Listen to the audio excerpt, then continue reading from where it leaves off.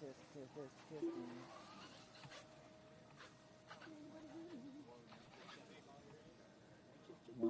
down to just over 2 minutes here. Gotta wait till 8 o'clock in case someone's straggling and running behind. I want to start early and have someone yell at me. Oh, here comes the man. Get shit done. We're about to do that right now.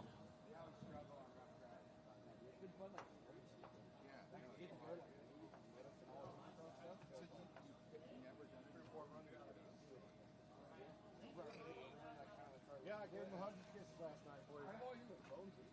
Yeah.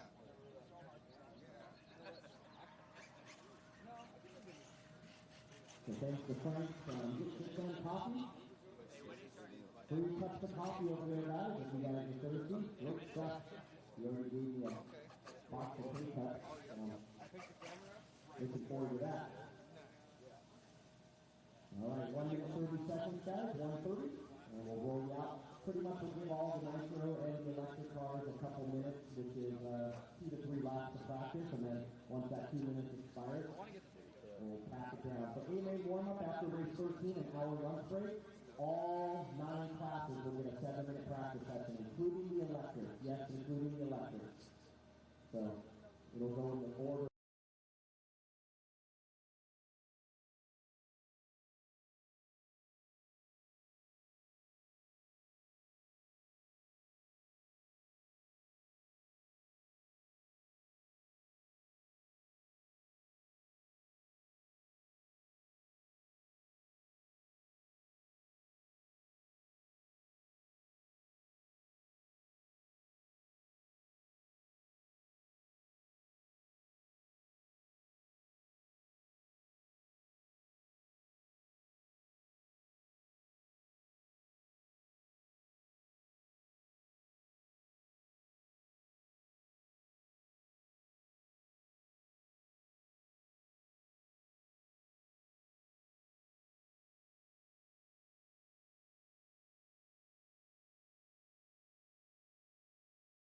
Boss. She's affected this event so much. In fact, I think we maybe should change it from the DNC to the DWC, Dirt Weather Challenge, as the weather has been the biggest challenge we faced the last couple years.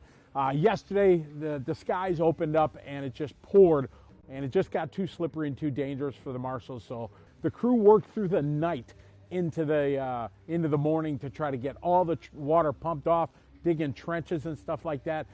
Joey and Aaron and the crew, they're the best in the business because they do whatever it takes to make sure we can get racing in. If you think back a couple years ago, Joey and Aaron and the crew had to make the small little track in the indoor area to make just another part of this race so iconic. This morning it was a little bit nicer. The track dried out. We were able to get a couple rounds of qualifying in, but Mother Nature again, she is the boss, and it's affected things. So we had to tighten up the schedule a little bit. Jimmy and the guys were able to change things around, so they're going to run 2 qualifiers. Unfortunately, the rain yesterday took some of the practice and seating away, but they do a great job here at the DNC each and every year to give racers the best chance they can to have enjoyment here at the DNC, no matter what Mother Nature throws at us. Good morning, everybody. Welcome to main day number 1 here at the 2025 Dirt Nitro Challenge here on Live RC, presented by J Concepts. We have had a little bit of everything over the course of this week, and now we got something big going on. I am proud to introduce the often imitated, never duplicated, the one, the only, my tag team partner. So happy to be working with him again, ladies and gentlemen, Charlie Swanka. Good morning, everybody. Thanks for having me. It's a pleasure to be back once again for Dirt Nitro Challenge, perhaps my new favorite event of all time. I was following along a bit on the live stream for as long as I could tolerate your voice, and it looks like you guys had your hands full with the weather. We did. I was changing it from the DNC to the DWC Dirt Weather Challenge. Jeez. It was. I was trying to. I didn't tell anybody you were going to be the host until I think it was somebody ruined it last night. It was Or me. you, when you signed in. Yeah, was you me. signed in. Nobody knew you were coming. I kept it a secret. Top level, bringing in the best to. I was in the middle of nowhere in the desert last night, driving in a straight line. I'm like, oh, I got signal. So let's phone was sign logged in yeah. and join the chat room while you're driving through the desert. It was fine. I know. It's always fine. It's got automated cruise control. Oh, there we go. And we're kicking off this morning with the D main in intermediate electric buggy, the flashlight class. Flashlight class. If you liken a nitro car to like maybe turning on a lantern, it takes a little doing. You warm it up, got to pump the thing. Electrics, you just flip the switch and away you go. But impressive track. I got to enjoy some repairs this morning. Anytime Joey gets in a tractor, I want to watch. Oh, because you might learn something. It's beyond entertaining. There's the corners had a lot of character this morning. It looked like the surface of the moon, perhaps worse. Yes. And he'd drive the tractor out there and do a bunch of donuts and then smooth it out. So he fixed all the corners this morning. And I don't know. They were probably out there all morning. But I watched him do 3 or 4 corners in like 15 minutes. It was pretty cool. Something that I think is really cool about this race is that they do work on a track. A lot of tracks are like, right, whatever happens, happens. But Joey and his crew, they work to try to give racers the best conditions possible. They've got Aaron Torres leading this one. They take 14 locked into the upper mains, and they're bumping 2. Two out of only each 2 of the spots matter. That's good. That's what I like about A-scale racing is all the bump-ups. Oh, big bobble there for Torres coming through the rhythm section. Or is that the anti-rhythm section? Oh, it definitely, by the end of the day, it's anti-rhythm, for sure. Oh, yard sale. Coming up just a little short. That was Zega, so that's going to put Nelson and Clark now into contention. I believe that was Nelson moving by into the top spot in the green and the white. We're about to find out. Big air up the hill coming back down. If you're unfamiliar with this layout, there is a lot of elevation changes. The backside is probably, I'd guess, 15, 20 feet higher than the front side. And then there's all these undulating pits in the track as well. So it made it a little hard for them to deal with all the water buildup that was happening, but you get what you reap what you sow. Is that we had a lot of water, that's for sure. All right, Nelson out front. Zaga followed by Clark. Smiley moving all the way from 11 to 4. That's a great start here in the first 2 minutes. Oh, big bobble there by Nelson. Oh, both of them. Zaga. There's Follow a shadow the leader right there. Maybe throwing their timing off just a little bit. 7:45 to go. Nelson, last time by. How far is the gap here? 1.8. Now the gap between 2 and 3. Drew Zeller from the 9 up to the 3, 2.8 seconds back. Christopher Clark trying to stay in contact. And Boomer Wheeler in the 5 spot. Cervantes, Torres, Hen, Roney, Colin, Dyke, Harris, Schultz, Girard, Witham, Smith, Petitclerc, and Bailey are 17 cars. That's a lot of cars. Seems like a bad idea, but the track is gigantic. The driver's stand is huge as well. So it's what? Huge. Huge. It's huge. You fired. It's huge. Zaga maintains the lead, doing his best lap right there, 43-1. Nelson behind him. Drew closing the gap a little bit. This is a 3-way fight for only 2 positions. First and second, and all that continues. Their climb up the ladder. And it's Zaga right now in control, into the whoops. I'm seeing some roost out there. I like it. I like it a lot. It's kind of like old school off-road.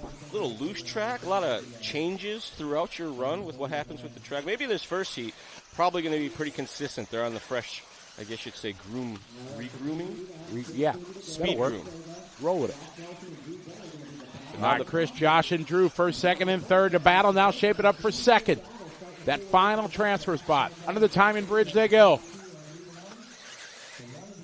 Still got some time. They're going to have 45-second lap times. I did not expect that.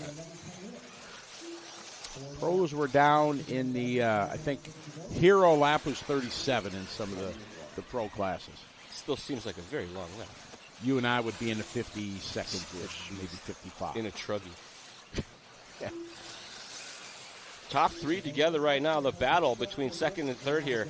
Looking for that transfer spot. Big air up the hill, coming up just a bit short. Zeller was up in the mix early on. Wants that back. He dives down to the inside. He wanted it. That's 2 times now moving to the inside. Outside line was faster there. Zaga, Nelson, and Zeller, our top three here in the D main, looking to work their way up. Bit of contact there, wheel to wheel between Zeller and Nelson. Beat it. And that's going to shuffle things up. I do believe that is now Zeller. Zeller going to go to the point. Spot. Yes, already in traffic now. The anti-rhythm section looking tricky. This is now back to Zaga and Nelson rebattling for that transfer spot. Coming up just a little short going up the hill there. Hell tap coming down the hill. Slide and drive is wide open. Across the loop. 4:45 to go. Zeller, Zaga. Nelson now going to fall back after that crash. Still got time. I was going to say, they got 5-6 laps left still here to go. Pick up Zeller and Zaga. As we watch this, Boomer Wheeler from 16th.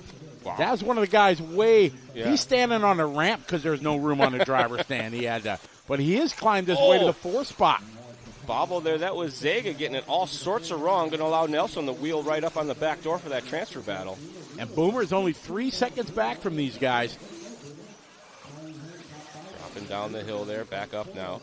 Jumping to the inside of the pipe, trying to find the smooth lines. Gets up on the bicycle, giving back a bunch of that space. This is the battle for that transfer that we follow. Chris Zaga, Josh Nelson. Got traffic in front of them, 3:45 on the race clock. These guys trying different line, inside, outside. At one time, the outside line was the smoothest. Then everybody started running that line, and it got all rutted up. The battle here, 3:30 to go. With all the moisture from the torrential downpours, the track is very soft. It is. Yeah, so it doesn't take long for them to create their own lines out there.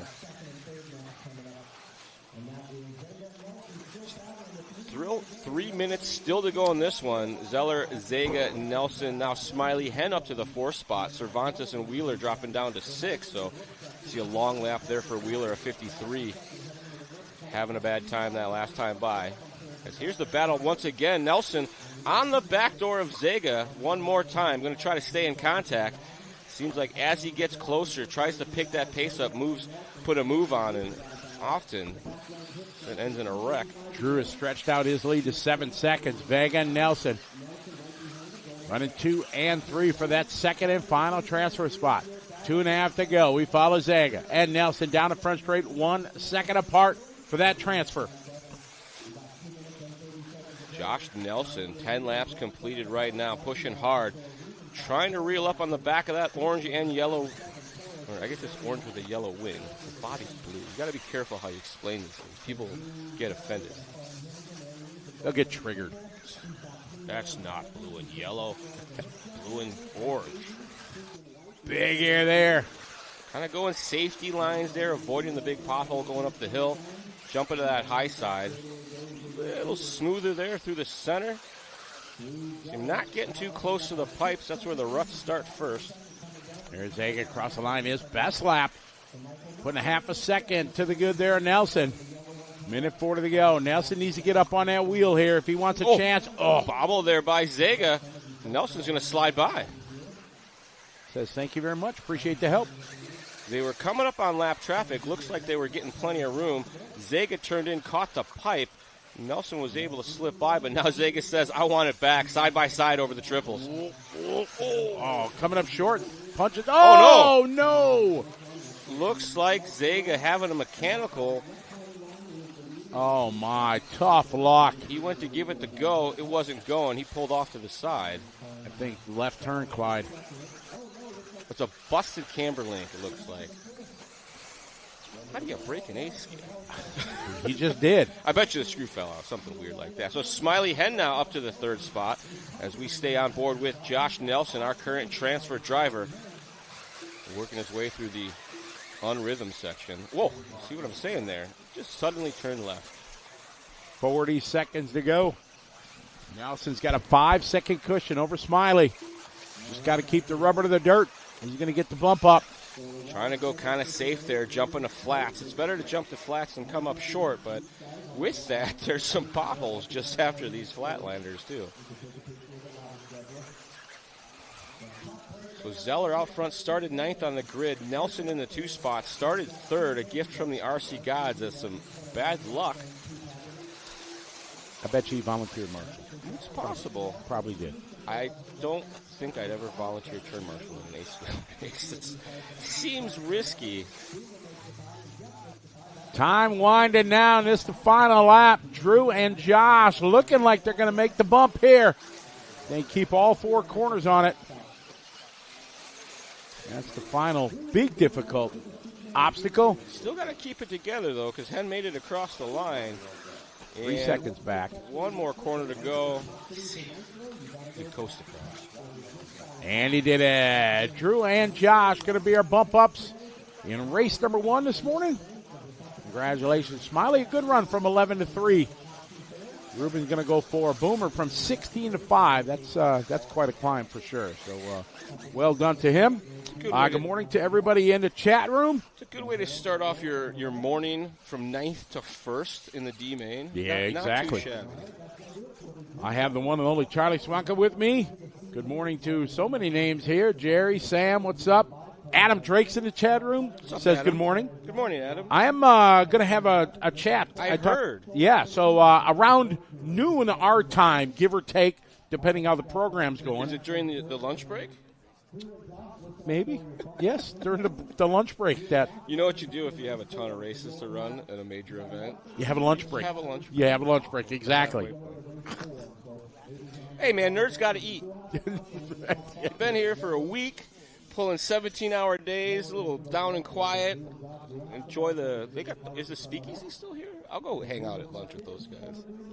So we're going to have Adam in here. I want to talk about him and his wife Ronda's big project taking over Thunder Alley. I always say Ronda and Adam Drake. Either way. Yeah, that's how we say yes. Ronda's name first. Thank you. Yeah. And find out what their plan is, things like that. They have Paige out there trying to raise some help. And it's a really cool thing. Thunder Alley's back. It went away. I don't know the logistics of what happened, but it went away. They stopped doing it. Now it's back. Drake's took back. It. Exactly. It's awesome. It's really cool to see Ronda was making a lot of posts when they had the board meetings and stuff like that. And it was really cool to see the RC community around here go to support that. And it was really shows how important RC is to a lot of people. My local town is fortunate that we have a city-sanctioned area dedicated to electric RC cars, that there's a handful of people that got together, petitioned the city, say, hey, can we use this segment of this unused park? You know, there's a bunch of other stuff at that park, too. So there's parking, and there's even bathrooms, come to think of it. So it's super nice. And they have, it's probably 150 by like 60-foot plot that they have a pretty decent track on. Oh, nice. It's pretty awesome. And just the community takes care of it? Yeah, there's a handful of guys that got, in the beginning I was part of it because we got, there's water there too, so we got access to the it was not city water, but it's recycled water from like the pond that's right there. Anyway, that's a boring story. But I was part of it, and those guys, the original guys, he goes by Thor. He's still very heavily involved with it, and they ended up carpeting the track because we have pretty soggy winters, and people don't know not to run on the track when it's wet, so the carpet kept the track manageable. Oh, that's cool. I see people out there all the time running cars. That's awesome. We have 2 local hobby shops, Jake's Performance Hobbies in Ronda Park, and Fundemonium, I think that's also in Ronda Park, so we have a pretty good local nerd gathering, and no local tracks besides that park, so it's cool. That's really cool. But we need more of that. 3 hours from A-Main, I think maybe 2 hours from NorCal. We're not 3 or 4 hours from Sacramento. I think Racers Den's out there, so there's a good amount of cars. Oh, dude, 5-car race here. From 17 to 5. Pro Buggy D-Main. Dylan Nelson, Carson Phipps, Pancho Lopez, Paul Gisler, and Steve Harris. I don't think Steve's here. Or maybe he is. He checked in. I guess he is. He had 5 there. Good morning, Thomas. Is Lefty in the chat? Good morning, Lefty. Yeah, Lefty's been hanging out all week. Of course he is. Nitro's the glory. He's probably not watching this electric stuff. Yeah. What's up with that? Good morning, sir. Peter Bartel, good to have you with us. Sam, the top 2 transfer out of Illinois. Tacky, 187. Good morning, G-Dog, the No Name Podcast, Matt C's, Sam Squatch. Great shot there from the Techno jump can. That was a big, huge crater last night. I think that's where Joey was doing donuts, wasn't it? There was several spots. Yeah. I think he fixed up that corner that they just came through, and then the one they're getting to needed some love. No, that one was fine. It's that one just next to it. All right, Carson and Dylan. I watched him do donuts in that corner. In the transfer spots. Oh, sucker pipe got him. I'm not a fan of these style of track pipes because they do the hard bends in them. Yeah. We raced on these last week at the Desert Classic, and I saw a lot of guys' runs get ruined by sucker pipes. That hard corner, it's just not very forgiving. Oh, no. You're not supposed to crash anyway. Yeah, in the Midwest, we use those corrugated drainage pipes. Right. And dirt curbs and stuff. I always thought that. Oh, yeah, the curbs are awesome. I don't think that would work in A-scale at all. You would just end up with rock chunks out there. Yeah, they'd get beat up. 8.5 minutes to go. Carson, Steve Harris from the 5 up to the 2. Phipps and Harris at the front of this. Oh, that was it. Oh, no. Oh, no. Look what you did. That left front not looking good. How do you break an A-scale? Oh, man. 2 races in a row. I always thought that A-scales were fairly indestructible, but these vehicles have probably been through a very long weekend. As that's going to allow Dylan Nelson to move into the 2 spot. Oh, no.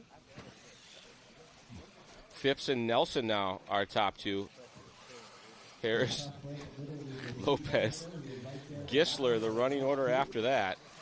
We are on board now. I believe this is Dylan Nelson. Getting it in the anti-rhythm section. All sorts of wrong.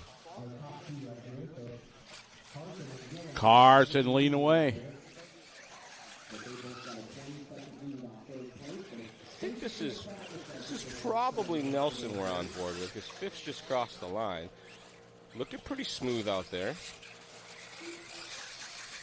He's got quite a lead here on Poncho, about a half a lap. From the previous race? Are you allowed to run intermediate and pro? I think so. That should be allowed. I think so. Yeah. The register's not full. Take the entries. That's fine. Bigger races, more better. Phipps, Carson, Nelson, Dylan, Lopez. Poncho. Oh, hey, we're talking at the same time. I'm talking. You stop talking. You guys ever call Hobbywing tech support?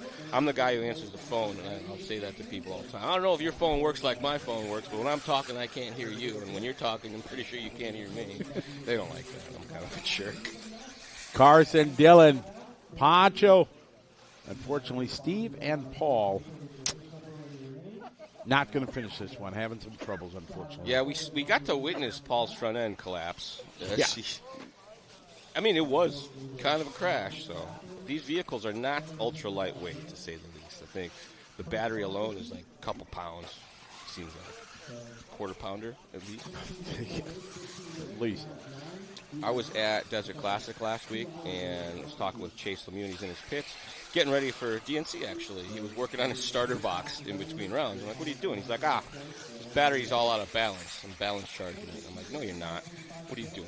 He's like, well, 3 cells are at 4.2 volts, and the 1 cell's at 0, so I'm just putting some NiCad charge into it to get it back up. I'm like, don't do that. That's too far out of whack. When 1 cell's completely dead and the other 3 are okay, it ain't.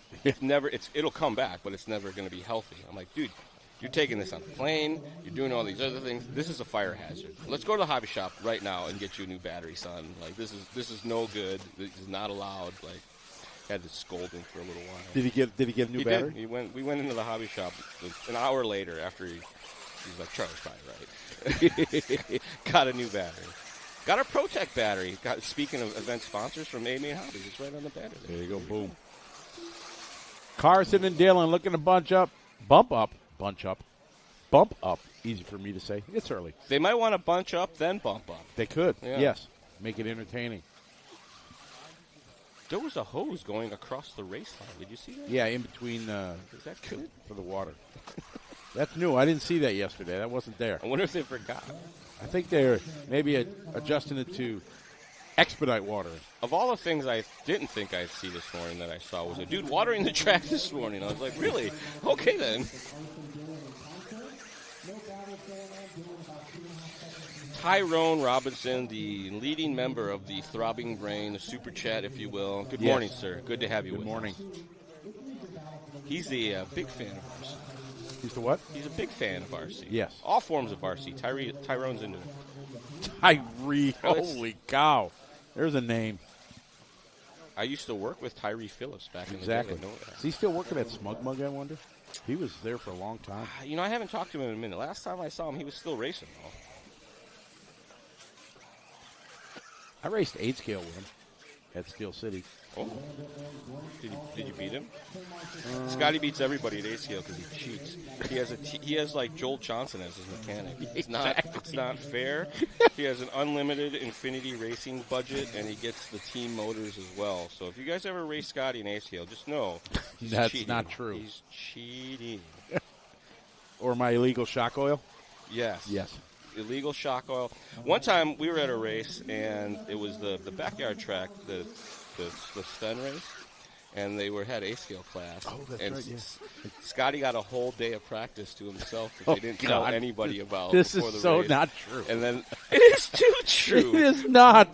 A whole day of practice. He got a whole day. Is that what we're going with? He got there before everybody because he's a VIP, so they flew him out so they could set up his executive suite at the backyard. The St. Cyrs facility is awesome. Time Zone Raceway too, the outdoor. Oh man, I missed that. That was St. Cyr family ever. So Scotty was going to race, and I haven't raced 8 scale in a long time. I've never raced 8 scale. Is that what it was? I never raced 8 scale, and Rick Wong was always talking smack, and so I got there the day before. They did like an hour-long main simulation. they did a whole gallon. Every time you tell a story, it's like when you go around the circle, in kindergarten, and you tell a story. By the time it gets back to the other, it's like they did a whole gallon worth of pit stop drills. They went through 4 or 5 sets of tires doing pit changes. Oh my goodness! I think Rick still beat you, didn't he? No, well. In GT, he beat me, but the next year I surprised him in 8 scale, and I was able to beat him. Oh, my goodness. I was doing, before, it was the Time Zone Grand Prix before it was the Memorial Race, and I got tapped in to do that because Scotty was booked, and then their dates all changed, and I couldn't go anymore. So I had to call Scotty. I'm like, hey, what are you doing on this weekend? He's like, the dates changed, or you double booked, as I remember? No, the dates changed. I used to do the race before. I did the race the year before. Oh, okay, that's how it is. 2 years before I did it. Don't believe it. And then the dates changed, or something happened, and then I had to call Scotty in to do it. And that was a hard call. You did not want to call and ask me for a favor. I wanted to ask I wasn't even a favor. I roped him in. I'm like, what are you doing this weekend? He's like, nothing. I'm like, oh, perfect, dude. So they got an upgrade in the form of Scotty Ernst for their racing. Though in some ways, it may be a downgrade. Yeah. You're way funnier than I am. And then the dates changed again or something freed up, and I was able to go, and we both got to go. So that was even more better. That was a good time. They have a whole barbecue. They don't do it anymore. They have some really terrible neighbors that call the cops every day. They're out in the middle of the country. Yeah. And there was one lady that would just complain because, she's a get off my lawn kind of lady. Well, there was more to it. The husband, when the husband was alive, they were fine. But after he passed, she's like, yeah. Get off my lawn. Yeah, totally. Carson and Dylan looking to bump Poncho. Going to need a little divine intervention here because he's just a bit back. Wow, only 2 laps. Just a bit. 30 seconds left to go. More shout-outs to everybody that's joining us from around the world. Good to have you here.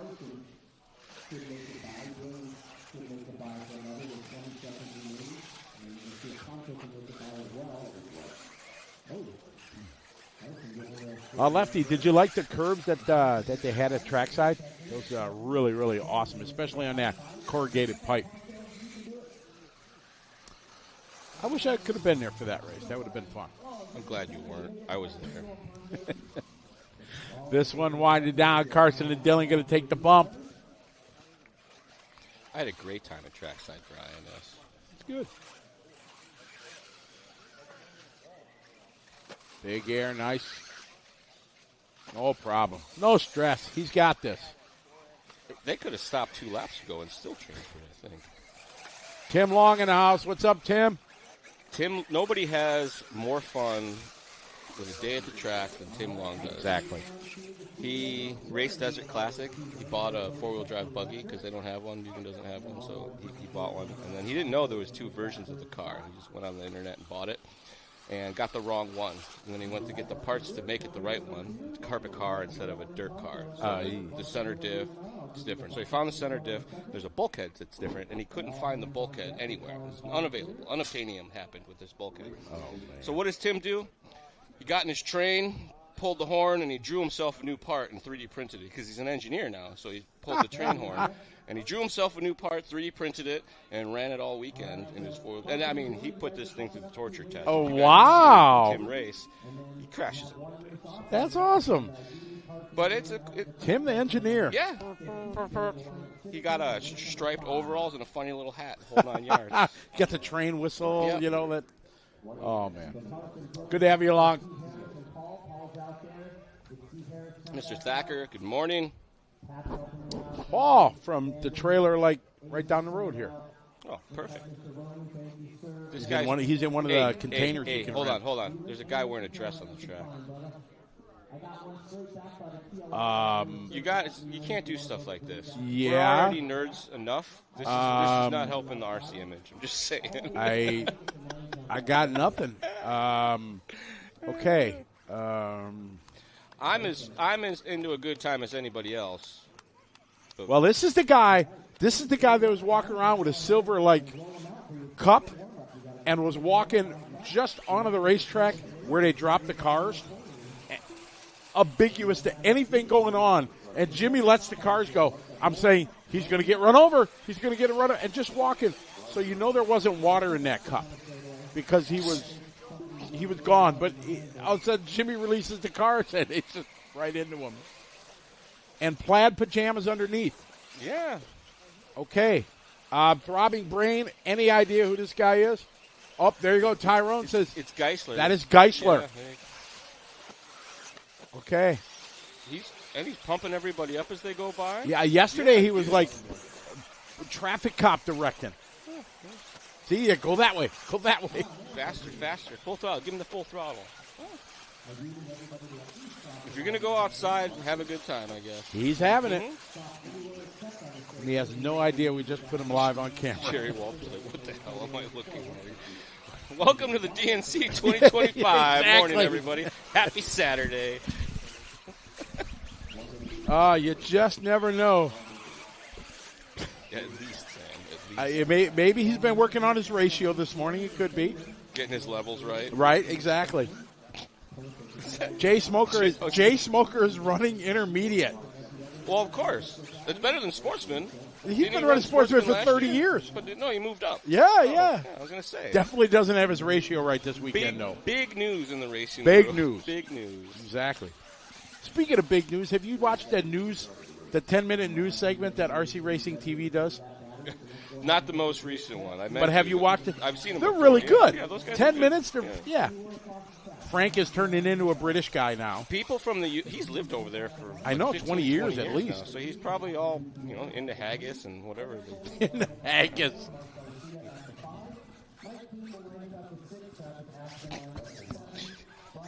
Mr. Weevil, you're hilarious. If you guys want a good time on Facebook, follow Ricky. Ricky Weevil. He's always venting at the world. I love it. How you doing, Ricky? Oh no, Mr. Gutierrez is not making the start of this one. That's a bummer. From third, Rutrow. Sportsman Electric Buggy C main, 16 racers about to do battle here to bump into the B main. The top 2 are transferring, in case you didn't know.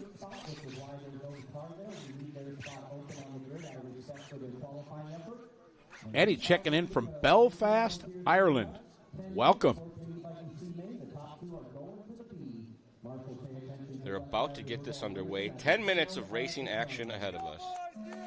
All right, here we go. I mean, so this is the first sportsman heat I've seen so far. you expect a lot of action in Sportsman. That's why they sign up for action. If you can drive clean the whole run, you probably should run Sportsman, right? Like you should crash voluntarily. Yeah, exactly. Like 3 clean laps max. And then you have to Sportsman, factor in a crash, right? You can do more than that. Oh, no. Marshall trying to get there without getting run over. Look out! Oh, he's going for it. I'm wearing a dress. I'm protected by the Lord and Savior Jesus Christ. I'm not scared of cars. I have a pink dress. Ladies and gentlemen. Oh, gosh, he's coming right for him, dude. Charlie Swanka, ladies and gentlemen. They don't bring me in to be professional, I assure you. Oh, no, just let it fly.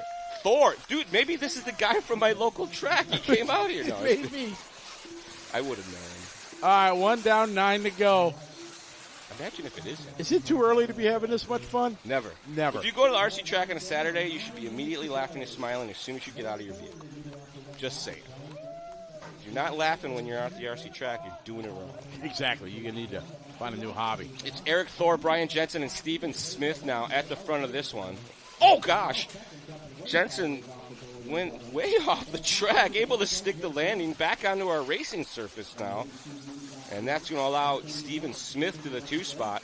We'll see if that's accurate as they come across the line this time by Thor checking in 47.4. Smith checking in 45.6, making up a little bit of time there. You see the gap closing. These are your top 3. Only 2 get the bump up. Got a bit of a break here till 4. A big break. So we're on, this is lap 2, so we're due for some crashes. 3 laps, Sportsman, we're going to get some crashes here. Correct. For sure. We get the pen and paper out, start tabulating. The anti-rhythm section. Over the top. That was nice. Oh. And then he did a donut. Oh, there's playing it safe now. Doing double single. That's smart. Oh, a little slow and go there. Just taking it easy. He's got a miss. He's got a misfire maybe, a loose plug. And then it came out again. Oh, that's probably going to move Jensen by. I could just see a wheel or something getting tied up in that guy's dress when he goes to Marshall. If that happens, you can call an announcer Jing Sunshine. Well, I mean, it's just he kneels down to Marshall. Oh man, that could be a mess. Now you're just thinking about this dude in a dress kneeling down. Wow, mine out. Did you not just watch what happened? Go that way. Eric Thor leading away. Brian Jensen, David Scott, Tristan Heeb from 12 to the 4. Good start for him. Moving all the way to the 4th spot here with 7 minutes to go. We are on board with Brian Jensen in that 2 spot. Thor just across the line in front of him. Jensen now checking into that 2 spot. 4 laps completed, scheduled to maybe go 13. Still got 6:40 on our master clock here as Jensen tippy-toes his way through that top side of the track. Nice and smooth there. Over the baby double. Speed bump. Lands a little sideways, but able to save it. He's going to touch the tops of all of the jumps through the anti-rhythm section. Hey, Eric, Jerry Walter asking if you can put the Marshall in the dress in a pick and pick so we can stay on him the whole time. Please don't. What's wrong with you people? No, I'm vetoing that request. Hey, that's what the throbbing brain asked for, not me. Too much highfalutin action to cover on the track here to show the Marshall action. He's doing cheerleader things, guys. It's Eric, Brian, both doing their best lap that lap. Mike Garcia closing it up 2.3 seconds behind. Again, only the top 2 spots are going to bump.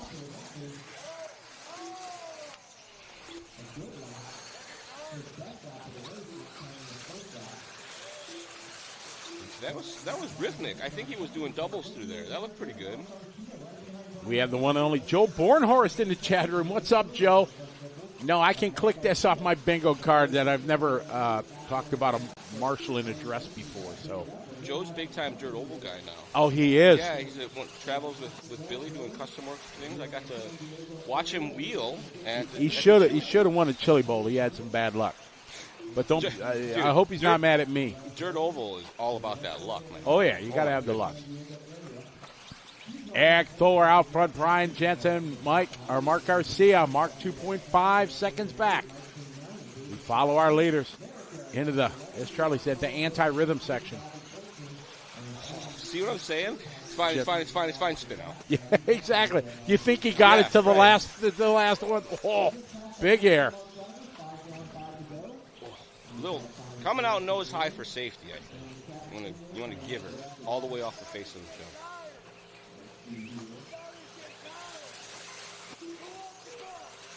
jump. Oh, there's a big rut developing just before start finish there. Oh, we're on board with Jensen. Not Garcia next in line. No, Garcia very late. Now Garcia having a 53-second lap. Ouch, puts him 8.5 seconds back. It's not what you want.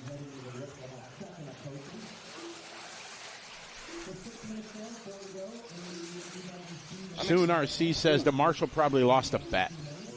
And that was the... He seems far too excited. I bet you that was his choice. It seems like the kind of guy that he would choose that. If he's wearing that on Saturday, what's he going to wear on Sunday? Oh, my goodness. Racing for dresses. Maybe someone should find out. You guys in the chat are friends with that guy. Tell us the story, Super Chat. Text them or something. Eric Thor out front. Brian Jensen running 1-2. Garcia about 8 seconds back. Travis Aspen is in 4. Mark Atkins 5. Mike King is in the 6. King just doing his best lap. They're in lap 7, followed by Tristan, Brian, David, and Eric Phelan. Round out your top 10. Anti-rhythm section. That was a 1-1-3-1-1-3. So that's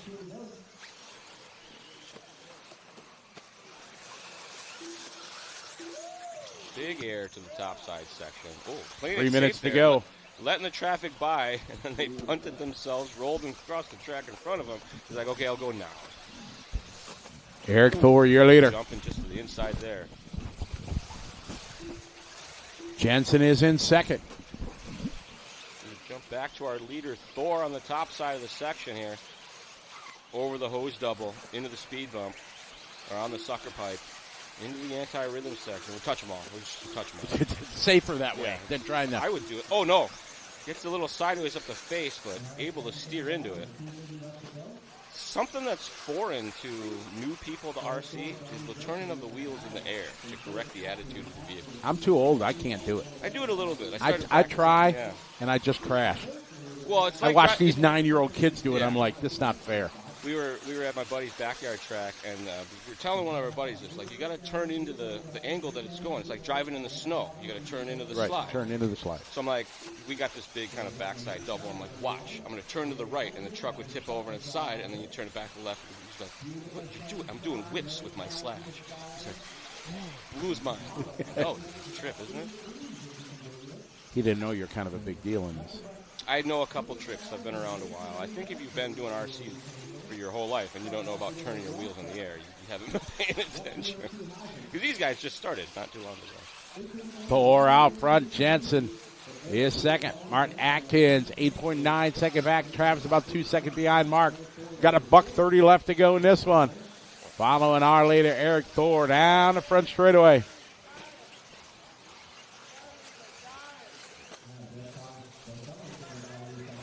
Trailer next to us just turned on 80s games. Oh, dude, they were playing techno music for like 8 hours yesterday. It was. It's the TZO guys, isn't it? Oh yeah, they're rocking it out. They seem like a party. At least they're playing some good music now. I got a little Toto jamming. We should announce the race to the sound of the song in rhythm. Driving through the sweeper up the hill, coming down the carousel into bumps. Sorry, that'll be the last. Sorry, it's hard to find good help, folks. I told you they brought me in because I'm extremely professional. Gotta eat, right? Thor, Jensen, Atkins, Aspen, and Mike King, your top 5, but only 2 spots matter.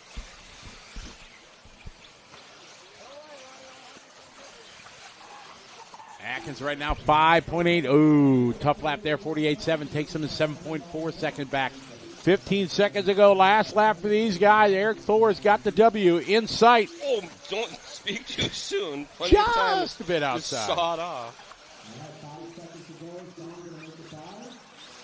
He's just rolling it around. There's a guy on the track with a radio and his car. That's never good. I'm going to go get my car. All the way. Yeah. I never understand that. He might have someplace to be. Maybe he's up in the next race, maybe. Right. You know? That could be, too. He could be. He might be running 3 classes with the same car. Or 5. Thor, Jensen, Atkins. So Thor and Jensen going to take the bump up. 2 and the 4.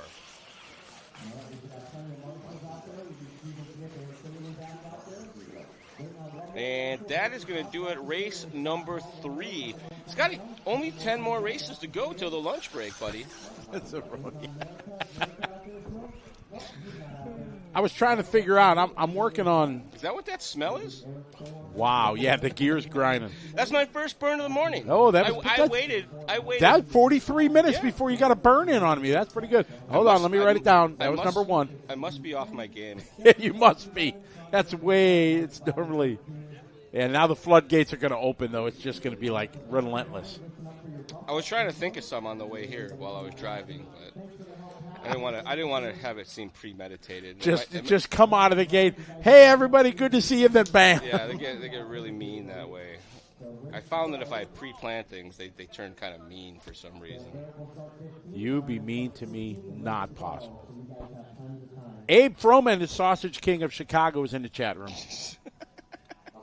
He was with us the whole weekend. This is Abe Froman, Sausage King of Chicago.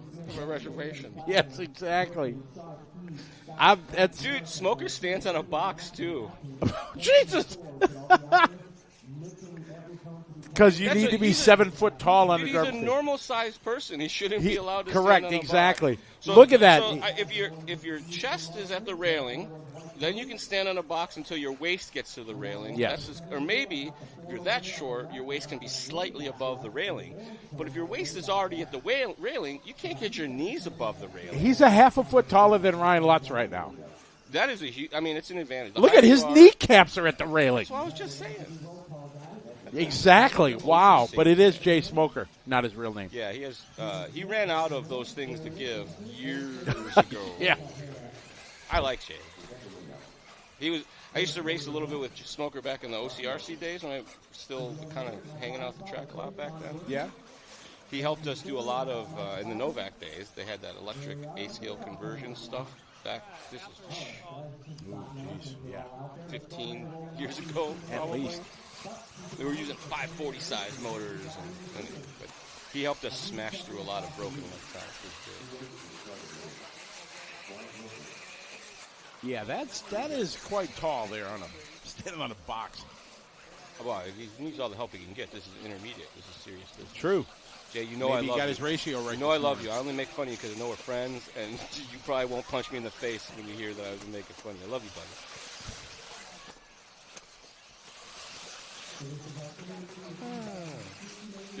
Are we missing some racers? That's not how you want to start your warm-up. No, the driver's stand looks pretty full. Yeah. I'm always sad when I crash in my warm-up laps. I feel like it's going to be a bad race. Exactly.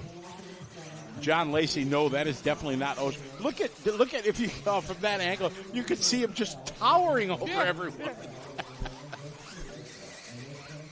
His head gets cut off. He's so tall. Oh, there you go. Look at it. He's just like into the top of the stand. That's. I'm gonna have to ask him about that. Yeah, exactly. Yeah, I think Jay Smoker's been to every DNC there's ever been. He has. He started the Nitro truck class. Just ask him. He brings the truck and a trophy to every DNC and walks around showing everybody. I've seen it. I've been to 2 DNCs. I've seen it both times. Yeah, exactly. It's there. It's sitting out on the table on the DNC table. It's pretty cool. It's his claim to fame. I'm sure that in 15 or 20 years, that thing's going to be worth a mint. Oh, I'm sure. Nostagila is on the rise, so nostalgia. The what? Nostalgia. Nostagila. Got it. He's looking at me like I'm crazy. He's making this face at me right now. Like, Charlie, you having a stroke? Let me see your bottle of water there. What are you drinking? Is that vodka? This is all organics, vegan, gluten-free. Gluten-free water, double filter osmosis, alkanized, hydronized. It's tap water. You only paid $82 for that quart of water. This is from my house. It's from my house. I'm upcycling. I reuse this bottle for like a year now. Very good. Saving the planet. Yeah, that way I can litter more by offsetting my carbon footprint. That was the cool thing of going to Antarctica, just being no trash, no pollution. It was mesmerizing. How many times did Scotty tell you guys about his trip to Antarctica so far this week? 10 times. Off we roll here. Curry with a bit of a bobble off the start, but able to get it back now.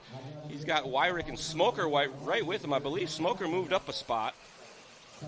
Fighting to the inside here through the anti-rhythm section. Found some rhythm there next to the pipe. We'll see how long that lasts. Oh, no. Not for these guys. Marshall working hard, though. Them guys were running. They were on it. Towing through the treetops. Oh, that's a great shot there on the Techno jump cam. Just all of them flying. Look at all that loam. I love it. All right, so here we're going to go across the line first time by. I think Curry's going to hold on to it. No, it was Wyrick and Lindau. Lund, Smoker, Mitchell, Madnar, top 6. Wyrick started second at the front now. Lindau picking his way through a couple spots, going to try to hold on to it. Intermediate electric buggy C main action. Good start for Dave there from the 6th spot. Trevor from the 8. Jay dropping down a spot from the 3, sitting in the 4 last time by. Josh, Kyle, Adam. Adam having a tough start. Loic Deschena is from 12 to 8. Loic, first time racing here at DNC in America. He's from Canada. Oh man. Just a bit outside. Was that Jay? I believe it may have been. That may have been Smoker going all the way, trying to run the cushion. Yeah, it was. Wyrick got it a little wrong going up the hill, landed the flats, rolled over, let Lindau slip by.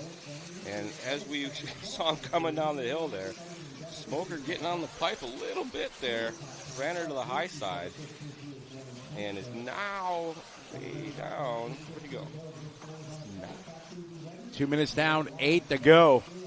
This one far from over here. Intermediate electric truck, buggy C main.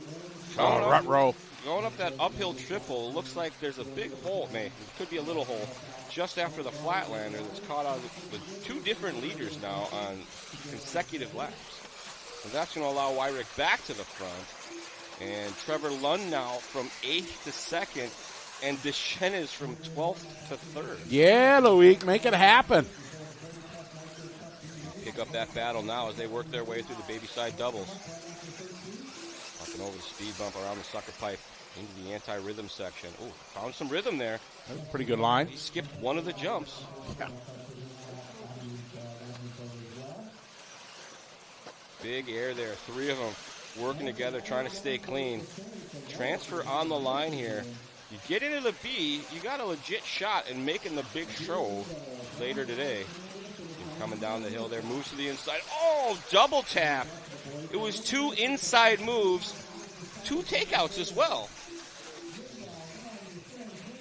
Wyrick, Lindau, Lund, DeSenage, our top 4 as we are on the battle for that 2 spot between Lindau and Lund as they come across the line. 7 minutes to go. Brian trying to hang on through the whoops. Lindau, the anti-rhythm section said, you go over there, and you're going to let Lund back by for the takeout move. The RC gods saw the whole thing. And there's that Flatlander. Lundau went right into it. Middle section, no bueno on that uphill triple. Outside to inside, Wyrick at the lead. Lund now moving to the 2 spot. Oh, no, now sorry, check that. Deschenes now. How do you say it? Deschenes? That's what I thought. I don't know. That's what you said earlier. I feel like I'm saying it wrong. It's kind of French-Canadian and... Deschenes. Yeah, there you go. All right, Loic. Trying to hang on to that transfer spot. Trevor last time by, 2.2 back. Brian and Loic here to the backside to the step up and off. He came up a little bit short, but maybe he saw where he was lined up and they called him off, and he lifted at the last second to avoid the pothole because he's about to jump into it. Brian just doing his hot lap at a race 42.3. Josh Mitchell trying to reel in Loic for that transfer spot, 2.7 seconds back. See him coming into frame there.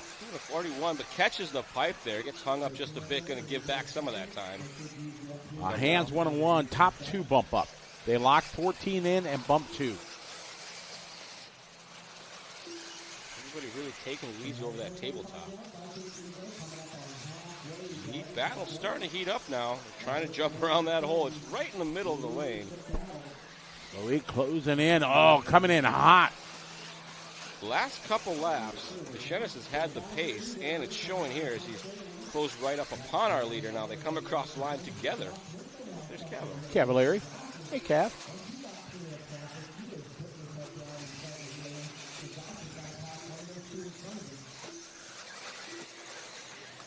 Good battle here. 2 different lines outside. Oh, the outside did not work. Anti-rhythm section gave you a donkey flip for good measure. Try to go too faster there, and there's some prices to pay. I thought the Sandwich was going to land in the hole. 4:20 to go. Coming down the hill, takes a look, tries him on the outside. Now to the inside, a little bit of contact there, smashes the brakes. Down the straightaway together through that far side sweeper. The doubles, both of them looking pretty clean and smooth now over the speed bump. Dropping down.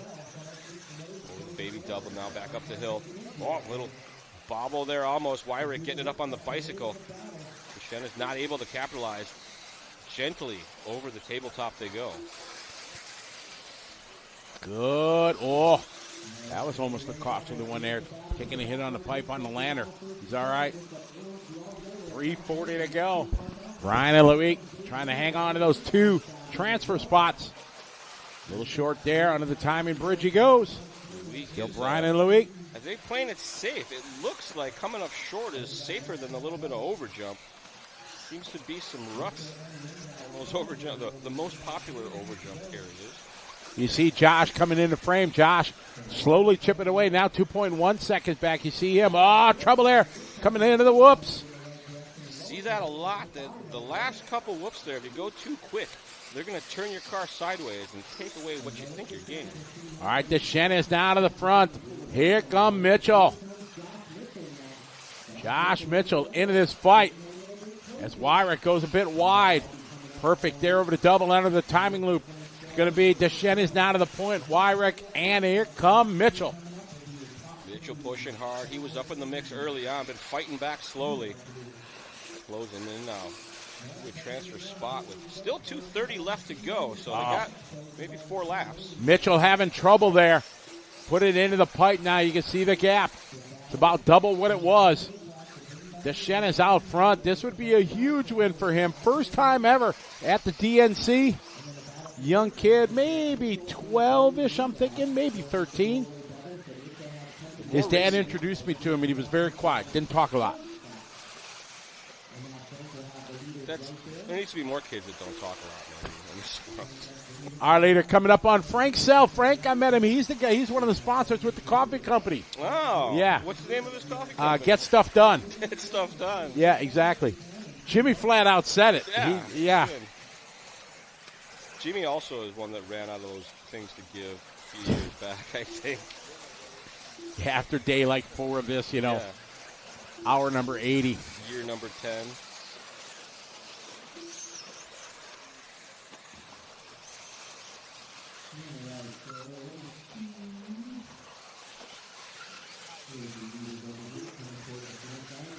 Leader across the line, that is Deschenes. Wyrick in tow. Top 2 starting to get away a little bit from Mitchell now. Gap looks to be, give or take, 5 or 6 seconds. As Wyrick hooks up a pipe there. Has to be careful. Whoa. Doesn't want to fall back into the clutches of Mitchell. I thought that Marshall was going to get smoked. Marshalling is a dangerous activity when it comes to ace killers. You know what I like? They don't have to wear the yellow vest. True. Loic out front, Brian. Brian right now got a 3.5 second cushion over Dave.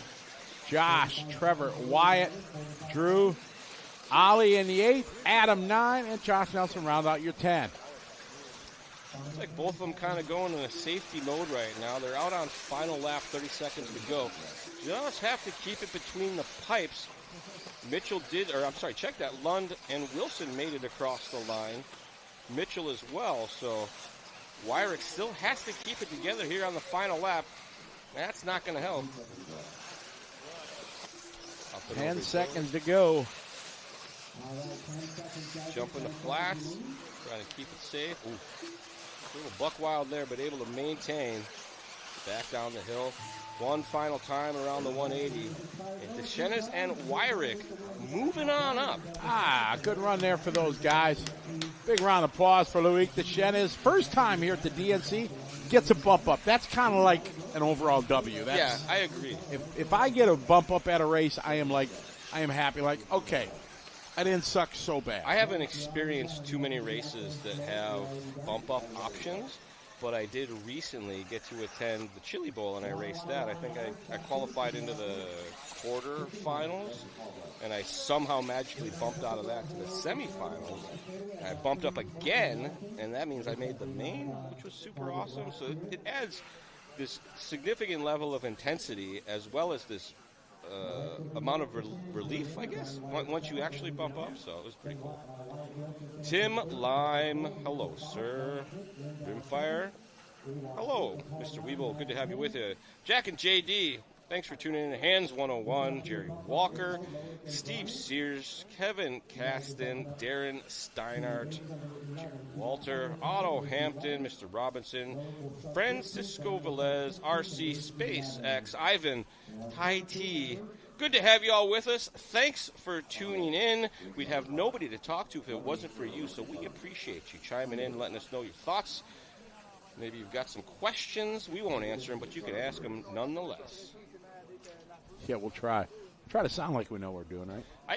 I found that in life, if you deliver information confidently, it could be a lie, people will believe you. And if they are on the fence about it, all you have to do is say, I Googled it. Go ahead, look it up. Because they won't. They won't think that you're lying to them twice. And they're certainly not going to spend the time Googling the nonsense you just told them. So, pro tips, everybody. Fool your friends with confident delivery. Up next, our 1A scale Pro Electric Buggy C main event. Cavallari, Evonin, Spinrad, Rose, Barufalo, Moreno, Fuller, Lutz, Look at the names. Kirkman, Olson, Pariente, another Pariente, Fenster, Phipps, and Nelson, the bottom two there transferring in. But I was not expecting to read half of those names in the C main. Lutz, yeah. B. Rose. Now, we just saw Smoker standing on it. Now look at Ryan Lutz, where Ryan is all the way on the left. Still not as tall as Smoker. Oh, Smoker was up by the light. Yeah. For better Somebody nighttime asked, vision. did he, after that wreck, if he jumped off the driver's stand. I doubt it.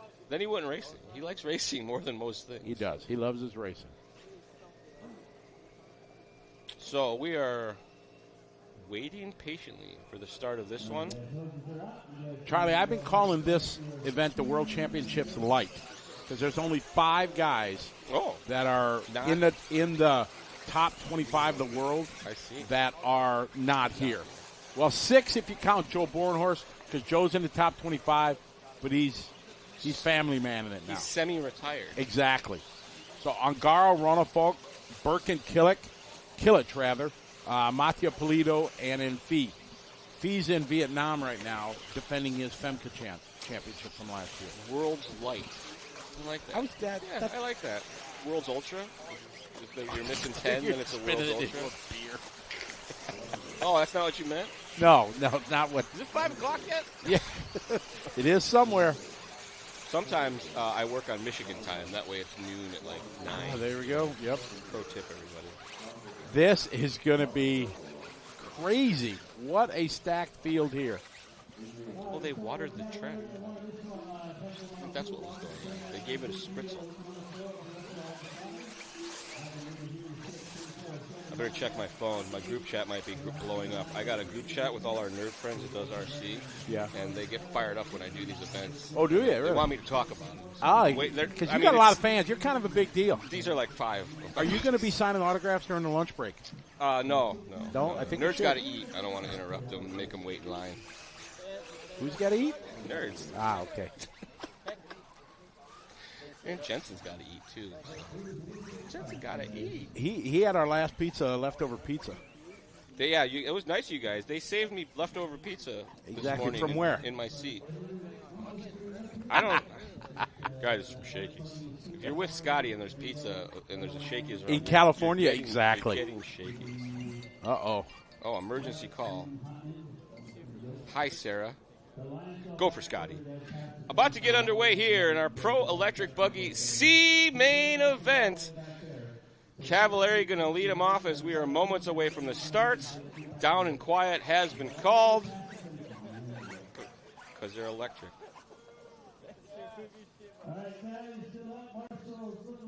Here we go. And it looks like maybe no check from Nelson, but and we are off and rolling here. Cavo rolls away smoothly. And I will say this, Cavo sometimes has some rough luck in qualifying, but when it comes to bump-up time, you don't really mess with Cavo too much. He's been around a while. He knows the value of a clean run, and he'll put in clean runs pretty regularly when it comes to bump-up racing, especially if you give him a little bit of it. He ain't giving that back. Gapping out just a little bit here over even then Spinrad, Rose, and Barufalo. Battle here now for the 2 spot, or actually that's for the 3 spot here between Rose and Barufalo, I think. I know, here's the cross line, Cavo leading them away. Spinrad now to the 2 spot. Ivan and Barufalo and Moreno battling out here for our 3rd spot. Exactly. Oh, big crash in the back. That was Spinrad with a bobble. Looks like Ivanen got into the back of him for just a moment. They're back underway now. See, they make it look like a rhythm section. Yeah, you got to go faster, that's all. Cavalieri out front. These guys all flirting with disaster. They need the pace, so they're trying to maximize their downsiding. If you're unfamiliar with Whoa. Big pass that there. That was Barufalo, I think, moving to the inside, but then gives it all back as he hooks up a pipe. It was Barufalo with that inside move getting by Ivanen. Ivanen in the green, Barufalo in the pink. Spinrad also in the pink. He's got less pink. Cavalieri, red and yellow. Best colors, just saying. Has he got drips or no drips on his ace? I think it's dripping. He went back to drips. All right, got Barufalo and Spinrad going at it here. Oh, side by side, going to the backside triple. Big air. Look dangerous. Spinrad going to hold on to it. He's got the pink highlight on the wing. Oh, beautiful pat. Oh, that was nice. Motocross style. That was it. Door was Oh, no. Oh, big contact there. Spinrad. Look at him cheering. Ivanen gets by. Yeah, he went 3 spots there right through the middle. No holds barred right now. Gloves are off. Barufalo was very fast coming down the hill into that right-hander, but 2 times in a row now at that 180 at the top. Buggy not doing what it needs to do, and he gave those spots right back. This time, even worse, as he caused a calamity. Cavalieri, your leader. Peko Ivan in there into the 2 spot. Could be Ivan, and it might be Rose. It might be Rose. Yeah. That's why probably everybody was cheering, because it's probably Brandon, the green and white. I think it is Brandon. Here comes Brandon under the timing loop right now. It is Brandon Rose, crowd favorite. You don't even recognize him now. He cut his hair, cut his beard, everything. But Barufalo and now Lutz into the mix here in the 3rd spot. So that's Lutz moving up the ladder. He did pick up that position change, but he's in the mix now. Oh, Rose to the inside. B. Rose to the cheers of the crowd. Cavo had a huge lead, hooked up a pipe, dropped him back down into the clutches of Rose. Now Lutz and Ivanen trying to get into that mix as well. Barufalo using that same line, trying to slide to the inside. He's got Lutz right in front of him, so 4 guys going for 2 places. It's a sprint race here, 6 minutes and 30 seconds on our master clock. Rose leads the way. Cavo, Lutz, Barufalo, and Fuller, our top 5. Top 4 together here. On the sucker pipe. Oh, Cavo hooks up a rut, maybe. He might have kissed the pipe just a little bit, but you saw there, it didn't look like much. Buggy rolled over. Rose now with a little bit of breathing room over Lutz, and as I say that, they get it wrong coming down the hill. Lutz tried through the rhythm section there, or the anti-rhythm was on the absolute inside line, the unrun line, and it was huge bumps, and it cost them some real estate. Barufalo going to go by now after that backside triple. It is Barufalo to the transfer. There's one spot Barufalo is doing everything right. It's that downhill section at the end of the lap, coming down to that right-hander. He seems to have that just greased. Brandon Rose, your leader, big switch this year, going to Team Associated. Then we got the Kyosho teammates behind them, Barufalo and Lutz. Kyosho with their biggest pro team that they've had here with 4 guys. Looks like Barufalo closing this gap here on Rose. He was a couple corners back, now within 1, and here it is again, coming down that hill, looking real strong. The buggy works better there, or he's just feeling the flow. Touches the pipe there as he crosses the start-finish line. Rose, Barufalo, and Lutz now still in contact, but here comes Cavo trying to make something happen as he turns in his hot lap. I'm thinking Lutz is going to drop the hammer here and reel these guys in. I predict contact. Oh, Barufalo, wide line there. Barufalo is going to wait patiently till the downhill section. He's going to put the move on. Maybe that topside section is going to get... Oh, no, Rose with a bobble there. Giving it to Barufalo. Barufalo going to try to gap him here. Rose going to learn something as they come down the hill together. Oh, again, that corner. He's caught him numerous times. Whatever he's doing right in that downhill, he's not doing very good at that topside 180. Barufalo out front. Brandon Rose, Ryan Lutz, Ryan Cavalieri, Walker Spinrad, your top 5. Moreno is 6. Ivan in. Now Fuller going up to the 6. Up front. Through the rhythm here. It is Barufalo, Rose, Lutz, and Cavalieri. Pushing hard here over the center triple section. Both of them. Oof.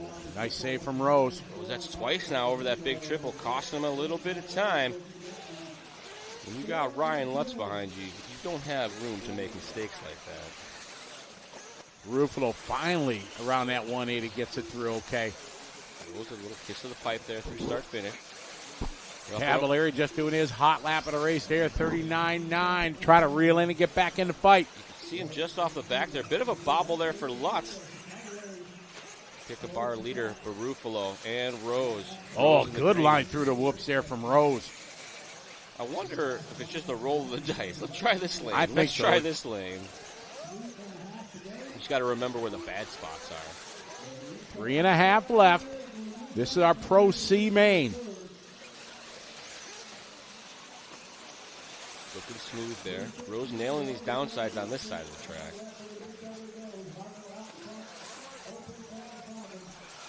Looking clean there. Rose in the green. See now Cavalieri up to third as he's worked past Lutz. 3 minutes still left to go. Scheduled to go 15 laps there on lap 10. Completing 11. Barufalo at the front. Rose trying to hold on to that 2 spot. Looking smooth and easy now. Last time by for Rose was a 40 flat. Last time by for Cavo, a 39.6. Makes up 0.4 of a second. Bobble there by Rose coming down the hill. Hooked up the pipe, but didn't really cost him any time.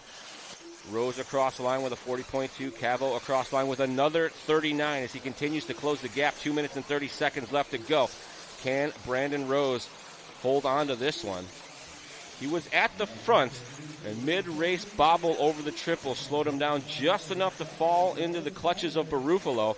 Barufalo got by and is kind of checked out, and Rose continued to maintain as Cavalieri has been slowly closing that gap. Down to by Lutz, now has his sights set on Rose. Down the hill Rose goes one more time up the hill. Coming across the line this time by with just under 2 minutes to go. Last time by for Rose a 40. This time by a 40 but slower. Cavo comes in with a little quicker 40, so still making up tenths of a second lap by lap.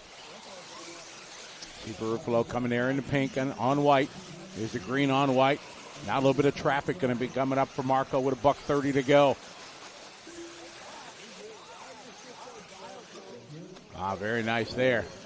One waiting there in the just triples. Parking it there, yeah. It's, sometimes it's the only thing you can do is, oh no, Rose coming up a little short again, but I don't see. There he is. There's Cav. Didn't see Cavo there. As close as he's been, the separation 1.8.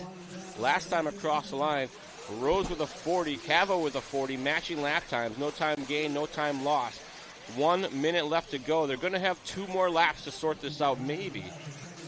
Rose a little bit sideways, but he gathers it. Just kisses the pipe a little bit. Oh, rubber to the dirties. All right. Here comes Cavalier, and here comes Spinrad upside down. Cavo trying to capitalize, pushing a little too hard there. You saw him hook up the pipe, giving Rose a little bit of breathing room.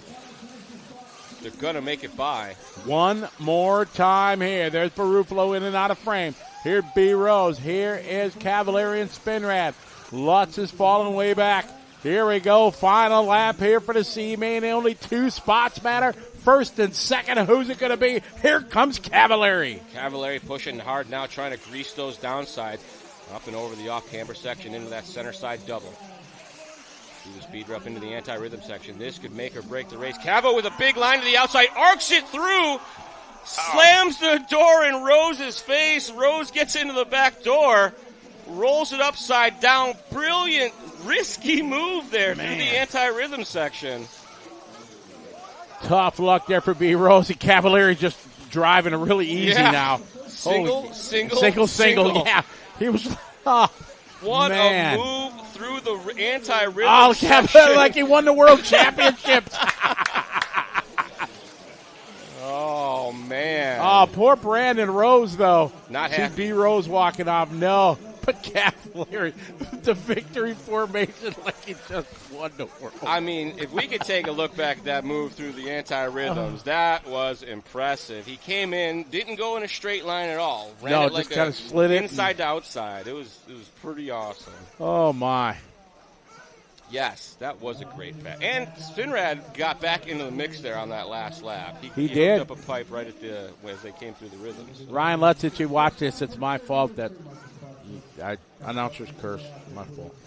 So Barufalo and Cavalieri moving on up.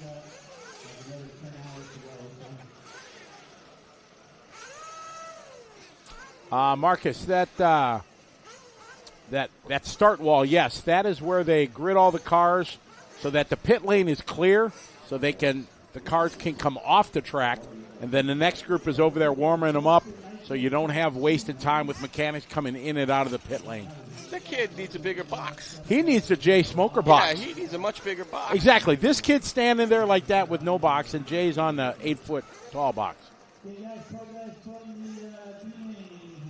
Coming up next, our Sportsman Nitro Truck C-Main Flashlight Racing has come to an end. No, there'll be more of it. We got more, yeah. We got lots more. So today is electric buggy and nitro truck. Tomorrow will be electric truck and nitro buggy. I'm excited that I don't have to watch any qualifiers. Yeah, thanks for. I like this. I need to get this gig just rolling on main day. Get a day job. I had to work all day Friday. It sucked. Yeah, Davis, can I sign up for that program? Just the arrive on main day program? Can't. No, if I'm honest, I didn't even think that I had agreed to come until Friday morning. I'm like, oh, I guess I did. I'm looking through the text that I had back and forth. I'm like, oh, that's right. Once I reach Charlie status, then I can do the arrive on come in for the mains. I'll work to get there. Well, good luck. Good luck. You have a long way to go. Nerds got to eat, right? Nerds got to eat.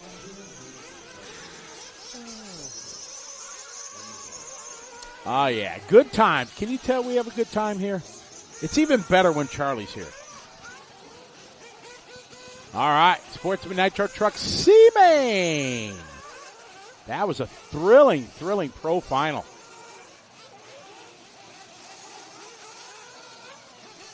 It is time for a little bit of nitro. They get 2-minute warm-ups here on main day. Jimmy came in during that last race, said maybe we're going to be done by 8.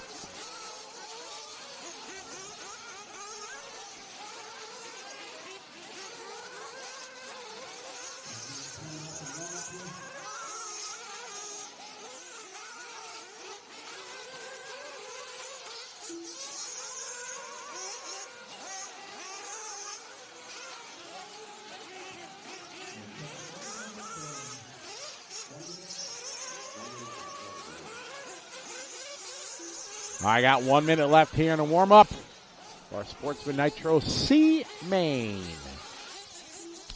No check-in yet for Ben. Oh, Ben, where are you, Ben?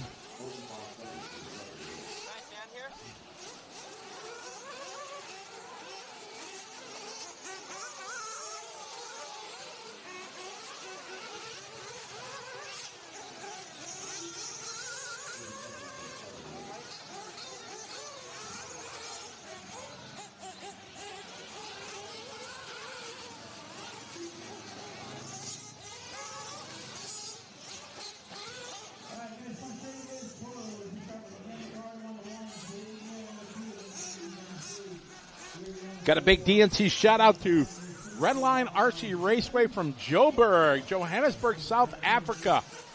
What's up, Wilkin Racing Products? Good to have you following along. Thank you very much for joining us. I miss going back to South Africa. I've had a couple great experiences down there. I was there with Anthony Caroli up at the Velcom Arena. Was there for the Worlds. Was there a couple years before that for the Nationals. It was awesome. All right. Sportsman Truck C main. 15-minute main.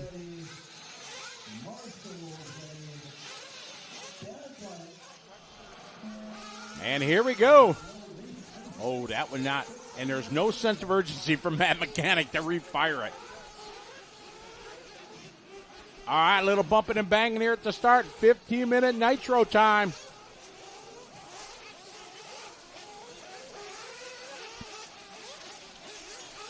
Oh, man, bumping and banging there through the rhythm.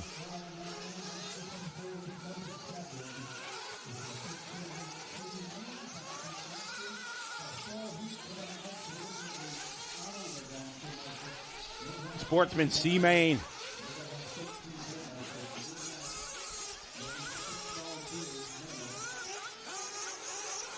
Across the timing loop for lap one. Jan, your leader. Emmer from 6 up to the 2. Jay and Vincent. Robert. Followed by Robert. John cheering on Emmer.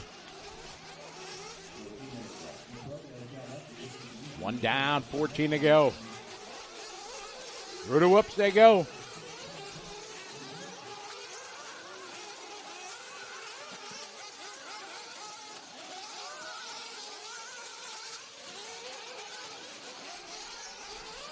Jan leading the way. Top 2 get the bump up. Oh, nice look to the inside there. Couldn't do it. Thought Jay was going to be able to slide to the inside. Not happening. Our leader a little bit sideways there. Emmer going to go to the front. Emmer gets it wrong. Who wants to lead this one?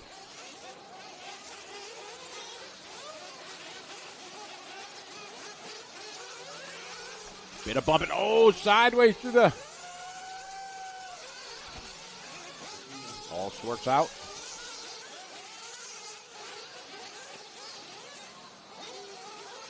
Trouble for your leader going up the hill.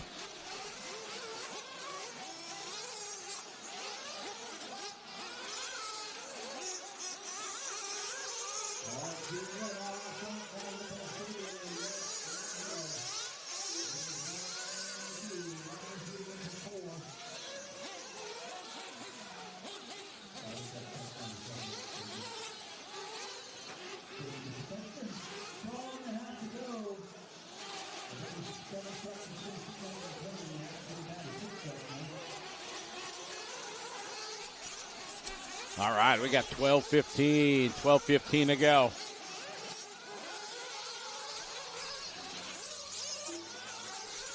Twelve minutes to go. It is Jay out front leading the way. Jan is in second.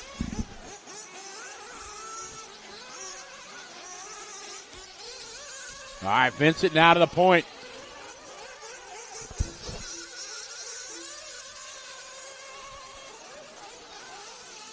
11:40 left on the race clock here. C-Main, Sportsman Nitro truck. Lou Tatch, welcome to the party this morning. Jared checking in from HRCR up in Idaho. We had a great time. We were up there for the Nationals last year. Beautiful facility for sure.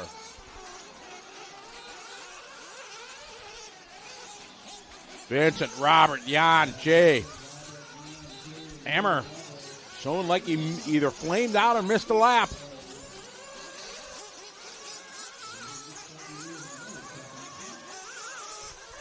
Vincent Nguyen out front.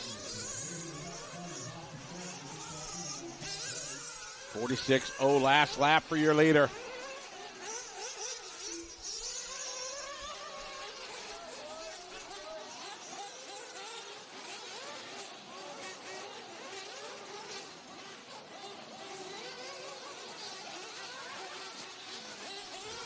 Ten and a half minutes to go. Vincent, Jan, Robert, Emmer. Jay late to the line. Followed by Robert. 15-minute final. Should be only one pit stop. But sometimes in the Sportsman division, they'll do two.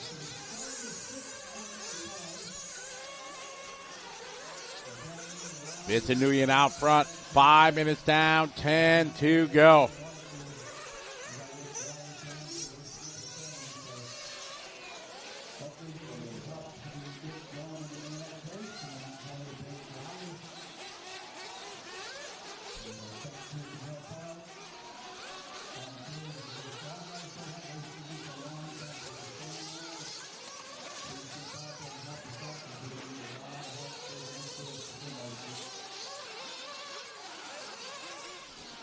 Vincent out front, leading away top two bump. Jan 2.1. Seconds back, then a big break to Robert. 9:30 to go.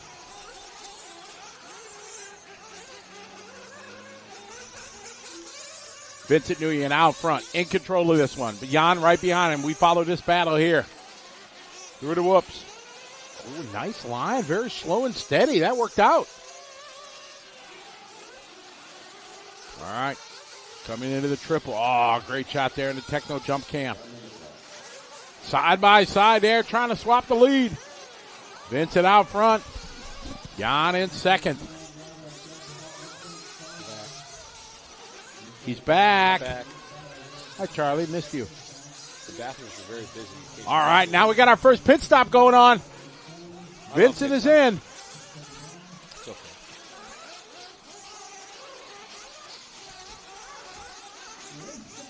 So that makes Mercado our leader, the Yan flavor of Mercado. The Truggies still seem to be having a hard time with the whoops. But it is Sportsman Nitro, so perhaps it has to do with the talent. I feel like some of the pros, they have some sort of talent magic that pulls them through the tricky sections of the track. Way better than we could. I mean, any more ride height. That's why I started running on road, so the third dimension is not a factor. All right, your leader's in for fuel.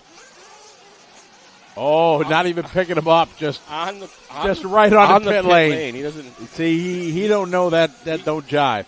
He ran out of cares to give yesterday. He looks at that pit stop. He's like, I'm in the C main. Yeah. What are they going to do? Kick me out? Right. You could dock your guy from transferring though. That was pretty good. Yeah. Slow and steady. It worked. He skipped one. And when I say skipped one, the face of it. Like when you go through and you touch the face of all of them, very anti-rhythm. But every once in a while, you find one that you can do a little baby double to.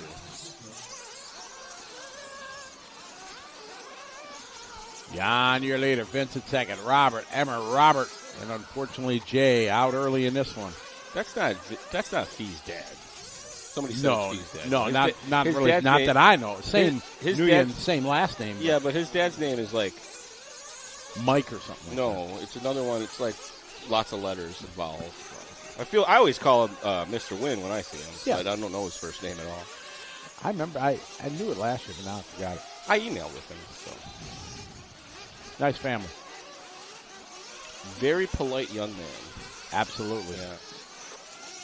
Like Jacob Krug, same thing, you know. Raising their kids right. Asian, with respect. Huh? Asian kid. What'd you say? Asian kid. Exactly, yes.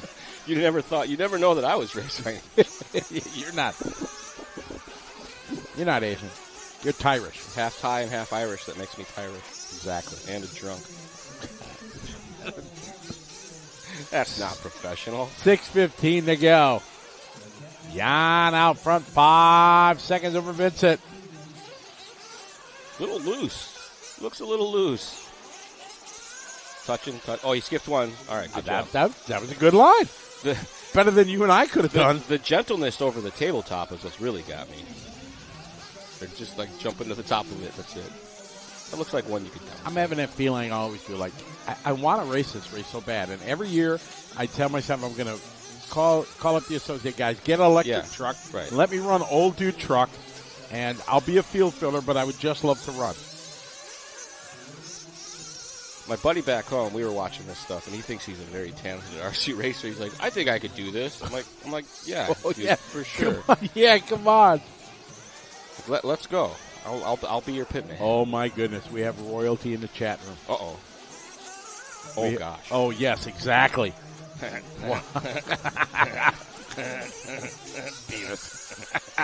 Justin Johnson, what's up, buddy? How are you? I got to hang out with Justin at Florida Carpet Champs earlier. It's January, so it's not really live. Or was it December? Anyway, it doesn't matter. Whenever Florida Carpet Champs happens.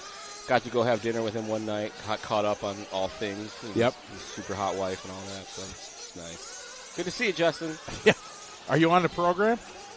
What's that? You're not on. No, you would know if you're on the program. Once in a while, I'm on the program. I'm not that cool. Yeah. I haven't got any program updates lately, Justin, though. Making requests. 4:40 to go. Jan, your leader. Vincent, second. Top two. Looking to bump up here to the B. Sportsman Nitro truck. 15-minute final. A little short there, but that always scares me. You think you flame out, you hit the flywheel or something just right. He's looking fairly consistent here, maintaining kind of middle of the track lines. 8-second lead last time by. Going around at a medium pace to avoid the catastrophes of the holes. That touch of character that a lot of A-scale tracks get over a day of racing. Well, especially with all the rain we've had. We had a lot of character in it, but thankfully Joey Aaron and the crew. Oh, we got another pit stop going down. This one got picked up. He doesn't want to get banned. Oh, he's got using a bottle, though. Oh, stumbling. Cap on. There we go. Down and away. Not super fast, but out there nonetheless. Doing better than we are. It's Jan, Vincent, Robert, Emmer, and Robert. I'm definitely not good at off-road. I raced the Carpet Off-Road Champs this year, and my goal was to not break the car, not jump off the track, put in a 5-minute clean run without a crash or turn marshaling at least, and not ruin anybody's race weekend. You I failed at all of those goals. I don't think you ruined anybody. I took out somebody. You did? I did cause an accident that definitely. I didn't ruin their weekend. I ruined their run. 3 minutes. Jan, dare I say, dominating. Oh, Vincent, very long to the line. I like the loam build-up in the track. It looks cool. It's awesome. Like motocross. A lot of the races that we end up at, there's not any sort of roosting going on. Not in the race line anyway. It should be out in the fluff. This is great. And we got 2.5 to go in this one. Shout out Troy Nicholson. What's up, Troy? So, dog. Good to have you joining us. We got our Sportsman C-Main. Only 2 minutes and 15 minutes left to go, 15 seconds left to go out of this 15 minutes. C-Main with the top two transfer as we ride along with Vincent Wynn.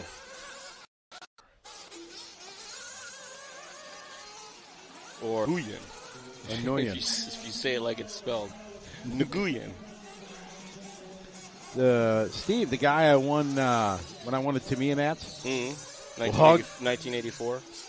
Yeah, something way back then. Yeah. Steve, he won, what did Steve win? Steve won Mini. And he always told us to pronounce it Nguyen. That's how he told us to say it. No, that's actually accurate. I remember when I raced with those guys at SoCal back in the day. There were several millions. Mm-hmm. I thought they were all related. It turns out that's like the Smith of the That's the Philippines. Smith, exactly. It's the Smith of Troy, roughly, Hmong. they will be later. You want to know what time they'll be? I said roughly later. Later, yes, later today. We'll round out with Pro Nitro Truck. I would set your clock. No, be here after 6 o'clock. Just stay California the whole time. Or just stay, hang out, listen to the Charlie and Scotty show all day. And even if you have to leave, just leave your window open with it playing, because YouTube doesn't know if you're there or not. And we get the views, and that's really what we want, folks. In fact, call your family members, tell them to log in to their YouTube, and also tune into this. Just keep the window open. You can put it on mute. I do it all the time. I can't stand Scotty's voice either, guys. So I know why some of you I knew the burn was coming. I knew it. You could go ahead and put it on mute. It's fine. I remember back in the early days of Live RC, they had where you could toggle between the race announcer and the live stream announcer. Oh, you could pick. That's right. And then they had to turn that off because when Scotty announced, they'd only listen to the race announcer and they wouldn't listen to the live stream. Brandon's like, oh, God, scrolling information bar? God, you can't have that. That would be and great to have. Have them choosing the announcer they want to listen to. Jan, Vincent, Robert. Remember the RC Racing Bucks? Oh, that was fun. That was fun. They were live RC Bucks. Right, live RC Bucks, and you could bet on your racer just for fun. And then if you win, you would get like a door prize or something. It was really cool. So I ended up finding out that's when our Jinx had some sort of quantifiable thing that we could see. Because every time I bet, that guy he wasn't doing well. He definitely didn't transfer, and he would usually get like DAL or something like that. So I stopped doing the live RC Bucks. It was a lot of fun. Any of you guys remember those days? What was that? In the early years. So what was that? Maybe 2010, 11? 2010 to 2015. We did 2000. Our first gig together was the Charlotte Worlds. Yep. 2008. Well, that was Live RC's first gig, too. That was Live RC's first gig, yeah. I mean, and that was the beginning of, as you named it, in 2008, the Charlie and Scotty show. It's just alphabetical order and by talent. Ernst before Swanka, but that argument always fails. We're not using them last. So that was the beginning of this, I don't want to say dynamic duo. What's the opposite of that? Terrible idea. There you go. That was the start of the terrible idea. Ricky Weibel called this an ambiguous duo or something. That's from that Adult Swim Cartoon Network. They have the ambiguously gay duo that run around. Okay, that's what he called it. I have no idea what it meant till just now. So,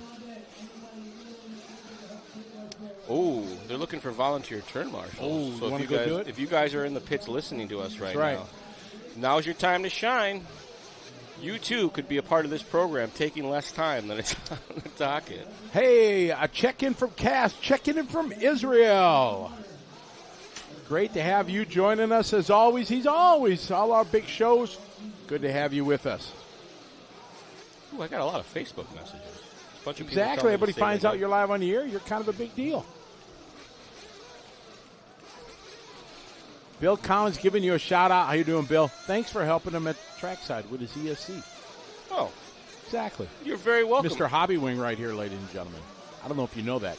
Charlie's got his own gig on YouTube. What is that? Why don't you tell us about the Nerd Show? Oh, yeah. Every Tuesday, I do a new upload. Sometimes it's on Wednesday if I'm traveling. One time it was on Thursday. But every Tuesday for those, as long as I've worked here since like 2016, we put up an episode that's either an unboxing or pro tips on how to tune speed controls, what the settings do. Nerd ventures, I call them, stuff that I go do that's not really necessarily product related, but it's cool stuff I get to do nonetheless. So if you want to like hang out with me, yeah. There have been episodes of me and you announcing races on the Charlie Show. Actually. I know, so it's pretty cool. It's some of your most bestest views. Yeah, highest ranked videos based on views all have Scotty. Hey, there's the shot right all the way to the left side of the red ramp. You can see the Get Stuff Done coffee. There you go. Frank sells. There's your plug right there, buddy. He was asking me. We got to talk about it. Get Stuff Done. Coffee company right there. Homeofthehustle.com. Keenan, Lefty sent me the info on the skirt guy. I haven't looked at my phone in like an hour, and he told us the backstory on the crazy skirt guy. He definitely did not lose a bet, and he's just a crazy guy. He does all sorts of crazy things at races, apparently. I'm sure if you guys tune into the No Name podcast, that Lefty will tell you guys all about it if you ask nicely. Okay. Yeah. Good times. Lefty doesn't text me. Lefty It's doesn't not a text, it's a book face. You don't check your book face messages. If you guys ever want to never get a reply, send Scotty a book face I have like 20 Facebook pages, and I tell you, you want to get an answer from me, email me.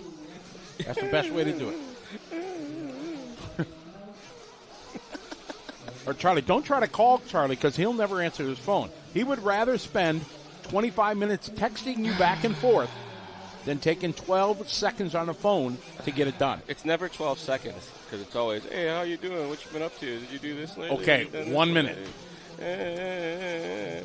So what else is new? Where are you off to next? Maybe I missed you. Yeah. I want to catch up.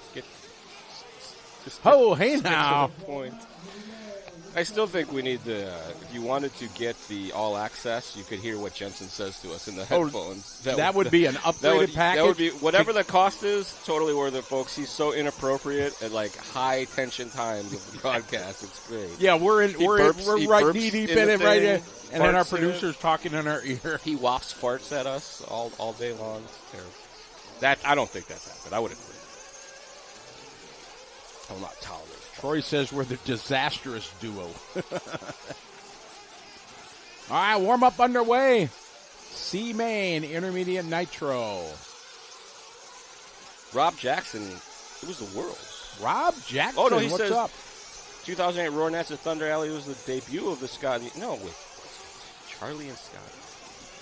You're saying it wrong. At Thunder Alley. I'm sorry, Rob Jackson. You got it right, Scotty and Charlie. I like that. I'm sorry, Rob Jackson. That's when I took Sarah, my daughter, to the Nats, and I was pitting for her. I remember. And all the Losey guys just said, Scotty, get out of here. I remember that. Stay in the booth. Yeah, send them back to the booth. And they just kicked me out and say, Scotty, we got this. If you've been around Scotty when you're racing, he gets this look on his face when he doesn't know what's supposed to be going on. Like deer in the headlights, maybe special bus type guy, but he was in the pits. He's looking up. He's got both of his elbows bent, arms kind of like shoulder width apart. I love how these stories just blank look on his face, mouth open, looking up at the driver's stand, and then somebody came over and said, "Scotty, please go back to the booth." Yeah, that was many great memories. Remember, I took my daughter Sarah to the RC Pros Finals in Arlington, Texas, and she TQ'd intermediate buggy. And Billy Fisher, I stayed up all night going over this truck trying to do everything I could. Billy built the clutch for me because I didn't know what I was doing. And Sarah's ready to go. And I learned what a banjo is on a carburetor. Oh. Because I didn't know they weren't like built in and you need to check and make sure they're tight. Right. So she goes out and a few minutes in. Yeah. That's the one where the fuel goes in, the little eyelet thing? Yeah, this was long. So I failed. I'm a failure. It's okay. So I know she still loves me. I had to tap my dad out of mechanic duties early on in our race career. Washers and your motors. Your dad did a lot, though. Yeah. He machined the stuff, but I worked on the car. He was an excellent machinist. Not super thorough. They had a great name for their race team. Rice Burner Racing. This was the 90s. And he was the only Asian guy at right. the track. And he was certainly the only loud Asian, heavy accented guy. Heavy accented. Yelling everything that you would yell at people at the track. The days up at at the Triclone with him yelling. Sadly, not a lot of it we can repeat correctly. He was an inappropriate man. I mean, he's still an inappropriate man. I love my dad. Man. Good times. Love you, Dad. We were at Joliet, what was it called? Leisure Hours. Leisure Hours, and we're running modified, and he's working on the motor, and I go, and it goes backwards. I'm like, all right, Dad, you fix that. And the next round we go out there, go about 10 feet, and there was a washer inside the motor. It's stopped. I'm like, all right, dude, how do you do all this? I need to start doing all this myself. You're blowing the program here. I got this, Dad. Yeah. He couldn't see. When you get old, you can't see. I'm in that same stage right now. I bought a bunch of multi-packs of readers so I can see stuff now. Oh, really? I had to increase the font size on my phone the other day. I have not had to do that yet. Well, yeah, you have glasses that you can see into the future for crying out loud. We're moments away from the down and quiet. C-Main, intermediate nitro truck. Brian Wyrick starting on pole. That's a lot of revving. I like the big step that some of the pit guys do, get him into the clean lane. Let's see if it works. Third place car was Eichenbacher. Oh, he just got cleaned collected. That's the worst. It's not as bad as a lap car taking you out of the lead of the Chili Bowl, but that's pretty bad. Here they come through the anti... Oh! There was one that did a backflip, and then another one doing side wheelies. That's great. Ooh. Coming up a little bit short. I feel special. I got a text from Joe Bornhorst. He said, we're so excited we're putting his daughter to sleep. Well, kids should be used to sleeping during annoying, loud noises, so that's a good feature to have in your kid. Brian Wyrick starting on pole, keeping it out front. Barry, Deanna having a good start. Qualifying order, top 6, 1 through 6. That's pretty good in a 16-car field.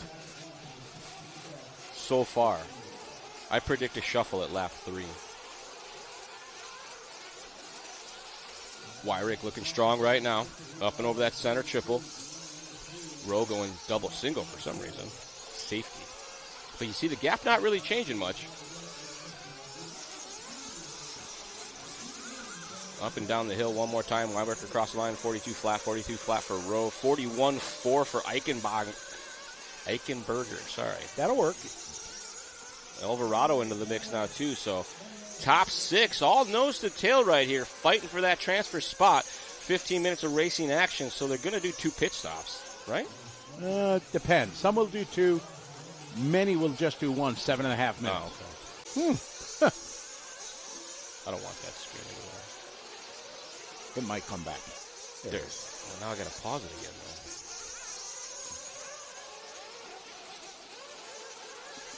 I got Brian Wyrick, Barry Rowe, followed by Deanna, then Trevor, followed by Chance, Andrew, Jeremy, Brent, Boomer, and Michael. Round out your top 10 hot lap so far from Deanna. She did a 41-4.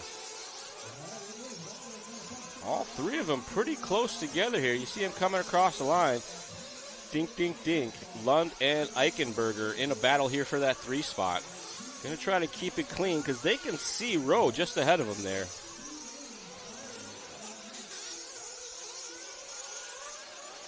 Intermediate nitro truck. 12 minutes left to go in this one. We expect pit stops right around the 7 or 8 minute mark. There is that third factor in nitro racing, a pit stop strategy, waiting for open lanes. Yep. Maximizing your track area, if you will. You don't want to come into the pit lane in a gaggle of cars. There's a lot of contact in pit lane. It's very hard to marshal if something goes wrong. Oh, we got one off the triples onto the straightaway. It's not where you want to be. You stick on board with this battle between Eichenberger and Lund. I'm sorry, that's Rowe and Eichenberger now. My bad. 11:10 to go. Way to the outside there. Bit off the racing surface, but able to save it.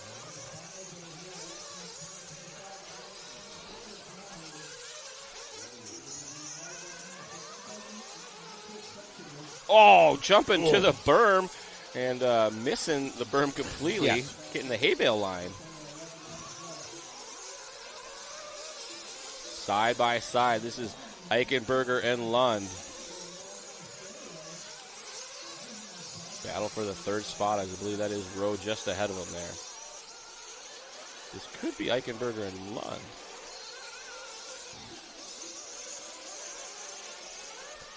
Our leader, though, Brian Wyrick, working his way up the hill. Jumping just the flat there. Pretty safe in the truggies. They got bigger tires. They got bigger wings. They got wider suspension that is also taller. Shocks are bigger. They get bigger motors, too, don't they? They do. 10:10 to go. Weyrich across the line there. Quick lap 41.5. His fast lap is a 41.3. Weyrich looking strong here. Over the baby double. Touches the downside. Speed bump area. Coming through the rhythms. A little bit of rhythm. Not that much. Up, over, and around. Center side triple. Greases the downside. Jumps a little to flat there going up the hill, but that's nice and safe. Coming down the hill. Way out in the roost there on our start area. It's Brian still in control. 5.5 completed this 15-minute final. Weyrich family, longtime racers here in Southern California. Wayne, Brian, there's a dad that gets involved. Yep. Wayne was racing the Nationals at Chico one year, and the dad or the brother, I forget who it was, but every round you had to turn your radio on to get your blinky check. Oh, no, that was a bobble by our leader, Weyrich, I think. And it was every round, his dad yelling, Wayne, turn on your radio. So every time I see those guys, I yell at them, Wayne, turn on your radio.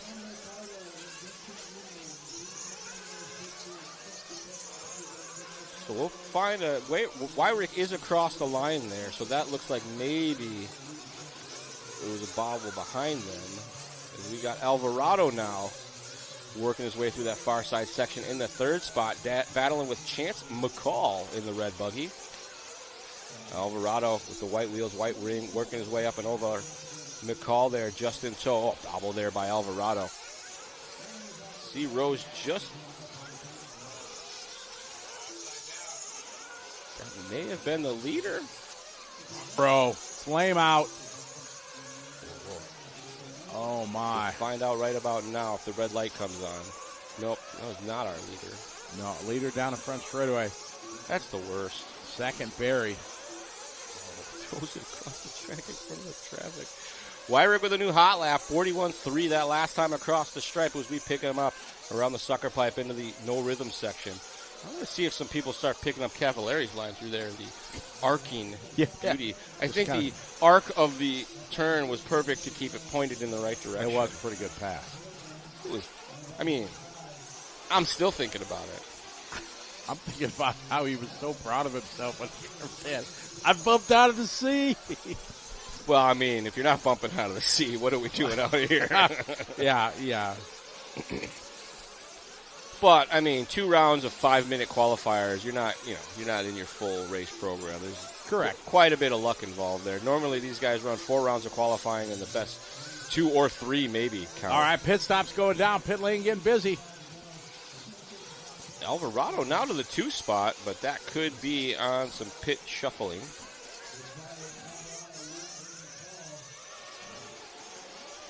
Weyrich out front. Oh, anti-rhythm section almost caught one. You see massive counter steering. Was very wing high. Oh, no, then contact. That's not helpful. Contact in the air. It's just getting worse. These two guys must hate each other. Trouble in the pit lane. Whoa. Woo. Coming in hot or coming out hot. Looks like pit lane a little low on grip. No, we got one coming in here, right here on the A-main pit cam. This is going to be a good shot. Couple coming in. Oh, way too hot. I think that's a silver car lung. No. Maybe.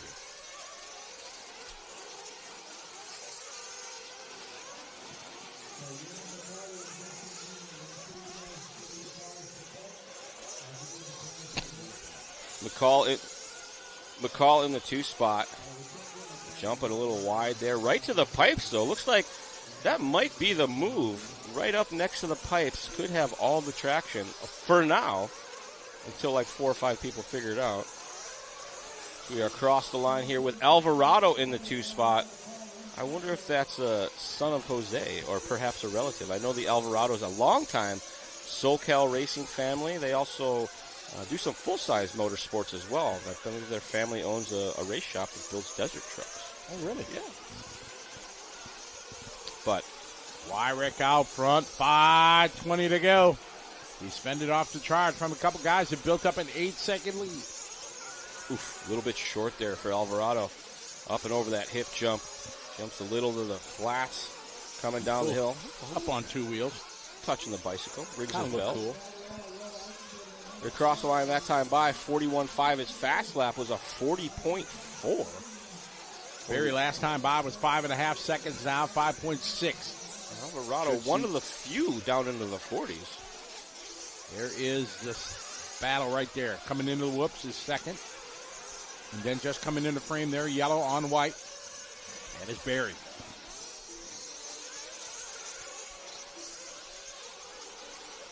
Barry trying to make something happen now. Nice and tight against the pipes. Last time by a 41.5. Not fast, but also not slow.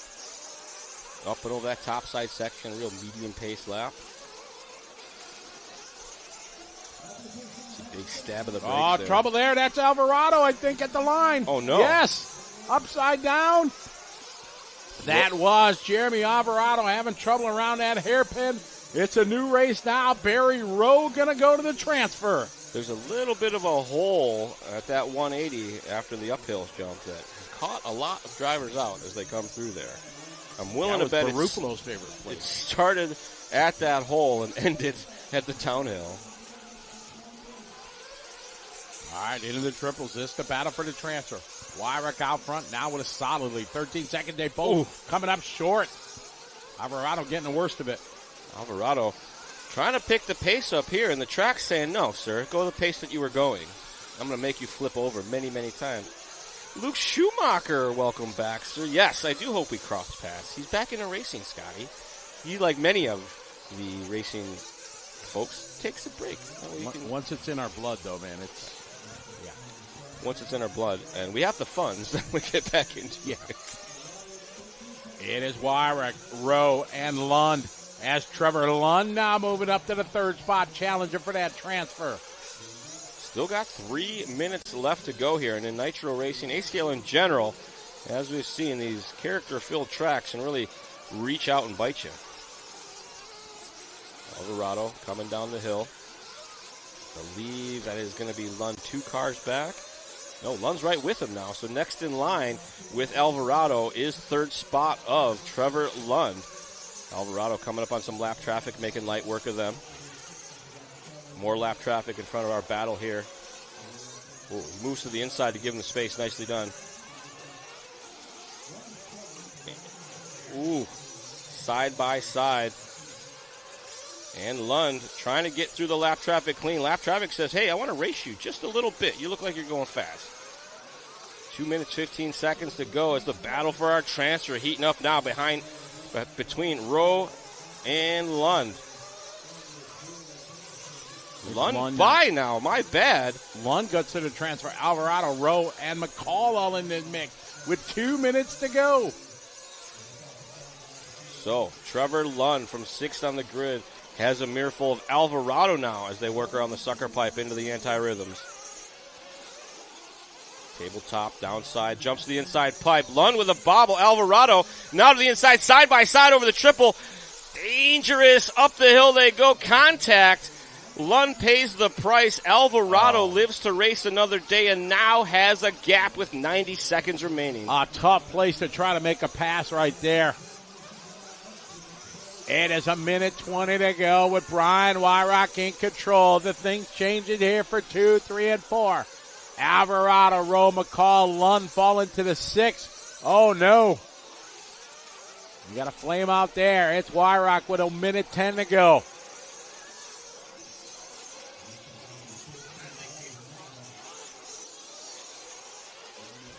Anybody's guess what's going on back there. Wyrock, year leader. Brian down the front straightaway go. We're following second, third, and fourth. Alvarado, Rowe, McCall. 45 seconds left.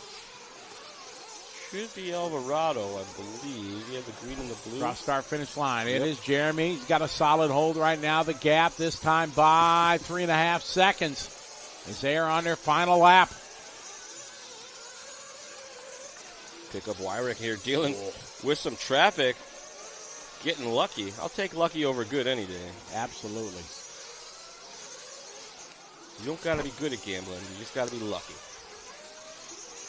15 seconds to go. Wyrock going to get the extra lap. Is Alvarado and Rowe going to make it? Sack. 5 seconds, 4 seconds. Looking for Alvarado and Rowe across the line for that last lap battle. Looks like Alvarado going to make it. Rowe going to get caught at the line. Transfer driver is going to be Wyrick and Alvarado. Good run there for Brian. He was challenged early, put his head down, stayed out of harm's way. He was out of the transfer for a couple laps. But Yep, he got his way back and made it happen. I think that's his second bump today. I think he did a bump in electric. That's true. True story. I was there. I saw the whole thing. Congratulations to Brian and Jeremy. Oh, you know what this means, Scotty? Only 6 more races until the lunch break. Oh, there you go. That's right. Forgot. So our next race gets queued up as gallons of nitromethane and oil. There's Mr. Tebo. See, Jared Tebo is out of retirement, back racing. Heard he was fast. He ran really well. Yeah. Well, you know what I really thought was going to be a cool thing that was going to start happening in A-scale racing was like Wally Builds and Tebo doing these pro builds. Not just that, but the pro race weekend that you hired them. Oh yeah, to do your mechanicking, help you get through the race weekend, do all the coaching and all that stuff. I believe that if we get a little bit more of that, we're going to see some pretty big growth in here. Some parents really dumping some funding into these programs, and that kind of, you know, once the outside industry sees that stuff, that's when we start to make some waves here. I think so. Are Jared doing mentioned something. it in my interview with him yesterday, and he started doing that, but it was, it was so difficult. He had to, because the time to split them between, and then he said he had to charge a bit more to make it, you know, be able to take less people, and that's where it was a challenge. But yeah, I mean, God, if I had the money, hire Jared Tebo to be your coach. Totally. Sign me up. Well, so when me and my RC nerd buddies were talking about this, I'm like, dude, we'll hire Wally Builds. Build the car, pit with him. You can do all the things. He knows all the right people. He's a busy man now. Yeah. Working at A-Main. Oh, doing Wally Builds. And he's Justin Meyerson's Moto Whips media guy for his Moto Whips. That's motocross. why he's got such a big camera. Exactly. He has a big camera. He was down in Daytona last week. He was showing me some pictures. Pretty impressive. He's kind of a big deal. You can go get his autograph if you want during the lunch break. Maybe.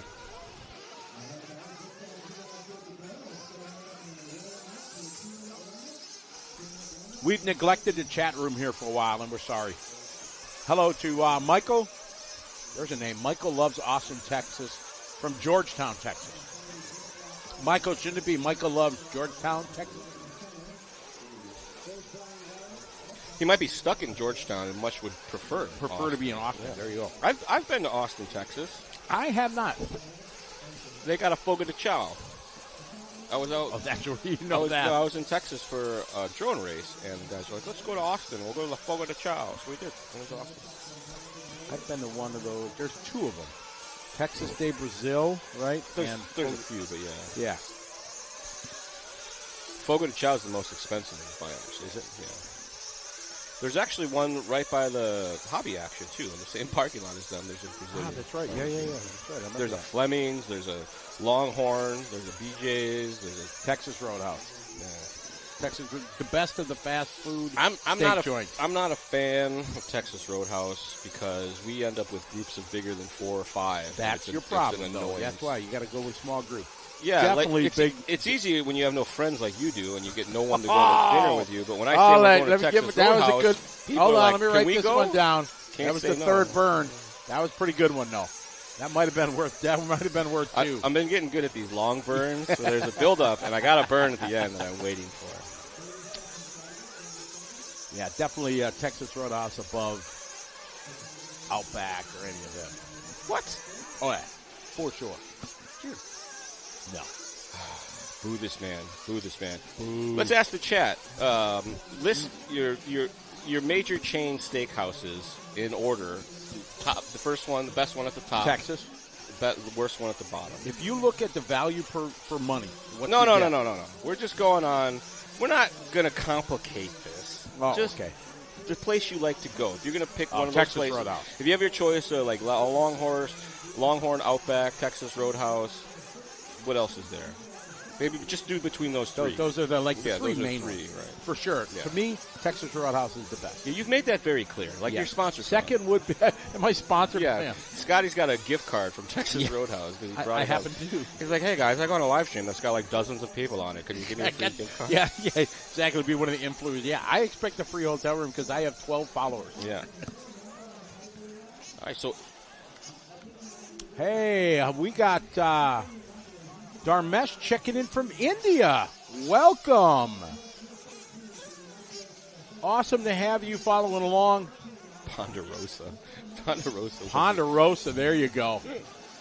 That's a good flashback. What was the one that always had Texas Roadhouse. Everybody, there you go. What was the one that had the salad bar in it? It was like Ponderosa, but it was different. Sizzler? Sizzler. My dad. There's a Sizzler. I saw. My dad used to love Sizzler. Sizzler. I didn't know until I was in my 20s that Sizzler wasn't good. Like I thought going to Sizzler. That was a big deal. We're going to Sizzler. We going to right from White Man Can't Jump. Remember that? We going to Sizzler. Scotty was doing the Sizzler. He was. Yeah, you're lucky you can't see Scotty dance, folks.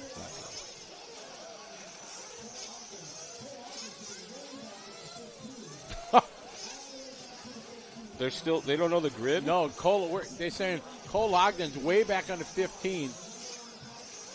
And where's Cole gridded right now? Like 2. There's a number on the pipe. Parking RC cars correctly still maintains one of the most difficult things. That's why I love Thorn. You remember Thornhill Raceway? They had the inset boxes. I still say that. Very big numbers, too. Yeah. Hard to mess that up. And you go through tech and be like, that's my car number.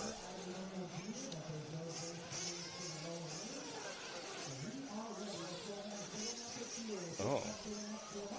All right, here we go. Pro C Main. A stacked field for this one. Was there a Pro D main? Did anybody transfer into this? We didn't see. No. Oh, Cavalieri. Cavill starting 16th. Is that DAL in the field? No, he would have been behind those guys. He should have been last, but he was up a couple.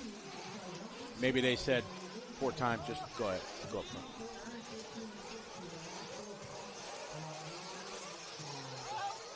Oh, man. Oh, gosh. The anti-rhythm section grabs a couple more.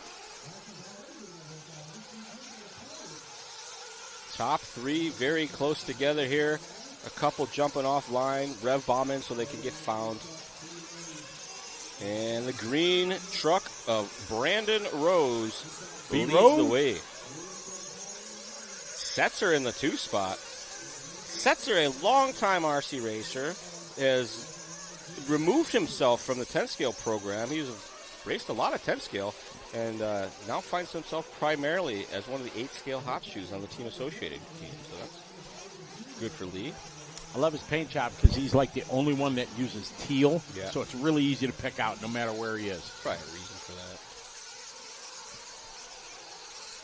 Looks like a refrigerator in the 70s. It looks like a refrigerator? Yeah. It's that 70s refrigerator color. No, isn't that was the avocado, wasn't it? Avocado green. I mean, Jason Rona getting all the camera time there. Nose to tail, they go early on in this one. Rose and Setzer trying to gap the field and build up a bit of cushion. Working their way through the anti-rhythm section. They found the magic speed. Rose gets it a little wrong there. You see the wing high action. Third spot behind them, Chase Lemieux. Son of Paul. I don't think he likes when we call him that, so I'm going to keep calling him that. Looking good early on here. Setzer just kind of bided his time. Ooh, that was a good line Setzer found. Chilling behind Rose, picking his way. Not running exactly the same line, running about a half a truck away.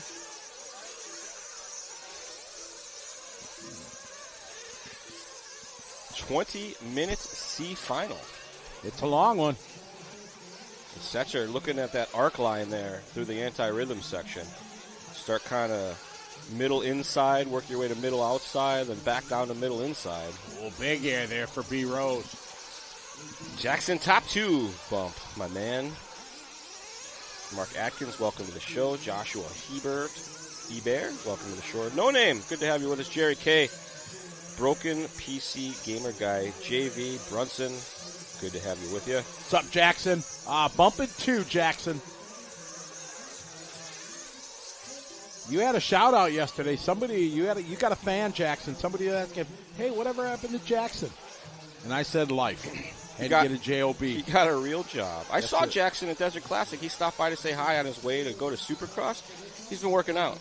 Oh, really? He almost lost his entire RC physique. I forgot to say something, Jackson. You're looking good, buddy. Dwayne Billings, welcome to the show. Jamie Blazing and good to have you with us. With pretty DK. tight battle here. Brandon Lee, Chase, Tater, Tyler, Camden, Caden, Ivan, Tyler, Cole. Ogden up 5 spots. Still, is there a Lemieux Sontag battle? Get that for us right there. 2 of the young guns in the A-scale rankings. I think Tater's not even 20 yet. He may be 19 or 20. And I know son of Paul, Chase Lemieux, is only like 18 or 19 years old. We're on board. Setzer going to get by. Setzer and Rose just kind of pacing off of each other, trying to gap the field so they can comfortably cruise to the end of this one and work their way into the B main. And again, if you guys are just tuning in, you're wondering what happened with this qualifying order. Qualifying was drastically shortened. They were scheduled to do 4 rounds. They ended up barely getting 2, and they weren't originally scheduled to do 5-minute qualifiers. They were supposed to be 10-minute qualifiers, I think. So, Overlander, yes, your eyes were not deceiving you. There was a marshal in a dress. turns out that guy loves fun. All levels. We pick up the battle here between Chase Lemieux and Tater Sontag. Battle for 3 spot. Tater, the X-Ray teammates. What year? 2023 two-wheel drive world champion?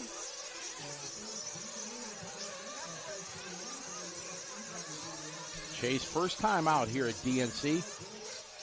Just started running 8 scale about a year ago. He won Motorama. He did. He won buggy in Motorama. Mayfield won truck, I think, no? Yep. And then Chase just won two-wheel drive at Desert Classic last week. I was Putting the time in. Saw the whole thing.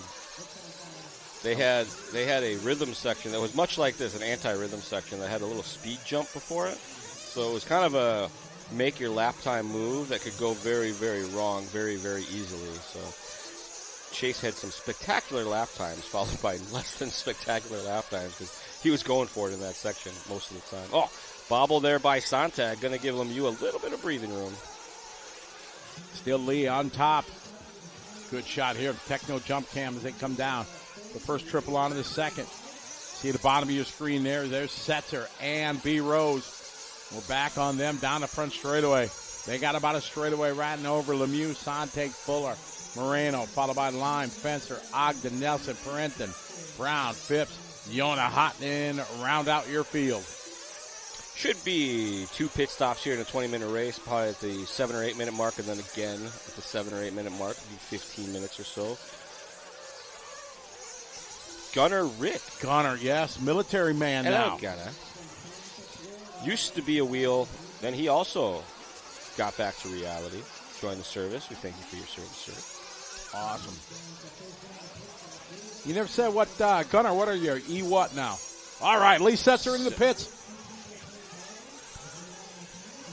Rose going to stay out for another lap as we see Setzer down and away under the watchful eye of BT. Yeah, you can tell just because he's tall, so you know who it is. His waist is above the pit lane. Yeah.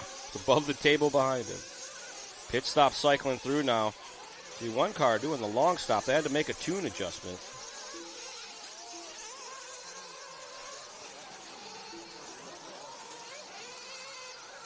All right, more pit stops happening. D-Rose probably going to be coming in the pits this time by. He's waiting for the open lane. Look, I'm a psychic. Wow, what a call, Charlie. That's what leaders do. They wait till the pit lane's clean. Down and away. That was a fast one. Is that Saxton? He's looking up at the sky like it didn't go well. Yeah. There's Sontag down there. Tater is not fueled yet? Holy cow. Eye contact, no teeth. How you eat a banana if you're Jensen. Wow. Telling you, If you sign up for that bonus lap, super extra bonus secret. Must be 21 or over. All right, B. Rose showing at the top. Yeah, muscling through some traffic here. Setzer here as the pit stop cycle through. Setzer going to retake the lead. Check that. Tater's still out there. Tater's in. And so that should reset. Yep, so Tater should go 3. Him and Chase right there. It looks like Lemieux into this lead battle through the pit stop cycle. Yes, he is right behind Rose. This the battle, that red and white on white. X-ray there, Lemieux right behind the green and white associated. Up Brandon Rose. Well, up to the top of the hill they go through the hip section. This should reset the running order this time across with Setzer, Rose, Lemieux, our top 3.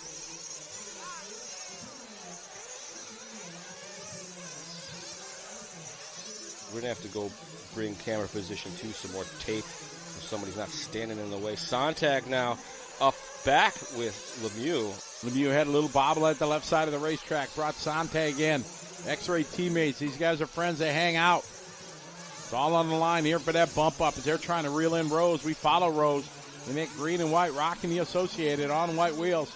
10-10 to go, just coming up on the halfway mark as they cross the line. It's Setzer, Rose, Lemieux, Sontag, Fuller, and Camden Lime round out your field at the halfway mark. 39 for our leaders, a 40.8 for Lemieux, a 40 flat for Sontag. Caden Fuller in the 5 spot. Checked in with a 38.6, his new hot lap.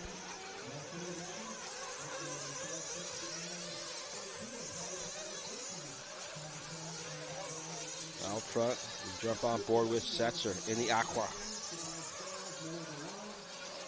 Second in line behind him there, lap traffic. And third in line there, you see Rose just a bit off the back. And that battle behind them looks to be Lemieux and Sontag once again.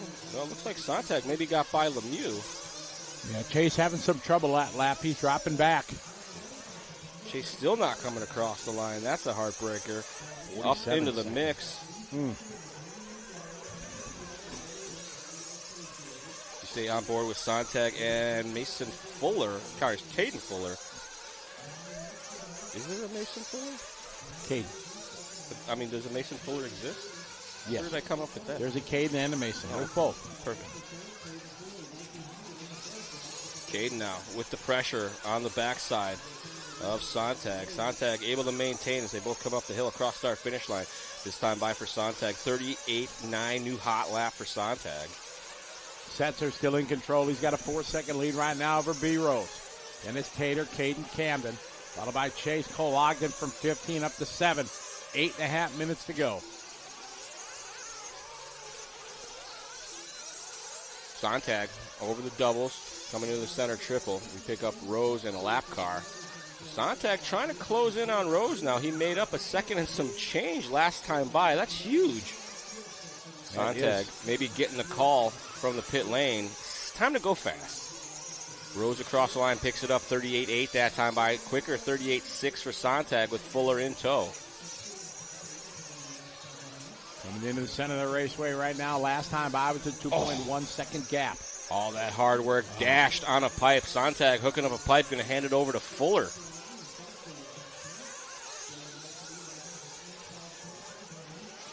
Camden Line behind Fuller, then Chase Lemieux. Camden Line's got hot lap from earlier in the race, 38.3, hot lap of the race. There's Sontag, 38.6 last lap. Oh, big move there. Fuller getting a little sideways coming down the hill. Sontag trying to close that gap back up. 38 for our leader Setzer, 39 flat for Rose. Nobody making any time up on this time. Sontag all over the back of Fuller now, wants back by.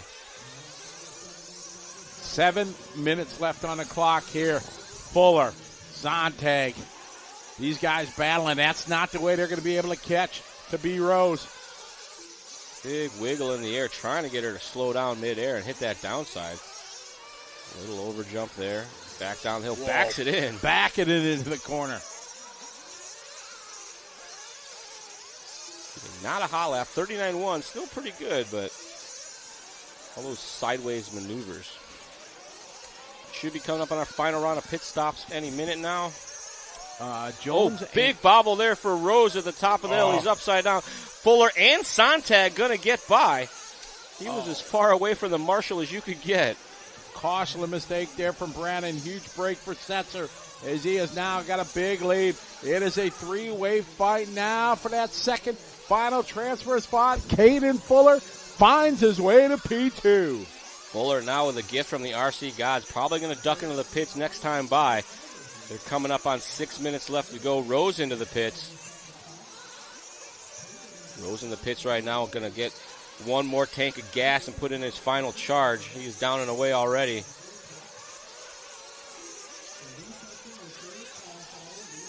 A bit of a bobble there. Fuller and Sontag nose to tail right now. No, they need a clean lap. They came across the line in front of Rose. Going to have to put in a clean one if they want to maintain that as they cycle through their pit stops. Fuller looking strong here, jumping up the hill. All right, Setzer's in. BT with the grab.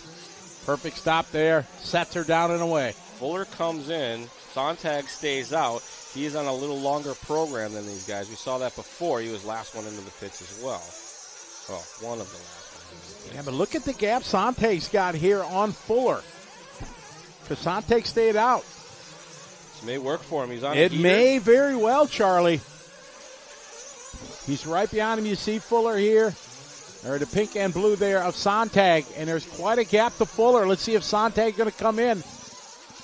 Still don't see Fuller in view. Sontag might have it right here if he can come, have a good stop.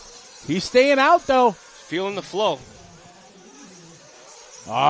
Traffic comes out in front of him. It yields. So Tater now sitting in that 2 spot. Caden Fuller running third, but Sontag still to pit. You see him hounding Setzer right now, pacing off of our race leader. I'm sure that his pit man is telling him exactly what's going on. You're doing 39-second lap times. Let's keep it together, bud. Sontag going to be doing, I'm going to guess this time by. No. Staying out for one more. Staying out. See, me, I would have called him in. Yep. Yeah, because you got a big gap right now on Fuller. The last Doesn't matter if you're want first or second. Is a little tiny wreck on an empty tank, or a low tank, let's say. You don't need to be this close. All right, Mike Sontag is getting on the ready. We expect to see Sontag in. He's putting in money laps now, but he's got a roadblock. Can't maximize. All right. It's okay. Here it comes. We expect Sontag is coming in. Yes, Sontag is in. You see Mike with the gun. He needs a good in and out. Where is Fuller? You still know. Oh, that was a stop right there from Sontag. He should come out. Yeah. Let's see. Maybe the long run for the short. And he is, and there's in front of Fuller. So a great run there for Sontag. The long pit stop. It worked. Got him the real estate he needed in front of Fuller. And here's the battle now. But here comes Fuller. Knock, knock, knocking on the door. The anti-rhythm section said, too fast, sir. Oh, Sontag gets it wrong over the big triple. Going to allow Fuller to close right up on the back door. Fuller almost jumping over the top of him there. Game on here, the 2 young guns. Setzer leads. Sontag and Fuller entrenched in the battle for the final transfer spot. They do not want their DNC to end in the C main. Setzer going through traffic right now. He's got about a 5.5 second lead. We stay with this battle here. Oh, the door is open. Ooh. They're wheel-to-wheel, side-by-side. Fuller to the inside. Monster truck over the top. Over the top. Sontag using him for traction. No harm, no foul. Race remains the same. I was going to say, Fuller with a bold move to the inside through the anti-rhythm section. He set it up nicely. It was good. They need to do the Cavo arc through there. I'm telling you, it was like a second. Oh, there it was. Side by side, they're wheel to wheel. contact there. Was there? It looked like it, but Sontag was short there, had trouble. Opened the door a little bit coming off that left side double as Fuller now goes to the point.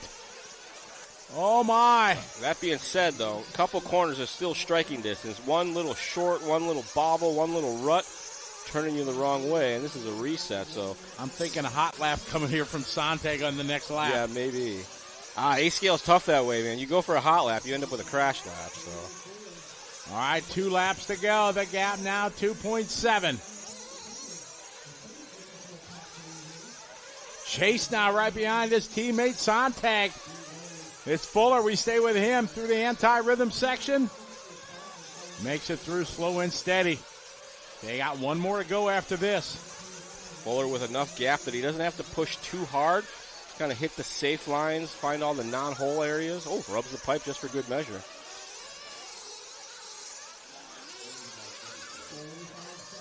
They're going to make it by. This will be their final lap. 39 seconds. Fuller across the line. How far Sontag and Lemieux? 2.7 back. So Fuller just has to keep the rubber to the dirt. He'll get the bump to the beat. Looks like Lemieux has worked his way around Sontag in the back there. Lap traffic in front of. Oh, that's not. And good. Sontag waits. They're teammates. They're friends. Here's Fuller. Fuller doing a triple stick. Fuller was between these guys. Looks like he backed it down and gave him some room to race.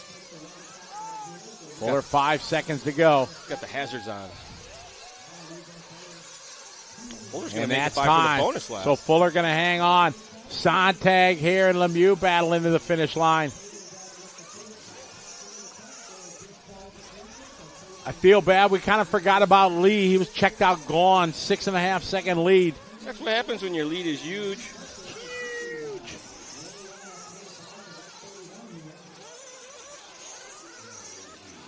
Oh, man, our camera gets collected. Hey, there's Jay Smoker. Not his real name. Eric, you saw that, right? Yeah.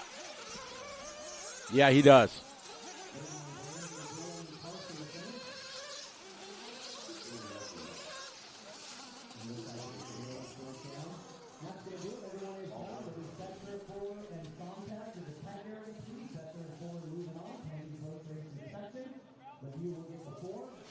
Charlie rocking the vintage wear. That might have been from 2008, bro. Yeah, for once, one of my collection of shirts came in handy. I found a vintage Live RC shirt. This isn't even the right logo. It ain't even the right logo. No. Be careful, you're going to get in trouble. You get fired. They can't see me. Nitro Jim, how are you? Welcome to the party. Pizza and Nitro. Welcome.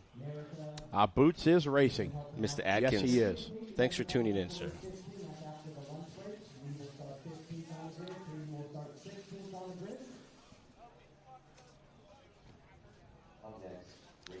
$40+ electric buggy B main event coming up next. 10 minutes of racing action. Andrew Smolnik, Ophir Komarian, Chevelle Scales, Jose Newman, Chris Coates, Larry Richards, Aaron Torres, Matt Walter, Chris Zega, Nels Hansen, Lenny Langford, Christopher Clark, Stephen Smith, Daniel Adams, a.k.a. DJ Blunts, Paco Lopez, DJ what? Frank Sell, and John Aquino. Daniel Adams used to do He used to do DJing, right? Yeah, and he would do it at OCRC for Reedy Race every year. Correct, yeah. And it was the same time that I was watching Parks and Recreation, and they had DJ Blunts on there. DJ Blunt? So I started calling him DJ Blunts. He hates it. Oh, really? So I call it to him all the time. Oh, when I'm I see sure, him yeah. now. Just Yeah. dig it in. Mm-hmm. So I shouldn't go, hey, I heard your nickname DJ Blunt. Okay. You should. Oh, no, I don't. Yeah. Charlie says you like going by DJ Blunts. If you preface it with Charlie says. Yeah, it's Charlie fine. said, then I'm covered. Frank sells the coffee man's in this one. Which guy is it? It's got a beard. He's in a red hat walking up. Should be the guy in a red hat walking up. All the way in far our left. There you go. Coffee is like Dudes start coffee brands. Ladies start soap companies. Yep. It's the niche industry of starting your own business. So Scory's wife's got a soap company. Scory's wife. I have some of it. Yeah. It makes me not stinky. Does she? I thought they. I thought she stopped. No, I think she's still doing it. It would have been better if we would have known the name of it. Yeah, I can't remember. That's how much Scory stinks. Is his old lady had to start a soap company. Stupid Scory. Del Val checking in from Puerto Rico. Welcome to the show. Good to have you following along. There's a dude named Serge. I went to Puerto Rico a couple years ago for the Roar Nationals for the Nitro on-road. Nice. Beautiful track. And the community, they have a whole sports park where they have baseball stadium, soccer field, the RC track and everything. It was That's amazing. how Thunder Alley's facility is. Very much the same. Straight to jail. Speaking of that, we're going to have that chat with Adam. What did they say? After 13 is when the lunch break is? That's probably when we should do it. Only 4 more races. Yeah.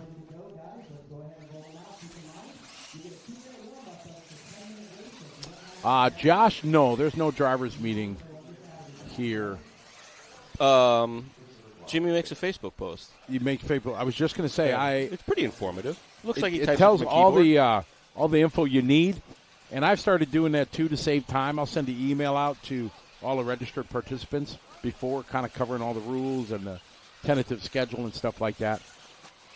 When I first got into drone racing, there was a lot of each event would kind of have its own protocols and rules and stuff like that. So I used to write these pretty detailed, like, driver notes to give them beforehand. Same reason. These guys are going to read this before they get there and not have any questions. So we would do a pilot meeting and kind of cover the basics, and then all these questions would come. I'm like, did anybody read that? And Yeah. Like, no, we don't read. Cool. Reading's hard. They get a 2-minute warm-up. That's it. That's all we got time for. Nitro only gets 1 lap. Why do these guys get 2 minutes? To make it harder for them to finish? Maybe because it's a freshwater. I don't know.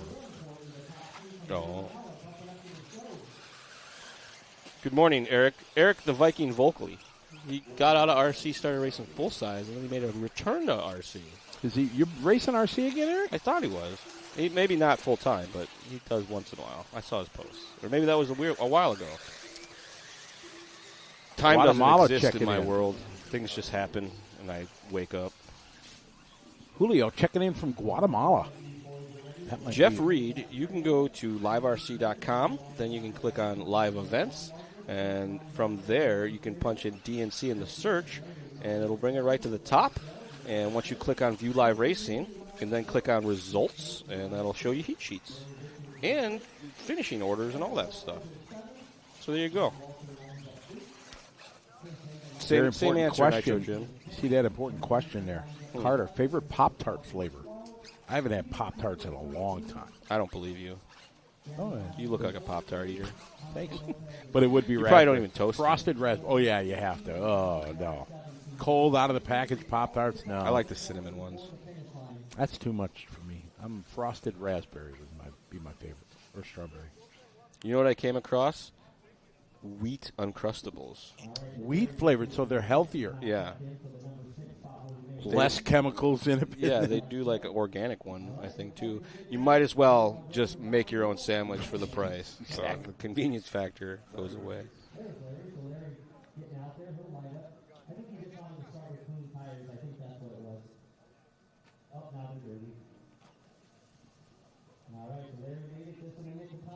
All right, Smolnik bringing the field around here from pole. See how this one goes.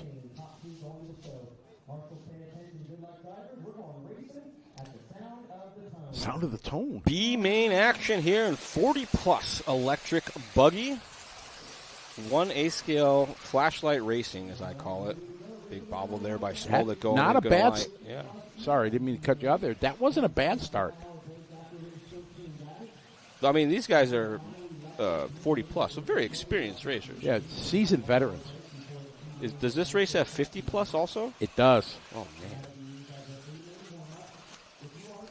We're going to do age groups just like bicycle racing soon. 45 to 50, 55 to 60.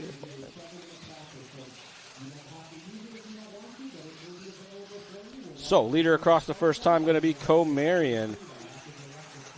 Chevelle Scales in the 2 spot. Jose Newman running 3rd. Smolnick started out front, but that early race bobble pushing him down the 4th. Coates, Adams, Hansen, Langford, Aquino, Clark, Smith, Walter, Zega, Richards, Sell, Lopez, and Torres. Our 17-car running order here in the 40-plus B main. That's a lot of cars. That's a lot of action. Comarion jumping to the high side, getting out into the fluff, and getting almost stuck, it looked like. But you see here the battle for the transfer spot between Scales, Newman, and Smolnick in the mix. Down the hill, a little bit of contact there, it looks like. Gets some turns sideways, but able to maintain. Pop a wheelie there through the ruts. Scales and Newman, Smolnick just off the back. Scales up and over that far side double, looking clean and easy here down to the inside. Inside off camber. Drops down where there used to be a lot of holes, now there's none. Comarion out front. Chevelle Scales, 1.9 back. Newman followed by your pole sitter, Andrew Smolnick in the 4. Chris Coates 5. Oh! Daniel Adams. That was a bobble by our leader, Comarion. Scales right on the back door. Looks like Comarion came up just a little bit short, landed on its lid, and then bounced back to its wheels. Cross the start finish line there. Ophir and Chevelle. Newman behind him. Andrew Smolnick continues to close back up on our leaders. He wants that top spot back. 7 minutes, 40 seconds into this 10-minute B-Main 40-plus. Chauvel trying to make some moves here on Comarion through the anti-rhythm section. You see him changing lanes. That was an involuntary lane change as far as I could tell. The high side by side up the big triple. Very risky business there. You saw Comarion, little hop skip as he found that bit of a rut. Down they go one more time. Get a good run. Gets your door shut there over the double across start finish line. Ophir still on point, leading away. Nerve-wracking spot to be when you're battling first and second and you're in the transfer. You want to get by and run away, but at the same regard, you don't want to cause any contact and fall back into the clutches of Smolnick and Newman. So through the anti-rhythm sections they go. You see the cars turn into 45-degree angles suddenly as they roll through there. 6:45 to go. Big air over the triple air out of the pit. Oh, Scales jumping off the racing surface, but back on now. Not even to the halfway point, only 3:30 down. Runtime not too much of an issue in modern day electric A-scale racing. It was in the early days. Every once in a while you'd see somebody slowly rolling to a stop, but as the tech's gotten better, the drivetrains, all that fun stuff, and of course the battery technology has improved. Now it's a non-issue. They can do a 2-minute warm-up, not even care. Yeah, it's still, right. Before, they'd kind of do no warm-ups in the real early days right. of it. Nope, I'm good. I remember the first one I saw, they'd go drop them off at half-track. They'd do half-track warm-up. Ophir in control. Mirror full out, Chevelle. Smolnick 3. Newman in 4. Chris Coates 5. Followed by Lenny, Larry, Daniel, Aaron, Steven, Matt, Chris, Nels, Frank, Poncho, Chris, and John.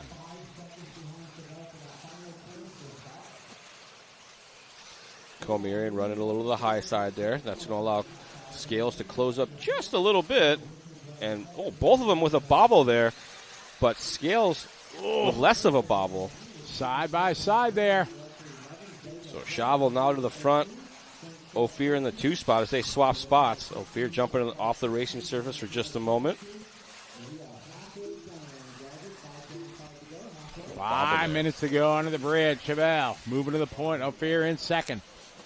Gap between him and Smolnick looks like about 6 seconds. 5.6 last time by. Traffic in front of your leaders. Lots of traffic here with our leaders as we got a car rolling to a stop at the top side. Leader duking it out here with this lap traffic. not giving way. Not at all. Able to get by. Now going to get Samurai slammed maybe. No. Ophir with the same problem, getting raced by some lappers. Oh, Ophir with a big bobble there on the top side. Went for the wild ride. That's going to let Smolnik close in a bit. Scales across the line. This looked like Comerian just across the line. Now Comerian across the line. Separation now only 1.8 between, and they were up to 5 or 6 seconds a lap ago. Very close battle here. Ophir and Andrew. We're on board with Scales now. That light blue with the yellow wheels and yellow wing. I don't know why they even make yellow wheels. Chevelle out front. Ophir, Andrew, Jose, Larry, your top 5. Across the stripe. Following your leader, Chevelle. Chevelle into the pit lane, making a pit stop. Not really. He just went too wide coming on a straightaway. Bonus lap. He was going for the long line. Chavo last time by was his hot lap of 41.9. Won't be this lap. Ophir second. Andrew Smolnik is third. There it is. I think that's Smolnik in the white car just behind Ophir. Ophir's with the pink with that white antenna tube that looks so sick. That should be Smolnik. The yellow, black, and white. That's his paint job. Smolnik's been around this industry as long as I have. Decades, if I remember correctly. And he's back running with Associated like he was back in the day. Cross the line, under the timing loop. Those are fair. There is Andrew. The battle for the transfer. 2:40 to go. A little bit short there, but able to maintain. Comerian in the pink. Smolnik in the white just off the back there.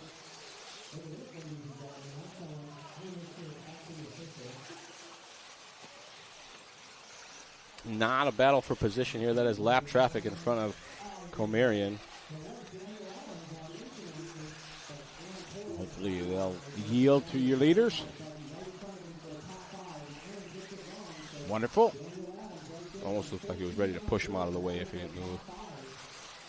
Only 2 minutes left to go in this one now. As Comerian still has Smolnik within striking distance. He's a couple, maybe a corner and a half back. And it looks like a bit of a rough one there for Smolnik last time by. Dropped a second and some change. Oh, getting it up on the bicycle. 1:45 to go. 40-plus E-Buggy B-Main on the track. Big air there for Comerian. Lands to flats, but nice and safe. Hooks the rut on the way up the hill. Drop back now to our leader, Scales. Scales in that baby blue with the yellow on yellow. Up and over that roller on some lap traffic now. Looking smooth and easy. Last time by, a 46.2. Not a fast lap, but a lap nonetheless. Oh, man, a whole lot of traffic here for Chevelle. Worst part patient. Worst part of the race as a leader is coming through traffic like this because they could be trying to get out of your way and just crash in front of you. Marshall working hard out fair. Yard sale, or Chevelle rather. He's okay. Gets it wrong. Chavo probably going to make it by for this one, +1 maybe.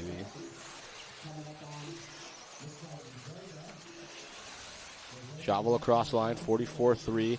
Looks like, problem there for Comerian, a bit of a long lap, but no one close enough to capitalize. Stay on board. The baby blue. 30 seconds, 30 to go.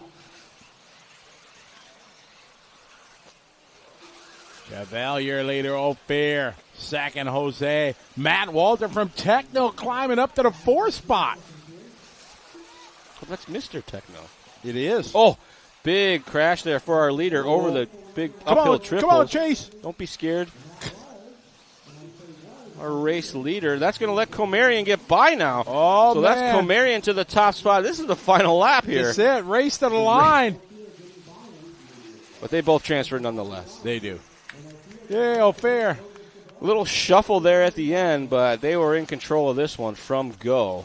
Ophir, Comerian, Chavo, Scales, Moving on up to the 40-plus electric buggy A main event that'll be happening later this afternoon/evening. We have 26 races of action for you today. We'll be running all of the electric buggy and all of the nitro truck throughout the afternoon and into the evening. We're going to guess that the mains will be happening right around dark 30 when sun starts to set. So 5-ish, 6-ish, maybe something along those lines.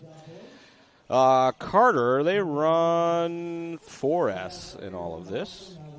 So you see your finishing order there: Comarion, Scales, Newman, Matt Walter, Aaron Torres, Lenny Langford, Daniel Adams, Chris Zaga, Steven Smith, Larry Richards, Chris Coates, Frank Sell, Nels Hansen, Pancho Lopez, John Aquino, Andrew Smolnick, and Christopher Clark rounding out our running order.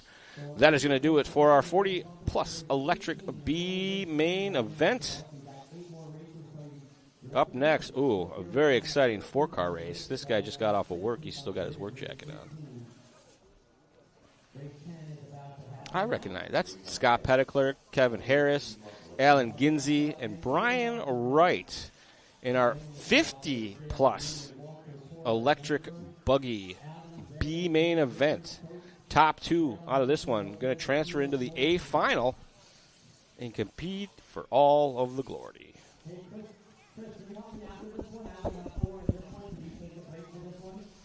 Mark Atkins, my name is Charlie Swanka, joining Mr. Ernst this afternoon and tomorrow for lots of racing action here from the 2025 Dirt Nitro Challenge at the beautiful Dirt RC Park in Paris, California, just outside of Hemet. They have, this is at a fairgrounds, so all the stuff that you would normally have at a fairgrounds, like horses and stuff like that, but they also have a street drag racing league that goes on here, so you don't got to go race in the street. You can come here and race on their asphalt. They got a go-kart track here, as well as they do supermoto stuff on it. So if you are ever in the Paris area and you don't want to just RC, they got lots of stuff for you to do here at the fairgrounds. Remember last year they had midget wrestling in the evenings. You guys don't remember that? I do, because everybody's trying to get me to sign up. I said no. Oh, it's Chevelle? I was doing it wrong. I thought I was going to be fancy and say Chauvel. Thanks, Tyrone. As they get a bit of a warm-up here, and then they'll set the grid, and we'll be off and rolling with a 50-plus electric buggy B final. I think the over-under here is how many crashes we're going to get to see. Oh, that's not nice, Charlie. Dwayne Billings says he gets to be in this next year. I like it. At Chili Bowl, they had a master's class. That's what a lot of these age plus classes used to be called, master's classes, because there was no designation of the how old you were. But at Chili Bowl, it was 45 plus, which is perfect for me because I'm 45, so I got to race master's sprint at Chili Bowl. It's a good time. I made the main. I didn't get last. I was stoked. I didn't even take anybody out in the main, I don't think. So they're going to set the grid. These drivers are ready to go.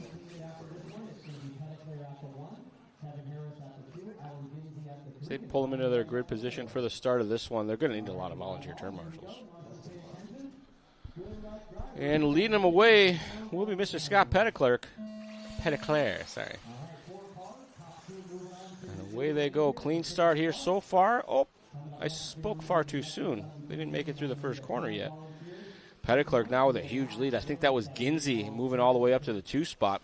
Same rules apply here. Top 2 going to transfer into the A final. Side-by-side racing action here through the anti-rhythm section. Turns in a little bit, already touches the wheel. Petticlerc at the front. See, nice smooth landing there. Oh, coming up a little short over the center triple. Dropping him all the way down to 4th. Should be, I think this will still be Ginsey. He had the yellow wing.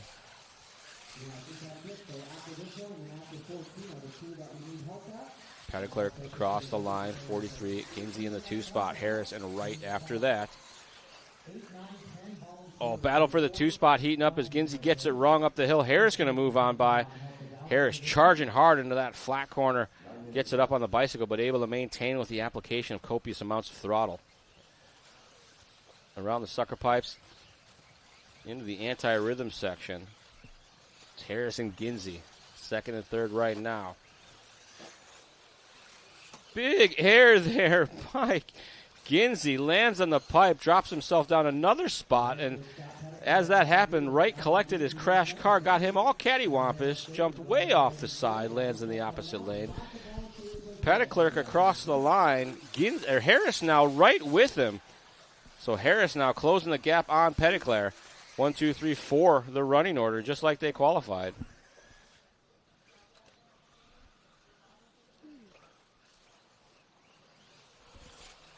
Nose to tail they go. Here they come one more time through the anti-rhythm section. Touching all the faces that time by. Through the baby doubles, looking clean. Petitclerc has command of this one. Oh, big air. Oh, Harris comes up short. And as I have alluded to, I work at Hobby Wing. I'm employed there. I try not to work if I can help it. But I do the customer service and the tech support, and I help with some of the team stuff. And one of the reasons that we recommend very, very highly to use several layers of double-side tape when you mount your speed control is what you just saw right there. A 30-foot gap to Casey and JoJo. I'm sorry, it doesn't matter how good you make electronics. When they get good and hot and you start doing that to them, it's not going to be that great.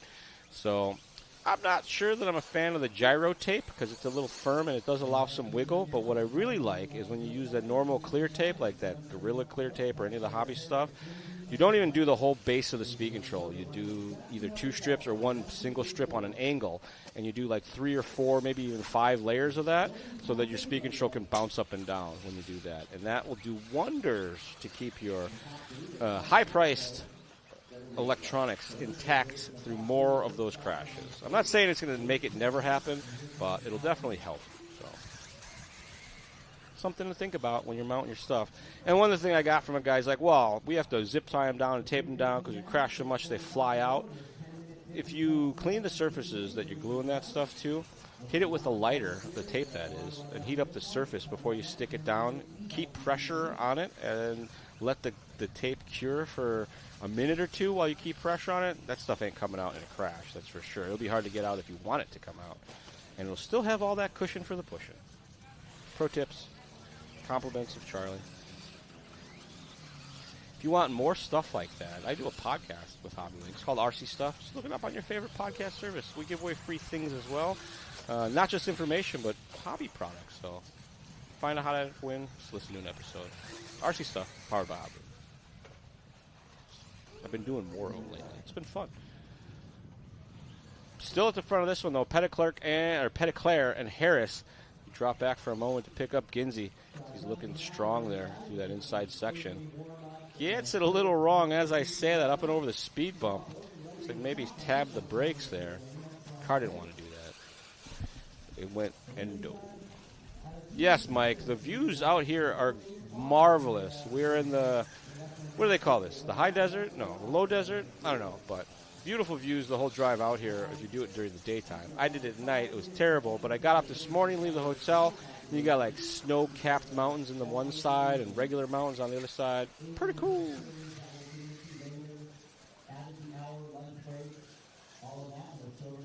It's not good when you're in an electric race and your pit light's on because that means you got problems. Electric doesn't pit. Stay on board with Ginsey. So he works his way through that top side section, running the safety lines through the anti-rhythm section. Last time by for Ginsey was a 46.8. He made up 2 full seconds on Harris that time by. Ginsey jumping a flat, playing it nice and easy. Little check swing there as he works his way up the hill, jumps to flat again. Safety first. Sometimes all you have to do is go around the track at a medium pace, and that could be as simple as overjumps just a little bit. Because coming up short when you're trying to downside stuff is no point. If you guys want to look up your favorite racer, you can head on over to liverc.com. Open it up in a different window. Leave this one open, obviously. And you can punch in the search there, or go to live racing first, and then punch in DNC, and you'll be presented with the live racing, and you can click on the results tab, and you can see the heat sheet, qualifying positions, the final results of all the racing. It's pretty cool. Why are there only 4 drivers? These are the finals, so we're in our main events, and they take, what do they say, how many go right in? 13 go right in, and they bump up 2 more. So there's bump ups.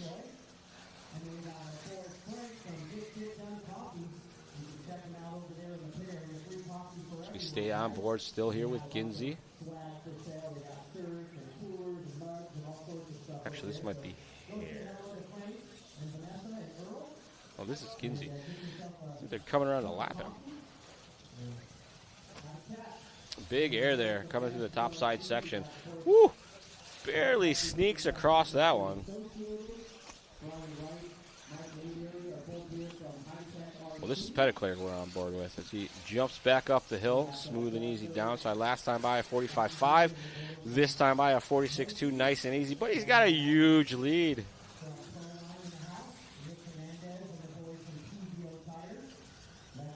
Petitclerc, Harris, and looks like maybe some problems for Ginsey as we've got 2 remaining with just 3 minutes left to go in this one. Oh, Ginsey's still out there. That's good. Petitclerc, Harris, Ginsey, our top 3. Looks like problems early on for Mr. Brian Wright, as Petitclerc has been leading this one from go, staying nice and consistent. There's another guy who's been racing RC cars for at least as long as I've been in California. So I think I moved out here 27 years ago, and he used to be a velodrome racer, actually. So it's great to see him out there running all sorts of other stuff.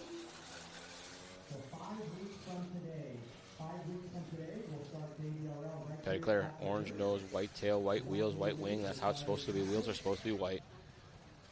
Through the speed bump section, going up the hill around the 180. Into the anti-rhythm section. You see him touching the faces of all the jumps that time by. Oh, no. And was that Harris? You don't want to flame out an electric, that's for sure. And that looks like maybe that was Harris. So Ginsey, by staying out there, maybe going to work his way into the A final here. Top 2 transferring from this B main into our A main.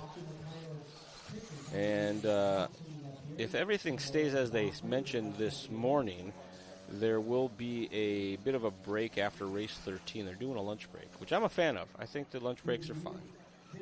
I got nowhere else to be tonight. It's going to be like 30 degrees when we leave here. I didn't bring a sweater. I lied. I did bring a sweater. I brought 2 sweaters.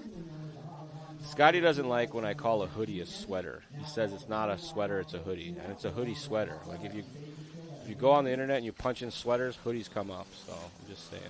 Davis, nobody asked you. Davis chimed in with a nobody. He agrees with Scotty.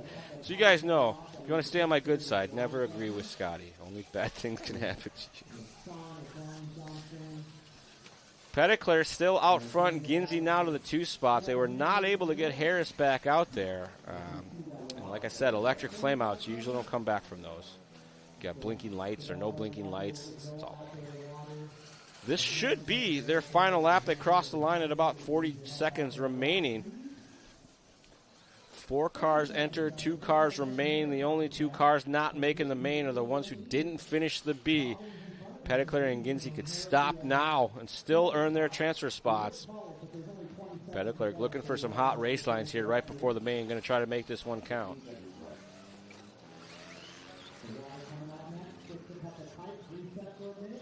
And that is going to do it. Scott Petitclerc with his new hot lap at the end of the run. That's how you do it, a 44.7. Ginsey going to try to finish up strong. And as I say that, does a rollover. A switty? Maybe. So, Petitclerc and Ginsey moving on up. Oh, Petitclerc got a bonus lap, actually. He's taking it, too. More track time, more better.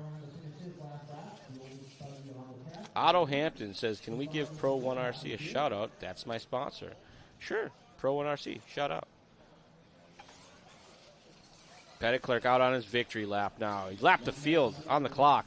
He finished with a 44.7. We'll see if he finishes even stronger. He's down in the 43s. 44.69. He did go faster. Once it was secure, he decided to go for it. There's your finishing order, Scott. Petitclerc taking home the top spot. Ginsey, after some bad luck there from Harris and Brian Wright, both breaking out early. Ginsey going to take that 2 spot. Harris and Wright rounding out our running order. Up next is our, I believe, 40-plus electric B main.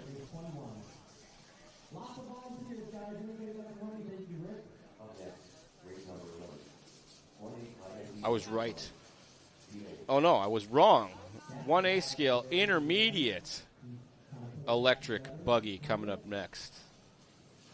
Look at all those fresh tires. They're spritzling the track. Transfer drivers to watch in this one. We saw them early on this morning, Brian Wyrick and Loic Deschenes. They'll be starting 15th and 16th. It's like 1 scale mile back from the start of the race.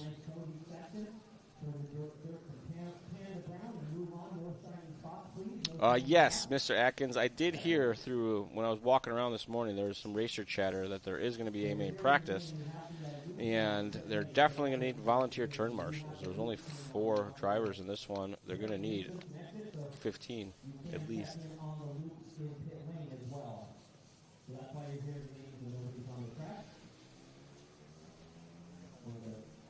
So coming up in this one, this will be race number 11, starting from the front, Joey Avellino.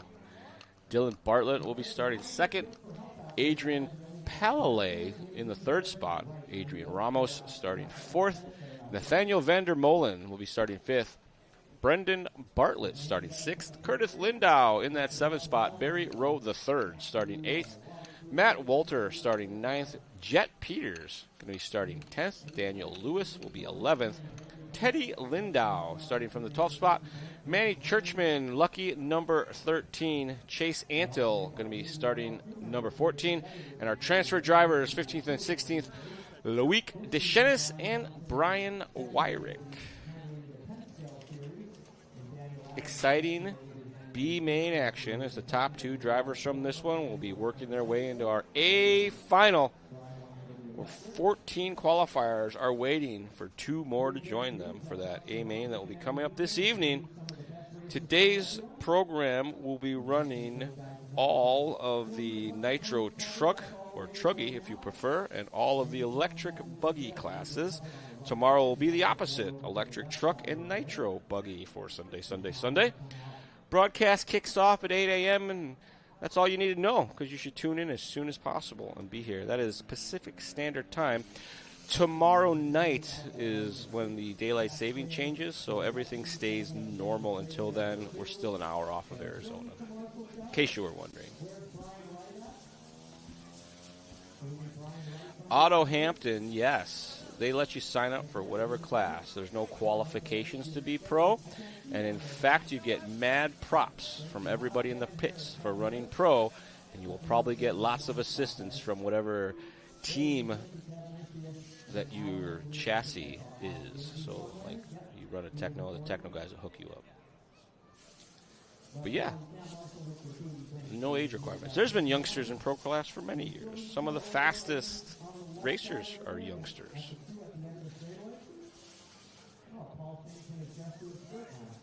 So they're just finishing up some track services every few races. They give the track a little bit of dampnicity, moisture, if you will,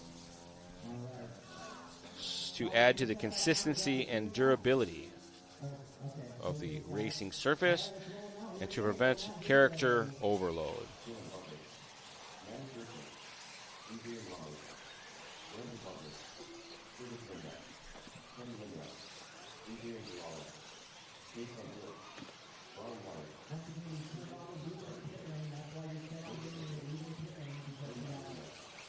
Joaquin, there are some on-site hobby shops. I wouldn't rely on them. You want to bring most of your hard-to-find parts and things like that. But, yeah, there are a couple race trailers out here. Probably don't need to bring tires. I think there's plenty of people selling tires. But, yes, there's a handful of traveling race shops that when A-Scale Racing is in town, they show up and they make it happen. And, I mean, Southern California, we had an emergency. You could leave and find a hobby shop within, an hour, give or take. Damp. I like damp. Gosh, damp.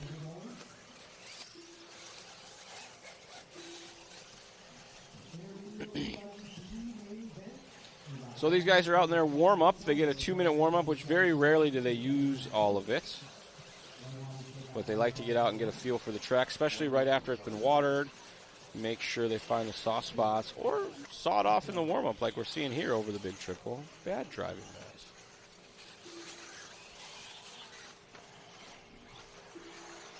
Yeah, as you see him queuing up here, 16 cars in this one.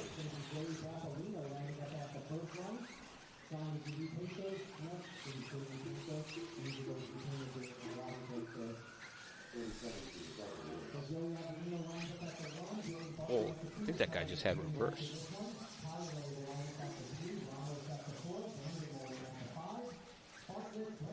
All right, grid queuing up now as the hardest thing in RC, parking your RC car where it's supposed to be at the start of a race.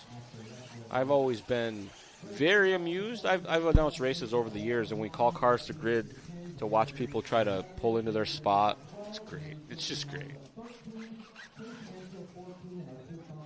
You don't want the track to be charismatic. Tyrone, when is the A-main practice? I don't know. I'm back. I have no idea. Were you just telling people how amusing it is to see the most difficult thing in RC to do? You've been around more races than I have. Have you ever seen drivers been able to grid their cars? Very, very rare. I'm good at it. I run a lot of push brake just so I can grid my car. I don't look like an idiot out there. I was just out walking about, bumped into an icon and legend. Who? Gil Losi Jr. Oh, wow. Gil Losi in the house. Had a wonderful chat with him. Get his autograph. Did you do a selfie? I didn't know. You should have done a selfie. I should have, yeah. Oh, I forgot to post our selfie from this morning. All right, race 11, intermediate electric buggy. Looks like Avellino going to get away clean, but behind him, not so much. Not so much at all. Avellino with a 1,000, 2 1,000, 3 1,000, 4 1,000 second lead already. But who's going to be in the second spot? Anybody's guess at this stage. Here they come down the hill. Off-camber section, giving each other a little bit of room there. Avellino across the line in our top spot. Second spot going to go to Palale. Lindau from 7th to 3rd. Ramos, Bartlett, Peters, Churchman, Deschenes, Walter, Lewis, Bartlett, Antil, Roll, Weirig, Lindau, and Vandermolen not making the start, but that's our running order. Great start for Loic Deschenes from 15 to 8. Our bump-up driver on the move here in this 10-minute B-main. Bit of a sprint race here for these guys compared to what they're used to in the Nitro classes where they get a 15 or 20 minutes. There's some pit stops involved. This is just go, go, go. You want to get clean runs no matter what for the most part. Crashes will put you to the back. Avellino taking note of that. 41.9 that time by new hot lap for him. 42.9 that time by for Palale. 42.2 for Bartlett. Would this be the time to say the beep gets real because we're going to the B? I think so. To the A? Looking to transfer up for a shot at that A final. Get your picture and all the awards. Be on the podium. Get your picture in the magazines. Yeah. I remember back in my day, there was magazines. Charlie, your 2000 Reedy Race. 4. Was that? 2004. 2004 Reedy Race champion, ladies and gentlemen, of 19-turn on-road.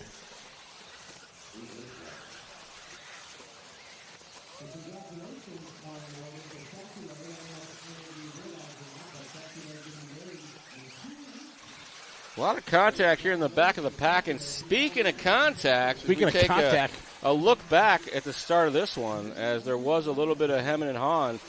There's our instant replay. A little bit of a bobble there.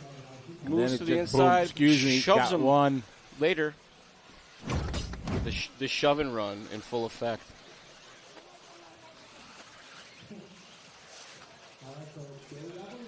Working our way through that top side section now as we get on board with Palale. And it looks like that is Avellino. So our battle for the lead is Avellino. Had a bit of a rough one. He did a 44, then a 43. Palale, a 42. Ramos, though, with a 40. Bartlett with a 40. So our leaders banging doors up here, falling back into the clutches of the field. Manny Churchman from 13th to the 5. Loic was climbing up, but he's fallen back there with a 46-second lap, costing him a couple spots back to P10. Avellino A couple corners back, went for a wild ride, landed on the wheels. Almost no time lost from the looks of things. All right, Avellino, followed by Pelele, then Ramos and Bartlett. Dropping down the hill, climbing up the ladder. Coming across the line together, Avellino and Pelele. Ramos now starting to close that gap. You see he's been chipping away at this lead every lap. He is a little bit quicker, but does he have the time? 6:20, you see him cornering some change back. Through the anti-rhythm section they go, nice and smooth. Taking it easy on that tabletop, as many have been doing.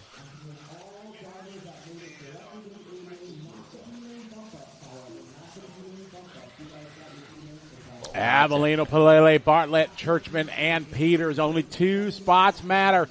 We're in the 6 minutes to go mark here. Intermediate Electric B main. Now, Bartlett closing that gap, still making up some time. He started second. He says, I should have been in the main. Starting to close that gap right now. You see him, the red, white, and blue, just off the back of this lead battle. He made up more than a second that last time across the line. Oh, and as I say that, the anti-rhythm section says, no second for you. You give me 5 back.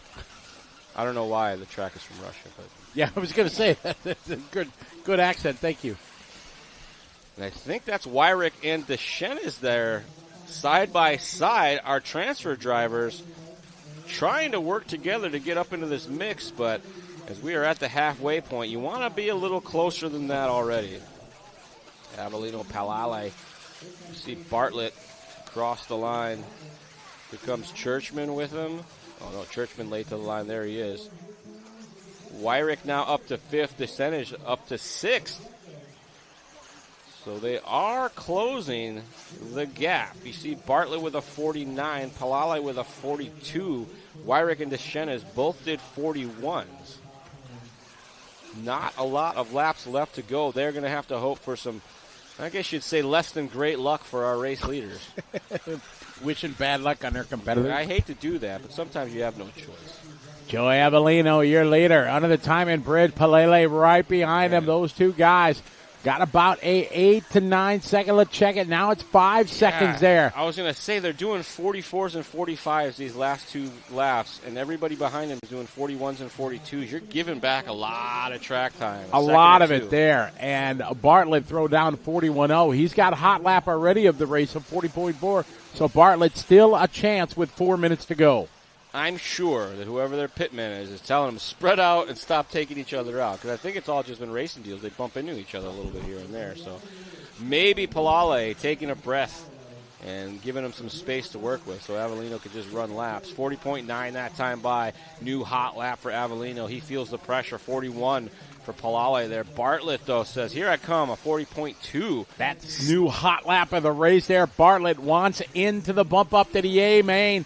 3.5 minutes to go. It is getting real here. Top 2 go to the big show. You see Bartlett's pushing hard there, roosting along the outside pipes. First and second here, and that next car in line is 3rd spot of Bartlett. A little short there, but he saves it. Into the hay bale. See? That's what I'm talking about.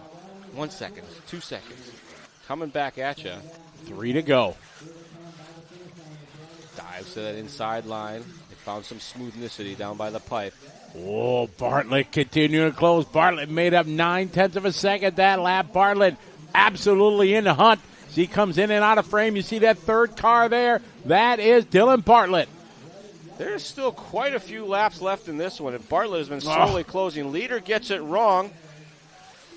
Pelele moves to the inside, but as you see there, now Bartlett has his sights set on the back of Pelele. Pelele does not like that. Moves to the inside, makes contact, takes out Avellino just a little bit. Bartlett gets collected, but he's able to spin it around and take over P2. Onto the timing bridge across the stripe they go. It's Pelele, Bartlett, Avellino, and Adrian Ramos now is in the fight as we got a 4-way fight for the A-main. 2-minute warning here as they are working their way through that top side double. A little bit wide there for Pelele. Oh, Bartlett gets it all sorts of wrong. Goes for the wild ride, lands on his wheels. Good pass to the inside there, and if you saw it a couple corners back, Adrian Ramos with a mistake there, going to take him out of contention for the A main. Unless the front three start tagging each other, piling it up. We got $1:30 to go. They already got away with one. A bit of contact at the front, had them all shuffled around. Hopefully going to try to keep their noses clean. 90 seconds. Leader goes for the wild ride. That was Palale. Oh, man. Evelina goes for a ride. Bartlett finds its way back to the front. Who wants to go to the A main? We don't know. We got 3 guys going and nobody in back view. So it is down with $1:10 to go. A 3-horse race here for the A main. These guys clearly have an allergy to leading this race, giving it back. 3 consecutive crashes in a row. Great shot there coming on the backside of that. Triple for the second triple there. They air it out. It's 3 guys going at it. Bartlett, Avellino, and Palele. Who wants it more? Only 2 go to the show.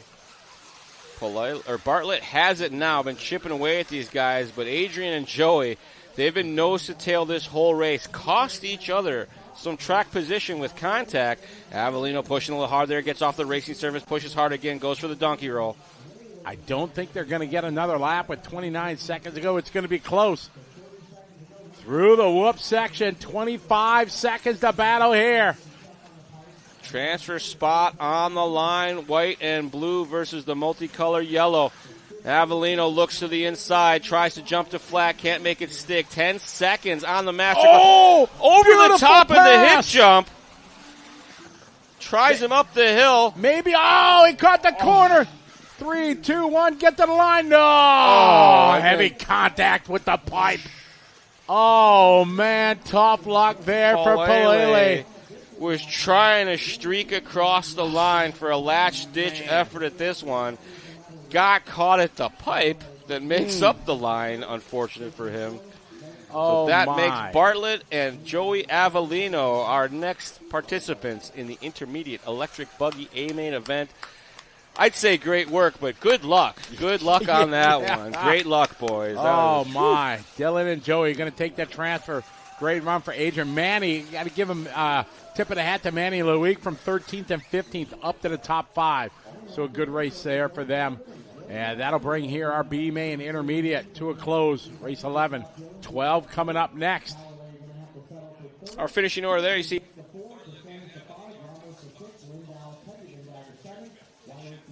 Ramos, Lindau, Wyrick, Rowe, and the other Lindau of the Curtis flavor, rounding out our top 10.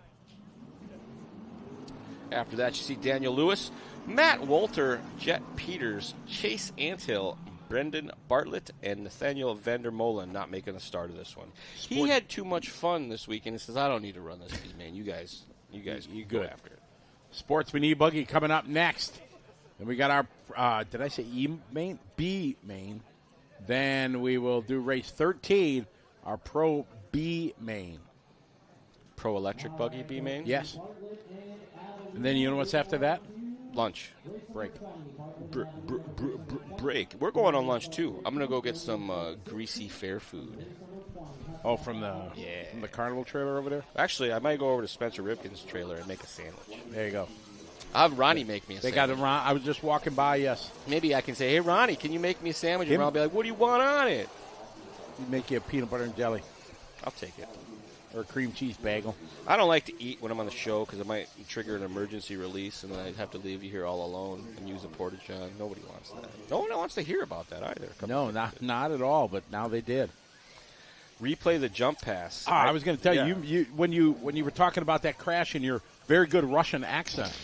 So when I was in Antarctica last week. He was. And one of the guides, they were very international, a bunch from Canada, and one was from Russia. Like, heavy Russian accent. Vladimir was his name. Fits the whole stereotype, everything. He was the best guide.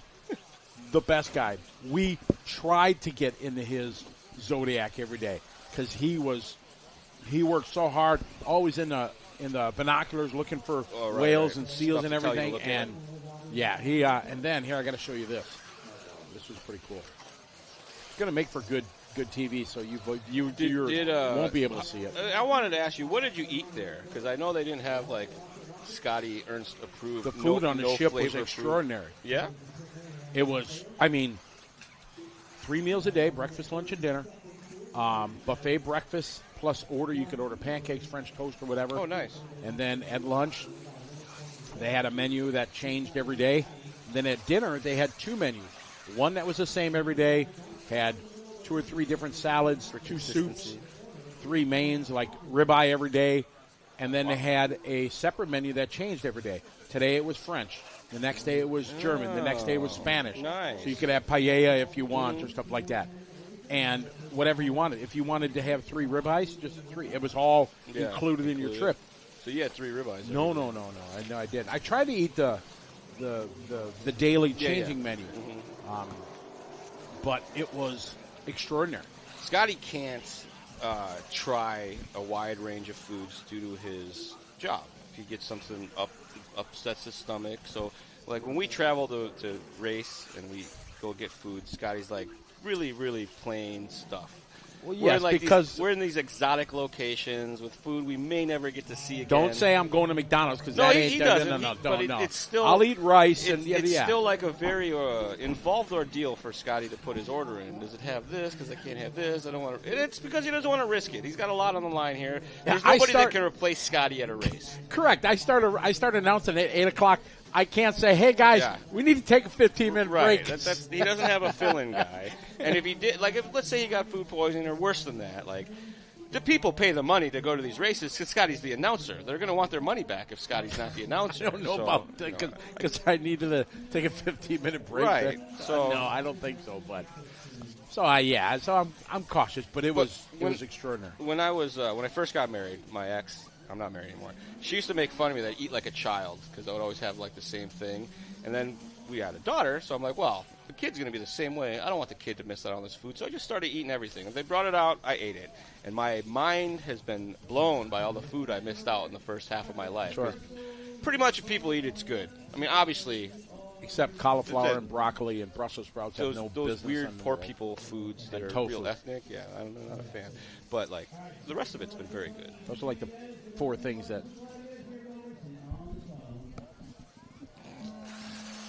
Again, more bonus feature you should sign up for. Our producer. Jensen, we're about to start the race. As we are off and rolling here, Robbie Kopak gonna lead him out. And that white on white on white. He's got yellow wheels and a white wing, at least. Randy Maddy working their way through the anti-rhythm section. It looks like some jumps were happening there, not just speed bumping. With a pink and blue car with a big move there. I think that was Vandermolen, maybe. Had a big crash coming out of that double. Somebody got cleaned out. It's our Sportsman E-Buggy B-Main. We got pros up next.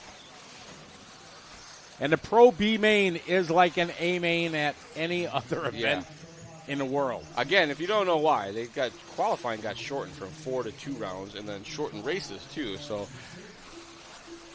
pretty much no practice. And if you did do well, you lost if you did well in the second round, you lost the tiebreaker because the track was like correct, exactly. Slower. The first round was, if you were going to have a good run, it was going to be in round 1 because round 2 had no chance to beat the time of the first round. Because Dakota TQ'd round 1, and then whoever TQ'd the last round was like 5 seconds slower than he was. So Dakota ended up with the TQ. Our leaders at the front of this one, it is Kopak and Maddie. Valado from 6th to 3rd right now. Abel Velasco running 4th. Ginzy, Mullen, Vales, Aquino, Hansen, Thor, Lichtenberg, McConnell, Jensen, and Bauer rounding out our running order. As I say that, the back of the pack getting very mixed up is Tab Wilder from 4th, now down to 10th, unfortunately. Great start for Joe Vallis. He landed right on the stake, spun back around, but somehow, first and second with a huge gap over the rest of the field. I bet it had to do with that giant wreck that happened in the anti-rhythm section. What tires are they on? Round black ones. Yes. I don't. I mean, if I were to look at them, I would not know.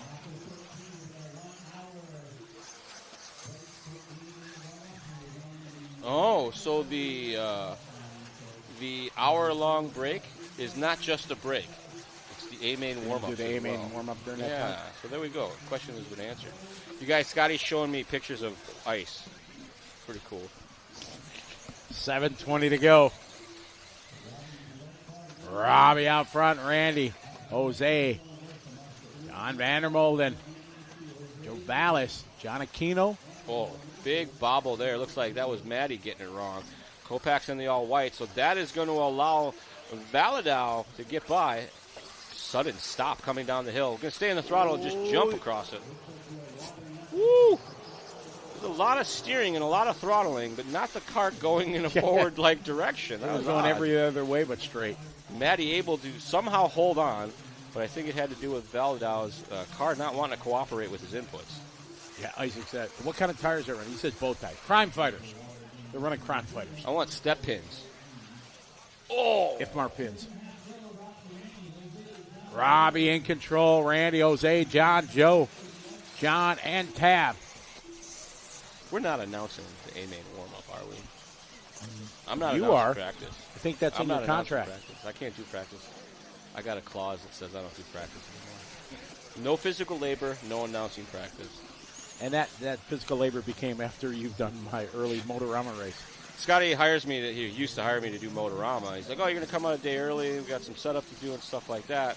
So I show up, and I got like one pair of shoes, and I got like my regular clothes, and I got a shovel and a rake and a pickaxe, and I'm out there working on the track like some sort of physical labor person because we had to. We were burning daylight. We didn't have enough manpower. A couple of volunteers backed out, or the one guy hurt his foot and he couldn't actually do anything. I don't remember what it was, but I ended up getting roped into this.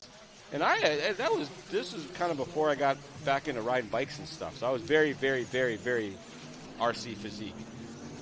And I cursed Scotty out the next morning. I'm like, Dude, this is crap. My hands hurt, my back hurts, my knees hurt, everything hurts.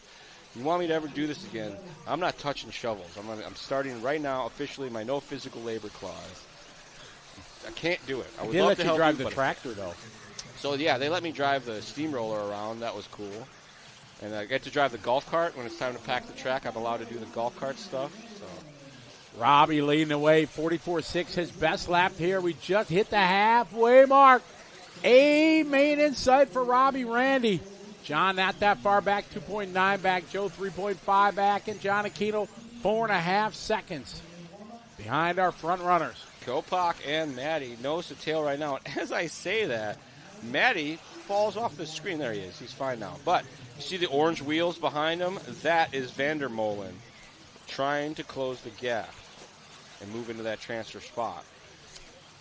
I just see we have Pop Along RC in the chat room. What's happening? How you doing, guys, from the UK? They got a great YouTube channel with a lot of entertaining and fun RC bits that they do, and it's a lot of fun. So good to have you guys following along. I've found that I like all the people I've ever met from the UK, and those UK YouTuber guys, that looks like a good time. They're having fun everywhere they go. Absolutely. And they always yell when they talk, which I love. There's Renaud Savoya, and the shark is just in frame. Renaud Savoya. That was good French there. Yeah. Robbie out front, Randy and John. John 3.3 seconds back. Being a slow and go there as he works over the tabletop. I'm assuming that tabletop is wrecking people because no one's jumping it anymore. They just kind of hop up to the top of it. Robbie got a 4.5 second lead. 3:20 to go. Kopak is first in line there, white with the yellow wheel. We're on board with Maddie as we are waiting patiently for Vandermolen to make his presence felt here. He's been closing that gap all race long, but as you see, there are a couple rough laps costing him dearly. 46.7 lap that time for John. Drops him 6 roll seconds over back. there for Maddie. Ruh-roh.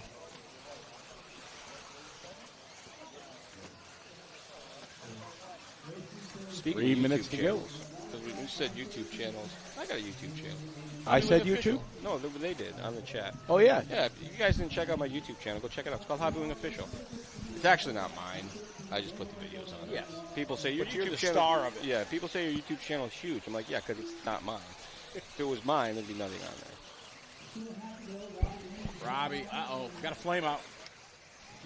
I think a flame out in electric is very different than Very a flame out different, in yes, nitro. it is. Oh, hooking up the pipe, and that was the long hookup of the pipe, and that allows Vandermolen to move on by a good margin. So with 2 minutes left to go, we're in the 2-minute warning. Vandermolen with a gift from the RC gods as Randy Matty got it a little wrong coming through the start-finish action and could not get himself back onto the racing surface. Randy going to have to put his head down. He's not out of this one yet. You see him coming in and out of frame. Over the first triple. Into the pit. Squares up nicely. Is Jan. Vandermolen's vehicle looks a little dicey. See him fighting the inputs and wanting to step out a lot no matter where he puts it on the track. It looks like. Oh, where is Randy? Randy looks like he rolled over. No.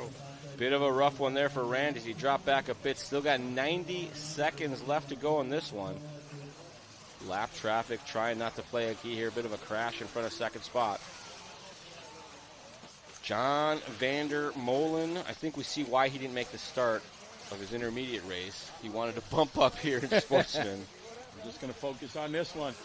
Robbie out front. Oh, a little bit short. Somehow sticks the landing. Far back as Randy is upside down. From a Casey and JoJo to a nose plant, and it looks like that was Matty jumping at the marshal to slow him down. Little gamesmanship. I doubt that's what was happening, but just roll with it. It sounded good.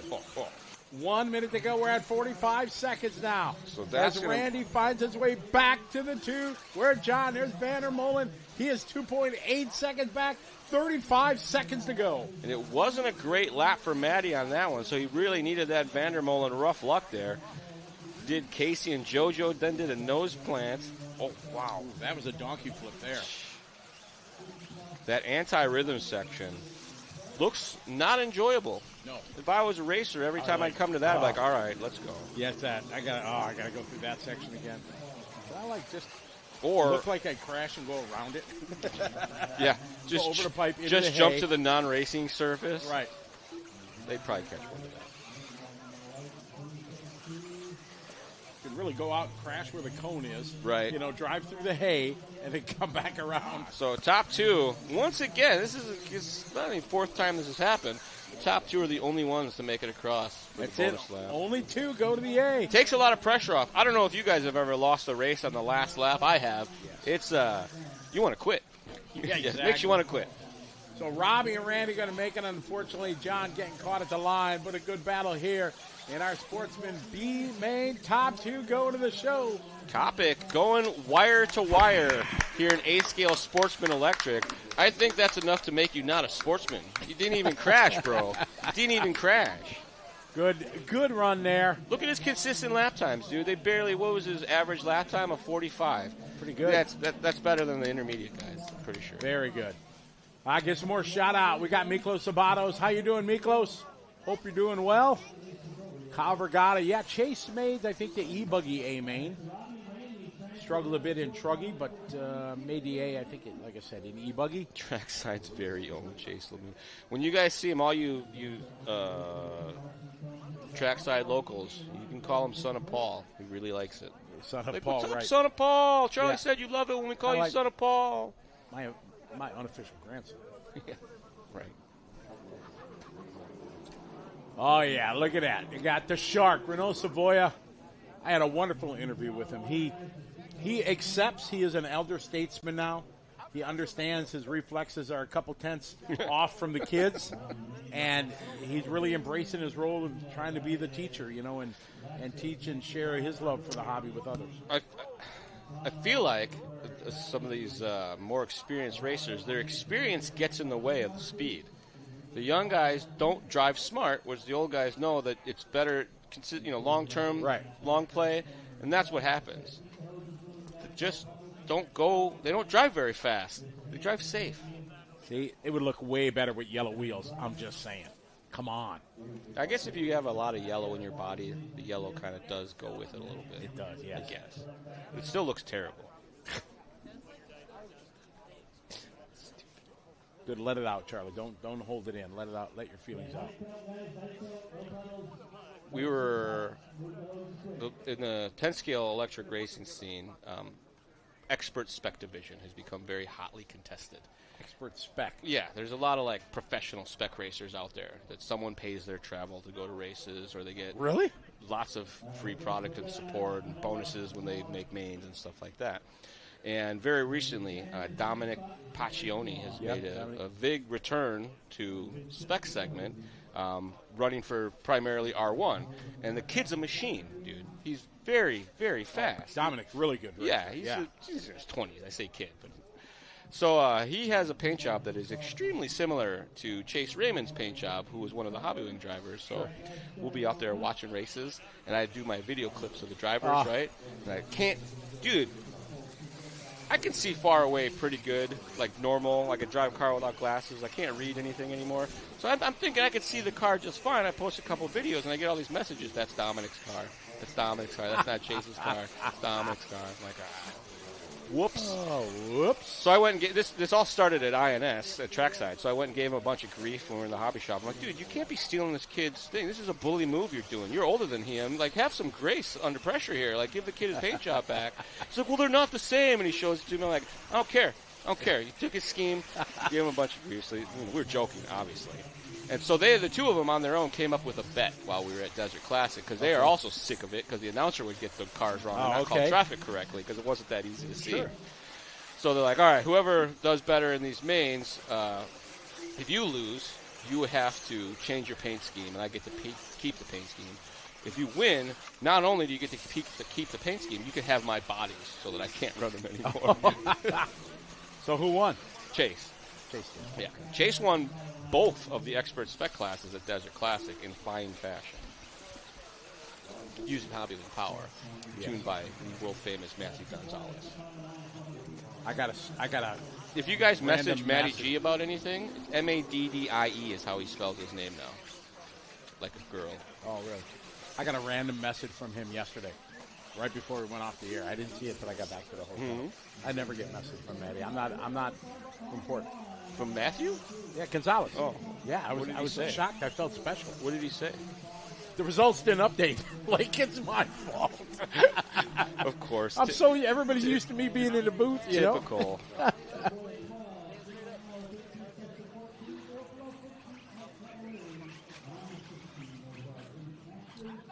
Yusuf, how are you? Welcome. Mike Kaz, how are you? Good to have you following along. Isaac Paulson, cheers. Big M, how are you? Avinator, how are you? Reed Racing, welcome. Ooh, my package was delivered. There you go. Wasn't that a cool little time-lapse video? So Vladimir took us around to do that. All right, we got Let's Pro go. going. Look at these names. Rivkin, Battier, Sontag, Jones, Bertone, Wilson, Bourdon, Drake, Horn, Contreras, Fishback, Savoya, Lime, Setzer, Barufalo, and Cavallari. That's an A-main at many big races. Absolutely. A great start here for Spencer Rivkin, rocking the Associated. Savoya, or Robert Battier, rather, behind him in the S-Works. A little tabletop. No, Rivkin, a little touch of the pipe. He holds it. A little new angle here. Cam 2 in full effect here. Their techno jump can. A great shot. They come down. Rivkin leading away on lap 1. Battier followed by Sontag and Jones. Trouble there coming down the hill. Rivkin and Battier starting to gap out just a little bit from the field now. Sontag into that third spot from 6th to 4th now. It's Wilson. Contreras, biggest mover though, 10th to 5th. Go, Frankie. It's your birthday. Bertone, Horn, Bourdon, Setzer, Savoya. Rivkin coming in hot to that corner, rolls it over, going to cost him 3, 4, maybe more. That is going to Robert Battier now to the point.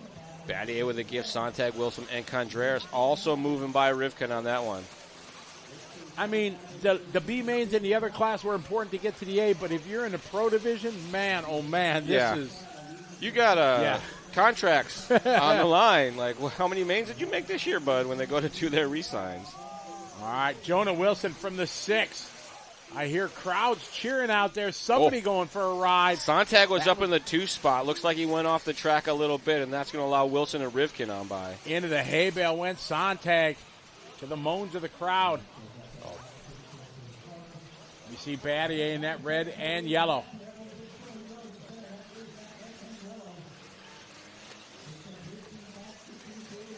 And it looks like maybe problems for Battier. Oh, no, there he is. Rivkin going to go back to the 2 spot here. Rivkin with a mirror full of Sontag.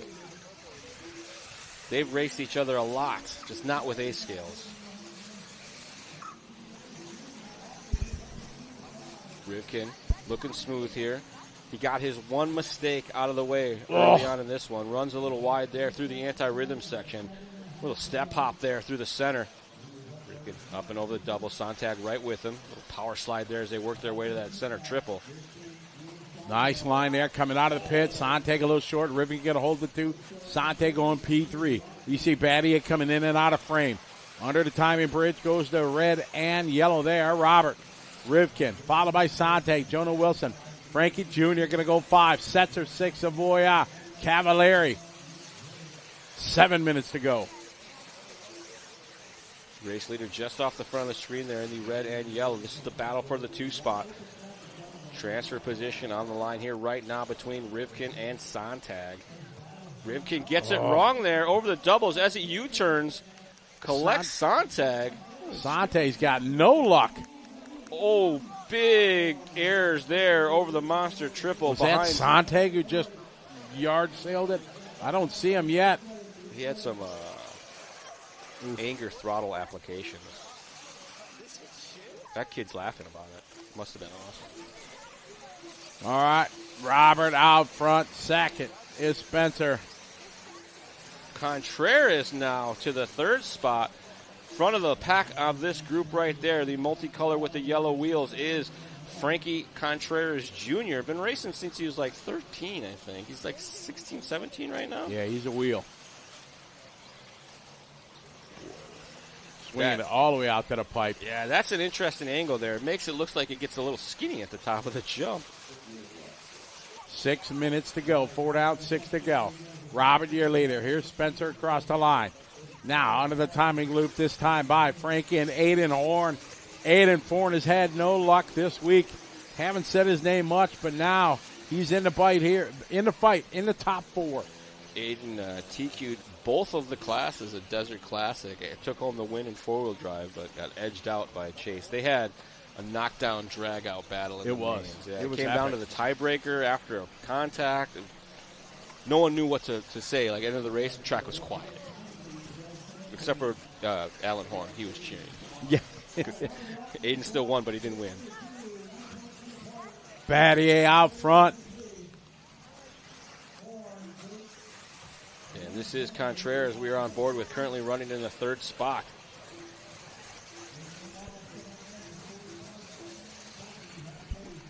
Five minutes. We are at the halfway mark. Robert, your leader. Rivkin now closing in a little bit here on the battle.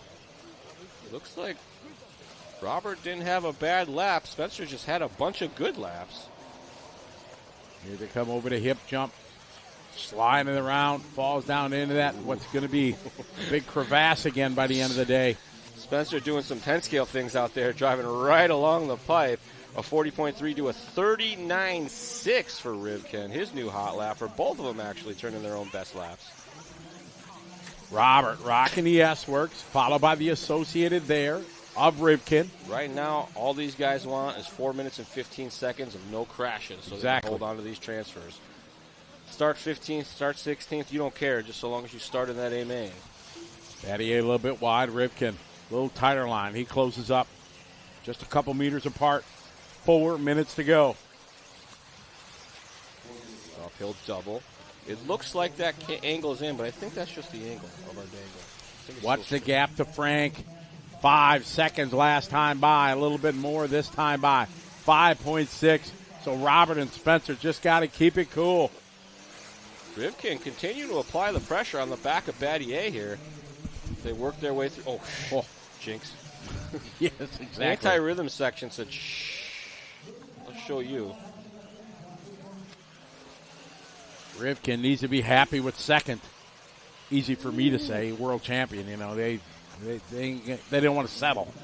He's just, I bet you he's thinking about lap times right now. I bet you can hot lap everybody. Hot lap everybody. All right, trying that wide line, avoiding the big ruts at that hairpin. 3 minutes to go. Robert, your leader. Rivkin second. Frankie third. Jonah, Lee, Aiden, Marco, Adam. Renaud, Savoya now up to the 7. Then it's going to be Ricardo Berton, followed by, Tater Sante dropping all the way to the 11. Robert and Rivkin here over the first triple. Real similar lines these last few laps. Not quite the same, but in the general ballpark of each other's mirroring tire marks.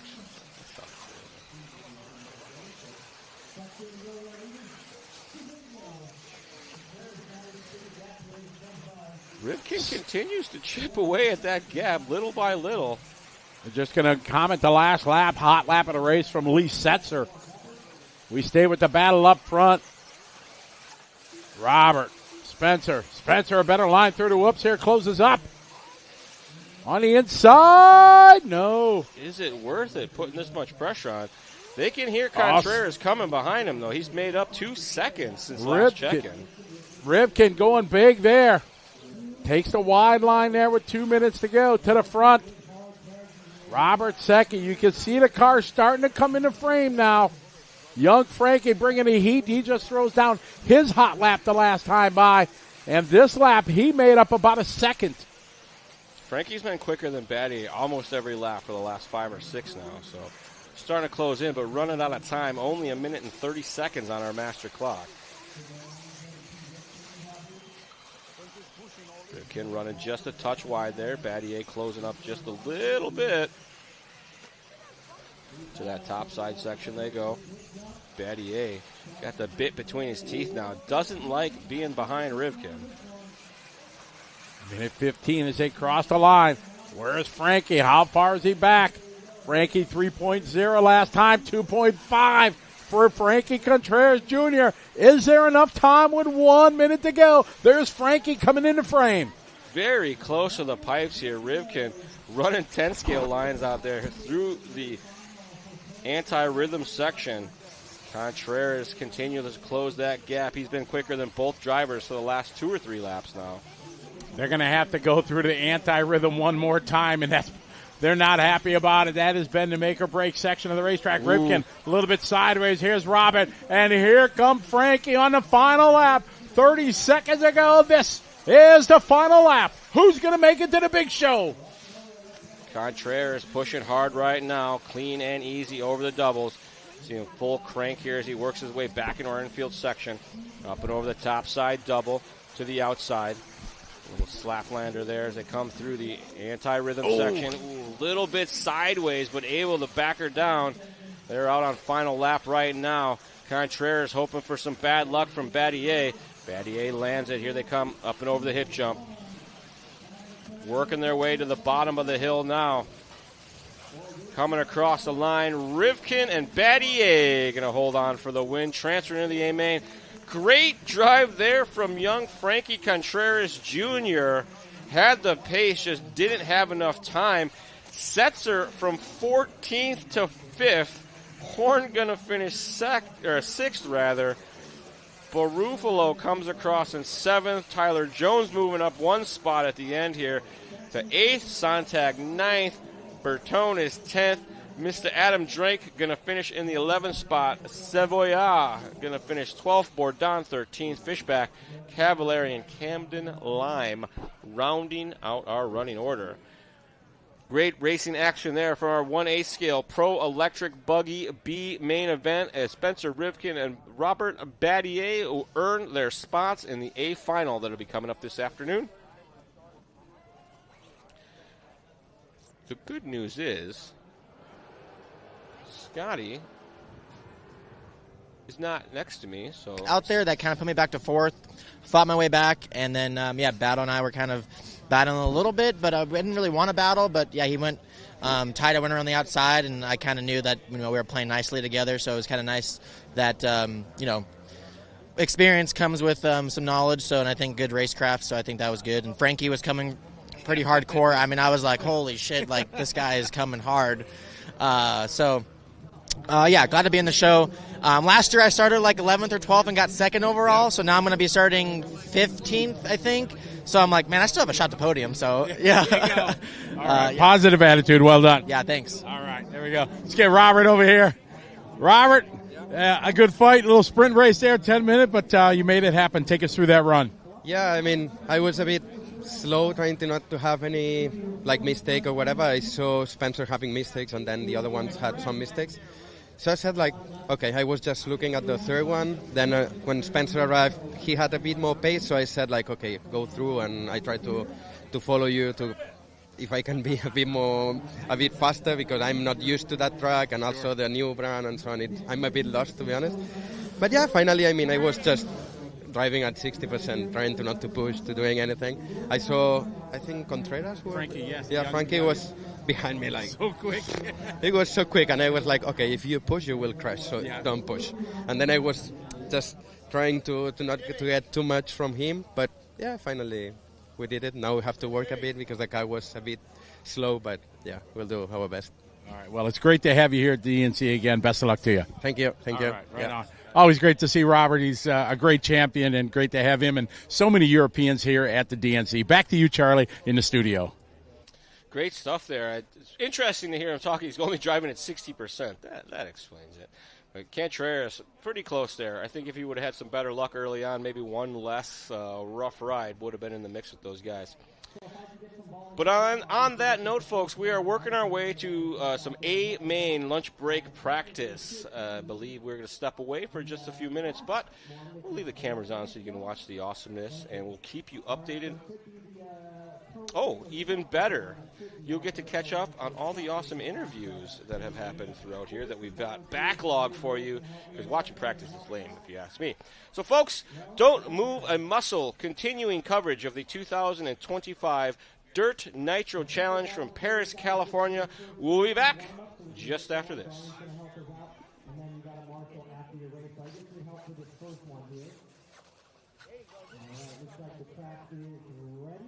So you don't have to go out if you don't want to get muddy, but we will start right now. Let's go ahead and roll them out. So 7 minutes, and then 50 plus. The buggy used to be lined up for your 8-minute warm-up. 50 plus, you're up next. 50 plus, it's a 40 plus right now. It's 7 minutes. Thank you, Xander. Thank you, Brian. Thank you, Noah. Thank you, gentlemen down there in the red. Appreciate you very much. Plug to the snack bar. Pulled pork chili dog. Don't forget Dave over there. Dave snack bar right behind the driver's stand, kind of down there. They have pulled pork sandwiches. I'm going to give you one of those in a minute. Chili dogs, all sorts of food and drinks over here, guys, right back behind the driver's stand. And see there's some Dave and Cody. That's Joey's sister and brother-in-law.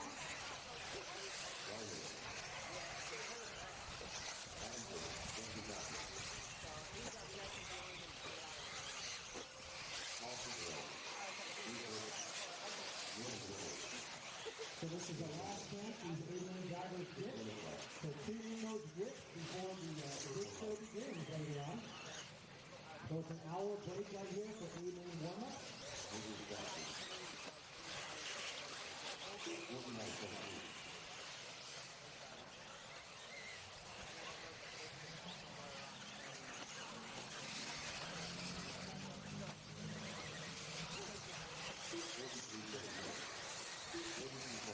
And just a reminder, if you already ran one of those 5 electrics and bumped up, you do not get to run the 8-lane warm-up. These are for the original 14 drivers. If you bumped up from the B-lane, you already had your 8-lane warm-up in the form of the B-lane.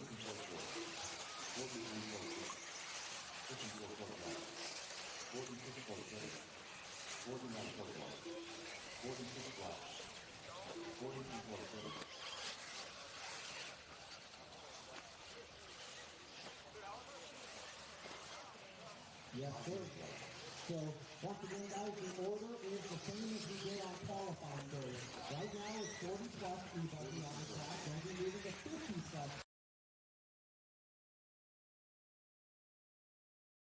Unlock the ultimate RC racing experience with the Live RC Bonus Lap membership. Rewatch every lap you raced at your local track using the RVA system. See your lap times, stats, and charts. Analyze your data just like the pros. Plus, enjoy full HD live streams from RC tracks worldwide. Elevate your racing with unmatched insights and global coverage. Join today. We're here with another well-known driver in the world at 8-scale, Renaud Savoya from France, drive for Team Kyosho. Renaud, it's great to see you here. This is a huge turnout from Europeans. You got a couple of European. You got Marco with you. You got Ricardo here. You've been with Kyosho since 2020. Yep.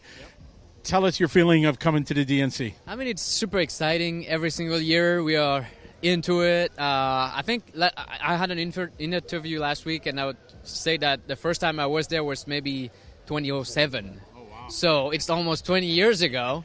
But still, it's a lot of fun. I missed it last year because of family and you know what it is. So I'm super excited to be there. I'm going to go to Silver State also this year. So it's a really big year for us. I try to help them out as much as possible because Ricardo and Marco joined the team this year. So I know they're going to be faster than me. So if I can help them out, then just make them a little bit learning a little bit more about the car quicker. And I think it's going to be a good week for sure.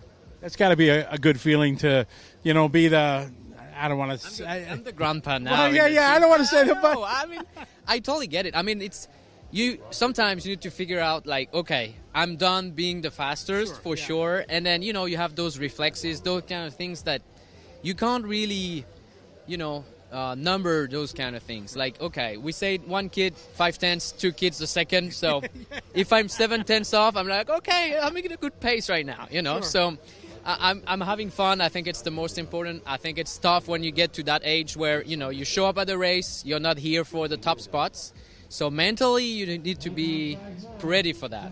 But I think I made it, and, you know, with Kyosho, now it's more settled. The team is bigger, so I kind of try to get into the team manager stuff, and then I try to get into retirement soon and have fun going to the races, traveling, because I still love it. Sure.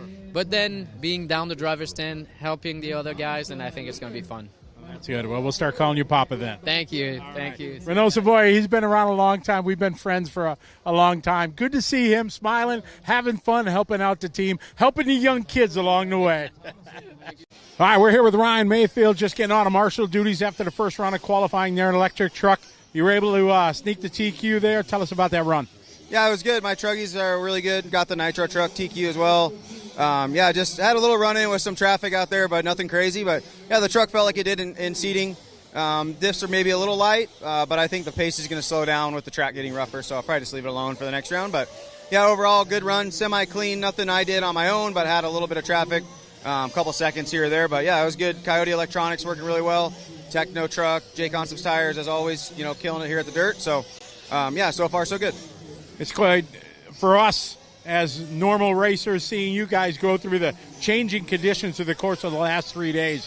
What do you do to prepare for every time going out? It's totally different. Nothing. Just come here prepared, you know, and have a little bit of a game plan and just stick to it, you know, because you can't ever predict what's going to happen, especially at this race. So, you know, this race is the one that I personally prepare for the most out of all year because I know track time can potentially be very limited. So I make sure all my cars are correct before I get here, and hopefully they're going to be correct. At least be close. And but yeah, when it's raining, you're just like, well, we'll be racing tomorrow at some point, and they always get it done. You know, the track's pretty similar than it was yesterday. There's some new holes developing, but that's normal for this track. But yeah, the guys have done a great job. They busted their ass the last 2 nights getting us back to racing at a very reasonable hour. Pretty impressive. So yeah, it's been fine. Like I said, we're used to it. It's going to rain. I'm glad they didn't want to move it under the canopy or whatever like we did a couple years ago. But yeah, the track's been, really, really good. It's super fun, and looks like weather's good for the rest of the week. So yeah, they did a good job. All right, thanks for the time and best of luck. All right, thanks, guys. Right, there you go. Ryan Mayfield, one of the best in the world.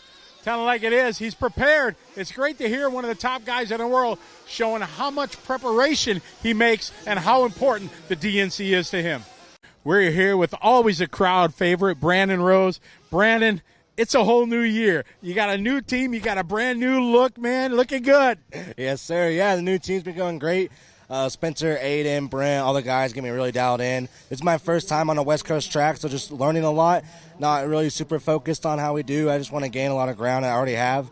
And we're getting better and better every run. But, yeah, still making more changes, still listening to the guys, just trying to figure everything out. What's the biggest challenge of something you've known your car for so many years, and now there's a complete change to a new product? Obviously, the basics of 8-scale are still the same, but what's the biggest challenge for you as a pro? I think for me, it's like your home track. So in Texas, we don't have any of these West Coast tracks. So getting on a new car, this is my first time able to run on this track or this kind of track on the West Coast. And the East Coast, we don't have anything like that. So you get your car really down on the kind of track you're used to, and then go into a completely different facility that's a completely different track, and can be a little tough because it's your first time running on this kind of track with your new car. So like races like race time and stuff like that, it's a little more comfortable for me because Mike's and Thornhill, they're all similar to my home track. These tracks, it's kind of, I'm already a little rough on them to begin with, and then with the new platform and everything, it's just a lot of learning.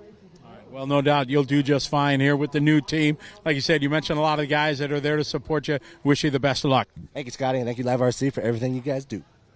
B. Rose, fresh look, beard's gone, the hair's gone, new team. It's a whole new year for Brandon Rose. We're strolling through the pits here, and we're going to catch up with Chase Lemieux, a name you maybe not hear normally in the Nitro talk, but Chase, an X-Ray driver. This is your first time here at the DNC. You've heard lots of stories about it. Tell us about your experience so far here at the DNC. Yeah, it's living up to the hype. A lot of rain. Long days, gnarly tracks, starting to get really, really bumpy out there now. Gonna have to kind of choose your lines, and yeah, I mean it's fun. It's a lot different experience than what I'm used to, but it's good. Did other X-Ray drivers, did they tell you what they expect or how to prepare your cars? Give you some ideas? Yeah, for sure. I mean, Paul Ciccarello is a big help. He's been here multiple times. Dakota, kind of new to the team, figuring things out, but again, he's been here multiple times, knows kind of the processes of what you need to do and how the track's going to evolve and tire selection and stuff like that. So, yeah. Now let's rewind a week here to last week. We'll go from 8-scale to 10-scale. Desert Classic last week. You were able to get arguably your biggest win in two-wheel drive mod. Tell us about it. Yeah, it was awesome. Me, Nicola, and Aiden, we've been doing a lot of work with the tire testing. Probably for about the last 4 months. I mean, we've probably tested like 25 different compounds, 3 different carcasses. So a lot of work has gone into that, and it's starting to pay off, so that's awesome. Yeah, Nicola was there from Hot Race, giving you guys a lot of support, and you and Aiden just really worked well together last week and throughout this testing process. Yeah, it's been really good, so I'm really happy about that. And obviously the extra cars are working really good, and tires and electronics, everything's been awesome, so really happy about that. Well, it's great to have you here. We wish you the best of luck at the DNC. Thank you. There you go. Chase Lemieux. Everybody knows him in the 10-scale world. Now he's trying to cut his teeth here at the DNC. Live RC is the world's leading platform for all things RC, offering the most thrilling live RC racing coverage, breaking news, exclusive content, and much more. LiveRC.com lets you stay ahead with the latest RC news and articles, along with our industry-leading live racing results page that provides up-to-the-minute race results, lap times, stats, graphs, and race lineups. Unlock the full RC experience with our bonus lap membership. Enjoy live video streams from tracks around the globe, bringing the action right to your screen. Dive into our YouTube channel for live broadcasts from the world's biggest RC races, plus highlights and more. Follow us on Facebook for the latest news, announcements, photos, videos, and racing coverage from around the globe. Don't miss a moment of the excitement. Visit liverc.com today and fuel your passion for RC racing. We're hanging out here at the X-Ray pits with one of the biggest stories, the turn of the new year 2025. Dakota Phend switching over to X-Ray. 19 years with TLR. That's a big change. Yeah, it's been a long time. It was a constant in my life for, pretty much my whole life. So definitely a big change. We changed a lot in the program. Got the new cars, new electronics, new batteries, new radio. So there was a lot. We got through the first couple races in January, kind of see where I'm at. And now we're making some changes, tinkering and learning. What's the biggest challenge for, obviously, the geometry and everything is similar, you know what to do, but to change platform completely to a new brand, what's the biggest challenge for a pro? Yeah, really just kind of learning what the car likes. All the cars like a little bit different things. And then with the pillow ball for the buggies, it's a lot different what you do setup-wise. So the front affects the rear and vice versa very, very different from what I'm used to. So that's been a really cool experience, honestly, to kind of just refresh, have a restart, and relearn everything that I know. The DNC always challenging. I call it the DWC Dirt Weather Challenge here, and it's affected us again. It's taken practice pretty much out of it, and you guys are right into it. Yeah, for sure. Really thankful we came out for the factory NSX race that Anthony put on end of January. So got some really good run time with the 25 cars and kind of got to figure them out, make some changes, and then went back home, made some more changes, made some more progress with Chicky, and then, now we're here. So not very much practice. I'm thankful that we were able to run round 2 for E-Buggy and Struggy. I had a rough round 1, so I was able to move up with those classes and in a good position. All right, well, always great to see you, and best of luck here. Cool, thank you. All right, like I said, one of the biggest stories, Dakota switching over to X-Ray had a long time with TLR, but you can hear confidence in his voice. He's ready to rock and roll here in 2025. All right, we're outside the S-Works pit here with Elliott Boots. You're defending DNC champion, and last year was a memorable race. It was exciting. People didn't expect the Europeans to come here, and you and David did very, very well. And you, something very, very difficult to do, TQ and the win. Yeah, last year was pretty special. We didn't come here with those expectations. Obviously, we come here to do our best, but yeah, the car was great. TQ and a win, it was pretty special. Absolutely. So now with that in the filing cabinet in memory, now you come here as a defending. Lots of expectations, lots of pressure to be able to repeat from last year. Yeah, probably come here with a target on my back this year. Yeah. but no, we it kind of helps us a bit because now where we finished last year, we've got something to start with. Unfortunately, we missed a whole bunch of practice and stuff, so we're just going straight into qualifying. So we have to see. Buggy was good, truck not so good, but we'll see. Hopefully we can do a repeat next year of last year. Sorry. That would be amazing. The DNC, obviously conditions that you normally don't see over in Europe. That has to make it an even greater challenge for the European drivers. Yeah, definitely. There's nothing like this. I think as far as American races go, DNC is kind of its own thing. Yeah. But yeah, for sure in Europe, we don't necessarily have bumpy tracks or anything like this. It's kind of very well maintained surfaces, high grip. So yeah, once you've been here a few times, you kind of know what to expect. But for sure, when you only run on it once a year, it just takes a little while to get going. So maybe I won't start off quite as fast, but I'm sure I'll make sure I'll be there at the end. All right. Well, always good to have you here, and best of luck defending your title. Thank you. All right. Elliott Boots, always got a smile. Unforgettable year last year, TQ and the W. Let's see if he can do it again here in 2025. Hey, everybody. We're here trackside on a rain-falling day here at the DNC. The last couple years, Mother Nature, she's been the boss. She's affected this event so much. In fact, I think we maybe should change it from the DNC to the DWC, Dirt Weather Challenge, as the weather has been the biggest challenge we faced the last couple years. Yesterday, the skies opened up and it just poured, and it just got too slippery and too dangerous for the marshals. So the crew worked through the night into the morning to try to get all the water pumped off, digging trenches and stuff like that. Joey and Aaron and the crew, they're the best in the business because they do whatever it takes to make sure we can get racing in. If you think back a couple years ago, Joey and Aaron and the crew had to make the small little track in the indoor area to make just another part of this race so iconic. This morning it was a little bit nicer. The track dried out. We were able to get a couple rounds of qualifying in, but Mother Nature again, she is the boss, and it's affected things. So we had to tighten up the schedule a little bit. Jimmy and the guys were able to change things around, so they're going to run 2 qualifiers. Unfortunately, the rain yesterday took some of the practice and seating away, but they do a great job here at the DNC each and every year to give racers the best chance they can to have enjoyment here at the DNC, no matter what Mother Nature throws at us. As we continue our stroll through the pits here at the DNC, we walked up on somebody I did not expect to see here. I was so happy to see the one and only Jared Tebo. Jared, it is so good to see you again back here at the DNC. You retired for a little bit, took some time to focus on family, but you're back supporting JTP. Yeah.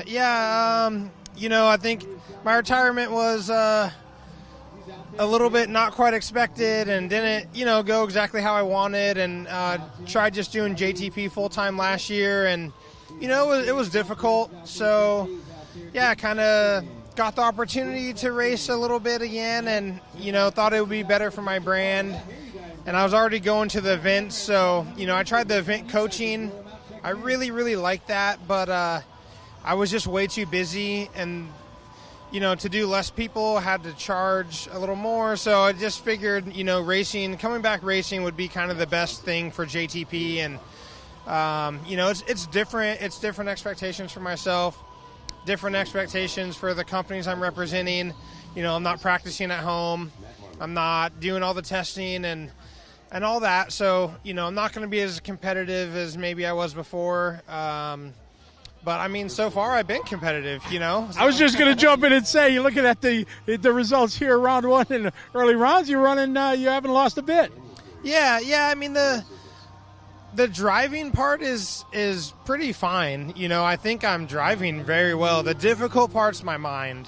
That's the really tough part, is when you're not practicing all the time, driving all the time, you don't realize what, 100% focus feels like and what that needs to be. And so that's been the hardest part. Even, my qualifier yesterday, I really wasn't sure where I was going to be, and, just had a really clean, good, consistent run and was third. And I was like, oh, man, I'm pretty close to TQ. And I'm only running 2 classes. So, that was my second time on the track. And everyone else, that was their 6th time on the track. So I'm like, man, I started slow because I was still, learning it, And I was like, oh, maybe this round I could push a little harder. And shoot, I'd led. I was leading, and I got so nervous, and I just drove terrible after that. Just push a little here. And that's the tough part, is the mental side of knowing where my limit is, knowing where my edge is, driving right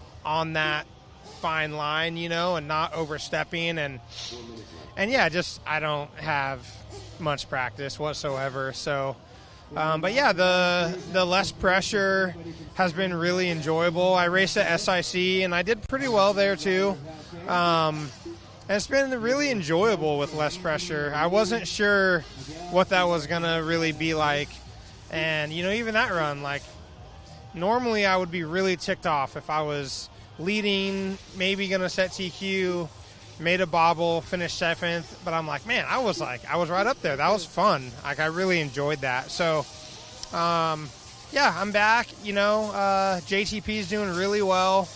I feel like I have a lot of people supporting me with that. A techno dealer, I'm offering builds, been cranking a ton of builds out. People have been loving the servos, the oils, all that stuff. The hot race tire thing is kind of the next thing I need to promote a little bit more, get that growing a little bit more in the U.S. But yeah, that's kind of where I'm at. So I'll be racing all the big races this year. Well, it's awesome. Well, it's surely, like you said, it was a surprise to me to see you back running so strong, but maybe, less expectations, just finding fun again, as you had said. Maybe that's the key. But Jared Tebo, he's back. He's here at the DNC. Had a good day yesterday. We'll see what the rest of the DNC bodes for Jared Tebo. As we continue the roam through the pits here, we bump into this guy that I haven't seen in a while, Mark Pavidis, 3-time world champion, 2006 8-scale buggy in Indonesia. You've been doing this a long time. Is it still fun? It's still fun, yeah. I wouldn't take off work to come hang out and race with Saxton and Felke if it wasn't still fun. So, plus you get to see a lot of people that you don't get to see on a normal basis because I'm not in the industry 24/7, so that part's super fun. And but yeah, having a good time. We were reminiscing here before we went here, talking about his world championship in Ohio, where there's lots of rumors about this, if it really happened. And we're going to get it live on the air. The spring on your wheel, it broke in the main. It broke like 10, 15 minutes into the main. And, yeah, you just back then I was a lot fatter, so you just kind of shove it into your stomach and hope, kind of center it up, but steady it up. But that was, luckily Cyril was a little bit ways behind me. So, but yeah, broke in the main. A lot of amazing memories that we've been doing. When did you start? Was your first RC memorable experience? Yeah, I would say probably 85-ish. At RCH had a track in Costa Mesa on 19th Street, outdoor. And I just remember we'd go there, my dad would pop the hood, hook up our charger, turn the dial. 15 minutes later, all right, we're ready to go, And that was kind of close to when the Associated car was coming out, and I had a Super Champ, so I'm like, put my name on that waiting list, and a few weeks later, we were, hey, car's ready, so went and got one. It's amazing to look back at where the industry has gone, from the early years to where we are now. It's staggering to look at all the changes that we've gone through. Oh, yeah, for sure. Here, the end of this month, they're doing like a Legends event in Indiana at Hoosier. And so there's a bunch of old-timers going. And so Associated sent me a RC10 car, and I was putting it together. I'm like, wow, just bringing back some memories. So, yeah, good times for sure. Absolutely, good times for sure. And you're here working with Nicola. He just popped his head in here, working with the hot race. Tell us what's all going on. Yeah, so I do just some consulting for them, as well as help them out here in the U.S. with some. We do some manufacturing on the hot race side as well that I help them with, and that's kind of my piece to kind of like still have a little bit of my foot in the RC industry. But Nicola's been great. Talk about a guy that is passionate about what he's doing, whether it's on-road, off-road, So we have a great relationship, and I think we're going on like 5 years now that we've been working together. And, yeah, it's been fun. He called me up, and he's like, hey, do you want to come back? And I'm like, I'm kind of done, kind of done. And he's like, I really want to work together. And he twisted my arm hard enough. So here I am. And, I wouldn't have it any other way. So. Well, it's great to see you here running, having fun, helping out. You're a true icon in our industry. Great to see you. As you are too, Scotty. Well, Mark Pavidis, if you're young, maybe you don't know the name, but for us old school guys, he's been around a long time. Lots of great stories, lots of great memories. One of the greatest champions our world has ever seen. Unlock the ultimate RC racing experience with the Live RC Bonus Lap membership. Rewatch every lap you raced at your local track using the RVA system. See your lap times, stats, and charts. Analyze your data just like the pros. Plus, enjoy full HD live streams from RC tracks worldwide. Elevate your racing with unmatched insights and global coverage. Join today. We're here with another well-known driver in the world at 8 scale, Renaud Savoya from France, drive for Team Kyosho. Renaud, it's great to see you here. This is a huge turnout from Europeans. You got a couple of European. You got Marco with you. You got Ricardo here. You've been with Kyosho since 2020. Tell us your feeling of coming to the DNC. I mean, it's super exciting. Every single year we are into it. I think I had an interview last week, and I would say that the first time I was there was maybe 2007. Oh, wow. So it's almost 20 years ago. But still, it's a lot of fun. I missed it last year because of family and you know what it is. So I'm super excited to be there. I'm going to go to Silver State also this year. So it's great. A really big year for us. I try to help them out as much as possible because Ricardo and Marco joined the team this year. Right. So I know they're going to be faster than me. So if I can help them out, then just make them a little bit learning a little bit more about the car quicker. And I think it's going to be a good week for sure. That's got to be a good feeling to, be the.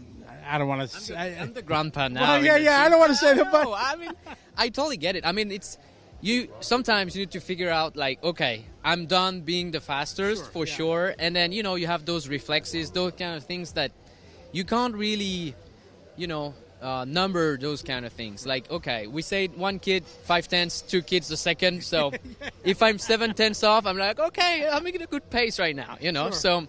I'm having fun. I think it's the most important. I think it's tough when you get to that age where, you show up at the race, you're not here for the top spots. So mentally, you need to be ready for that. But I think I made it. And, with Kyosho, now it's more settled. The team is bigger. So I kind of try to get into the team manager stuff, and then I try to get into retirement soon and have fun going to the races, traveling, because I still love it. But then being down the driver's stand, helping the other guys, and I think it's going to be fun.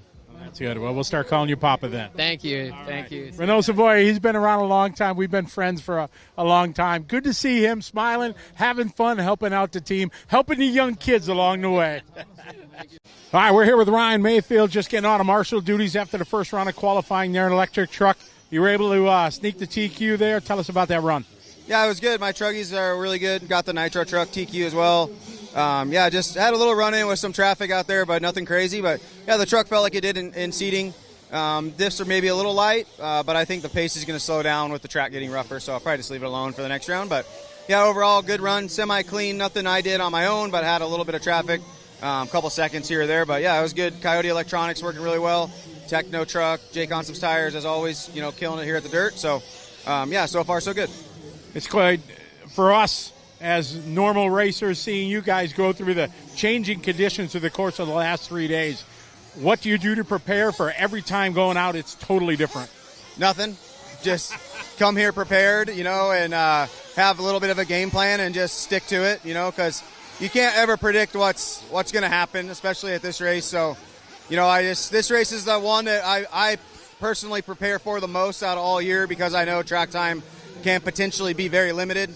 So I make sure all my cars are correct before I get here, and hopefully they're going to be correct, at least be close. And but yeah, when it's raining, you're just like, well, we'll be racing tomorrow at some point, and they always get it done. The track's pretty similar than it was yesterday.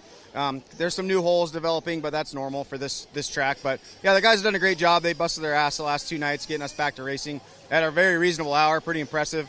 So yeah, it's been fine. Like I said, we're used to it. It's going to rain. I'm glad they didn't want to move it under the canopy or whatever like we did a couple years ago. But yeah, the track's been, really, really good. It's super fun, and looks like weather's good for the rest of the week. So yeah, they did a good job. All right, thanks for the time and best of luck. All right, thanks guys. Right, there you go. Ryan Mayfield, one of the best in the world. Telling it like it is. He's prepared. It's great to hear one of the top guys in the world showing how much preparation he makes and how important the DNC is to him. We're here with always a crowd favorite, Brandon Rose. Brandon, it's a whole new year. You got a new team. You got a brand new look, man. Looking good. Yes, sir. Yeah, the new team's been going great. Spencer, Aiden, Brent, all the guys get me really dialed in. It's my first time on a West Coast track, so just learning a lot. Not really super focused on how we do. I just want to gain a lot of ground I already have. And we're getting better and better every run. But, yeah, still making more changes, still listening to the guys, and trying to figure everything out. What's the biggest challenge of something you've known your car for so many years, and now there's a complete change to a new product? Obviously, the basics of 8-scale are still the same, but what's the biggest challenge for you as a pro?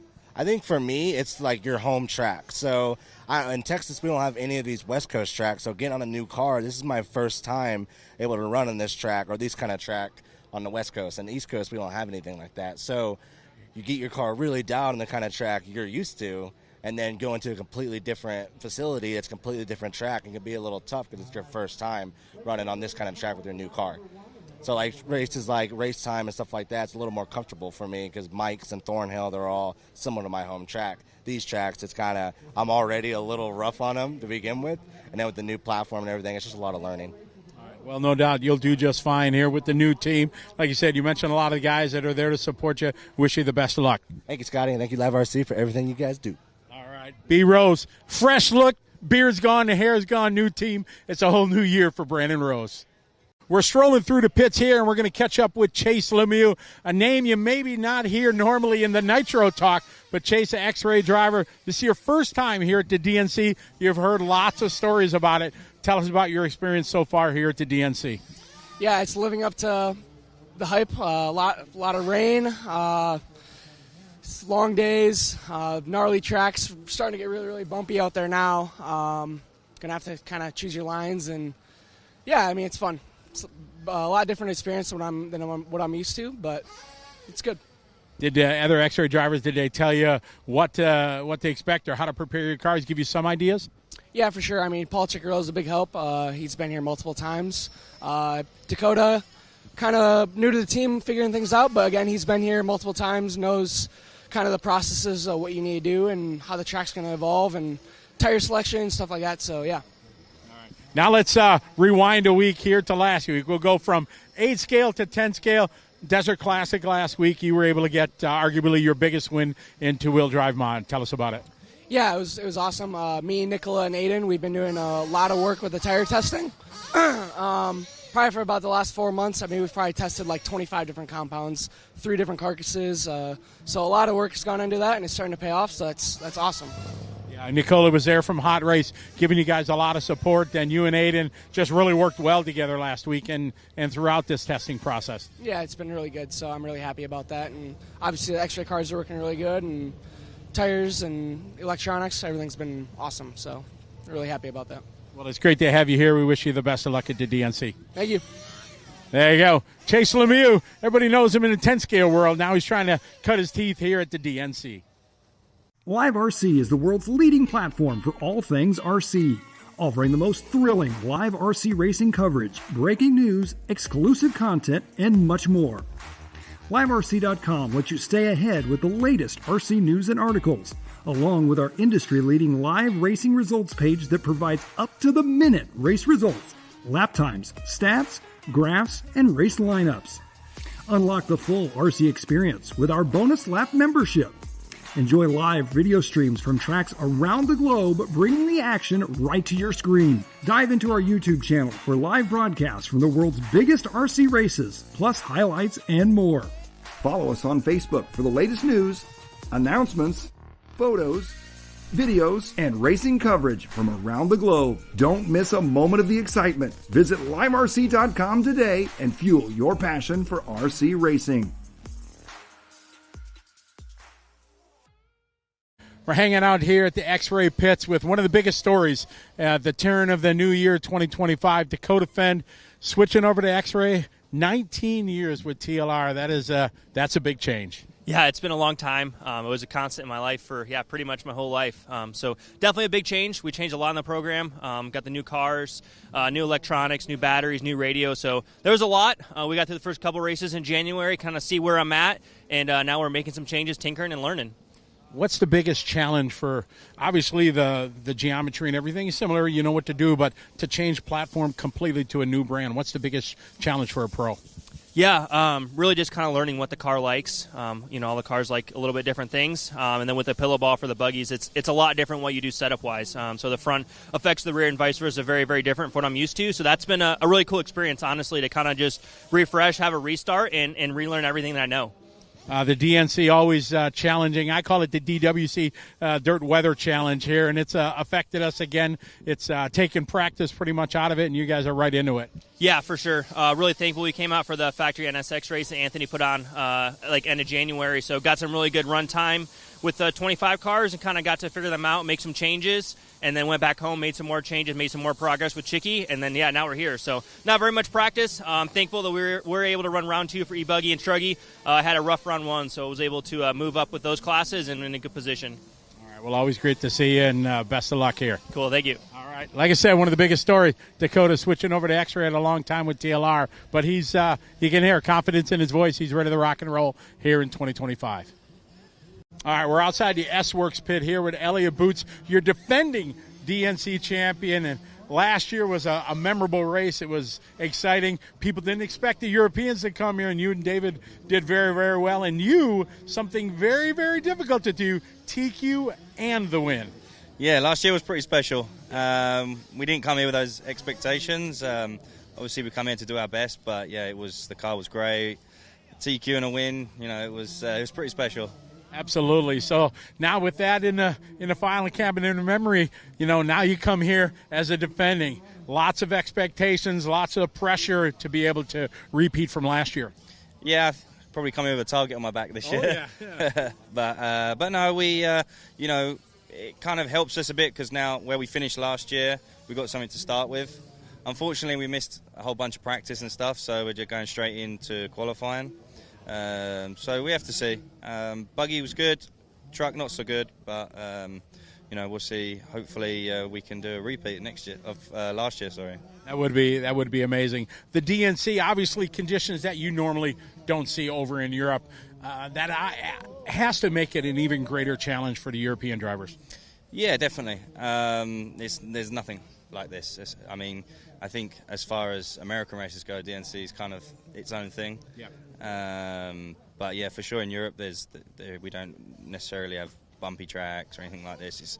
It's kind of very well maintained surfaces, high grip. So yeah, once you've been here a few times, you kind of know what to expect. But for sure, when you only run on it once a year, it just takes a little while to get going. So maybe I won't start off quite as fast, but I'm sure I'll make sure I'll be there at the end. All right. Well, always good to have you here, and best of luck defending your title. Thank you. All right. Elliott Boots, always got a smile. Unforgettable year last year, TQ and the W. Let's see if he can do it again here in 2025. Hey everybody, we're here trackside on a rain-falling day here at the DNC. The last couple years, Mother Nature, she's been the boss. She's affected this event so much. In fact, I think we maybe should change from the DNC to the DWC, Dirt Weather Challenge, as the weather has been the biggest challenge we faced the last couple years. Yesterday, the skies opened up and it just poured, and it just got too slippery and too dangerous for the marshals. So the crew worked through the night into the morning to try to get all the water pumped off, digging trenches and stuff like that. Joey and Aaron and the crew, they're the best in the business because they do whatever it takes to make sure we can get racing in. If you think back a couple years ago, Joey and Aaron and the crew had to make the small little track in the indoor area to make just another part of this race so iconic. This morning it was a little bit nicer. The track dried out. We were able to get a couple rounds of qualifying in, but Mother Nature again, she is the boss, and it's affected things. So we had to tighten up the schedule a little bit. Jimmy and the guys were able to change things around, so they're going to run 2 qualifiers. Unfortunately, the rain yesterday took some of the practice and seating away, but they do a great job here at the DNC each and every year to give racers the best chance they can to have enjoyment here at the DNC, no matter what Mother Nature throws at us. As we continue our stroll through the pits here at the DNC, we walked up on somebody I did not expect to see here. I was so happy to see the one and only Jared Tebo. Jared, it is so good to see you again back here at the DNC. You retired for a little bit, took some time to focus on family, but you're back supporting JTP. Yeah. I think my retirement was a little bit not quite expected and didn't, go exactly how I wanted, and tried just doing JTP full-time last year, and, it was difficult. So, yeah, kind of got the opportunity to race a little bit again, and, thought it would be better for my brand. And I was already going to the events, so, I tried the event coaching. I really, really liked that, but I was just way too busy, and to do less people, had to charge a little more. So I just figured, coming back racing would be kind of the best thing for JTP. And, it's different. It's different expectations for myself, different expectations for the companies I'm representing. I'm not practicing at home. I'm not doing all the testing and all that. So, I'm not going to be as competitive as maybe I was before. But, so far I've been competitive, I was just going to jump in and say, you're looking at the results here, round 1 and early rounds, you're running, you haven't lost a bit. Yeah, the driving part is pretty fine. I think I'm driving very well. The difficult part's my mind. That's the really tough part, is when you're not practicing all the time, driving all the time, you don't realize what 100% focus feels like and what that needs to be. And so that's been the hardest part. Even, my qualifier yesterday, I really wasn't sure where I was going to be, and, just had a really clean, good, consistent run and was third. And I was like, oh man, I'm pretty close to TQ, and I'm only running 2 classes. So that was my 2nd time on the track, and everyone else, that was their 6th time on the track. So I'm like, man, I started slow because I was still learning it, And I was like, oh, maybe this round I could push a little harder. And shoot, I'd led. I was leading, and I got so nervous, and I just drove terrible after that. Just push a little here. And that's the tough part, is the mental side of knowing where my limit is, knowing where my edge is, driving right on that fine line, and not overstepping. And yeah, just I don't have much practice whatsoever. So, but yeah, the less pressure has been really enjoyable. I raced at SIC, and I did pretty well there too.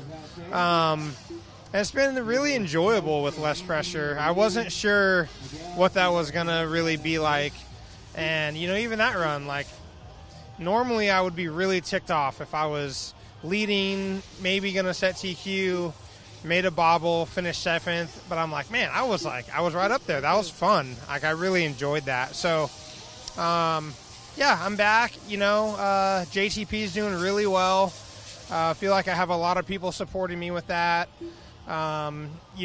A techno dealer, I'm offering builds, been cranking a ton of builds out. People been loving the servos, the oils, all that stuff. The hot race tire thing is kind of the next thing I need to promote a little bit more, get that growing a little bit more in the U.S. But yeah, that's kind of where I'm at. So I'll be racing all the big races this year. Well, it's awesome. Well, it's surely, like you said, it was a surprise to me to see you back running so strong, but maybe, less expectations, just finding fun again, as you had said. Maybe that's the key. But Jared Tebo, he's back. He's here at the DNC. Had a good day yesterday. We'll see what the rest of the DNC bodes for Jared Tebo. As we continue the roam through the pits here, we bump into this guy that I haven't seen in a while, Mark Pavidis, 3-time world champion, 2006 8-scale buggy in Indonesia. You've been doing this a long time. Is it still fun? It's still fun, yeah. I wouldn't take off work to come hang out and race with Saxton and Thelke if it wasn't still fun. So, plus you get to see a lot of people that you don't get to see on a normal basis because I'm not in the industry 24/7. So that part's super fun. And but yeah, having a good time. We were reminiscing here before we went here, talking about his world championship in Ohio, where there's lots of rumors about this, if it really happened, and we're going to get it live on the air. The spring on your wheel, it broke in the main. It broke like 10, 15 minutes into the main. And, yeah, you just back then I was a lot fatter, so you just kind of shove it into your stomach and hope, kind of center it up, but steady it up. But that was, luckily Cyril was a little bit ways behind me. So, but yeah, broke in the main. A lot of amazing memories that we've been doing. When did you start? Was your first RC memorable experience? Yeah, I would say probably 85-ish. At RCH had a track in Costa Mesa on 19th Street, outdoor. And I just remember we'd go there, my dad would pop the hood, hook up our charger, turn the dial, 15 minutes later, all right, we're ready to go, And that was kind of close to when the Associated car was coming out, and I had a Super Champ, so I'm like, put my name on that waiting list, and a few weeks later, we were, hey, car's ready, so went and got one. It's amazing to look back at where the industry has gone, from the early years to where we are now. It's staggering to look at all the changes that we've gone through. Oh, yeah, for sure. Here, the end of this month, they're doing like a Legends event in Indiana at Hoosier. And so there's a bunch of old-timers going. And so Associated sent me a RC10 car, and I was putting it together. I'm like, wow, just bringing back some memories. So, yeah, good times for sure. Absolutely, good times for sure. And you're here working with Nicola. He just popped his head in here, working with the hot race. Tell us what's all going on. Yeah, so I do just some consulting for them as well as help them out here in the U.S. with some. We do some manufacturing on the hot race side as well that I help them with, and that's kind of my piece to kind of like still have a little bit of my foot in the RC industry. But Nicola's been great. Talk about a guy that is passionate about what he's doing, whether it's on-road, off-road, So we have a great relationship, and I think we're going on like 5 years now that we've been working together. And, yeah, it's been fun. He called me up, and he's like, hey, do you want to come back? And I'm like, I'm kind of done, kind of done. And he's like, I really want to work together. And he twisted my arm hard enough. So here I am. And, I wouldn't have it any other way. So. Well, it's great to see you here running, having fun, helping out. You're a true icon in our industry. Great to see you. As you are too, Scotty. Well, Mark Pavidis, if you're young, maybe you don't know the name, but for us old school guys, he's been around a long time. Lots of great stories, lots of great memories. One of the greatest champions our world has ever seen. And hello, everybody. We are back here on liverc.com as A-Main practice continues. Each category is getting about 7 minutes on the track to make their last adjustments before they get ready for their finals. And as we were doing some interviews that I had a chance to walk around and talk to some of the racers here, I thought it'd be really cool to have a couple names in our studio here and talk about something that is really big going on in the industry here in Southern California. And I'm very happy to have Ronda and Adam Drake in the studio here. Welcome into our lavish digs here at Live RC. It's good to have you guys here. Thank you. It's great. Thank you so much for having us. Kind of cool to sit down and chat a little bit about the race, the track, everything that's going on. We appreciate it. Oh, it's our pleasure. And your life has been I guess in a positive way, kind of thrown up in a turmoil here, and in a good thing, you guys have taken on a project that is definitely needed for racers, not only here in Southern California, but around the country and the world, as the legendary Thunder Alley Raceway has been closed, and they were ready to change it to, something else. You guys had the opportunity to step in and really lobby and work hard to try to save the iconic racetrack and keep such a high-level racetrack for racers here in the area. Yeah, I mean, it was pretty devastating for us. Obviously, we're only a few miles from Thunder Alley, and it's our home track. Obviously, we have other tracks here in Southern California, but Thunder Alley has always kind of been our home.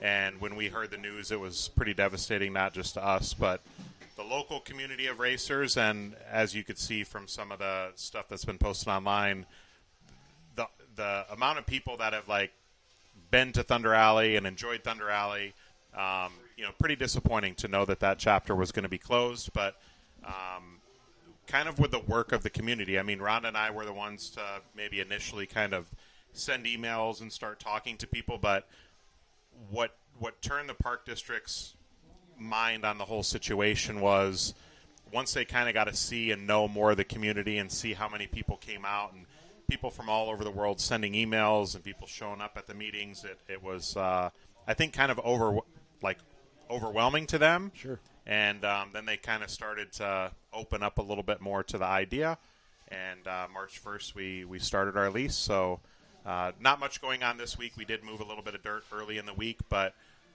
after this event we'll kind of start going full board to get it up and going.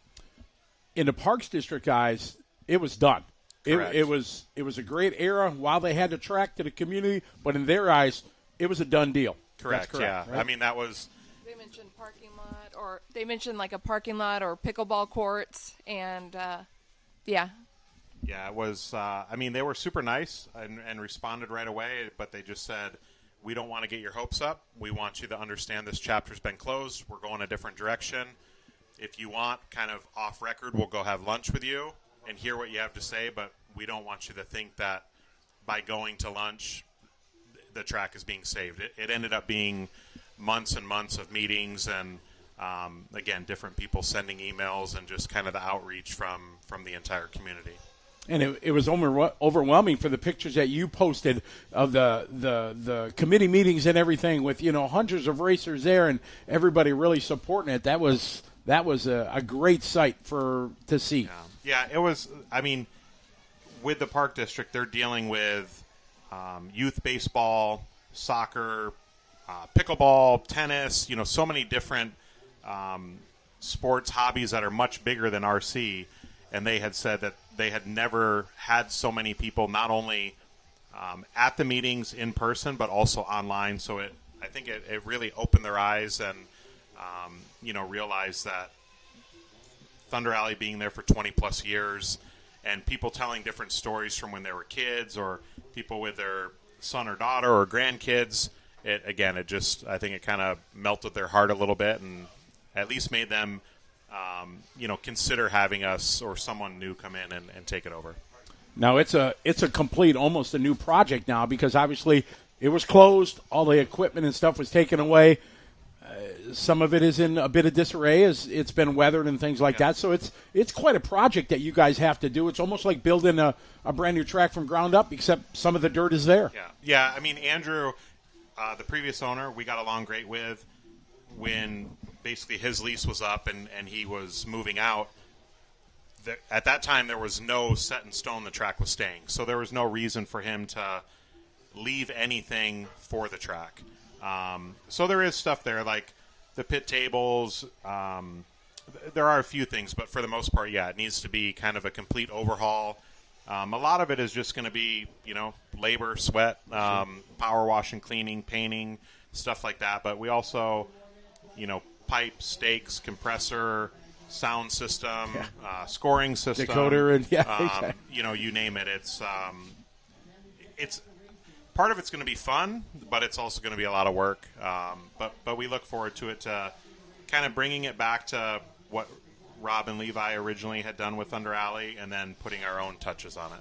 You mentioned Rob and Levi, and they're going to be kind of a bit of a part of the team that you guys have encompassed. Levi's going to help with the track, and Rob's going to give you some advice and some behind-the-scenes help. It's that's a big part. It's the people that are going to help.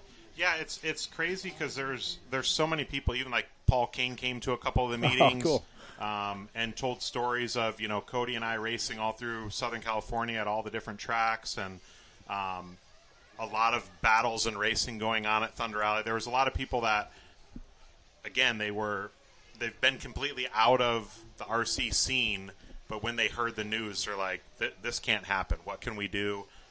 So it's been really, really cool. We've kind of reconnected with some people along the way, and it's been awesome. That is really, really cool because it's touched all of our. I'm from Wisconsin, but I was there racing with my daughter Sarah. It's all been part of us for sure. It's been quite the community outreach, not only for coming to the meetings and everything, but lending a hand and financial people pitching in a couple bucks here and things like that, all because it is a massive undertaking that you guys have taken on. Yeah, it's been awesome. The outreach from everyone, people. That's one of I think the coolest things about RC is that there's people from so many different walks of life race RC cars. Right. You could be a doctor, a dentist, construction, you name it. So the amount of people that have reached out in the different industries that they work in and have said, hey, we can help with this, or when you're ready for this, we can, help with paint, or it's been a little bit overwhelming just trying to gather and get everything kind of lined up, especially with DNC and stuff like that going on. But we're excited. Oh, that's awesome. When's the grand scheme? If everything was a perfect world here, when is the? I think we're going to open as soon as we have a layout in, but I don't think everything is going to be finished by then, but that's fine. I have a lot of plans for it. I can't wait to clean the place up and put my touches on it as well. I'm just really excited that Levi's coming back with his layouts, and we're going to have technical layouts, hopefully 7-minute qualifiers, longer mains. I can't wait.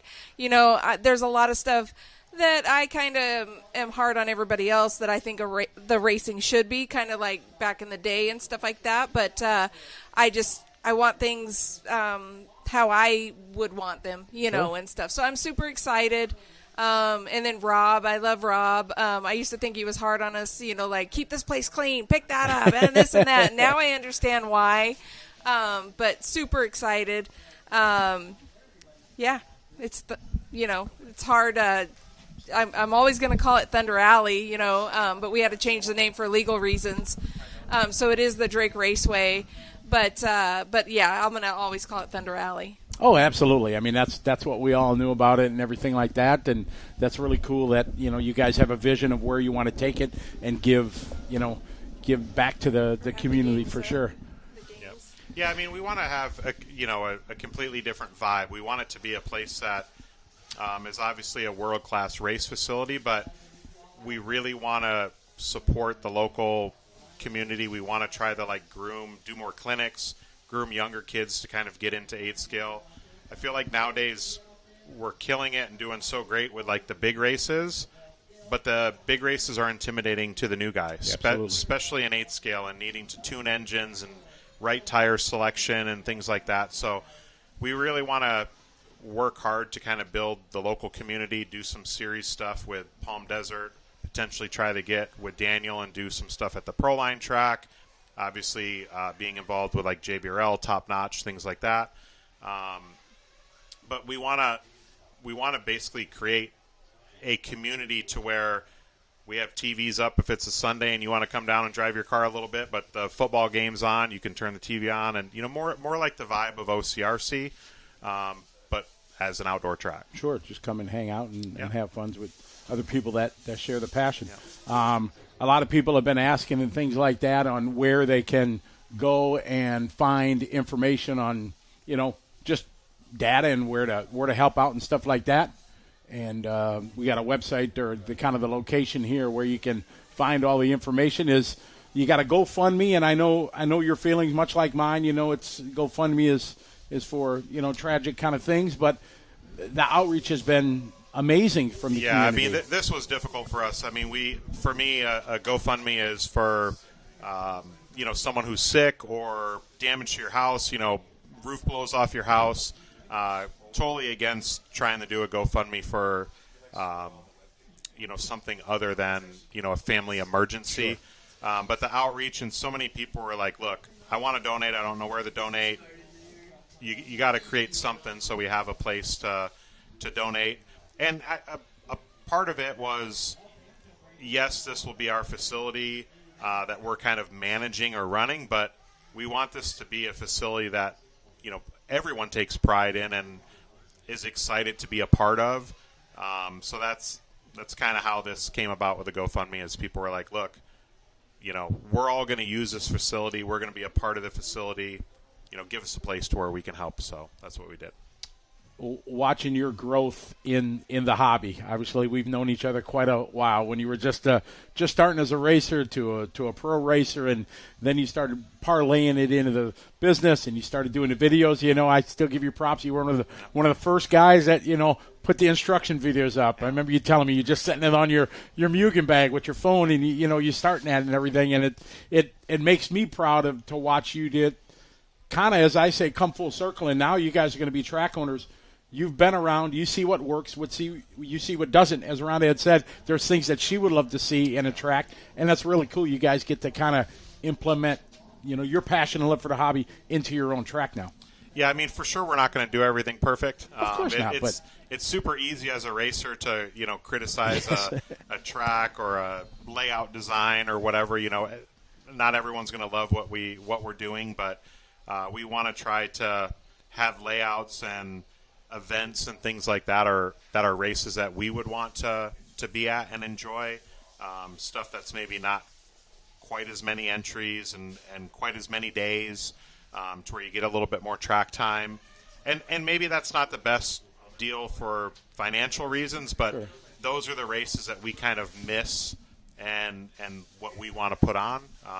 We'll see what the future brings, but that's kind of the plan at this point, is to try to give people as much track time as possible, a little bit more technical tracks, and see what they think of it.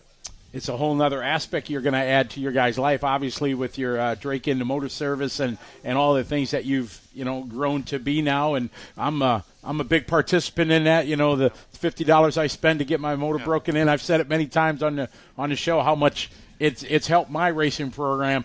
That's going to be a challenge to find a balance for all of this, isn't it? I think for me, it's always a challenge.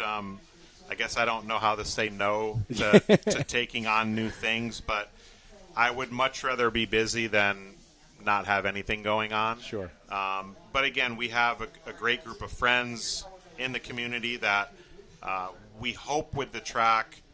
Again, it's going to be our track, everyone's track. So we hope with the help from a lot of the locals, they'll be able to help kind of open, close, do some of the prep work, and with Daniel Adams kind of being our club race guy.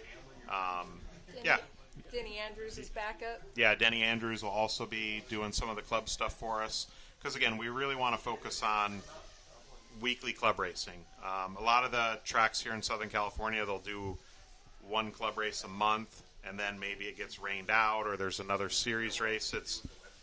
we have to be consistent. We got to have something that's on a regular basis Sure. to keep new people into it.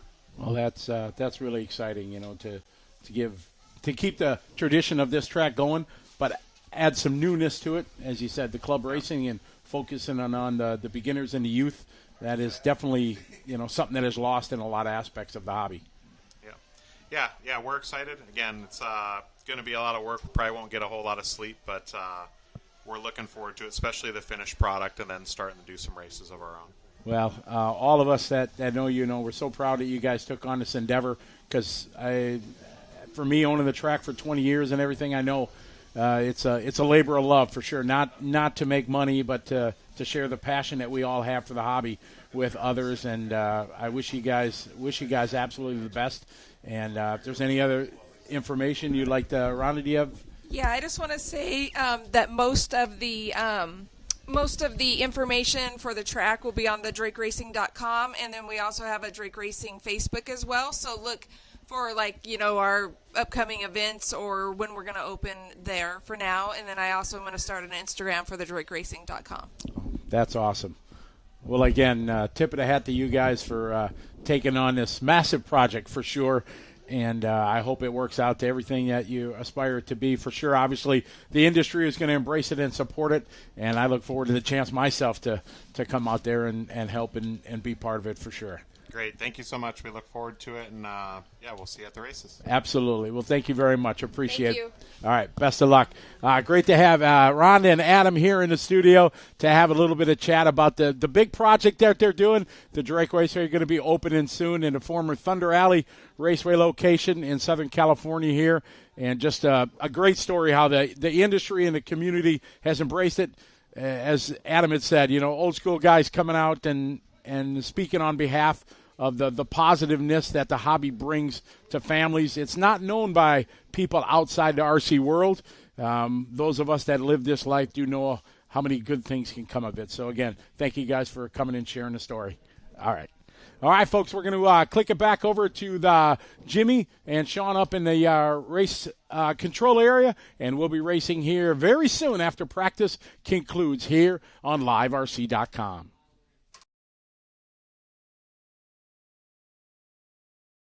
Unlock the ultimate RC racing experience with the Live RC Bonus Lap membership. Rewatch every lap you raced at your local track using the RVA system. See your lap times, stats, and charts. Analyze your data just like the pros. Plus, enjoy full HD live streams from RC tracks worldwide. Elevate your racing with unmatched insights and global coverage. Join today. We're here with another well-known driver in the world at 8-scale, Renaud Savoya from France, drive for Team Kyosho. Renaud, it's great to see you here. This is a huge turnout from Europeans. You got a couple of European. You got Marco with you. You got Ricardo here. You've been with Kyosho since 2020. Tell us your feeling of coming to the DNC. I mean, it's super exciting. Every single year we are into it. I think I had an interview last week, and I would say that the first time I was there was maybe 2007. Oh, wow. So it's almost 20 years ago. But still, it's a lot of fun. I missed it last year because of family and you know what it is. So I'm super excited to be there. I'm going to go to Silver State also this year. So it's a really big year for us. I try to help them out as much as possible because Ricardo and Marco joined the team this year. Right. So I know they're going to be faster than me. So if I can help them out, then just make them a little bit learning a little bit more about the car quicker.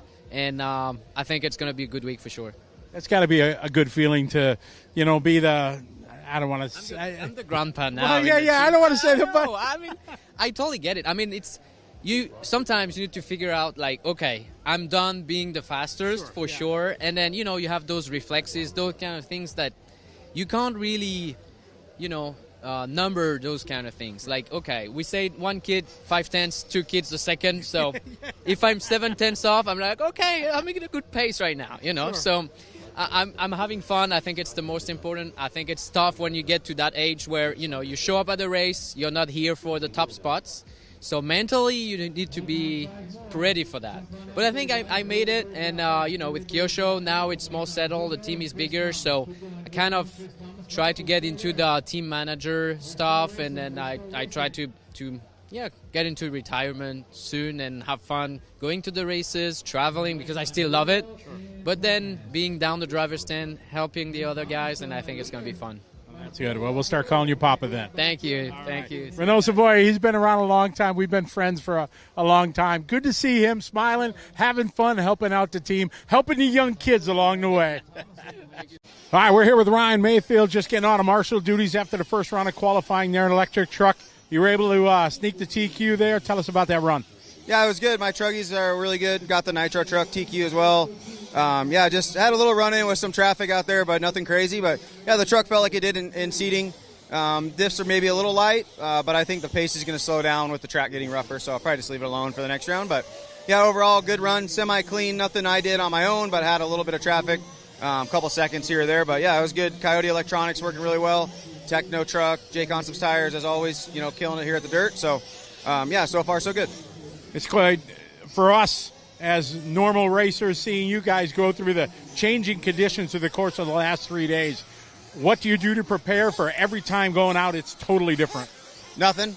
Just come here prepared, and have a little bit of a game plan and just stick to it, because you can't ever predict what's going to happen, especially at this race. So, this race is the one that I personally prepare for the most out of all year, because I know track time can potentially be very limited. So I make sure all my cars are correct before I get here, and hopefully they're going to be correct, at least be close. And but yeah, when it's raining, you're just like, well, we'll be racing tomorrow at some point, and they always get it done. The track's pretty similar than it was yesterday. There's some new holes developing, but that's normal for this track. But yeah, the guys have done a great job. They busted their ass the last 2 nights getting us back to racing at a very reasonable hour. Pretty impressive. So yeah, it's been fine. Like I said, we're used to it. It's going to rain. I'm glad they didn't want to move it under the canopy or whatever like we did a couple years ago. But yeah, the track's been, really, really good. It's super fun, and looks like weather's good for the rest of the week. So yeah, they did a good job. All right, thanks for the time and best of luck. All right, thanks guys. There you go. Ryan Mayfield, one of the best in the world. Telling it like it is. He's prepared. It's great to hear one of the top guys in the world showing how much preparation he makes and how important the DNC is to him. We're here with always a crowd favorite, Brandon Rose. Brandon, it's a whole new year. You got a new team. You got a brand new look, man. Looking good. Yes, sir. Yeah, the new team's been going great. Spencer, Aiden, Brent, all the guys get me really dialed in. It's my first time on a West Coast track, so just learning a lot. Not really super focused on how we do. I just want to gain a lot of ground. I already have, and we're getting better and better every run. But, yeah, still making more changes, still listening to the guys, and trying to figure everything out. What's the biggest challenge of something you've known your car for so many years, and now there's a complete change to a new product? Obviously, the basics of 8-scale are still the same, but what's the biggest challenge for you as a pro? I think for me, it's like your home track. So in Texas, we don't have any of these West Coast tracks. So getting on a new car, this is my first time able to run on this track or this kind of track on the West Coast. And the East Coast, we don't have anything like that. So you get your car really down on the kind of track you're used to, and then go into a completely different facility that's completely different track. It can be a little tough because it's your first time running on this kind of track with your new car. So, races like race time and stuff like that, it's a little more comfortable for me because Mike's and Thornhill, they're all similar to my home track. These tracks, it's kind of, I'm already a little rough on them to begin with. And then with the new platform and everything, it's just a lot of learning. All right. Well, no doubt you'll do just fine here with the new team. Like you said, you mentioned a lot of the guys that are there to support you. Wish you the best of luck. Thank you, Scotty, and thank you, Live RC, for everything you guys do. All right. B. Rose, fresh look, beard's gone, the hair's gone, new team. It's a whole new year for Brandon Rose. We're strolling through the pits here, and we're going to catch up with Chase Lemieux, a name you maybe not hear normally in the Nitro talk, but Chase, an X-Ray driver. This is your first time here at the DNC. You've heard lots of stories about it. Tell us about your experience so far here at the DNC. Yeah, it's living up to the hype. A lot of rain, long days, gnarly tracks. Starting to get really, really bumpy out there now. Going to have to kind of choose your lines, and yeah, I mean, it's fun. It's a lot different experience than what I'm used to, but it's good. Did other X-Ray drivers, did they tell you what to expect or how to prepare your cars, give you some ideas? Yeah, for sure. I mean, Paul Ciccarello is a big help. He's been here multiple times. Dakota, kind of new to the team, figuring things out, but again, he's been here multiple times, knows kind of the processes of what you need to do and how the track's going to evolve and tire selection, stuff like that, so yeah. Now let's rewind a week here to last week. We'll go from 8 scale to 10 scale. Desert Classic last week, you were able to get arguably your biggest win in two-wheel drive mod. Tell us about it. Yeah, it was awesome. Me, Nicola, and Aiden, we've been doing a lot of work with the tire testing. Probably for about the last 4 months. I mean, we've probably tested like 25 different compounds, 3 different carcasses. So a lot of work has gone into that, and it's starting to pay off, so that's awesome. Yeah, Nicola was there from Hot Race, giving you guys a lot of support, and you and Aiden just really worked well together last week and throughout this testing process. Yeah, it's been really good, so I'm really happy about that. And obviously the X-ray cars are working really good, and tires and electronics, everything's been awesome, so really happy about that. Well, it's great to have you here. We wish you the best of luck at the DNC. Thank you. There you go. Chase Lemieux. Everybody knows him in the 10-scale world. Now he's trying to cut his teeth here at the DNC. Live RC is the world's leading platform for all things RC, offering the most thrilling live RC racing coverage, breaking news, exclusive content, and much more. LiveRC.com lets you stay ahead with the latest RC news and articles, along with our industry-leading live racing results page that provides up-to-the-minute race results, lap times, stats, graphs, and race lineups. Unlock the full RC experience with our bonus lap membership. Enjoy live video streams from tracks around the globe, bringing the action right to your screen. Dive into our YouTube channel for live broadcasts from the world's biggest RC races, plus highlights and more. Follow us on Facebook for the latest news, announcements, photos, videos, and racing coverage from around the globe. Don't miss a moment of the excitement. Visit liverc.com today and fuel your passion for RC racing. We're hanging out here at the X-Ray pits with one of the biggest stories, the turn of the new year 2025. Dakota Phend switching over to X-Ray. 19 years with TLR. That's a big change. Yeah, it's been a long time. It was a constant in my life for, pretty much my whole life. So definitely a big change. We changed a lot in the program. Got the new cars, new electronics, new batteries, new radio. So there was a lot. We got through the first couple races in January, kind of see where I'm at. And now we're making some changes, tinkering and learning. What's the biggest challenge for, obviously the geometry and everything is similar, you know what to do, but to change platform completely to a new brand, what's the biggest challenge for a pro? Yeah, really just kind of learning what the car likes. All the cars like a little bit different things. And then with the pillow ball for the buggies, it's a lot different what you do setup-wise. So the front affects the rear and vice versa, very, very different from what I'm used to. So that's been a really cool experience, honestly, to kind of just refresh, have a restart, and relearn everything that I know. The DNC always challenging. I call it the DWC Dirt Weather Challenge here, and it's affected us again. It's taken practice pretty much out of it, and you guys are right into it. Yeah, for sure. Really thankful we came out for the factory NSX race that Anthony put on end of January. So got some really good run time with the 25 cars and kind of got to figure them out, make some changes, and then went back home, made some more changes, made some more progress with Chicky, and then, now we're here. So not very much practice. Thankful that we were able to run round 2 for E-Buggy and Struggy. I had a rough round 1, so I was able to move up with those classes and in a good position. All right, well, always great to see you, and best of luck here. Cool, thank you. All right, like I said, one of the biggest stories, Dakota switching over to X-Ray at a long time with TLR, but he's you can hear confidence in his voice. He's ready to rock and roll here in 2025. All right, we're outside the S-Works pit here with Elliott Boots. You're defending DNC champion, and last year was a memorable race. It was exciting. People didn't expect the Europeans to come here, and you and David did very, very well. And you, something very, very difficult to do, TQ and the win. Yeah, last year was pretty special. We didn't come here with those expectations. Obviously, we come here to do our best, but the car was great. TQ and a win, it was pretty special. Absolutely. So now with that in the final cabinet of memory, now you come here as a defending. Lots of expectations, lots of pressure to be able to repeat from last year. Yeah, I've probably come here with a target on my back this year. Yeah. but no, we it kind of helps us a bit because now where we finished last year, we got something to start with. Unfortunately, we missed a whole bunch of practice and stuff, so we're just going straight into qualifying. So we have to see. Buggy was good, truck not so good, but we'll see. Hopefully we can do a repeat next year of last year. Sorry. That would be amazing. The DNC, obviously conditions that you normally don't see over in Europe. That has to make it an even greater challenge for the European drivers.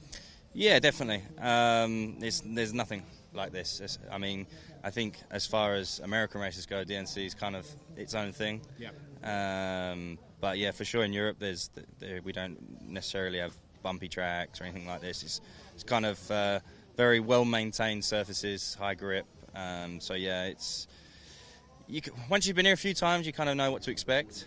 But for sure, when you only run on it once a year, it just takes a little while to get going. So maybe I won't start off quite as fast, but I'm sure I'll make sure I'll be there at the end. All right. Well, always good to have you here, and best of luck defending your title. Thank you. All right. Elliott Boots, always got a smile. Unforgettable year last year, TQ and the W. Let's see if he can do it again here in 2025. Hey, everybody. We're here trackside on a rain-falling day here at the DNC. The last couple years, Mother Nature, she's been the boss. She's affected this event so much. In fact, I think we maybe should change it from the DNC to the DWC, Dirt Weather Challenge, as the weather has been the biggest challenge we faced the last couple years. Yesterday, the skies opened up and it just poured, and it just got too slippery and too dangerous for the marshals. So the crew worked through the night into the morning to try to get all the water pumped off, digging trenches and stuff like that.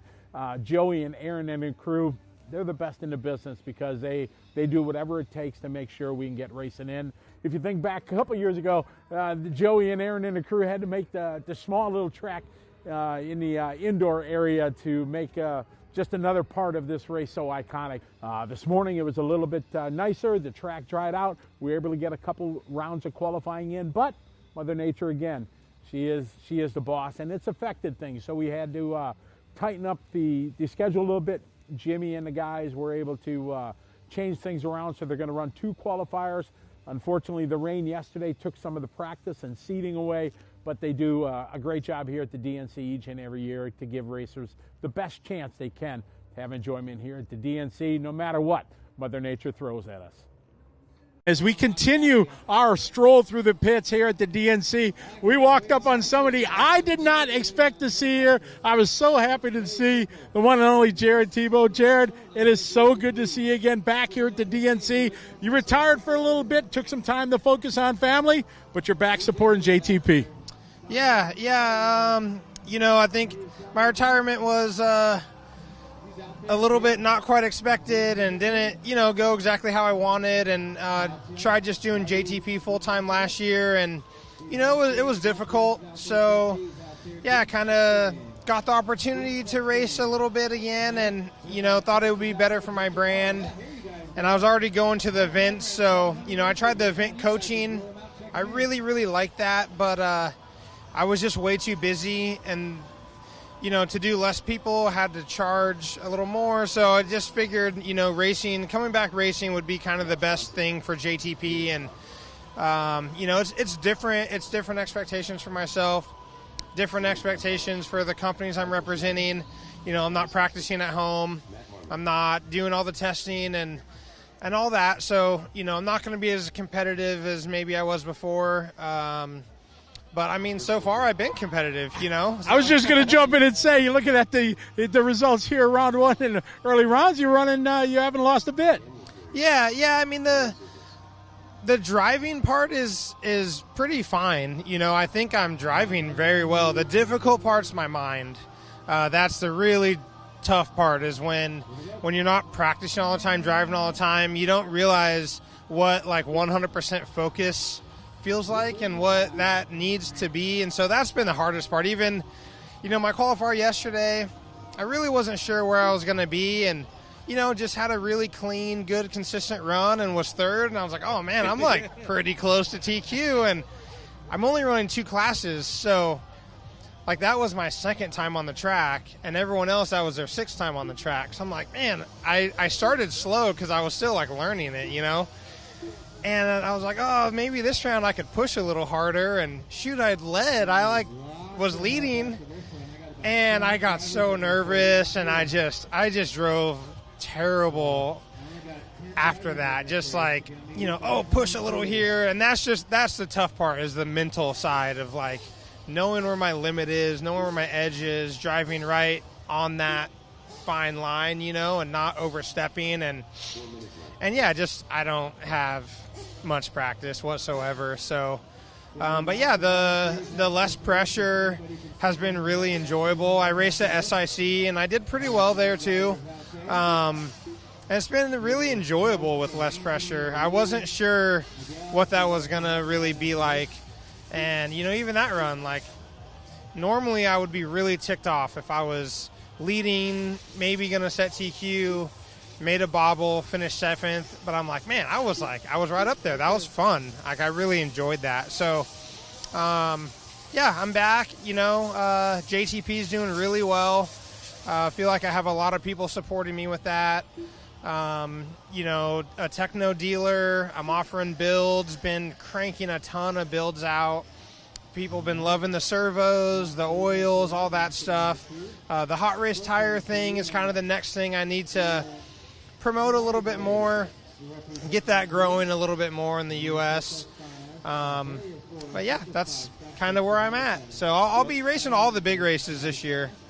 Well, that's awesome. Well, it's surely, like you said, it was a surprise to me to see you back running so strong, but maybe, you know, less expectations, just finding fun again, as you had said. Maybe that's the key. But Jared Tebo, he's back. He's here at the DNC. Had a good day yesterday. We'll see what the rest of the DNC bodes for Jared Tebo. As we continue the roam through the pits here, we bump into this guy that I haven't seen in a while, Mark Pavidis, 3-time world champion, 2006 8-scale buggy in Indonesia. You've been doing this a long time. Is it still fun? It's still fun, yeah. I mean, I wouldn't take off work to come hang out and race with Saxton and Thelke if it wasn't still fun. So, plus you get to see a lot of people that you don't get to see on a normal basis because I'm not in the industry 24/7. So that part's super fun. And but yeah, having a good time. We were reminiscing here before we went here, talking about his World Championship in Ohio, where there's lots of rumors about this, if it really happened, and we're going to get it live on the air. The spring on your wheel, it broke in the main. It broke like 10, 15 minutes into the main. And, yeah, you just back then I was a lot fatter, so you just kind of shove it into your stomach and hope, you know, kind of center it up, you know, but steady it up. But that was, yeah. Luckily, Cyril was a little bit ways behind me. So, but yeah, broke in the main.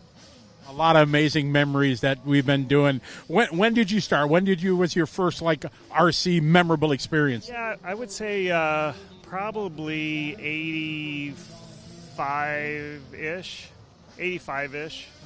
At RCH had a track in Costa Mesa on 19th Street, outdoor.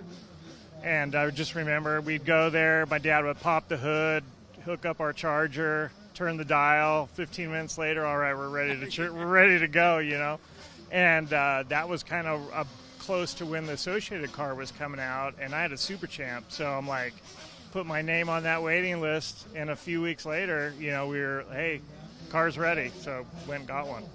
It's amazing to look back at where the industry has gone, you know, from the early years to where we are now. It's staggering to look at all the changes that we've gone through. Oh, yeah, for sure. Here, the end of this month, they're doing like a Legends event in Indiana at Hoosier. And so there's a bunch of old-timers going. And so Associated sent me a RC10 car, and I was putting it together. I'm like, wow, just bringing back some memories. So, yeah, good times for sure. Absolutely, good times for sure. And you're here working with Nicola. He just popped his head in here, working with the hot race. Tell us what's all going on. Yeah, so I do just some consulting for them as well as help them out here in the U.S. with some. We do some manufacturing on the hot race side as well that I help them with, and that's kind of my piece to kind of like still have a little bit of my foot in the RC industry. But Nicola's been great. You know, talk about a guy that is passionate about what he's doing, whether it's on-road, off-road, you know. So we have a great relationship, and I think we're going on like 5 years now that we've been working together. And, yeah, it's been fun. He called me up, and he's like, hey, do you want to come back? And I'm like, I'm kind of done, you know, done. And he's like, I really want to work together. And he twisted my arm hard enough. So here I am. And, yeah, I wouldn't have it any other way. So. Well, it's great to see you here running, having fun, helping out. You're a true icon in our industry. Great to see you. As you are too, Scotty. Well, Mark Pavidis, if you're young, maybe you don't know the name, but for us old school guys, he's been around a long time. Lots of great stories, lots of great memories. One of the greatest champions our world has ever seen. Hello, everybody. Welcome back here. Continuing coverage of the Dirt Nitro Challenge here on LiveRC.com, presented by Jay Concept. My name's Scotty Ernst. I'm here with my tag team partner, Charlie Swanka. Say hi, Charlie. Hi, everybody. Did you have a nice lunch? I did. I had a hot dog from the snack stand. Joey's in-laws run the snack stand, so I went over there and supported. Joey, his family, they run? Yeah. Ah, the one over here? No, the little one by the driver's stand. Ah, okay, yeah. That's cool. It's like $2 for a hot dog. That's it. It was I delicious. had a cup of noodle. Yeah, they got cup of noodles. They got that That's microwave nice mac and cheese. Yeah, exactly. All sorts of good stuff. All good, over there. healthy food at the track. It was like you're at your house if you're an RC racer. Right. All the same stuff. We had practice and a lunch break. A-main practice for all the drivers that seeded immediately into each of the 13 A-mains that they have here at the DNC. Yes. And they just needed some track time because the track's changed a little bit from when they ran on it yesterday, and they wanted to make sure they had some opportunities to get some last-minute tuning in, as you do in the world of RC. Kyle Vergata, yes, Mark Pavidis did race at trackside. In the early years. We just bumped into Mark. When we were at our second location, we had the race called the U.S. Touring Car Championship that was well known as the Novak race. So your second location was the business's third location. That's correct. Yeah, so I got the history of this from Mr. Tennis last time I was there. Yeah. The current owner-operator with son Gregory. He goes by Gregory, in case you want to call him Greg. He goes by Gregory, folks. I call him G. Yeah, I try to be hip. Yeah. We were at INS, and somebody said they started calling him Greg. I'm like, dude, guys, he goes by Gregory now. Gregory. Dude, sir, take your fuel bottle off. There you go. Stand behind the pipe, sir. About to get underway here with our first 40-plus Nitro Truck B main event. Top two will be transferring into the A final that will be happening, what I want to call this evening. Currently, it is 1:20. We started this morning promptly at 8 o'clock. 8 o'clock. So we spent 4 hours getting through the round because they stopped for this break thing that happened. So this should take a little longer because these races are longer. So I have no idea how long this is going to take. I'm saying, if you want to watch the Pro Truck A Main, be online here. If you don't want to be with us all day. You do want to be with us all day. We want you all day. I'm going to make fun of day, Scotty. But be here. Starting about 6 o'clock, I'm guessing. Dude, that anti-rhythm section is brutal. The anti-rhythm is named by Charlie. It's that you could call whoops, because every time you make it through, you're like, whoops, I didn't crash. I made it through. The sigh of relief section, perhaps. So it looks like Hernandez and Thacker got away clean. The rest of the field got a little bundled up in that anti-rhythm section, so they come across the line checking this time by. Oh, check that. It's Thacker and G to the front. My bad. Paul Thacker from Alaska. Jeff G coming up very short on that far side double. Charlie, I don't know if you know that Paul Thacker, a X Games snowmobile snowcross really? multi-champion. How about that? Snowmobile long distance, like Guinness record holder. So he's crazy. Oh yeah, he's crazy. He's a crazy person. Unfortunately, is what he got severely injured, and he's in a wheelchair now. But he started a cool program for veterans. Oh, and nice. He takes veterans out fly fishing and ATV driving and stuff. It's a pretty cool thing he's got going. There's an organization I met, the Semperfi Fund, that does that. I met them through that bicycle race that we do, TDS Enduro, that happens in Grass Valley, and they do the same thing. They get together with veterans, they get them bikes, they get them outdoors doing stuff, and we got them RCing, and they hang out with these guys, and some war stories always end up happening. Oh, I'm man. sure there's some stories. It's pretty intense. These guys know some cool stuff, and some it's tough stuff too, but that's how it goes. But G and Thacker here at the front duking it out. I think G just got by Thacker now. I had a cousin who was a professional snowmobile racer. He was on the X Games. Really? Kent Ibsen.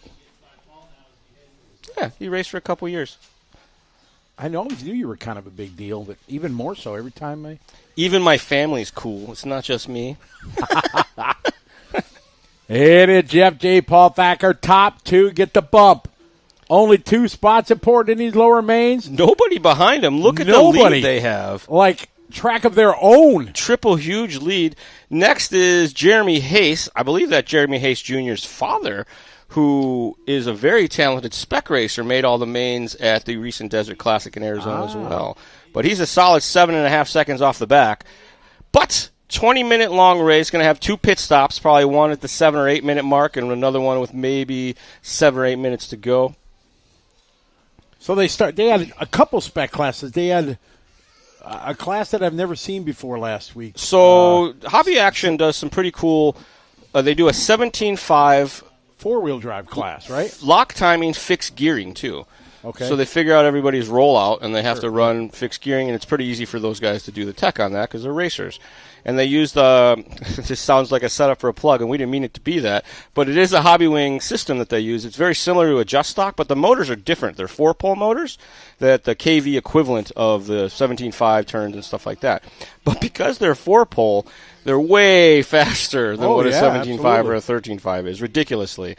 So they're perfect for these specialized classes where you want to control everything, and basically you can make the cars whatever speed you want to make them for the different classes. Oh, that's great. You could run this same motor through an expert in a sportsman class, and the experts get the gear higher, so because they'll pull the gear no problem type deal. So Hobby Action's been doing that for a couple years now. They're one of the only countries in the nation that does it, and it's been great for them. They have a very strong 17.5 fixed gear lock timing class. And they're starting to do the same thing now with 21.5, but I think they're using an R1 motor for that. But they had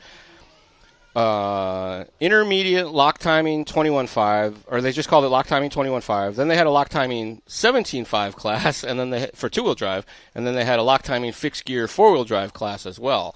So Lots of spec classes. Different speed of racing, and because it was lock timing, you're not splitting as many hairs, not as much to worry about. Sure. And they had huge turnouts in all of them. I think they had C and D mains and everything. So that's awesome. Pretty cool. And they ran a Masters 2-wheel drive and 4-wheel drive modified. I've never seen Masters 4-wheel drive. That was a good time to watch. Neither. Yeah, it was bad. Yeah, that rarely happens. It was bad. I could have made the A in that one? I could have made the A in that one. Okay. These guys are going to beat me up next time I see him. Tim Long made the main. Yeah, Tim. You the man. Tim's a wheel, though. He's been racing. He designs his own parts. Do you know that? He does. He does. Drives a train. He's got a whistle, the whole 9 yards. Claymore RC. Yes, I do. We just got done with a super epic rock crawl hike last week, and we go out trailing all the time still. I got my RC buddy, Mr. Weir. He loves all forms of RC. He's backyard track guy, way into scaling. So I got the devil on my shoulder all the time. I guess I got to experience because I just need to go out on a run with you once. When so you have a trail to run and you watch somebody drive up this rock and then you go to drive up it and you can't for some reason, it changes everything. Sure. Yeah. But otherwise, if you go out and drive by yourself, a lot of times you're just finding the easy route. And, it's not that fun. I'm going to be the first one to say I never go drive my truck by myself. For what? Jeff G. under the timing bridge. Here comes second spot Paul Thacker. And then they have a 10-second lead on Jeremy, followed by Josh, Marty, Tab, Keith, and unfortunately, Tim having trouble here at the start, and Ryan Hernandez not able to make the call. So keeping an eye on Hayes here, and it does not, unfortunately, look like he's closed the gap up just yet, falling back to about 10 seconds off the back. After Hayes, we got Alazi, Vukazovic, Wilder, Henry, Tim B. I don't need my whole last name. The government's looking for me. I'm just Tim B. And Mr. Hernandez not making the start. Vinny, those days, they're not really long gone. I think the expert spec classes, that's still a thing, and obviously open modified. But RC racing has gotten to a complexity level that is not super friendly for a lot of people getting into this. And for them to learn how to drive, set up the car, and then worry about battery, gearing, motor, timing, all that fun stuff, motor of the month type of deal, a lot of tracks are finding the benefit in taking some of the variables out. And I think it's helped keep racing alive and growing a little bit because these folks get to the track on a regular basis, learn the ins and outs of the car real well before they move on to tackling the motor mysteries or finding their favorite motor sponsor, whatever the case may be. So that's my take on it. Andrew Beaumont, welcome to the show. Excessive Jersey, hello. Benno, good to have you with us. Vinny Lafata. Jermaine Mitchell, Thank you guys all for tuning in and joining us here on the Super Chat, or what I call the Super Brain.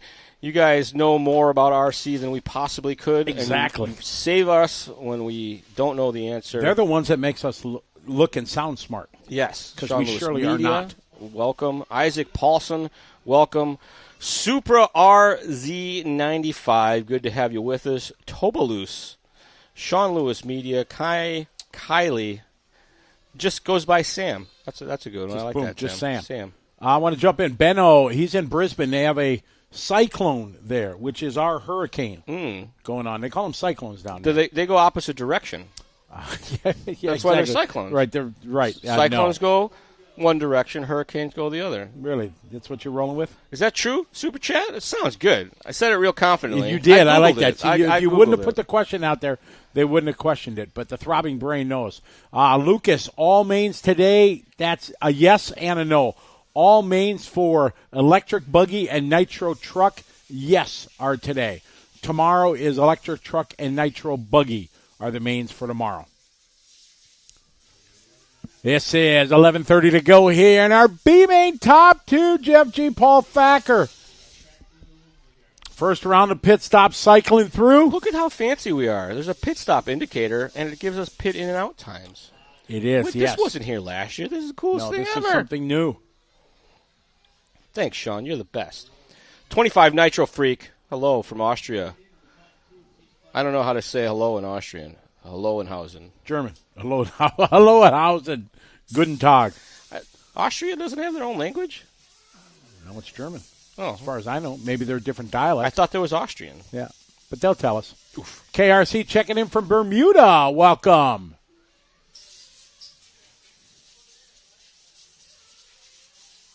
Ha! Daryl says I was right. Daryl says I was right. Hurricanes go one direction, and the other ones go the other direction. So, ha! I remembered something from science class in grade school.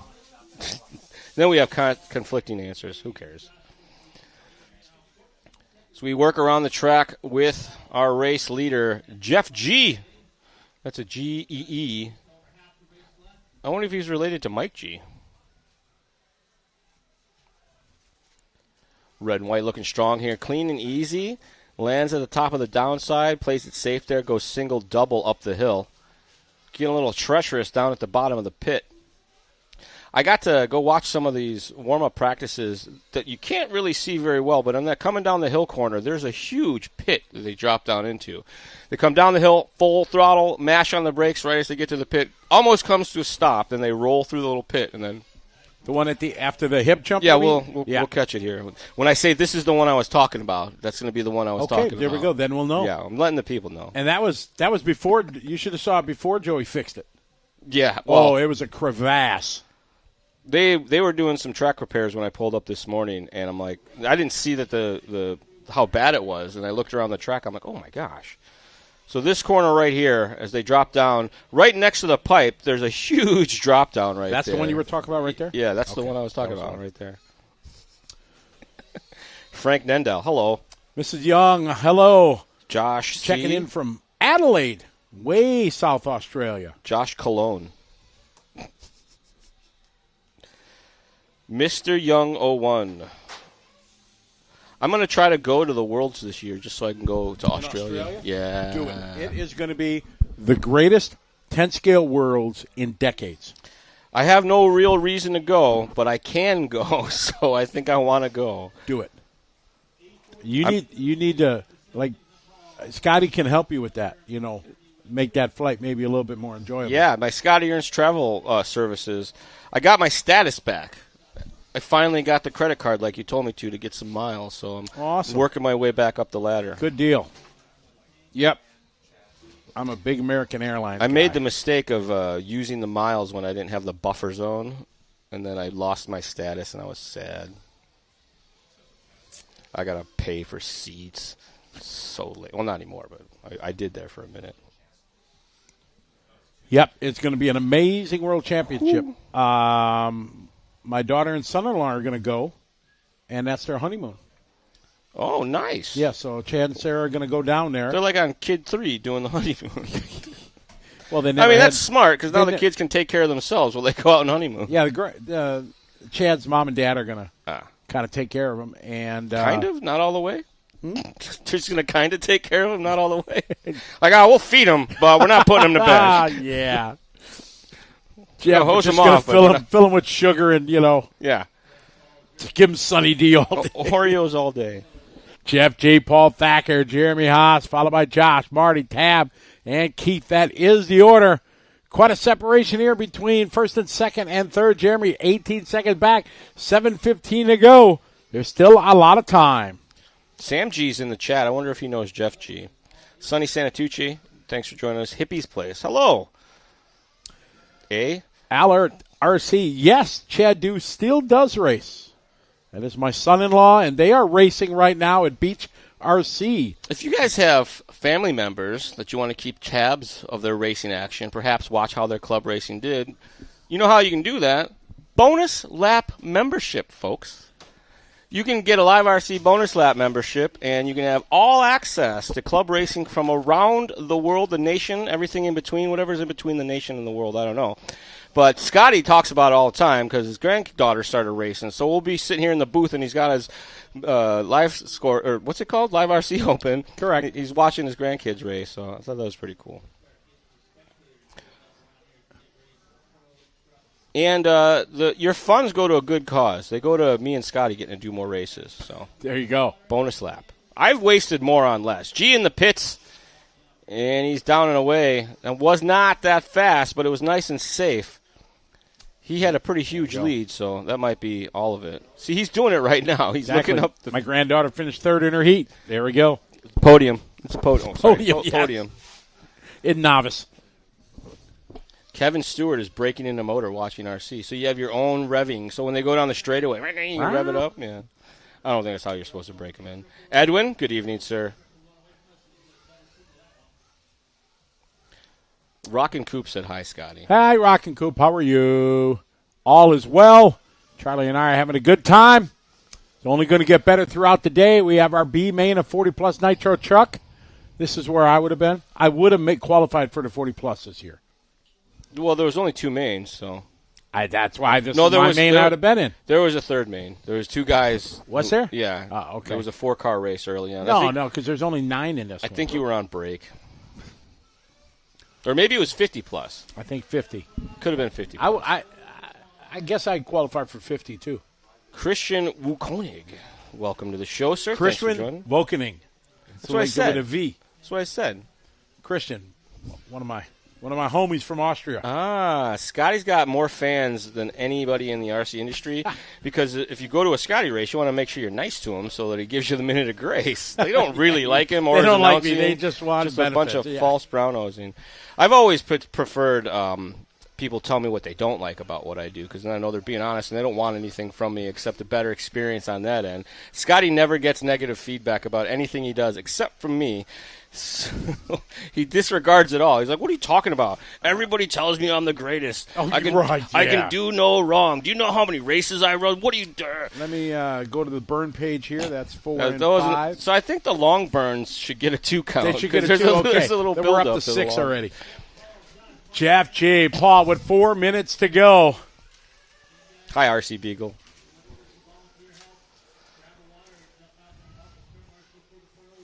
So they should be out on final stop. Thacker and G have been out front of this one by a ever-increasing margin as G has a 22-second lead over Thacker, and then it's a 48-second lead back to Alesi. So quite a bit. It's a lap. Andrew or Al Hart, no, the division race is not happening this year, unfortunately. That was a cool gig we had for a couple years. Jeff G. dominating. He has been kind of handed it to him. Since he got the lead, he hasn't looked back. He has not. Andrew Beaumont, yes, I'm going back to the UK. I'll be there the end of May. We have our annual UK showdown up at Robin Hood. Scotty loves showdown in his races. Everything's a showdown. Everything's a showdown. Exactly. Short course showdown, UK showdown. Straight line showdown. Exactly. We have a chili bowl showdown one of these chili days. bowl, no. Oval showdown. If you guys didn't know, Scotty, in case this is the first time you've tuned in, here it comes. The most famous race announcer in all of RC. He got to the point that he was able to retire on a bet of money, and he just travels around the world running events. None of this is true. He does travel around the world running events, but it's for the minimum wage based off of what I've seen so far. But he does make a lot of friends, and if he were to get some time off to go on vacation and use some of his miles and status, he could pick a country and he'd have a spare room anywhere from one of his great friends that are out there. I even benefit from Scotty's awesomeness. We were in Sicily for the Worlds doing live RC. Oh, yes. I forgot you still owe me. Yeah, I don't owe you anymore. We had a vacation day. And, I mean, at the time to now, I'm still pretty broke most of the time. Like, I am suddenly got $1,000 to spend on a vacation day. This guy's like, I got you, buddy. Don't worry. We got a Hilton hotel, downtown Rome. We had and then, because Ricky was at the time he worked for Red RC, and he's back doing RC stuff. I've seen him. He's kind of dipping his foot back into the pool a little bit. I think he's even RCing because he hit me up about some tech support stuff. Oh, anyway, nice. Point being, Ricky grew up in Rome. Like he's Rome, a Roman. Yeah. And we had the best tour guide. Oh, man. You ever go to someone who just parks on the sidewalk while there's tourists looking for spots and there's people milling about?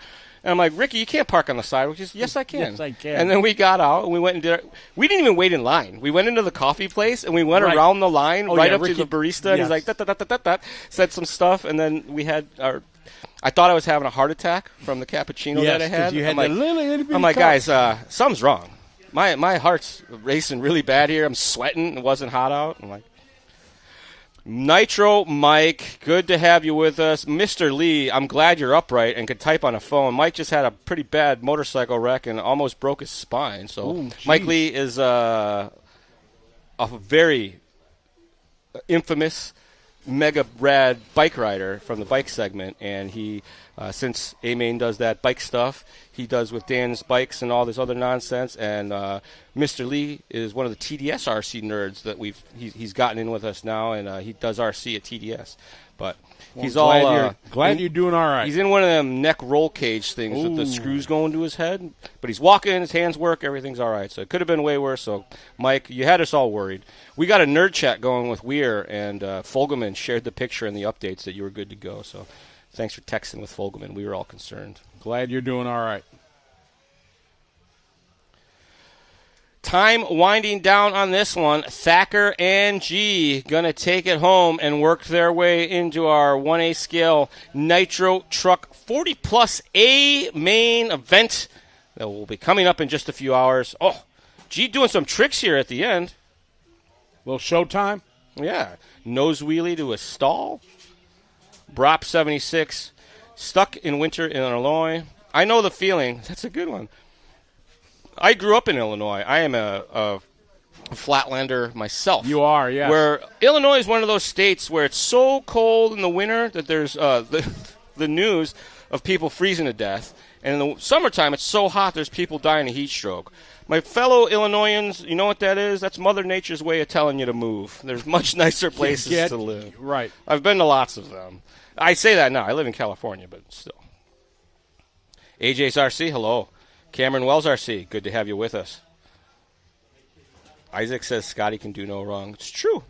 I can do it. Oh, He's the czar. I fail daily. He's the czar of RC. He rules with an iron fist from behind his pink curtain. I am such a mean person. Exactly. Yeah. If he doesn't like it, you're out. All these people that don't know me are thinking that. So they all, unfortunately, everyone that's in here knows you, so they all know that Charlie's just being mean. Scotty puts on 2 races in Cleveland, Ohio, each year at what's the name of the Hilton? It's a Hyatt at the Embassy Suites. Embassy Suites, thank you. And it's a hotel race, so the race happens in the hotel. You pit down in the ballroom or where the track is, or just adjacent that in the little alcove, or it's a large seating area anyway. And there's a carpet off-road race that happens right after the on-road race. For years, the U.S. Indoor Championships has been happening since '79. That race is as old as I am. I went to that race when I was 14, 15 years old every year until I moved to California type of deal and got to go back when I started working at Novak. So that race is historic. Happens Thanksgiving every year. You start practicing on Thanksgiving, and people are like, that's crazy. But there's people that have been doing this for 20 or 30 years or more, and that's their family. That's their Thanksgiving tradition. Their family comes out for it and that side of the deal.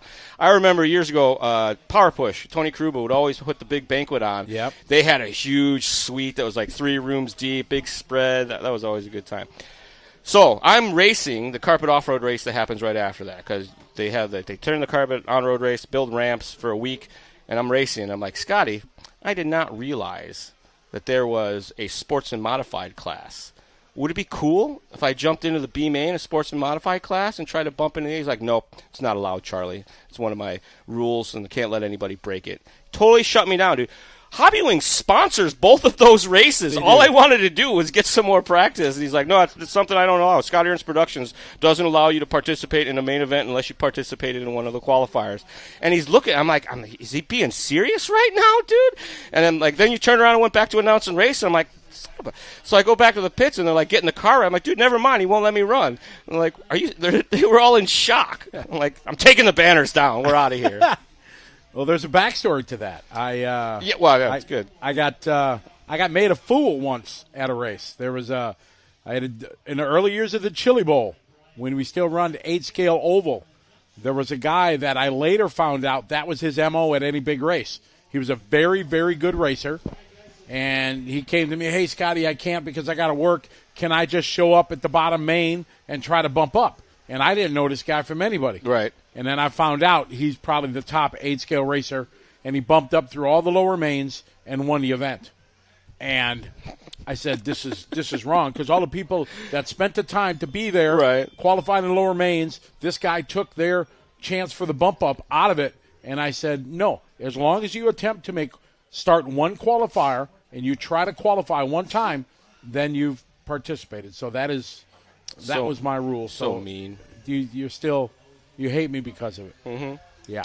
So that's why I don't allow Coming up next, our 1A scale Nitro Pro Truck B main event. Oh, yeah. Frankie Contreras Jr. going to start at the front. Carlos Arredondo going to be starting second. David Olson, Peko Ivanen, Adam Drake, Robert Battier, Walker Spinrad, Joey Bourdon, Jonah Wilson, Barack Killick, Elliott Boots, Sean Kirkman, Renaud Savoya, Aiden Horn, Lee Setzer, and Caden Fuller as we watch them bump up from the Pro Nitro C main earlier today.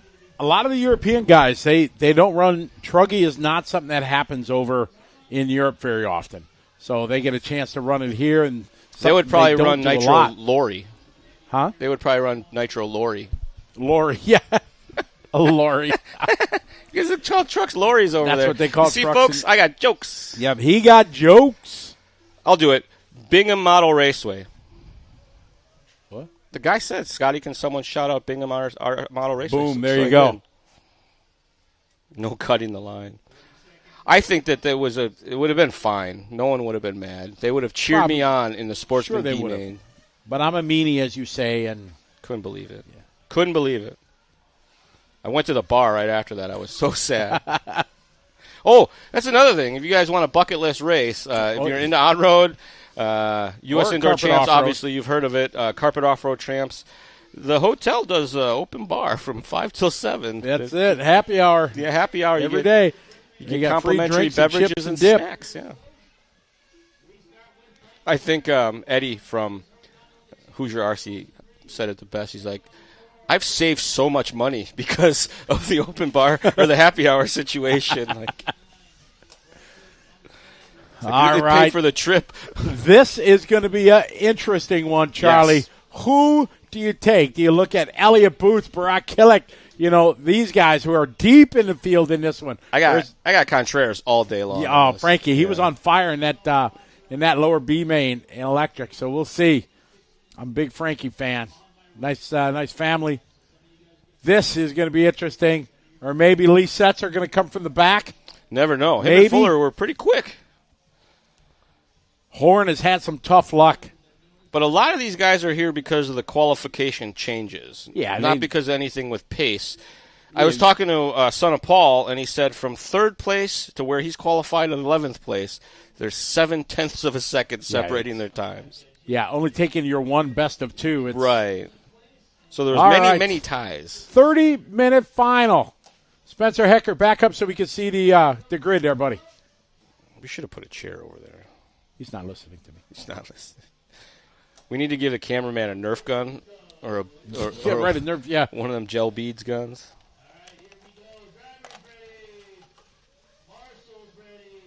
And we're about to get underway here with our Pro Nitro. All right, here we go. This is going to be a barn burner for 30 minutes, ladies and gentlemen. 2 drivers are going to bump up and complete the Championship A final. Who's it going to be as we got to pile up early? Contact, but nobody lifting. Just stay in the gas. So that's going to give Contreras a little bit of breathing room early on, and that's not something you want to give that youngster. Contreras already with a couple truck gap over the field. Second spot, I think it's going to be even then after that pileup in corner number 4. Whoa. One-wheel wheelie. Did you see that? Here they come. Contreras across the line. Then it's even in that 2 spot. Drake up to third. Battier, Wilson, Killick, Setzer, Savoya, Horn, Fuller, Boots, Spinrad, Arredondo, Bourdon, Kirkman, and Olsen. Olsen with the roughest start there from 3rd to 16th. Oh, that's going to leave a mark. Great start here from Adam. Up a couple by Killick and Setzer.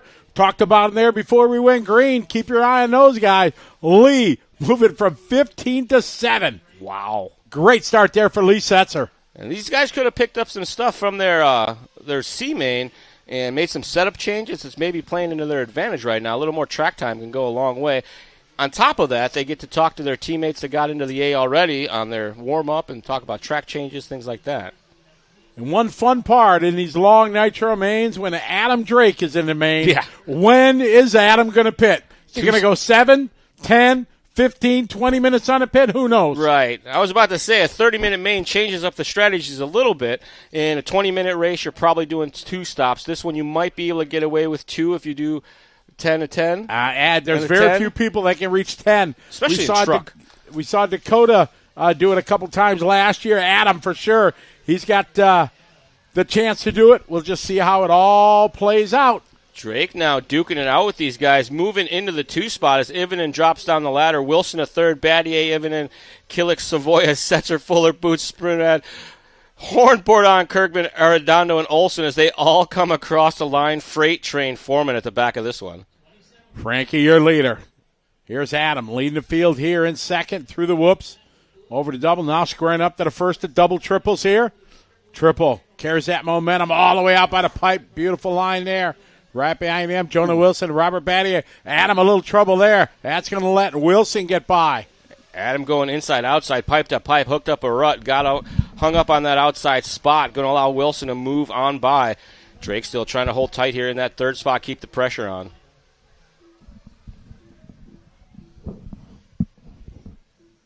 Frankie out front, looking strong here at the start of this one. But a long race to go. In the anti-rhythm section, there goes Jonah. Battier now showing to the 2. It looks like maybe the outside line of the anti-rhythm section getting beaten to submission. It looks like it's dropping down maybe an inch or 2, and it might be the spot. That's where everybody was running yesterday, but it has seen its wear. It's got a lot of character. We are on board now with Battier. So he's moved himself into that 2 spot and starts to close up on the back of Contreras just a little bit here.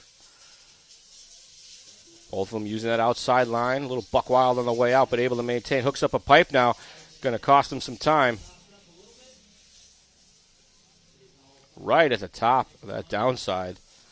Maximizing wheels on track time for the most corner speeds possible.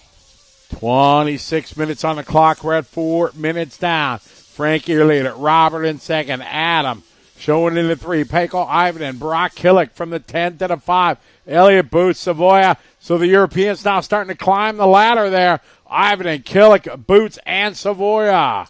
Pace picking up now as everybody checking in on a hot lap last time. Most of them down in the 39s, and we got a couple of 38s in the mix as well. See Olsen with a 38, Boots with a 38. Oh, I jinked Lee. Sorry, Lee. Battier trying to close up on the back of Frankie Contreras Jr. Frankie out front, rocking to Mugen. Been Mugen the last couple years. Robert behind him in the S-Works. Adam Drake behind him also in the Mugen. Through the rhythm section there. See just a little bit of rhythm starting to form. Battier still closing that gap. Last time by for Contreras was his hot lap, a 38.8. Battier with a 39 flat.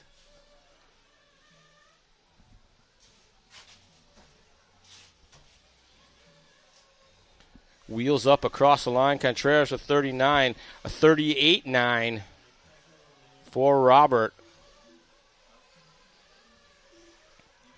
It's Contreras, Battier, Drake, Evening, Killick, Boots, Savoya. Oh, roll over there for our leader. That's going to allow Battier to slide on by, but luckily they had a large gap, so Contreras still going to hold on to a transfer spot and learn from that mistake. You don't get too many of those. Not at this level of racing with some of the best in the world going on in here. Nitro Pro Truck B main. Robert leading the way. Frankie in the 2-spot across the line. 6 minutes complete. It is 30-minute final. Adam still holding on to 3, battling with Peko Ivanen. Followed by Killich. Followed by Boots. Savoya. Savoya now moving up to the 6. Going to get by Elliott Boots. Looks like maybe Contreras' truck a little tail happy. Seems to be fighting it here on some of the tighter corners. It wants to step out. A lot of counter steering, a lot of wing high maneuvers. But what do I know? Downsides, counter steers, up and over. A little flatland there. You see the front end hop up. Up and over that hip jump corner he goes. Down into this pit. That pit's doesn't show up real good here on camera, but it's deeper than the truck is tall for sure. Drake still in the mix here. Just checked in with his hot lap of 38.9. Ivanen and Drake working together, trying to reel in this leader, Battier and Contreras. Right now the gap about 6 seconds. Back to third spot, Drake. 7 minutes down, 23 to go. Robert in control. That hold continuing to build here. One of the sections that Joey and the crew worked on overnight. Getting rid of the big crevasse that was there. Following Frankie around. They just stay at the track working on it all night and then get up in the morning. Pretty much this week they don't get much sleep.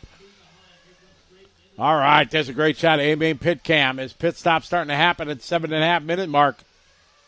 Battier in the pits.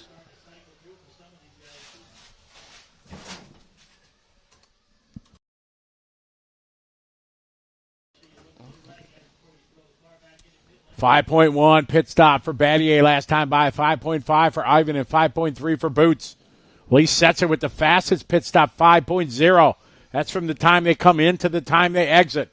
We have timing loops on the up ramp and the down ramp.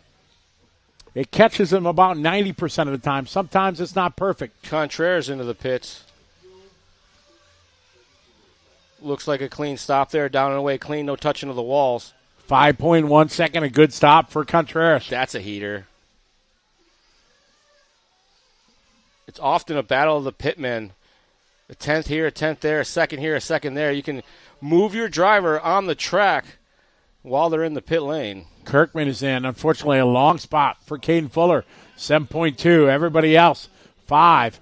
Setzer in round 1 with the fastest pit stop, 5.0.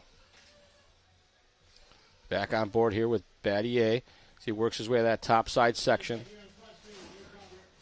Robert now back to the lead as the cycles of the pit stops come through. Drake still out there. Adam Drake has not pitted, so you got to think he's going on a 2-stop strategy. Going to go at the 10 and the 20-minute mark. I mean, if you're going to make the main, you might as well use the oldest trick you know. That's it. And that's a run timer. Arguably the best at it.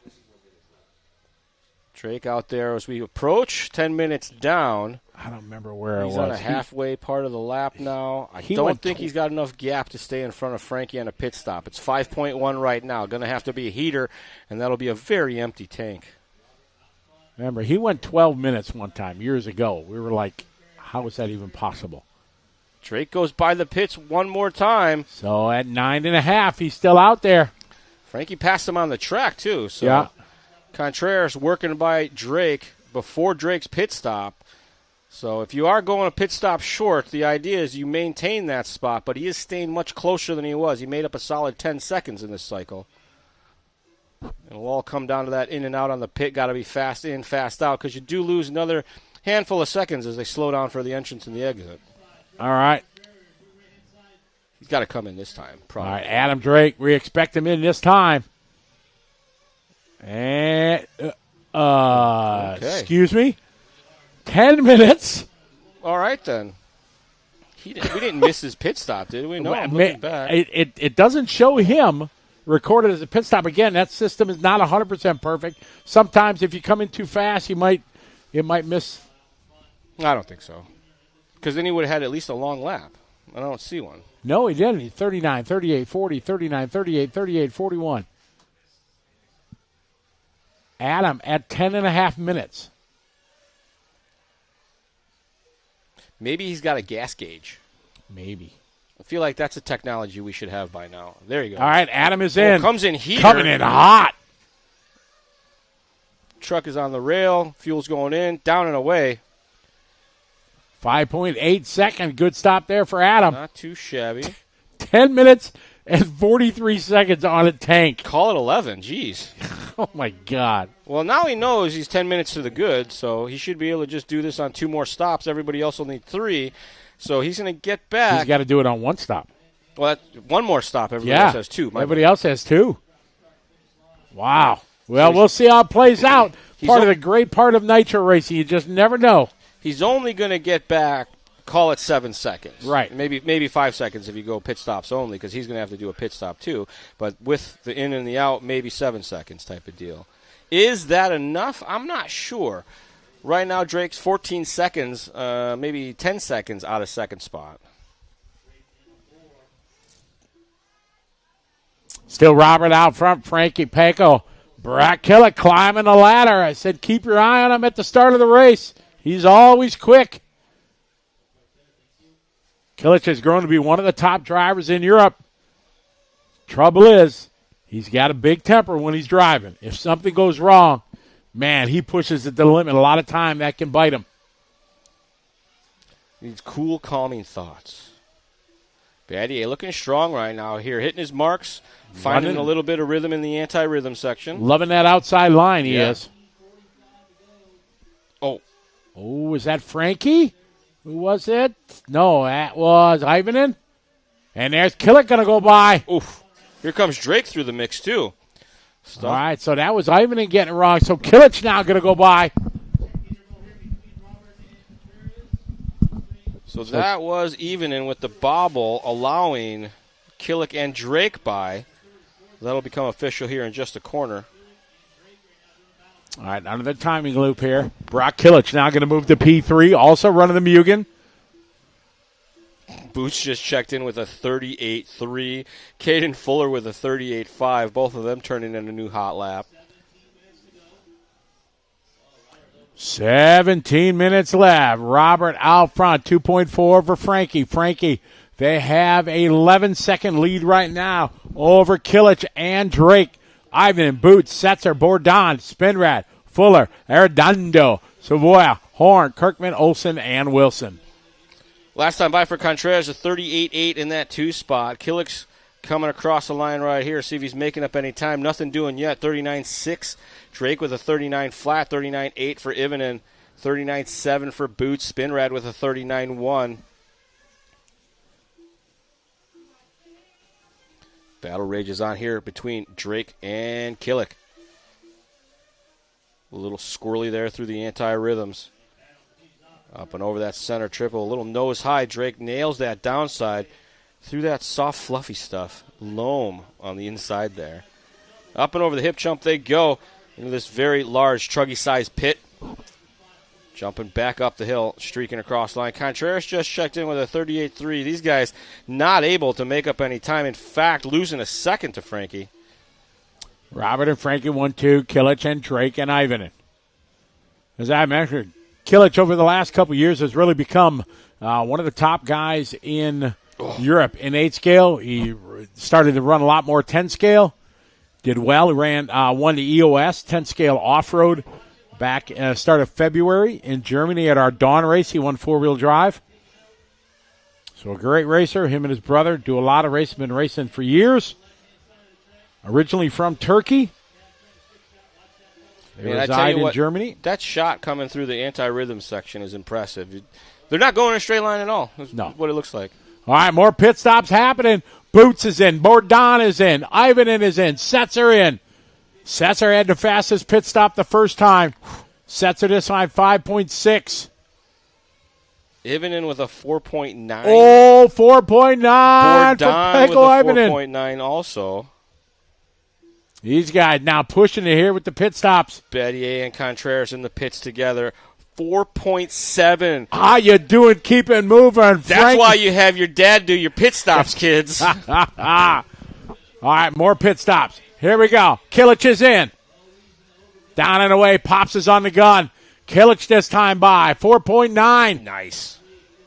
Whoa, that's a new line. Oh. I was like, wait a minute. That's the infield.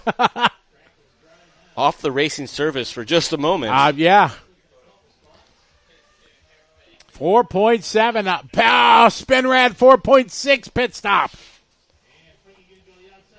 As Drake's long stop will cycle him up the ladder here just a bit. It should be right about now. We'll see some shuffling. Here comes Adam up to P3. He's 8 seconds behind Battier as Contreras with that fast pit stop took over the lead. Fuller is in for fuel. Pick up our leaders here, nose to tail. More pit stop action. Contreras at the front, Battier just behind him. Robert is very experienced. Very experienced. In the world Absolutely of RC. he is. Frankie's 16 years old. Yeah. Maybe 17 now. Oh, bobble there in front of our leaders.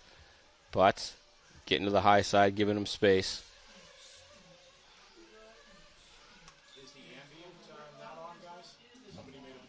Top 5 right now. Contreras, Battier, Drake, Kilic, and Boots. They're all on the same lap, and as we see everybody cycling through now, nearly the entire field still holding on to the lead lap right now. Frankie out front, 1 second. Ooh. You see that red and yellow right behind him. That is Battier. They got a healthy lead right now. Adams still showing third. Still keeping an eye out for Drake's pit stop, but it's not happening for a couple more minutes at Correct. least. Oh, bobble there by Battier in front of the crash. Robert, hopefully the fire stays lit. Good marshalling with the throw. It's a good throw. Right, Contreras now. Going to have some breathing room. Coming up just a little short there. Kiss of the pipe, no harm, no foul. Little toe tap as he comes over the hip jump. That's a pretty good look at the potholes that are forming at the top of that 180.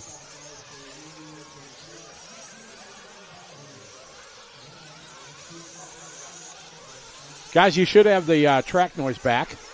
Sorry about that. Nuclear Crypto says the BRAP is back. Charlie hit a button. Totally my fault. I didn't touch anything. Just touch myself. Brop. Oh, you can't hear me. No, I Only can't. they heard me. I said I touched myself. Oh, hey now. Frankie, Robert, and Brock. Brock 9.3 seconds back. Elliott goes 4. Adam goes 5. Contreras had that one, I don't know if it's even a bobble, just a track bit him early on in this one. But since then has been very calm and coolly picking his way around the track. Yeah. Drives around the outside. Very nice. Frankie looking so good. Oh, we pick up the battle for 3rd, 4th, and 5th. This is Kilic, Boots, and Drake. Drake trying to keep his nose clean. Knows he has no time to spare with his oh-so-tricky pit stop strategy. He's still out there. He'll probably come in soon. Adam making a pass there. Contact there on the inside. Beautiful pass there from Adam Drake on Elliott Boots. Going big over the triple into the pit. Pushing the issues. Very high-risk situation there as they were big air through that center side triple, but both of them came out fighting. Adam about 30 seconds from his second pit stop, and then he'll be good to go on field where everybody else has to make one more stop. Boots is like, I remember this. I'm coming back. You can't do me like that. Adam taking the inside line. Was he able to pull it off? He did. A beautiful move again from Adam Drake on the inside. Found some clean track to the inside of the anti-rhythm section. Makes the move and sticks it. To the top side section. Drake trying to hold off Killick and Battier. All right, is Adam going to peel into the pits this time with 10 minutes to go? He is. So Adam in for his final stop. He's up and down. Very, very empty gas tank. Yes. So to stop, 5.5 seconds. So Drake is good to go on fuel for the rest of the race with 9.5 to go. Everybody else has to go one more time. Drake could run an extra 2 minutes after the race is over. Adam with that draked-in technology, right? I send all my motors to Adam to get broken in. I was about to say, I bet you he builds you cheater motors for your ACL. Bit of a bobble there as he hooks up a pipe. Yeah, ever since I started sending my motors in to Adam to get broken in with his, man, it's well worth the money. It's $50 to do it. That's it? But it was like hundreds of dollars. The amount of time you spend and fuel to do it, you go through a half a gallon or so of fuel just breaking in yourself, if not more, and a gallon of fuel is $50, so it's way worth it. I used to always be very, very. We raced nitro for a little bit, and I was always very wary of the whole break-in process. Oh, I screwed it up. I blew up many motors because I tried to do like they say with temperature and everything, but ever since I started sending my motors to Adam, it's like it's my racing program much better. I actually won a couple races. A couple. He's won most of the races he goes to, folks. Drake trying to reel these guys back in, sitting 6th right now. He's got 22 seconds to make up. He's going to get a free 7 seconds on the pit stops, but it might take just a little bit more than that. Frankie, a year later, he's got 6 seconds on Robert. Elliott Boots showing 3. Again, Elliott, Barack, Caden, they all have to pit. 8 minutes to go.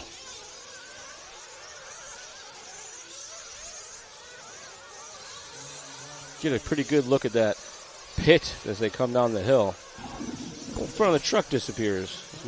Back on board here with third spot runner Boots. As he tries to close the gap on Battier. Last time made up 0.6 of a second. That was a stellar lap through the anti-rhythm section that time. It was perfect through there. Boots looking clean now. Running to the high sides, jumping nice and straight. Final round of pit stops happening. Lots of guys in. Battier is in. Here come Boots. Boots is in. Kirkman in.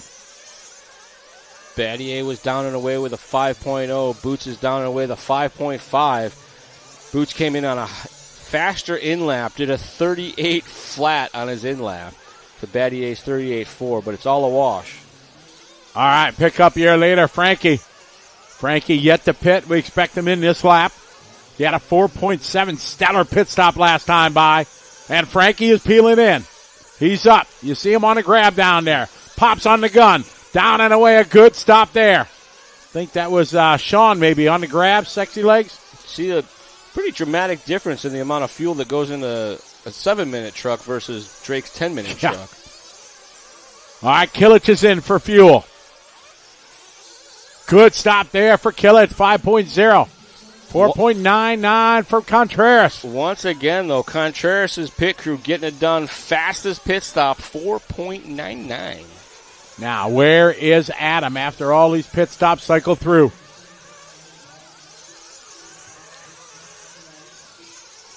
Last time they came across a line, Drake was in the 6th spot. After all that cycles through, I don't know that he was close enough to do a pit stop pass track.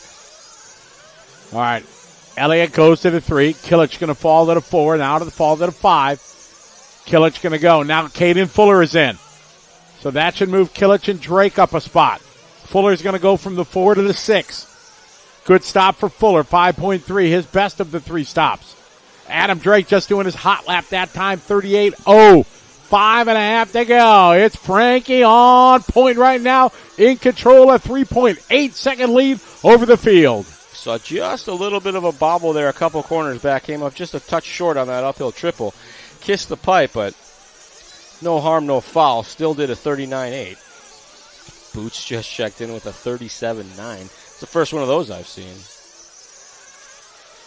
5 minutes to go. Oh, we got a flame out. Oh, no, he was just, looks like he was just giving away. That's making very space. Nice.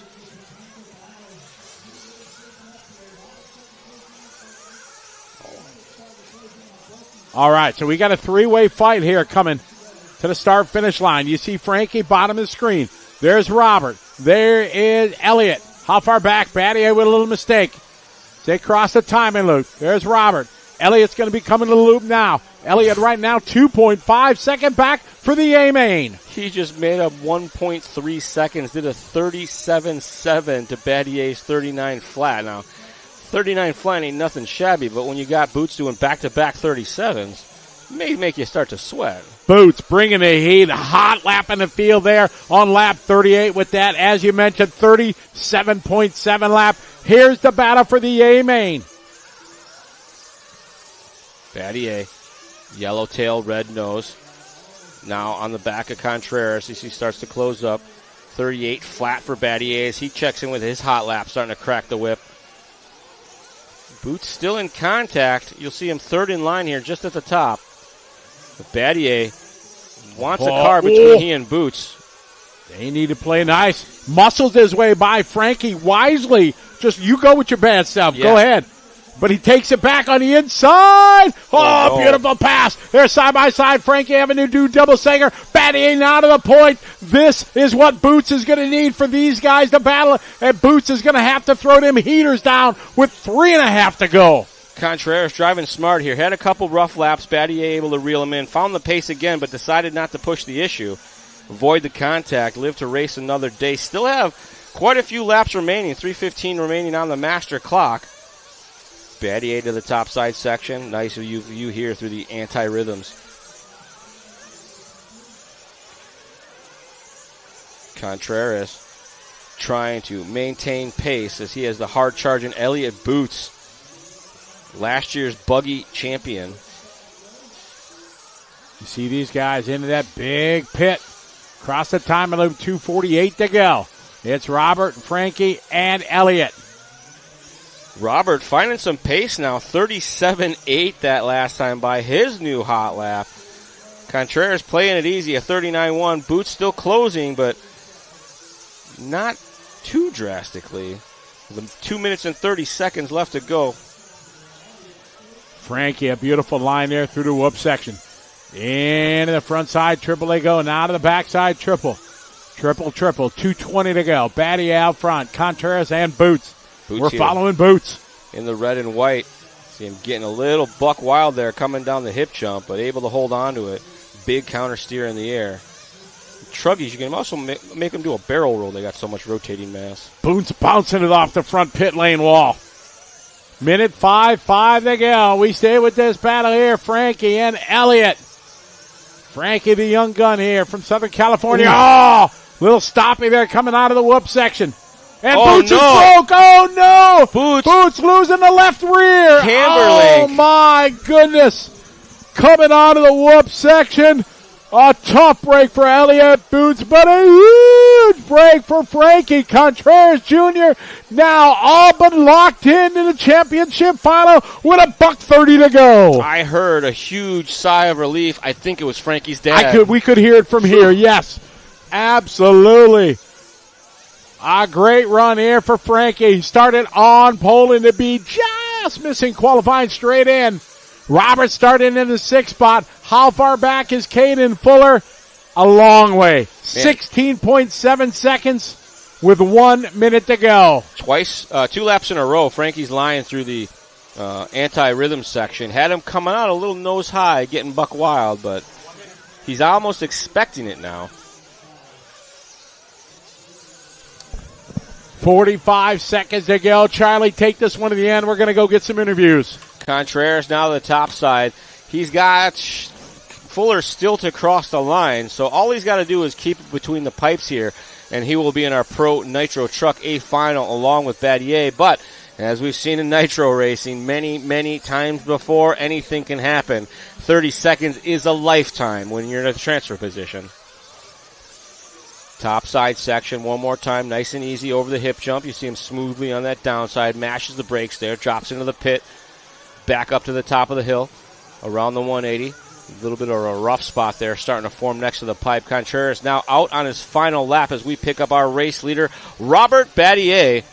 Battier last time by 38.8, this time by just got her on cruise control, trying to find some new lines maybe through the anti-rhythm section. See, they're just bucking and banging their way through there, hoping for the best. If you see the wing come up, you slap some throttle. If you see the nose come up, you tap some brakes. Battier through that topside hip section, rubs the pipe just a little bit. He's got some lap traffic in front of him, but nothing to worry about. Oh, Battier, wheel falling off on the final corner on the last lap. Couldn't have had that happen at a better time, but as he comes around the final corner, his left front wheel fell off the car completely.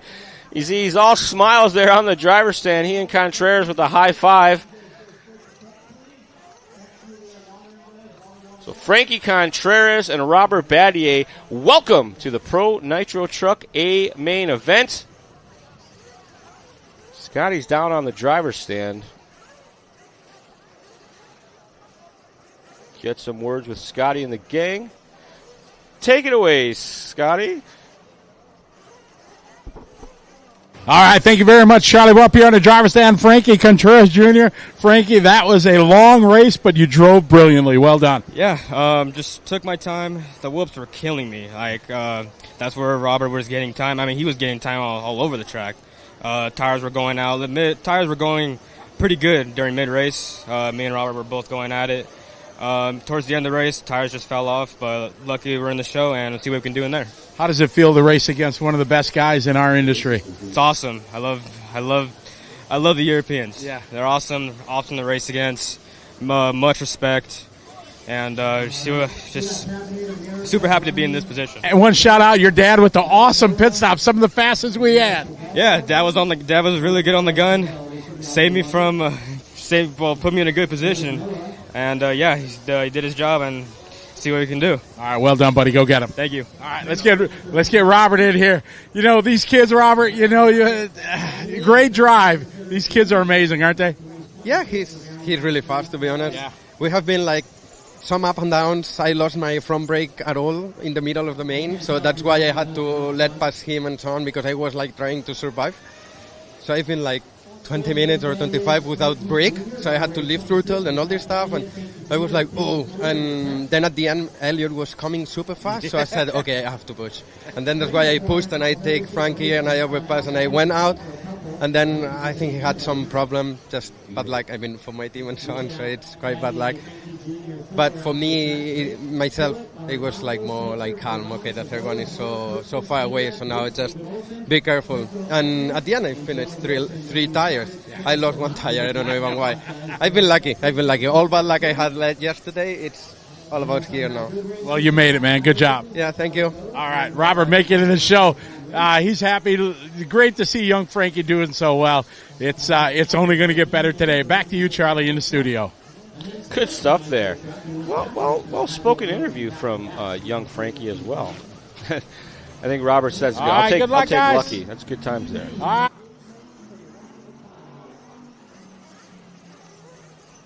Scott, thank you very much, sir. It's a ton of fun.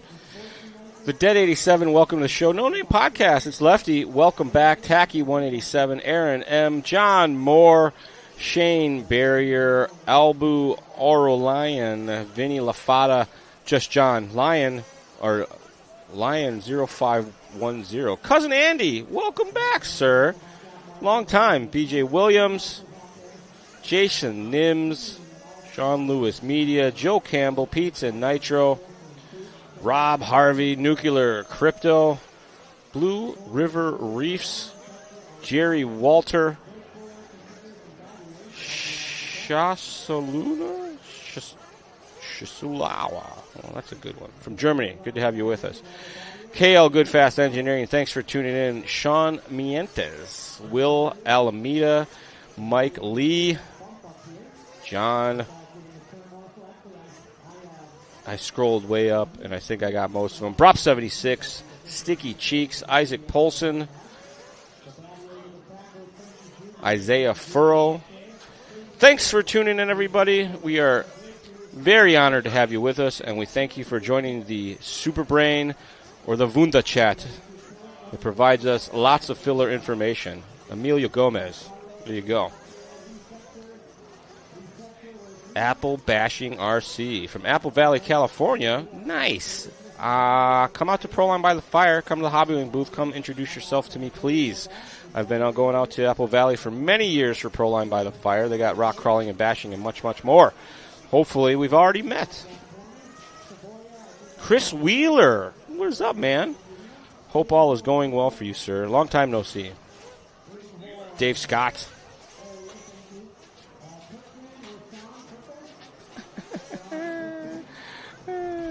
Dave Scott is I'm Dave Scott's #1 fan now. I'll let you figure out why later. Max Mort. That's all he talks about, so don't worry. Polar Bear, good to have you with us. JWRC, welcome back.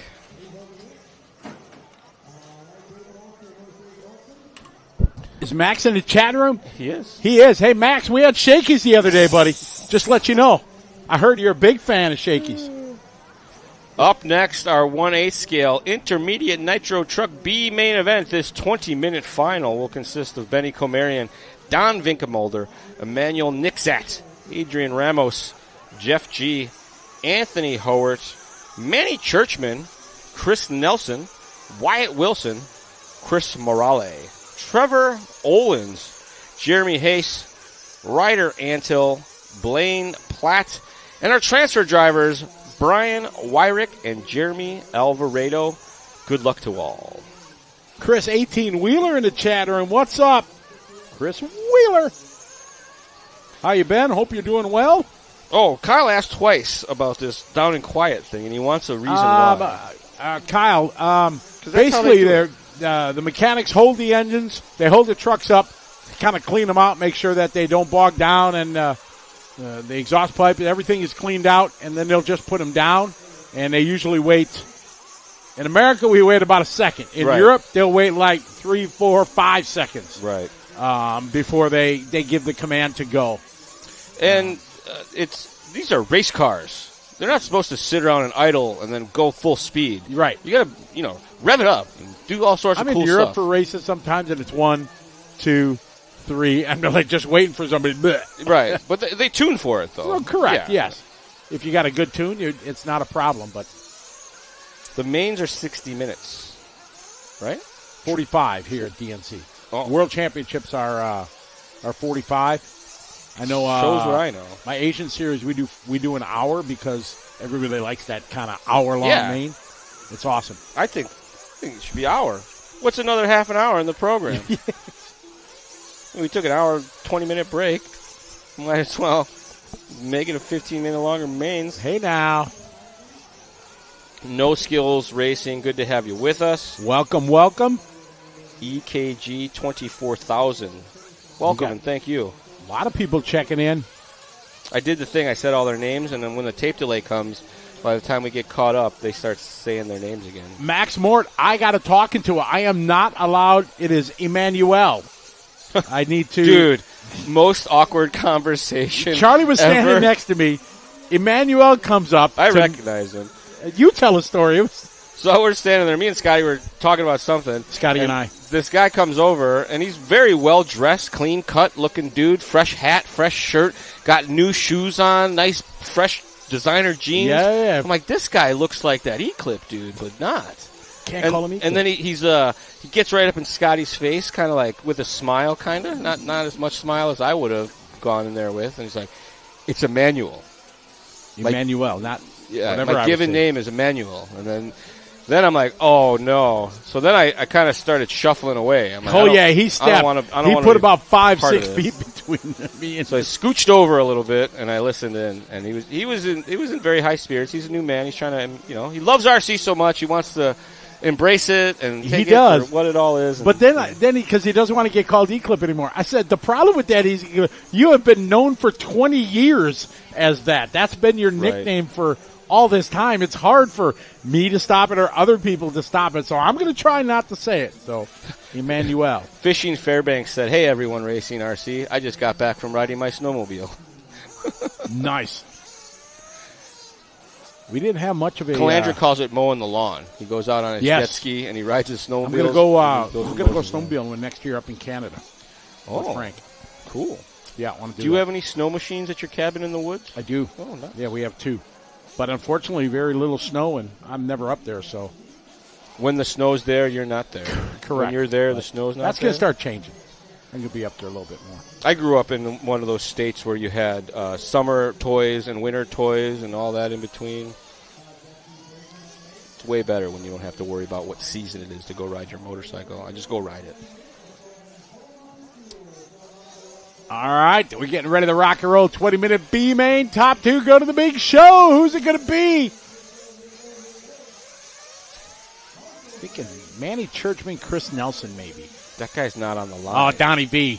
Donnie and Benny up front. Oh, that guy was rolling. The big toss-out. And we're off.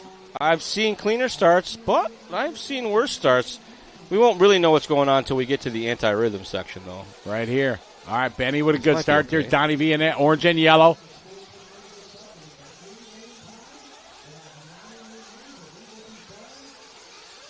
Colton checking in from Reno. How are you?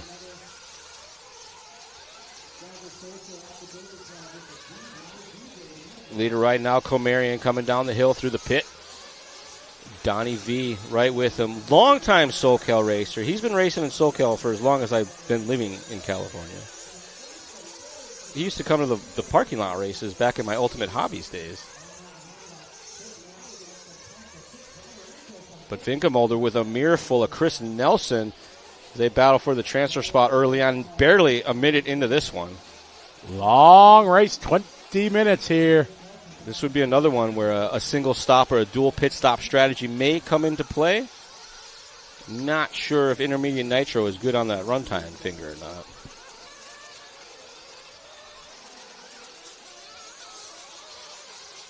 Oh, bobble there. Looks like Donnie cooked up a pipe, and that is going to allow Nelson to slide on by. Nelson from 8th to 2nd now. Picking his way through the field cleanly. And now Vinkelmulder going to have to deal with Nixat.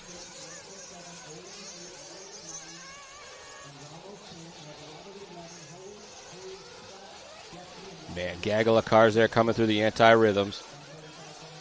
Leaders out front by just a little bit. Looking to the inside. It's Nixat and Vinkelmulder duking it out right now for that third spot. Nixat second. Oh, battle at the front. Looks like our leaders collect each other. That was Nelson and Comarion. So Comarion now dropping back into the clutches of Vinkelmulder. Vinkelmulder going to try to make something happen here. He sees that transfer spot just ahead of him, but he also sees Nixat in his rear view mirror. Rear leader up and over that double. Second spot right with him. Back up to the hill they go. Around the sucker pipe. Into the anti-rhythm section. You see Nelson getting buck wild there up on the bicycle, but able to hold on. Driving up the hill. That little baby hipper to the big hipper. Nelson in the yellow. Comarion in the blue. Top 2 spots. Oh, Nelson gets it wrong. Tried to power through it, and you see him land on one wheel, get turned sideways. Vinkelmulder trying to move on by, gets turned a little sideways, makes contact. Nelson had it for just a second, but here comes Nixat now into the transfer spot. These guys racing hardcore, wanting them spots here. Only 2 matter. Oh. Benny out front, and it is a dogfight here. 2, 3, 4, 5, 6, and 7, all through the whoops. Looked like Emmanuel pushing a little too hard there. Went wing over tea kettle, if you will. Able to hold on to the third spot now. So I do believe that is Nelson think it is maybe Morale with him now. We'll find out. Nelson across the line in the 2 spot. Nixat now back to 3rd. Churchman up to 4th. Olins from 11th to 5th right now. Great start for Trevor. Still early on in this one. 3 minutes and 50 seconds. Oh, that uphill section there for Nixat. Not doing any favors. I think that's 2 in a row. He caught that same rut. It's tricky. That line, you think maybe I just got to do it a little different and it'll be fine. But often, that's right when your line that you like so much just started to fall apart and let you down. So Comarian, you see him there at the bottom of the screen. We pick up the battle for the 3rd spot here. Nixat and Churchman. Actually, Churchman by Nixat, and this is Olins and Nixat duking it out. 15 and a half to go. Benny out front. Then the battle, Nelson, followed by Churchman, Olins. That's your top 4. All separated here by just a couple seconds. Through the whoop section. Very nice by most of them. Get on board here. This is Nelson in that 2 spot. But he's got Churchman closing fast. Oh, no, this might be Churchman and Olins. I'm sorry. Benny got a comfortable lead right now. 1 point for him and Chris. They have almost 5 seconds on 3rd. See Benny and Chris to the right side of your screen. Going through the whoop sections right now. We focus on the battle here, 3 and 4. Oh, Chris having trouble in the whoops. Pick that one up. Nelson with the anti-rhythm section, taking away all of his rhythm. That is going to allow Churchman and Olins to close that gap just a little bit. But as I say that, Churchman comes up short and gives some of it back.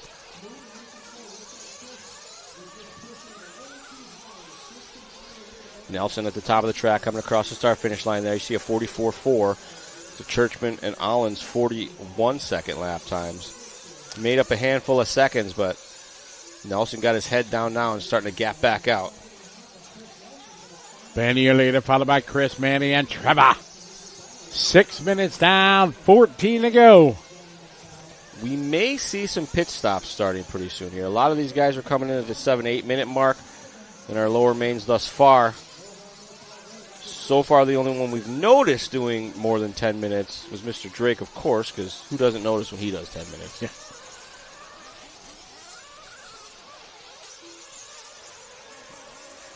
Pit stop starting to happen now. Hayes in and out. Churchman across the line. Alvarado, Olins, Ramos, Morale, Wyrick, Nixat, Vinkemolder, Howarth, Platt, Antil, Hayes. Your running order after that looks like problems for G and Wyatt Wilson not making a start.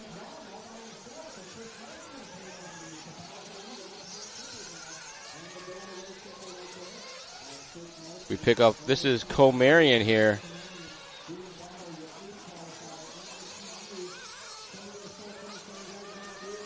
As they come across the line, this is Comarian and Nelson. Comarian with a rough lap there on his way into the pits.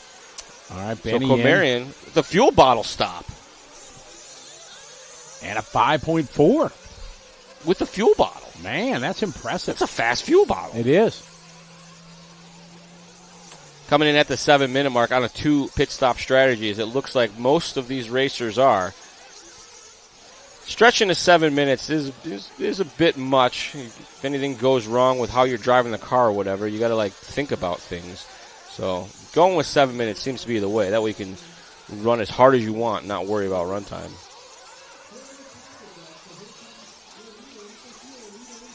Nelson into the pit lane right now. You see the pit light come on. Fuel goes in. Car goes down. Off and away. He will lose the spot to Comarian. As you see Comarian just in front of him there. But Comarian jumps off the end of the track right as Nelson drives right past him. So Nelson with the pit stop going to be able to hold on there. 6.7 second lap time for Nelson. 5.4 for Comarian. So Comarian with that bobble, giving back what he had gained in the pit lane. But now, on the racetrack, Comarian fighting back to the inside. Nelson right with him as they are running very nose to tail. Moves a little bit to the high side now, trying to switch up those lines.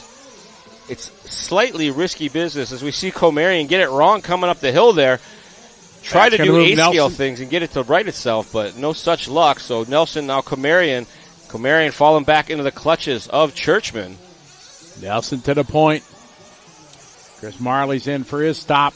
6.4 at the 8.5-minute mark. Nelson, Comerian, Churchman, Marley last time by. Coming up on 11 minutes to go. 9 minutes into this one. Something that I forgot. I went and watched some of the electric racing. When those guys flatland those things, it sounds like they're taking a milk crate full of hammers and just dropping it on the ground from on top of the ladder. It is rough, to say the least. You wonder how the electronics just don't stop working. They don't like it. Well, while you were away earlier, it's something that I actually brought up for the pro tips for the fans at home if you race electric A-scale. The gyro tape has been very popular, but I'm not sure that it does as much shock dampening as it does vibration dampening. Gyro tape? Yeah, they use gyro tape from 3D helicopter gyros. Oh, okay. And it is very spongy, it's very thick, and it has some dampening properties, but I don't think it has a lot of shock proofing because I still see similar damage from folks that claim to be using that of these parts broken off the boards. Wow, okay. So what we've been trying to encourage folks is 3 or 4, maybe even 5 layers of normal double-side tape, but not the whole base of the speed control. 1 strip or maybe 2 strips so that you have some open area so the speed control can move around a little bit on these hard landings. And I get guys that say, well, if I use double-side tape, if I crash your head or fall out of there, you're using the tape wrong, if that's the case. Sure, yeah, you're not. You got to clean the surfaces. Yeah. You got to make sure they're warm. They can't be cold to the touch. And when you go to put it on there, leave the pressure on it. I always hit the surface with a lighter to warm up what I'm sticking it to, clean that all off beforehand. And I actually hit the tape with a lighter, too, so that gets hot as I press it onto the surface. And I try to hold it there for 30 seconds, 45 seconds to make sure that the glue cures. I'll throw the Bob Stelflu question as is it dampening or damping? It's both. It's like aluminium and solder. Depends on what ocean you live next to.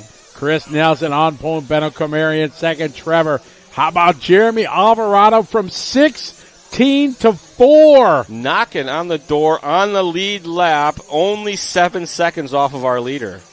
That's not far at all. Not at all. A brilliant drive going on for Alvarado. Manny behind him, Chris Marley, followed by Adrian, Emmanuel, followed by Brian, your other bump-up driver. I'm looking down the lap times here. Oh, no, there's a 40. I was going to say maybe Alvarado on a single-stop strategy, climbing the ladder that hard. You come across the line, Nelson, Comerian, and Olins now. The battle for the transfer spot. Comerian in the blue, Olins right behind him here in the white. Oh, Olins getting it wrong. I think that may have been Alvarado to the inside. He was close. So the blue with the white antenna tube is second spot right now. And I think that is Alvarado behind him in the green. Up and over that center triple they go. See him wiggling the car in the air to get it to slow down. It's like an air brake maneuver. 8 minutes to go. This time by, catching that rut. Too fast. Chris, your leader. Benny second. This is the fight. 3, 4, 5. Alvarado, Churchman, and Olins.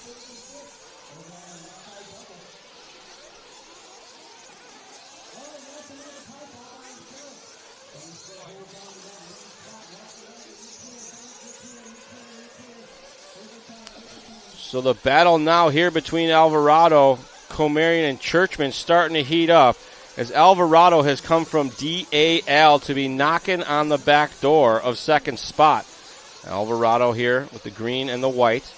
Just a corner and maybe and a half ahead of him is the transfer spot. Did you say DAL? Yes. Okay, just checking. All right. Dead Alvarez last. Got it. All right, more pit stops happening. Alvarado's in for fuel. Looks like it might be a good stop.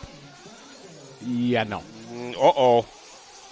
Jeremy Alvarado still in the pit lane, maybe having a flame out on the pit stop, or maybe he jumped the bar on the way out. He might have jumped the timing loop on the exit.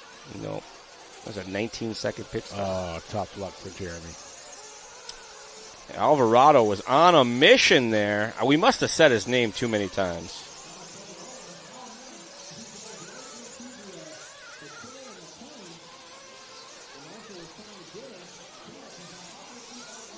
comes Comarion into the pits.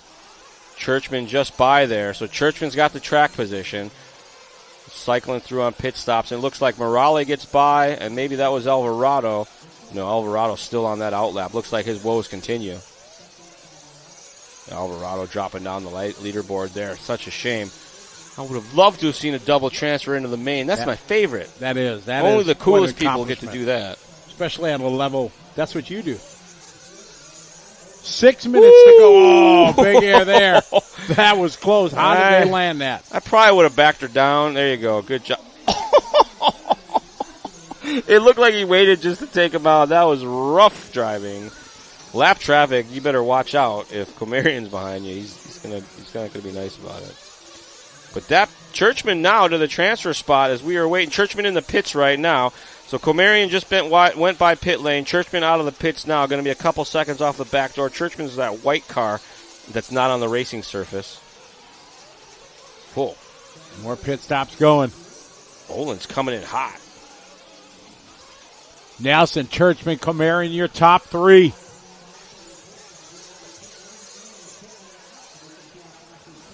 Comarion now in that 2 spot. Holding on to the transfer. Doesn't say that on the leaderboard, but that'll cycle through right about now. Comarion with a 40.9, 5 minutes left to go.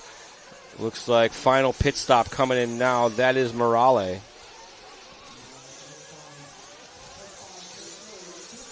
See a little wiggle of the wheels there as he comes to the downside. Hooks a little bit of a rut climbing up the hill there. Nelson in control, 4.5 to go. He has built up a 14-second lead. That is a huge lead. From 8th on the grid, too. That's halfway down the straightaway. Chris is in for his final stop. Oh, safety stop, perhaps. Down and away, just slow and steady. 6.6 seconds. No need to push it.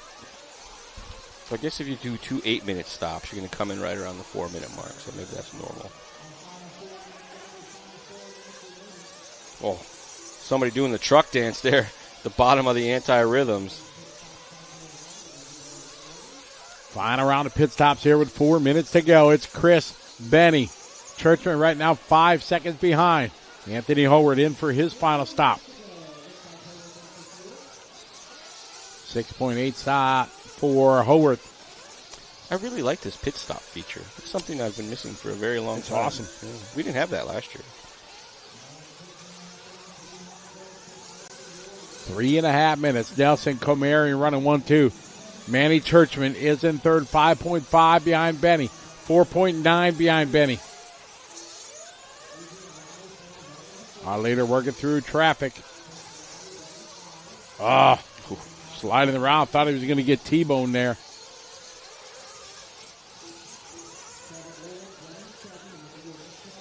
Three minutes still to go on this one. As on board here with Nelson, working his way through some lap traffic. Nelson working that traffic well. A lot of drifting, too. Drifto. I'd say every corner he's counter steering this lap.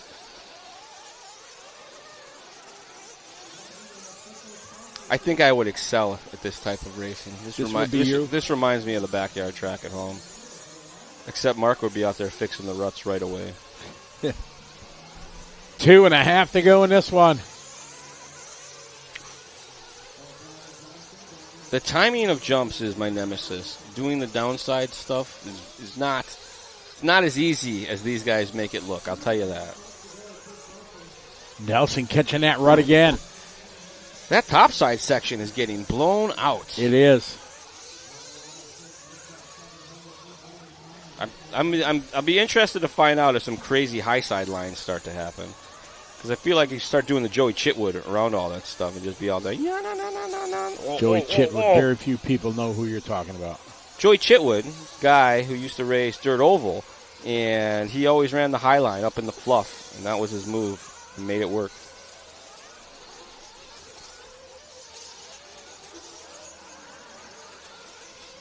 Minute 40 to go. Nelson is your leader in control. Nelson 41.5 that time by. His pit last. What did that say? 15.5? He did a. It doesn't make any sense. What's pit last mean? I'm sorry? What's the pit last column mean? That's what time they came in. So he came in at 15 and a half minutes. That's cool. Should say last pit time. Nelson, Comarian, Churchman, Ramos, Morale. That's your top 5. Coming up on the 1 minute mark. A 4.2 second lead for Nelson. Nelson has given up most of that lead he had. He had over a 10-second lead. That time through that bump section much better. Final minute of racing action here. Nelson and Comarian both across the line. Churchman trying to make it happen. He should make it no problem, as will Ramos. They may make it by for one more, in fact. The real question is going to be if Churchman can make it by again to keep that pressure on Comarian. Oh, Comarian getting all kinds of wrong in the anti-rhythm section, but I believe that was Churchman behind him getting it wrong as well. Churchman was in the white and blue. Oh, man. So Comarian here trying to hold on. 15 seconds. Comarian should make it by for one more, but if Churchman does, then we're going to have a race. Yeah. Comarian late to the line, 45 seconds, 3 seconds, 2 seconds. Where's Churchman? Maybe snuck it on by. Churchman snuck on by, so Comarian's got to keep it between the pipes. He could still throw this one away. Comarian at the sucker pipes now, working his way through the anti-rhythm section, plays it nice and easy. Drives right into the rut, over the little doubles, here to the center side triple. He's going for it. No, double single, smart. It's a race. Another double single, smart. Here they come into that big pit. Is he going to be able to get through it all right? Went to the outside. Yeah, I think it's safer if you run to the outside just a little bit. Whoa. Oh, no. Oh, I thought he ran out of juice. Exactly. He just died in the bottom of the pit there. Oh, my. All right, so Chris and Betty taking a bump. Well done. Good run. There's a great shot here. All the mechanics down in the pit lane. Well done. Chris Morale from 10th to 4th. Not too shabby. And there will be a little pause here as we take a look at our running order. Taking that one home, Mr. Chris Nelson, Benny Comarian going to finish in that 2 spot. Manny Churchman 3rd, Chris Morale 4th. Adrian Ramos going to be finishing in the 5th spot. Alvarado after that. Nixat 7th, Howarth 8th, Wyrick 9th, Olins 10th. Vinkemulder 11th, Antill 12th, Hayes, Platt, G, and Wilson. Our running order after that in our 1A scale intermediate nitro truck B main. What's next? Is this? We already did pro truck, right? So this is Sportsman? This might be Sportsman Nitro. Super good at this game. And I think they're going to probably do, after this, some maintenance to the track, and then we get right into A mains. It's almost main time, folks. Exactly. I'm excited. Yeah, this is our final...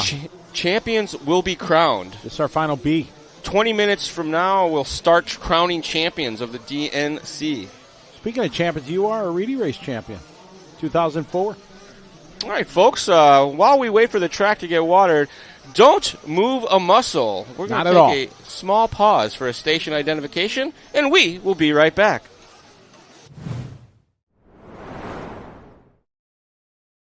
Live RC is the world's leading platform for all things RC, offering the most thrilling live RC racing coverage, breaking news, exclusive content, and much more. LiveRC.com lets you stay ahead with the latest RC news and articles, along with our industry-leading live racing results page that provides up-to-the-minute race results, lap times, stats, graphs, and race lineups. Unlock the full RC experience with our bonus lap membership. Enjoy live video streams from tracks around the globe, bringing the action right to your screen. Dive into our YouTube channel for live broadcasts from the world's biggest RC races, plus highlights and more. Follow us on Facebook for the latest news, announcements, photos, videos, and racing coverage from around the globe. Don't miss a moment of the excitement. Visit liverc.com today and fuel your passion for RC racing.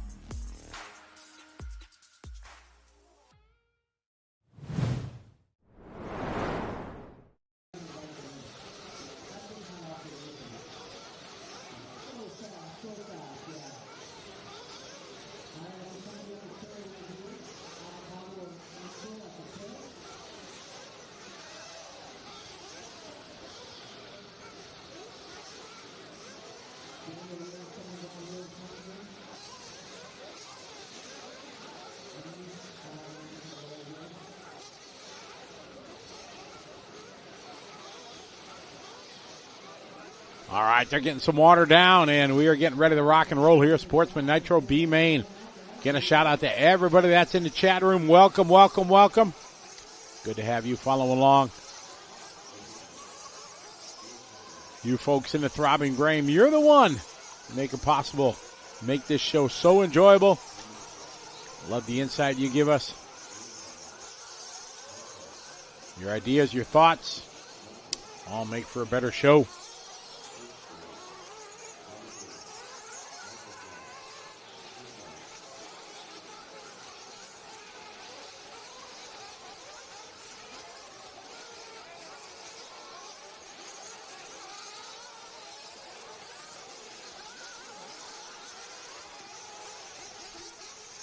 These out there, guys, doing their warm-ups.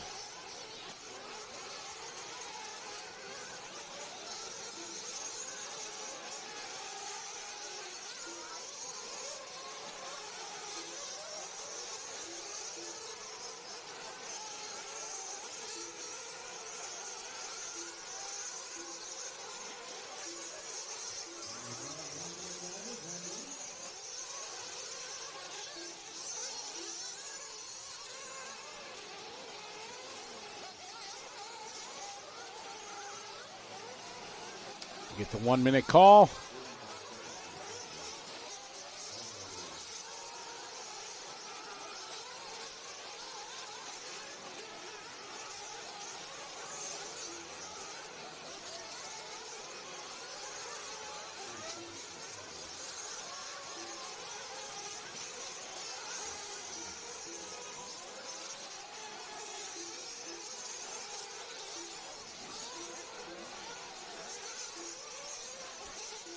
Hey, BJ, good deal. I'm glad it went well. Congratulations. BJ, our statistician here on LiveRC.com, got an announcing gig. He was out announcing at the Hobby Town on the East Coast. Good deal, buddy. Glad it went well.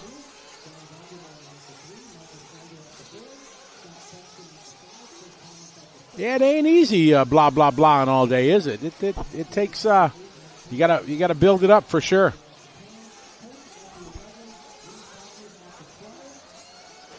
All right, these guys getting ready to rock and roll.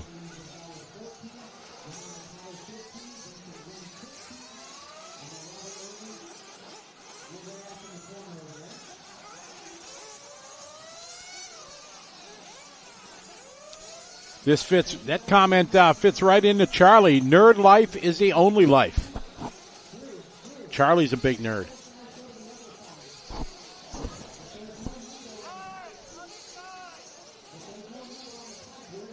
Charlie's back. I'm pretty sure we're all nerds. We miss you. I missed you. Nice outside, isn't it? It is nice out. It's beautiful. Mm-hmm. It's a beautiful Southern California day. Look at those snow-capped mountains in the background. It is. Very picturesque.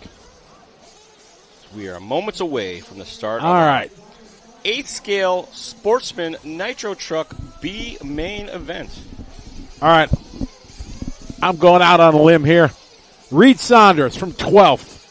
Young kid, young gun. Okay. He did well at Silver State last year. There's my pick. That's a long shot from the 12, but I got faith. I'm going off of numbers. So you're going to go TQ. I'm going with the 4. Oh, okay. TQs haven't been having that much of luck. That's true. I've been seeing some mid-packers come through here. I feel like these sportsman guys are out there to get some sponsorships. Make something happen.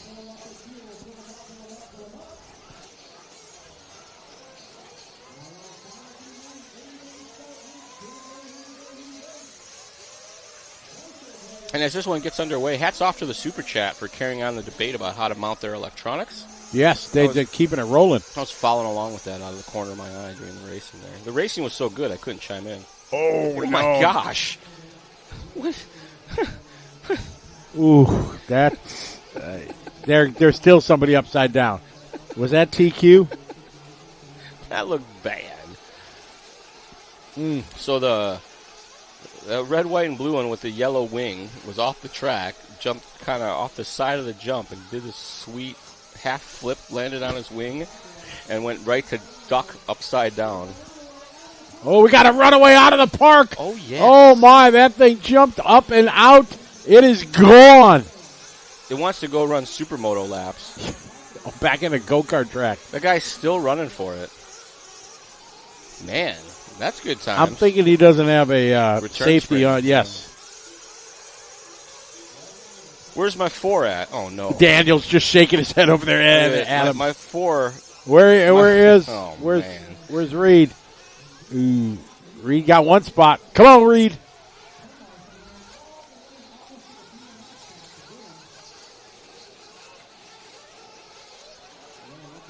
I run 2. Bit of a rough start there. My guy is 16th. I'm sorry, Mr. Schneider. I jinxed you. That's maybe. That's my bad. For all your fans watching at home, he did nothing wrong. He got the announcer's jinx. I'm not picking anybody from now on.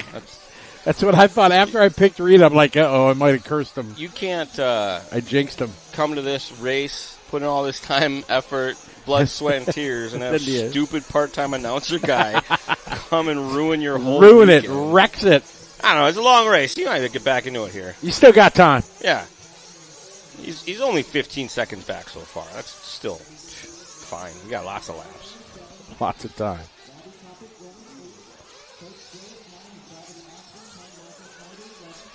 We're on board here with our leader, Darshan Patel. Darshan across the line, last time by 45 flat, medium pace lap. Chris Thomas in that 2 spot. Mike King running 3rd right now. Oh no, check that. Maybe Tab Wilder getting by him. King a little late to the line, but able to hold on to 3rd.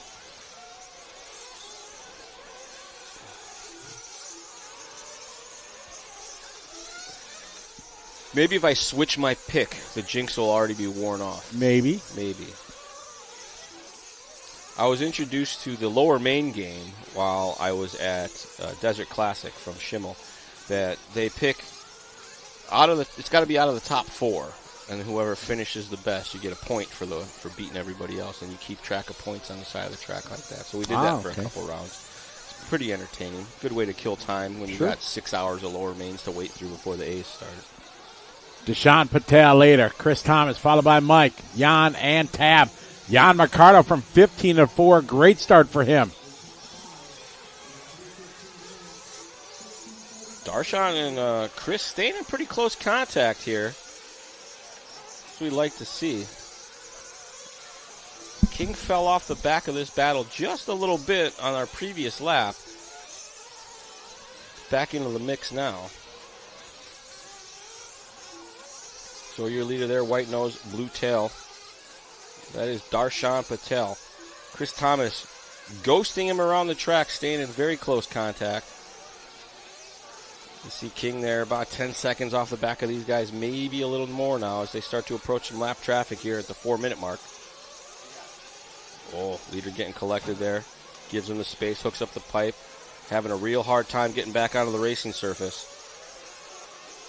Those pipes can be very frustrating. At times you run through them like they're not even there, and other times you're like, hey, it'll reach out and grab you. And then you get the spot where the stake is. You're like, oh, yeah, gosh. And then it'll spin you on. Mr. Nelson, you're doing a great job, buddy. Thank you. No one would even notice if it wasn't for you guys. We'd just be here talking to each other. I mean, we know we're awesome, but it's nice when you guys say it. Wow. I've been doing race announcing for 20 years or so now, maybe more, when I first moved to Southern California. It has ruined me. I cannot stand listening to anybody else talk. Like if there's someone who's paid to deliver information and they and they ah their way through it, it's like nails on a chalkboard for me. I can't listen to Scotty announce a race at all. He turns on a race and I'm announcing, he turns it off. At Cleveland, we kept turning off the speaker in the ballroom so that we wouldn't have to listen. It wasn't me. It was somebody else doing it. Yeah. But I made no effort to turn it back on. People saying, now I don't know what heat I'm on. Well, I'm sorry. The speaker's disconnected. It's fine. There was a scoring screen right there. We all knew what was going on. It worked out nice. And the internet is good in Cleveland. Even if you don't use the Wi-Fi, they have good internet. I've been to places where you got 5Gs, nothing loads. Right, yes. It's a lie. It's like a fake 5Gs. Darshan out front, 1.1 back is Chris. Then they got a 7.5 over Mike. Far from over, though. 14.5 to go. We are on board with our leader, Darshan, working through some lap traffic quite nicely. coming up on our first round of pit stops. I'm going to guess 7-8 minutes. It seems to be the trend so far. Coming down the hill, there's that. Big. It's only getting worse. It looks so much worse when you're down on the track. You can hardly see it from this angle. Pock-ridden race surface. TLR says, you throw a lot of shade at me. He must not have heard us the Charlie and Scotty show before. I grew up racing at Scotty's track when I was a kid, so I've worked with Scotty for many, many years. This guy's paid me to assist him with running his events as an announcer and general organization. And he still picks on me. We go way back. And I only pick on people that I like. Yeah, you're right, exactly. Right. Most of the time I give you a hard time, it's because I like you, and I know you probably won't punch me for it. So, Darshan out front, followed by Chris, Mike, Coach, Tab, and Jan Still. Great run here from 15 to 6. Yeah, all the mains for Nitro Truck and Electric Buggy are today. All of the mains for Electric Truck and Nitro Buggy are tomorrow. You are correct, sir. DXC is all mains Saturday and Sunday. It does have a lot of hang time. They are not scared to make you air it out at a DNC event. Craziness in the pit lane. Who said it best last year? They don't call it the Dirt Nitro Easy. Correct, yes. It is not the Dirt Nitro Easy. That is for sure. I wonder what that would be like. Just very little jumps and... Right, like kidney bean track, TT style. Yeah. Leader into the pits. I'm predicting 7-second pit stop. All right, here we go. I was way wrong. 4.6. Darshan's team going for it. Did you put all the gas in? Jeez. God, yeah. That's pro level.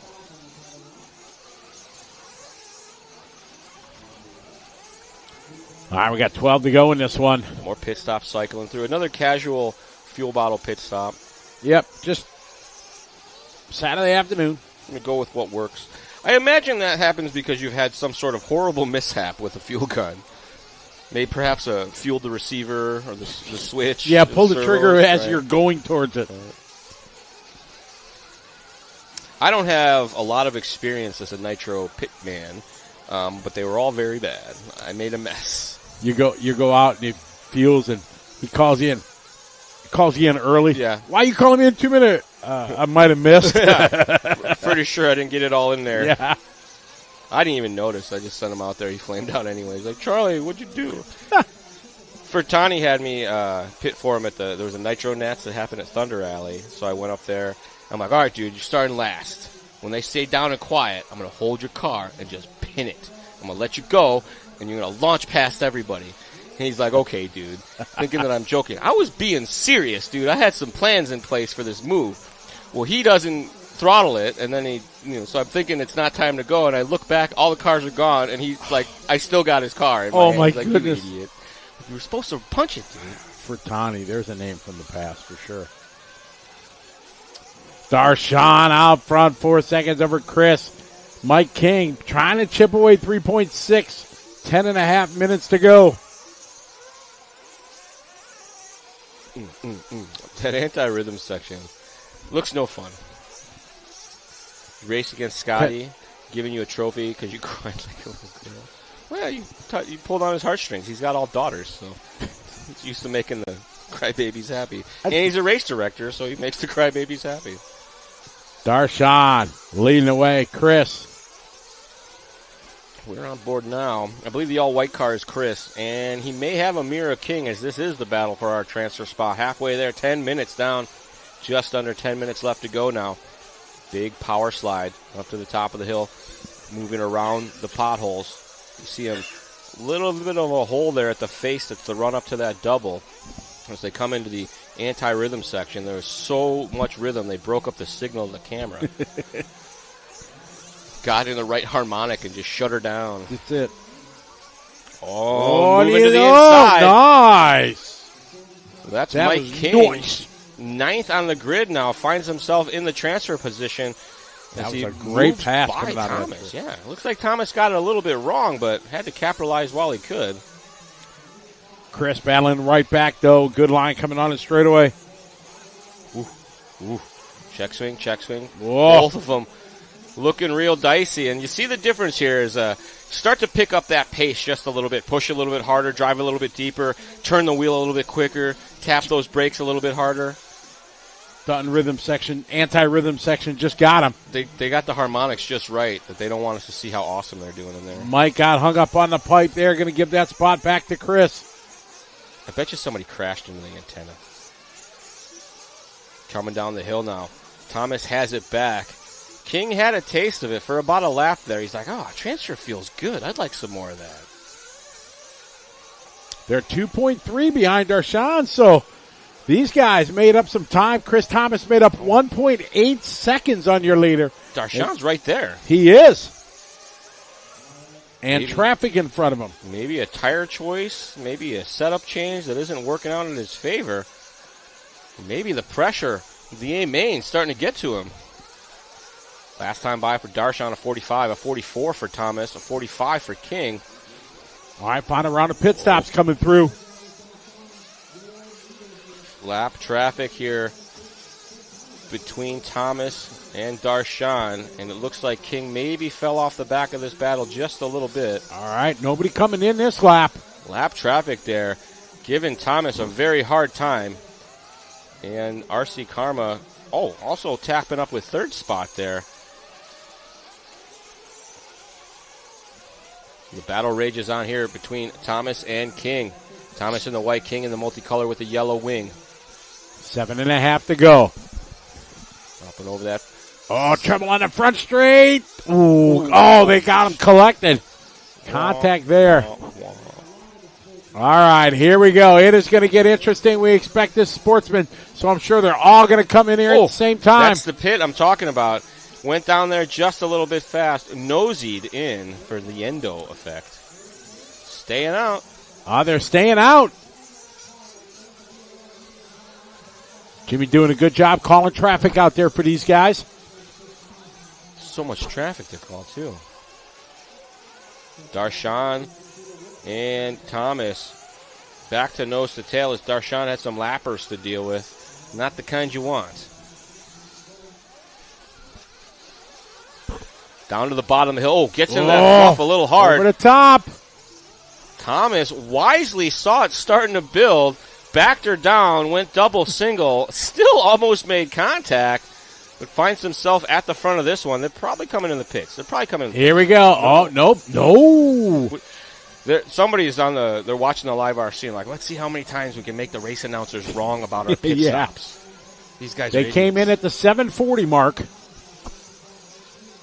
So they still got some time. So if they go another 7:40, that gets into 14. Almost 15 minutes. 20, which would give them 5 and some change left. I still just don't see just come in. You don't have to put as much gas in. Unlike Adam. Yeah. You need a full tank. tank. Have like a full extra second of fuel time. Oh, going to wide line, avoiding the big crevasse there. All right. Rolls it over. Here we go. Now they're both coming in a pit stop. Who's going to have the better pit stop? Is it Darshan's team or Chris's?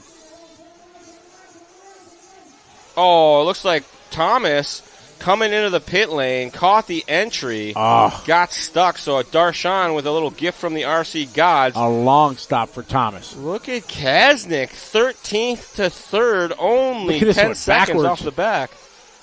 Well, that's an interesting That was. Did he come backwards down the pit lane? I was looking at the scoreboard. I know. I bet he spun out right there. I hope so. Otherwise, he missed the pit lane and came backwards. It's Sportsman. It's happened. It's fine. It's fine. Yeah, it's fine. It's fine. It's fine. That's my my latest mantra. Fine. Something's going wrong. It's fine. I mean, it's not fine, but it'll be fine. Mine is Monday will come. Regardless, Monday's still going to come. I hate Mondays. Darshan, Mike, Chris. Crazing is here in the final round of pit stop. 4.5 to go. Final B main. It's all down to business. A main's up next. Darshan, as much gap as he's had, 4 and some change between first and second. Oh, drive through the smoke hole as you go side by side with some lap traffic coming up the big triple. But you see, smart driving. They're not going for it. They're doing the safety lines more often than not. Those lappers side by side here. But that's what happens. You got traffic. You get a little out of rhythm, a little out of sync, and next thing you know, you forget how to drive for a couple corners. King right now, 3.9. As we follow your lead around Darshan. King got around Thomas. We are in Paris, California. I don't know, hour and a half out of L.A., from LAX maybe? Yeah. Probably. It's 9 hours from my house. There you go, from Santa Rosa. That's where Charlie's mansion is. Yeah, right.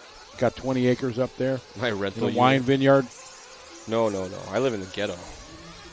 We have helicopters and stuff flying around our hood. Yeah. Henry one's in the air a couple nights a week. Darshan down the front straight. There he goes. Got a comfortable lead here now. 4.1 second. Thomas is second. He's 4 second back. 3.4 now. Darshan's been in command of this one from go. There was a very large pileup at the start of this one. And I want to say King was part of it because that was the multicolored yellow wing car I pointed out that was jumping off the side of the jump. Ooh. Finds himself now back up into a transfer spot. He's gotten around King. Oh. Man. 2.5 to go. King having a hard time with this lap traffic. And there goes Thomas. So that just cost King a bit of the transfer spot.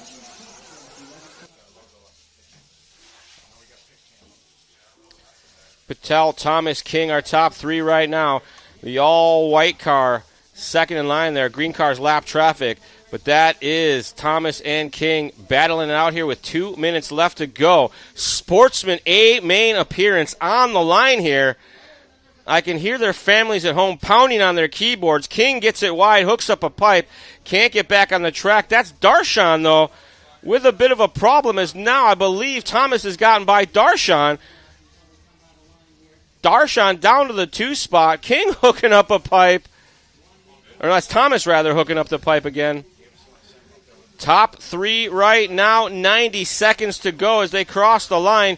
Green car is lap traffic. We are looking for where's Mike King. He hooked up that pipe. He's across the line now, a couple seconds off the back of these guys. Battle for the top spot now. Darshan Patel and Chris Thomas. They've been out of front of this one all day long. Great run for Chris if he can bring this home from the 6th spot. James Kasniak from 13 sitting in 4th. A solid run. Just going to come up a bit short. Darshan, 8/10 back here. The battle first and second. King is 3.5 out of the A main. Nobody going triple up the hill that time by. Everybody playing it safe. You see Darshan as he went through that anti-rhythm section, painfully slow, but everybody really woes her down through there in the closing stages just for the safety of it. Thomas and Darshan across the line, 7/10 of a second, 40 seconds remaining on the master clock. They're going to make it by for one more lap if they can keep it clean. I think so, yes. The real question is King going to make it or with him? King right now 4.1 seconds back, so it does not look good for him. Darshan looking to the high side, trying to find some clean track out there. These guys both very comfortable with these positions. Just want to keep it together here as time is winding down. 15 seconds as they work to the top of the hip jump. I don't know. Maybe. They should. They got 7 seconds. They're going to go one more. Have a one-lap shootout, Charlie. Well, is King going to make it? I don't think so. Nah, time's expired. King's not going to make it. So Thomas and Patel moving on up to our Sportsman Nitro Truck A main event here at the 2025 DNC. Nice driving, guys. Well done. These guys are going to battle it out. It doesn't matter which spot, but you want to get the win, get a trophy. Yeah, feels better.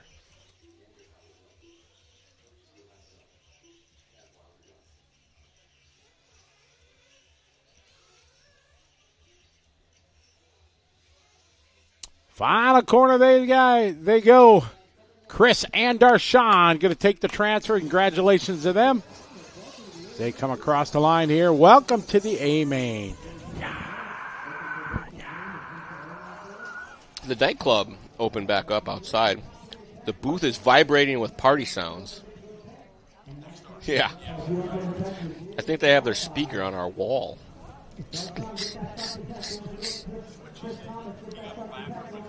Yeah, a lapper, the kind you don't want.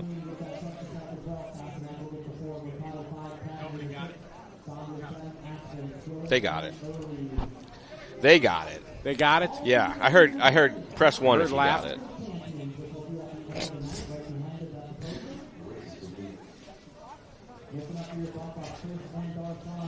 A-Main action coming up next. I think we start out with some flashlight racing. Ooh, they're going to water the track for a while. 1A scale, 40 plus, electric buggy, A-Main action coming to you next. Thilke's the TQ. Paul Ciccarello in the 2 spot. JQ, Invisible Speed himself, Joseph Joaquin in the 3rd spot. Sexy Leg Sean Miller going to be starting 4th. Brian Eider, who runs HRCR. Yeah, too many letters, Brian. Up in Idaho. Brian, good guy. Dustin Gossett going to be starting in that 6th spot, just behind Brian in the 5 spot. Mitchell of the Josh Flavoring starting 7th. Richard Saxton, the King Richard Saxton, starting 8th. Mark Pavidis, one of my favorite RC personalities, only because he's been to the Peacock Pit, he's been to the ranch, he's ridden mountain bikes with us. Oh, he's been to the... He and Ryan came out back when Ryan was like, 12 or 13, and they ran 4x4 short course with us at the Peacock Pit, hung out with Weir for a couple days doing bike stuff. It was pretty rad. Nice. Adam Curry going to be starting 10th rather. Where did I get 7th from? Eric Deschena is going to be starting 11th. Dave Lindlow starting 12th.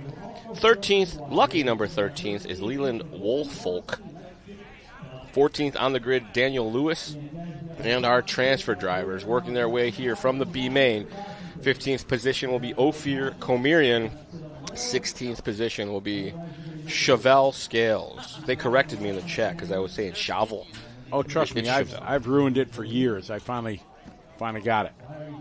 What's the update on the runaway car? That's a good question. I think it's climbing up the mountain right now. I don't know if they got it. It got onto the BMX track and then did a lap, and they couldn't catch it. I don't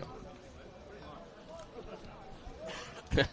Isaac Paulson, I feel the same way. It is a lot of work. So what I've been doing is I've working my way into rent-a-rides, where someone loans me their car, and I just show up with my radio and my receiver, maybe a transponder. I bring a transponder just in case, because a lot of us don't have a transponder for all of our cars, and we got to move them around. The Arrive and Drive I program? have my own transponder. It's my original transponder that I ever bought. Wow. 9197941. Because the number's gone. It's the old ones where the numbers would rub off. I bet you that's Pavidis' car right there. Look at the paint job. That's it, red, white, and blue. No stickers? Lame. Should have a big Hobbywing sticker on it. Just saying. World champion right there. If you guys are just tuning in and you didn't know, this is Charlie. I'm Scotty. Yeah, I'm Charlie. Scotty. Scotty works for races. I'm employed by Hobbywing. I don't do a lot of work there, but I'm employed there. If you've ever called tech support, I'm the guy who answers the phone. If you've emailed for tech support, I'm usually the guy that doesn't leave a name at the end of the email because I don't want you to know. We also do have a YouTube channel. It's called Hobbywing Official. We have a podcast. We give away free stuff. It's called RC Stuff. Pretty cool. Look He's a big deal. I don't know. Well, they pay me to do this. It's not a big deal. It's part of my job. So just some background so why you know that I feel like I have these expert opinions about certain things. Technically speaking, I'm a professional. They pay me to have an opinion on topics that we all have in common.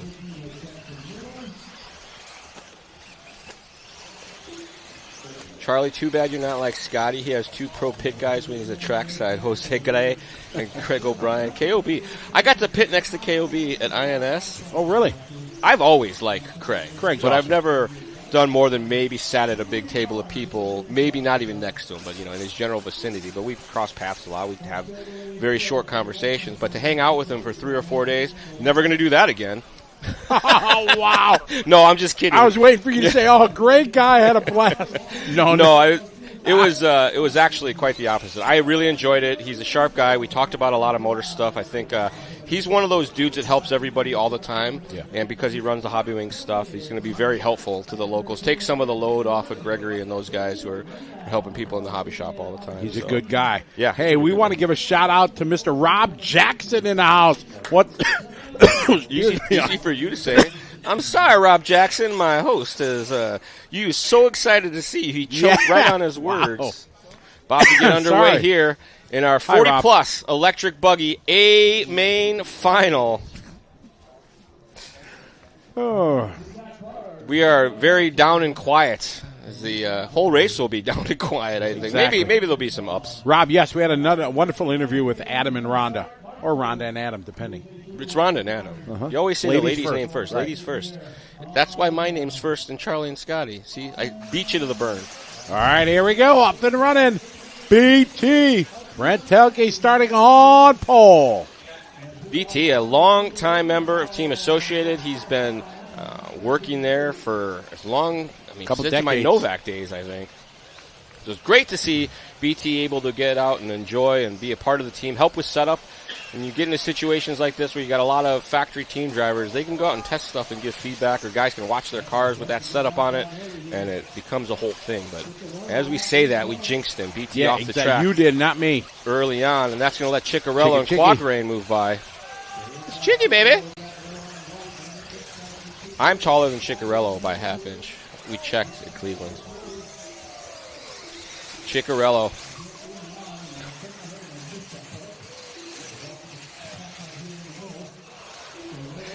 Ciccarello to that topside section around the sucker pipes into the anti-rhythm section. As you see here, this sprint race final, 10 minutes here to decide the DNC champion. Big air there for Ciccarello. Oh, Into in the fluff. showing the roost line. You gotta love that. Joseph in second, BT into 3. They fall into that big pit. Looks like he's using the outside edge of it so that the bumper won't get into the low spot. It kind of hooks around. We'll see if he does it twice in a row. Shadow starting to come onto the track as the sun is going down as we are at 3:23. What's that in military? That'd be 15:23. Ciccarello starting to gap into the anti-whoop set. I jinxed him. But fortunately for Ciccarello, JQ had a bit of a whoops through there as well. Hitting the downside there. He likes the high side. Yep, using that berm there. There's a couple real loamy spots right through the center that are, catches the tail on the way down. JQ getting it wrong there on the backside. Double crash. And that is going to let the King Saxton go 3. He opens the door. Joseph goes back by. It's BT now to the 2. Saxton from 8th to 4th, getting into the mix here. We roll back just a moment there. Ciccarello came up just a little short over the big hip, got up on the nose. Quadrain maybe took a look at where it was going to land, made a bobble, dropped back behind Thilke now. So Ciccarello and Thilke, they race each other a lot. Looks like Ciccarello again. Bobble at the top of that hip jump. Looks like maybe his line not working the way that it was earlier on. Thilke right there. The power of the pink wing coming up as he closes in on Ciccarello. Ciccarello, a real tight line down the straightaway. Ciccarello jamming the brakes at the end of the straightaway, able to reel it in. Still got 7 minutes left to go in this one. Ciccarello had, 6 or 7 seconds over Thilke, but 2 bobble laps in a row has brought Thilke within striking distance. Into the triple they go. Again, taking that wide line. Thilke a little tighter. Caught the rut, but he's all right. Over the hip jump they go. About the same line. Looks like Ciccarello's car really not happy with that hip jump section.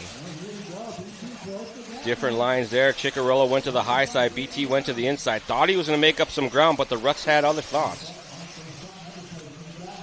Good battle here. Ciccarello in the X-ray. Followed by BT in the Associated. Everybody kind of jumping midway flats almost. Touching the downsides, but not trying too hard. Brent punching it there. He's got the inside line here. Not going to do it. Going to tuck in behind. Over to triple nicely. 5-5-5 to go. Looks like Ciccarello using kind of the mid-outside lines. Well, BT's kind of sticking more to the inside, working with the ruts. See, right there's another good example of that. Again, Brent trying that inside line. He just can't lay the power down. Ciccarello feeling a little bit more comfortable on those high lines, avoiding the flip your buggy over randomly bumps. Good battle here, coming into the whoops. Almost identical lines that time. Following each other. BT closing the gap. Whoa, closing up now. Two different lines into the triple on the out. BT trying the inside, doesn't work. He's got it. Oh, has to check up. BT wisely stabbing brakes there. Exactly, that would have been ugly. BT with a little bit of a miscue, but able to hold on to it right along the pipe there. See BT working the insides. They do opposite lines. It's like a motocross race out here, insides to outsides. Ciccarello goes to the inside, BT goes to the outside. Coming up to that tough whoop section, BT. Oh, he had to look back or down. Into the whoop section, following each other. BT punching it through. Contact, but he saves it. Can he go to the inside? Ciccarello punches it, keeps that door closed. Here they go, side by side, nose to tail. Into the front side triple. It is still Ciccarello in control. That's too close. Oh, BT coming up just a little bit short over the uphill triple. See him pop that wing up. Ciccarello with just a little breathing room now. Still 4:20 left to go. A lot of time left. They got Saxton behind them and Joseph. Oh, here comes Saxton. Saxton's been slowly chipping away at these guys. Been lapping quicker than they have as they've been battling. Saxton made up about a second and a half on the leader's last lap. Ciccarello leads him into the whoops. Good line there. BT goes through here. Saxton. Then a bit of break to Joseph. Finding a little bit of rhythm there. Ciccarello again with that high entry into the big triple. Pushes them to that outside pipe. But nice and clean through the uphill. Kisses the pipe there. Gives back a bunch of time. Lands the flat. Punched it on the downside. BT now going to the outside. And it works. He gets a good run on the inside. No, Ciccarello slamming that door down the straightaway. It's going to get dicey at the end of the straightaway. That's Ciccarello's line. Oh! Ciccarello opens the door. Brent Telke says, thank you very much. I got to go see you when I see you. And Richard the King Saxton goes by. Saxton says, wait for me, BT. I'm coming with you.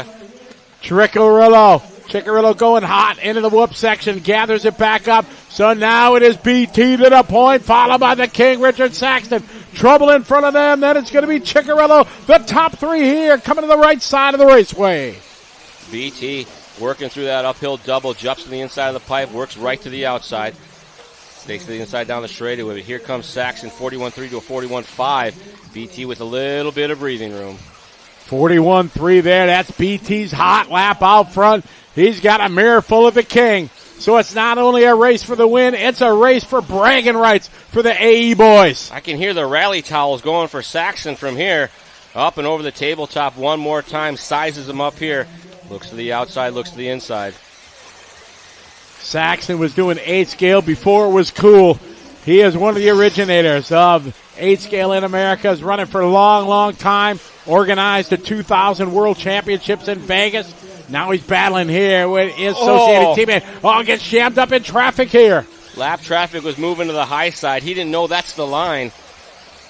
Saxton had a miscue just before that. Caught a rut, fell a bit behind, so he wasn't right with BT as he came through. That lap traffic was doing what he could, but they had shifted their race line up to the pullover areas. Now Ciccarello has his sight set on the back of Saxton. Saxton going a little bit hot there into the whoop section. Battle here into the triples now. Saxton takes it mid. Ciccarello again out in the fluff, using the cushion to get a run. We got a $1:30 to go. Ciccarello's pushing hard as he can, inside, outside, trying to make something happen. But BT's pace is too quick. 90 seconds left to go on our master clock. Top 3 drivers all still on the front straightaway together. Tilke, Saxton from the 8th spot. Ciccarello started 2nd. Led this one for several laps as they start to come up on some lap traffic now. Top 3 working their way through the anti-rhythms. BT with the big win there. 3rd in line behind these yellow cars. Saxton in the all red with the yellow wheels. Crash traffic in front of our leaders now. Oh, man, a lot of traffic jamming up. Pelkey here in the red and white. Got the pink wing. Saxton on the inside. Can't do it. Telke takes the wide line. Saxton through the ruts. Down the straightaway they go. 45 seconds to go. A wide sweeping line for Telke. Saxton tries the tight line. We got 39 seconds to go. Nose to tail they go. They're going to make it by for this and one more. Saxton putting copious amounts of pressure on the back of Thilke. Here they come through the anti-rhythms. Crash traffic. Thilke gets pushed to the inside by the ramp or the jumps, and Saxton moves right on by. Saxton now to the point. They're going to go one more lap. Does BTF something for the king? More traffic. Hopefully doesn't play an issue here. Saxton jumps to flats. Thilke trying to butter it. Here they come through the big pit. Back up the hill they go. They're going to make it by. Saxton stepping out sideways. Thilke doing the same. And Ciccarillo to the line. Ciccarillo still going to race. So it's a three-way fight here. These guys need to give room. Ophir gives room to Telke. It's Saxton and Thelke here, left side of the track. Coming up to the hard part here through the whoops. How's it going to play out? Saxton make it through. Thelke pushing as hard as he can through the anti-rhythm section. Saxton makes up a little bit of time. A great battle here into the backside triple. Saxton just has to keep the rubber to the dirt. Gets in and out of this pit, and he's going to bring home the W. He takes the wide line there. Over to double the final time as they come to the line. Wrapping up the 40 plus the king. Richard Saxton taking the win. From 8th on the grid, they call him the king. Mr. Saxton, your 2025 1A scale 40 plus electric buggy champion. Knockdown, drag-out lap battle with Brent Thilke, Paul Ciccarello, and Quagrain. Nicely done, guys. Thilke going to get the TQ jinx, going to finish in the 2 spot. Ciccarello going to come home, bottom step of the podium. Quagrain going to go 4th, and it was Gossett, Pavidis, Miller, Lindau, Chevelle Scales, Ophir Comerian rounding out our top 10. 11th spot going to go to Noah DeLong, Jesse Rodriguez, Scott Sexton, Reed Saunders, Robbie Kopak, and Randy Maddy rounding out our finishing order here. It's 40-plus electric buggy from the 2025 Dirt Nitro Challenge. Ciccarello picking up his rig, not happy with a third.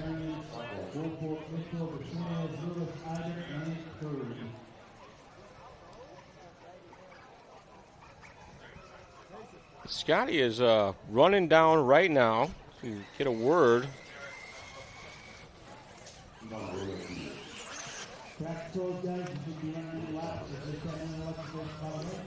They're watering the track.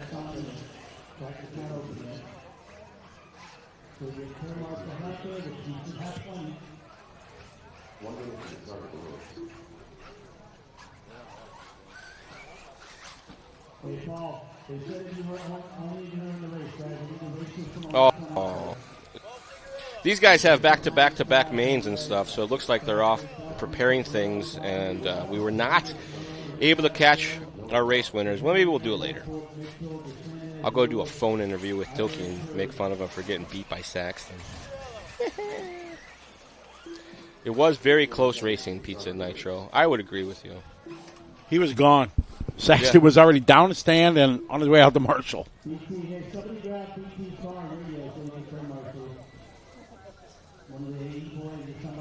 Coming up next, our Sportsman Electric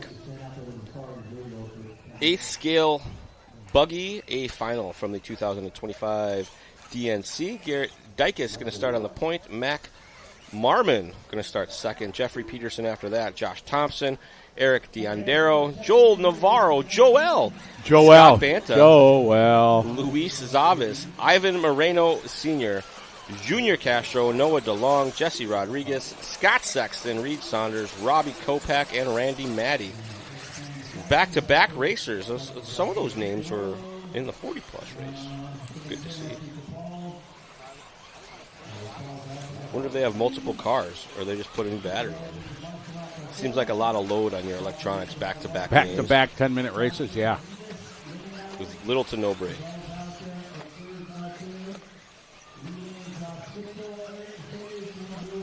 So this will be our second of 9A finals on the docket this evening. 9 different classes here in one half of the event. Does that mean there's 18 altogether? Good God. A lot. Well, there's a sportsman and intermediate of everything, and then a master's, or a 2. But there's no master's truck, is there? No. There's no master's electric truck either. But there is 50 plus, double masters. That's when you get the discount at Denny's, if you're in the 50 plus. And the AAA discount. Or your discount on AAA? Maybe that's what it is. Cass, we agree. Good day and good night. Thanks for joining us. Thank you very much. Appreciate you joining us. You guys are what makes the show what it is.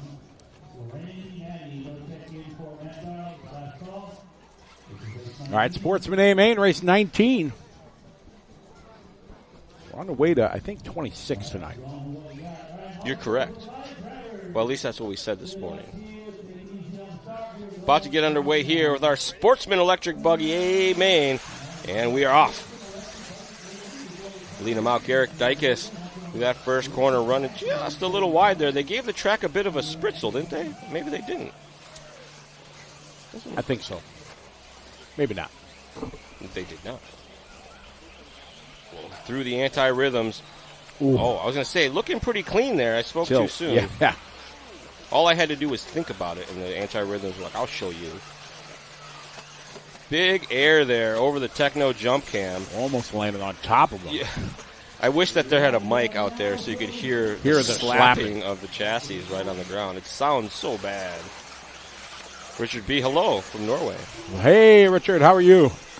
I'll be back. I'm going to Norway, going racing this June in Norway. What are you going to cheat at there? 8-scale on-road. Beautiful track. What race is it? The Oslo Open. Oh. I went to Finland. I don't think I've ever been to Norway. I got to go last year, and it was absolutely beautiful. You and your vacation racing, you're making me jealous.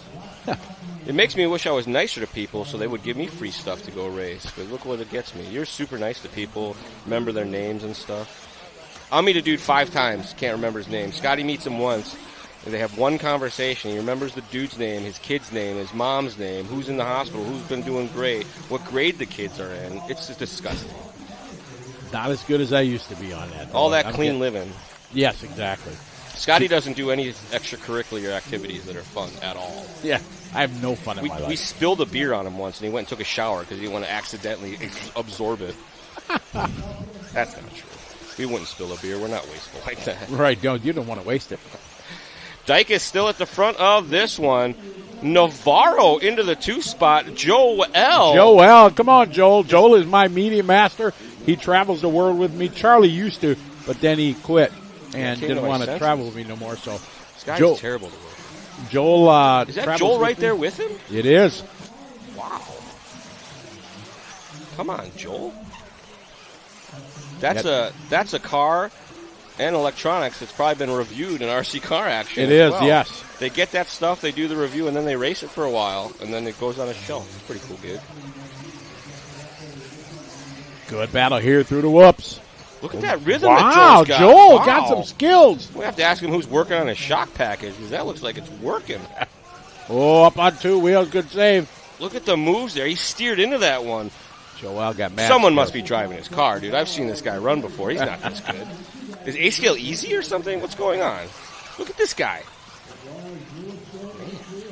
Navarro in that 2 spot. Banta running 3rd. After that, we got Zavis, Diondero, Moreno, Castro, Thompson, Rodriguez, Kopak, Marmon, Sexton, Saunders. Looks like DeLong, Peterson, and Randy Matty not making the start of this one. Well, DeLong did, but didn't go very far.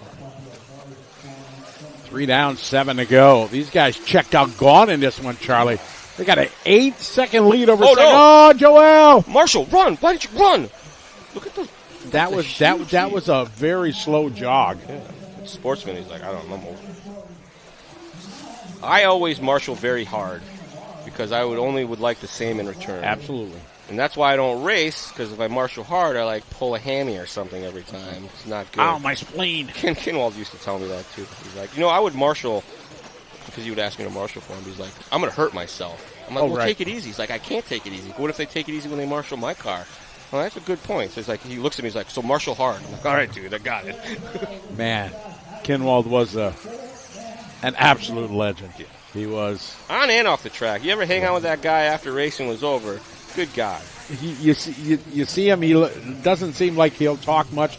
He'll talk your ear off. Yeah, you'd have to be like, dude, I got to go. Yeah. Like, cool story, bro. I got to go. Garrett, Joel, Lewis. When we had the short course showdown, and he loved traveling to all the showdown races, man, that was awesome. It's Garrett down the straight. There you go. Joel, 7.7 seconds back.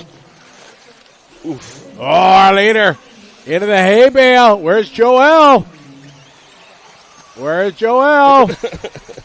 Oh, there he is. All right, well, that's cool. They're kind of back to how they were on yep. this dish. Dykes started from the point. Navarro started 6th. Thompson started 4th. Currently +1, running in that 3rd position as we approach the halfway mark of this Sportsman Electric A main event from the Dirt Nitro Challenge. All right, come on, Joel. Put some laps together. Garrett trying to break the curse. TQ and a win. Yeah. We haven't seen much of that today. I don't know if there was any. Maybe one? Well, now we're on the only opportunities for the actual TQ. Yeah, but let me do BQs, CQs. Right. Number 1 plate. Correct.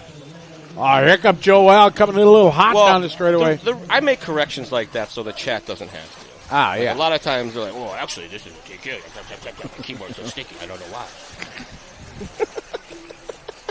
Oh, I hope you guys are having as much fun as Charlie and I are. Big shout out and thanks to J Concept sponsoring our title sponsor here, covered to the 2025 Dirt Nitro Challenge. And we got a barn burner going here between Garrett and Joel. I think Joel has gone into safety and he's just trying to hold on for second right now. Oh, no, he wants a W. He hasn't been doing very good lap times. If he gets the win in this, I will never hear the end of it. He'll carry that first place award everywhere he goes. He'll check an extra bag to bring it. Bring exactly. It Imagine the conversations he'll have with people at the races while he's taking their pictures. Hey, I won a DNC. All right, the gap, 2.2 seconds into the whoop section they go. Come on, Joel. Look at the rhythm. Look at the rhythm this guy has. Well, he's a salsa dancer. He is a legitimate salsa dancer. He probably shakes his hips as he goes through the anti-rhythm section to counteract the effects. In the early years when he would travel, he's like, is it okay if I go out and salsa? And then he'd come home at like 2 o'clock in the morning. Yeah. Back, and I'm like, no, we got to get up at 6 for racing. It's like, you do, I don't. Under the bridge, goes your leader, Garrett. Here comes Joel. 3:10 to go. Joel just doing his best lap of the race. 44.2. Uh-oh. Body coming off. There was a crashed car right there. I'm not sure if that was the leader. Was that Garrett? Alligator body on this one. I've been watching this whole race, and I can't remember what color the leader's car was, but there's nobody further ahead than the body off guy, and I know that guy wasn't leading. Oh. Joel my. Joel might have just worked in the lead. What? Imagine the wedding pictures he's going to take of himself on the podium. All right, at the line. Garrett is not crossed yet. Let's go, Joel. And there we go, Joel. What happened to Garrett? I've spent a decent amount of time hanging out with Joel over the years, and I've never had a clue that he could get around without crashing. I've seen him drive, and he's not usually this good. Tough luck for Garrett. We're cheering on Joel, but we never want bad luck to happen in your TQ. It continues to TQ, not the... I've seen more TQ jinxes than I've seen TQ winses. 2 minutes to go. Joel with a 3.8 second lead. That might have been the leader. That guy's was just back. The cheerleader Paul guy. Geiser is back. I think that's the guy. I bumped into him on the way to the... did he give you a hug? No, but he was saying that he applied to be governor of Montana. Oh, interesting. Yes. Minute 30 to go. Joel out front. Second is Josh. Josh made up 3/4 of a second on Navarro. Navarro through the whoop section. Oh, if I get to interview Joel, oh my goodness. Joel now working through that center triple. Nice and clean. Looks like he's playing it fairly safe. He's on 44s and 45s most of the time. Oh, Navarro's got to keep it together for... Ooh, he's got 2 more laps, though, Charlie. It's going to be a long 2 laps. Thompson should make it across with him. Here's Joel Thompson. hot lapping, though. Oh, gets it up on the bicycle. 3.9 is the gap. You'll have to sing his song if he wins. I'm coming up with the words right now. What day of the month is it? Because that's the day that we won the DNC. Navarro out front. Thompson trying to close. Where's Thompson? Here's Thompson coming into view. Joel, he's going to have 1 more lap. They're both going to have another one. He continues to quicken his pace. It's been all hot laps for him. Oh, no, this is not what we wanted to see. Lappers, not the kind you like. Not the kind you want. And call some traffic for your leader here. Looks like Navarro makes it by. He got pitman help from that one. Where is Thompson? Thompson to the line. Thompson, 5.1 second lead for Navarro. Oh, man. Time is finished. Oh, man, and a heap of traffic. Joel needs to drive Miss Daisy out there. Oh, don't go for it. Don't go for it. Oh, that's not him. Okay. That's not him. Car behind. There he is. Green one.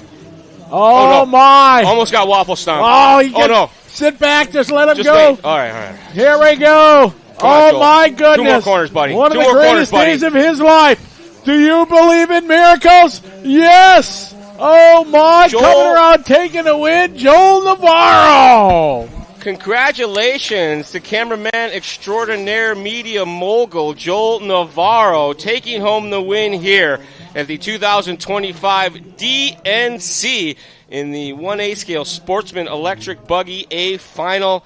Nice work, Joel. Thompson going to finish in that 2 spot. Zavas in the 3 spot. Banta, Marmon, Moreno, Castro, Rodriguez, Diendero, Saunders, Kopak, Dykis with a DNF after that. And then all the screens went away and I can stop reading. Sorry, my bad. Scotty's going to run down there and try to get a word with our Sportsman A main winner, Joel Navarro from San Diego. He's one of the SDRC locals as well. Kind of races all over. I think he gets out to Revelation.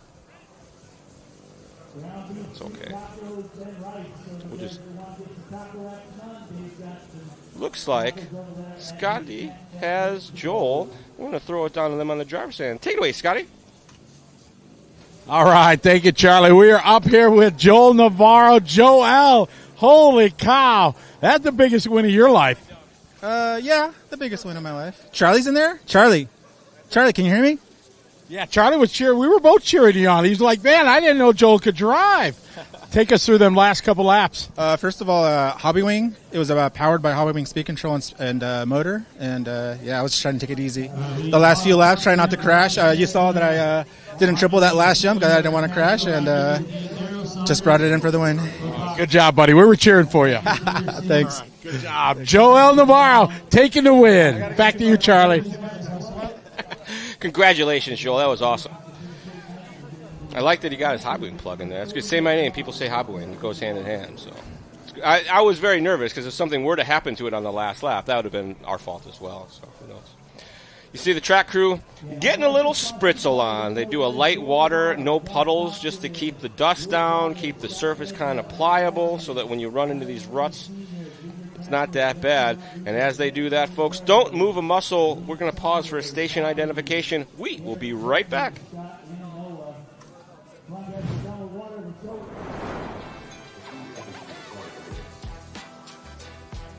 Unlock the ultimate RC racing experience with the Live RC Bonus Lap membership. Rewatch every lap you raced at your local track using the RVA system. See your lap times, stats, and charts. Analyze your data just like the pros. Plus, enjoy full HD live streams from RC tracks worldwide. Elevate your racing with unmatched insights and global coverage. Join today.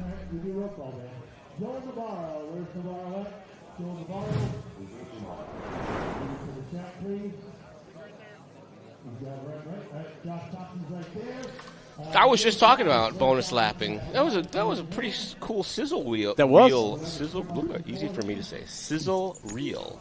Joel was happier to talk to you. It's understandable. Charlie, you there? You there? You mostly just yell at him when we're at events, so I'm sure he's like, oh, great. What is he up here to yell at me about now? What do I need to take a picture of, Scotty? What post do I need to make? Good for Joel. That was awesome. I like that he gave the hobby a shout-out. Oh, yeah, for sure. That's a surefire way to get more products for your articles, Joel. Don't worry, buddy. We got you. Oh, I forgot to take a picture. I should have taken a picture of the thing. Ron Rossetti's here. I bumped into Ron and Gil Losi Jr. I saw Gil Losi, I got a selfie with him. Wow, it's kind of a big deal. This is pretty lame. But Ron wished he could bring his the motorcycle out here. I was talking to him about that stuff because That's all he does now. I have one of those, and it's freaking awesome. Like, if you build a track for it, they're super awesome. And then once you get kind of good at it, you can wheel it around most tracks pretty straightforward. So I have all these ideas. I kind of know engineers. I'm not an engineer, but I've worked with engineers, and I know some stuff. So I started asking Junior, I'm like, hey, man, what about all these ideas that I got? And I break it down to him. He's like, well, actually, and he says all this other stuff. So I'm like, what about this? He's like, actually, that might work. I'm like, oh. And did he say, yeah? Send me an email? No, but he says the problem is what you're talking about is going to make it even more expensive, and people already say it's too expensive. I'm like, screw those people. I don't pay for this stuff. I want one. That is, it is. I think it's well worth it if you're looking for something fun. So I've taken RC cars with me everywhere I go, motorcycle trips, camping trips, whatever. And I've driven around, and they'll gather a crowd for a bit, right? Or they'll see it once or twice, and like, cool, they've seen those before. But when you take the motorcycle out, they come watch every time because nobody's seen an RC motorcycle that works that good. Works as well as that one. You can drift it into a corner, pitch it sideways, mash throttle, and it does a wheelie coming out. The thing is awesome. It's a brilliant design that they did. It was awesome. Very cool. And shockingly durable. I have crashed the life out. I got one for a favor that I did for a guy at Horizon once. They needed some product for a race. He's like, what do you want in return? I'm like, I would like a motorcycle, please. So I got that. So I'm not saying this isn't a plug or anything, but I like to share the ideas of good RC. Because you're going to get one, go show that to some people. They're going to get an RC, and the pie gets bigger, people. Pie gets bigger. It is definitely awesome. If you've never had a chance to drive one, they are just an absolute I let everybody drive it because you can kind of do no wrong. Because anybody can drive it. They're like, can I drive it? It's the only car. I'm like, sure, go ahead. Yeah. And it's not a car. All right, here we go. Intermediate A-Main electric buggy. Cole Jensen starting on pole. Is he going to be the first one to do it? We'll see. Jensen leads Watland and Olins through the first couple corners here. You see him bouncing through those potholes. And it looks like Schumacher now making a move in that third spot. Oh, leader gets it wrong in the anti-rhythm. He goes from first. Oh, he's going to be last. That's a TQ jinx. Jensen maybe second to last. The anti-rhythm section said, hey, you, upside down. And just left him there. Right in the middle. Marshall couldn't get to him. Maybe I'm wrong, though. Hopefully I'm wrong. See what happens here as they cross the line. And it was Olins by Watlett. Schumacher up into third now. Our top three trying to get away in this 10-minute sprint race. I say that because the Nitro races are much longer.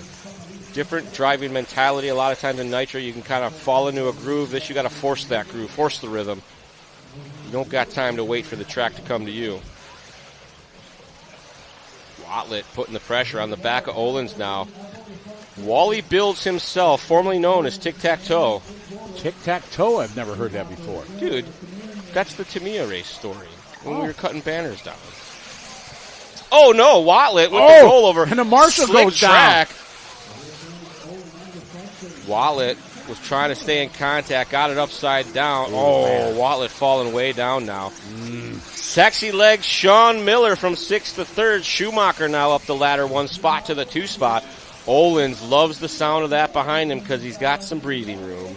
Dominic Valentine, what's up? It is the Charlie and Scotty Show here on LiveRC.com. Coverage of the DNC presented by J Concepts.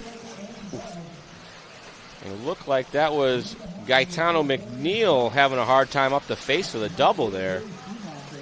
Oh, big air. I want to say that was Sexy Leg just jumping to flat. He went for extra height and extra flat landing. And he got it. All right, got 8 minutes to go. Trevor, AJ, Sean, your top three. Bobble there by Schumacher at the end of the straightaway is going to allow Miller to slide on by. Sean Miller, Jimmy Babcock's right-hand man out at Hot Rod Hobbies. What town is that in? Two different lines. The inside line. It's the same place at Six Flags. Getting them up and around. 7.5 to go. Sean trying to hit his marks now. Oh, a little aggressive there for Schumacher. As the car unloaded, wheels were turned, and it went for the rollover. It's going to give Miller a little bit of breathing room there. You see a whole section. Intermediate electric buggy A main. Hello to everybody watching. Big shout out EdwardCio checking in from Manila, Philippines. How you doing, Edward? Good to have you following along. Good morning to you. Why didn't you say it in Filipino? Magandang umaga. Huh? I didn't. Oh. I did now because you said it. I did now. Big air there once again. And that, I believe, is our leader, Olins. Olins makes very fancy motorcycle suspension. But he does. They have an H in there. I'm pretty sure it's not the same, folks. Trevor, your leader, down the front straightaway. Check the gap between him and Miller. Miller last time, 7.7. So massive lead right now for Trevor. 8.8 seconds. That's a pretty big gap with 6 minutes and 20 seconds remaining. Oh, as I say that, gives a couple of those seconds back on the entry to the anti-rhythms. One more time. Gets it wrong there, goes for the rollover. Back on his wheels, does a victory donut. Little pop a wheelie there as he approaches the center triples. Inside line. Start to hit his marks again. They're right back into rhythm.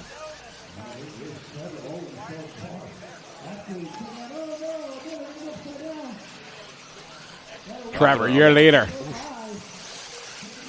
Coming through some of those ruts, it just rips the front end into the air like they're on power doing mega power wheels, and maybe they are. How far back, Sean? Sean late to the party here. Now AJ Schumacher going to go to P2. Oh, Schumacher in the pits. AJ tripping the pit lane. I think he went through the pit lane. I think so. Oh, no. Is that our leader? No. Trevor, still your leader. Stefan Steenberg checking in from Denmark. Welcome to the party. Good to have you following along. It's their intermediate A main. 10-minute race for all the marbles.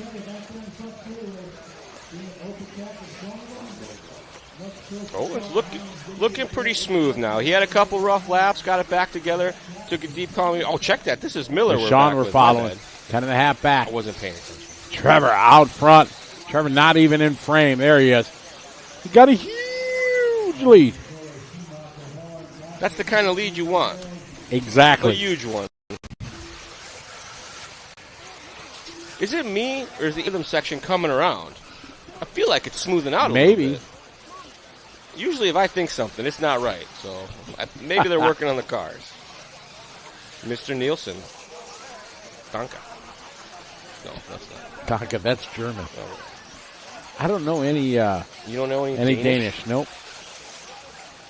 Danish is I don't recognize it when I hear it in the wild. Like I went to Disneyland once, and I'm like, what language is that? They're like, that's Danish. I'm like, oh.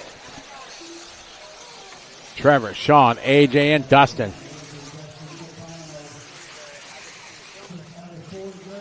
Four minutes left. Oh, green wheels. Uh-oh. Believe that is Schumacher now closing on Miller. Schumacher with the green wheels and the yellow wing. Miller just ahead of him here in the all-white. 3:30 left. They were out of forks at the snack shop. He's paying the price. Across the stripe, Sean and AJ, 1.3.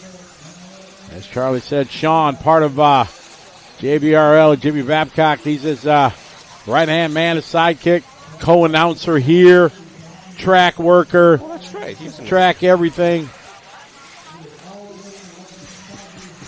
Good battle here. Oh, love it sideways. AJ going to go over the top. AJ now to P2. 3 minutes to go. Man, it looked like he was doing everything right. Car just spun out on him. Oh, no, it's getting worse. Oh, man, now you got a whole lot of, oh, yay. When it rains, it pours, as they say. I think that's going to be McNeil.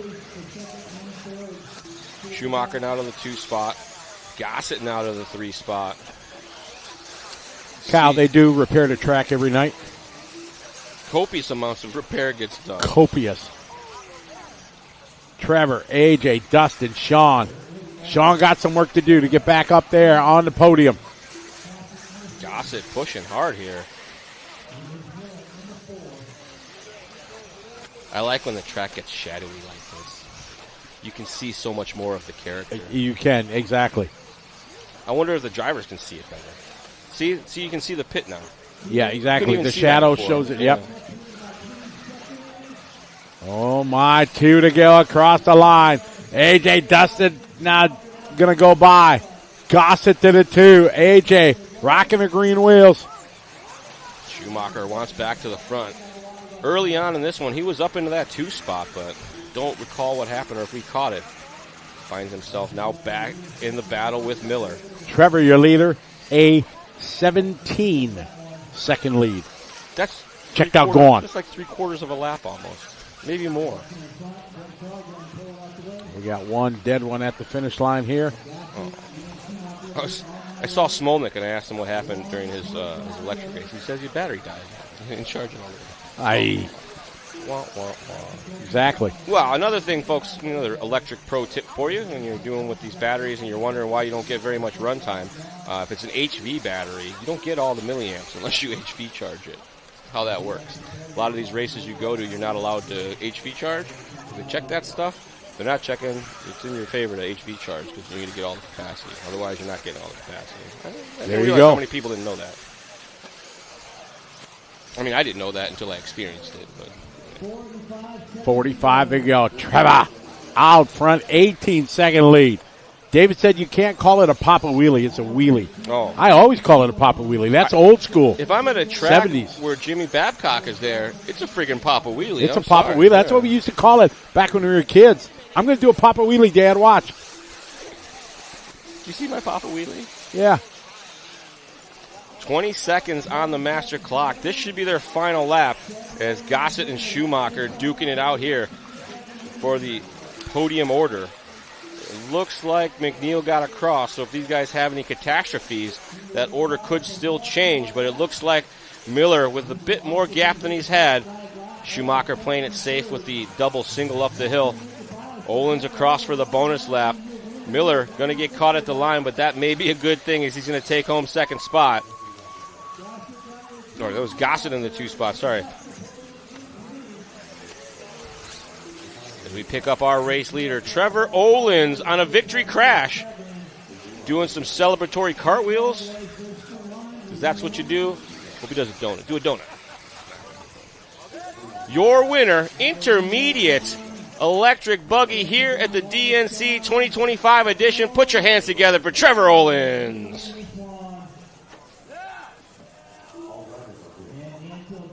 Dustin Gossett, though, biggest mover and shaker, started 10th, going to finish 2nd.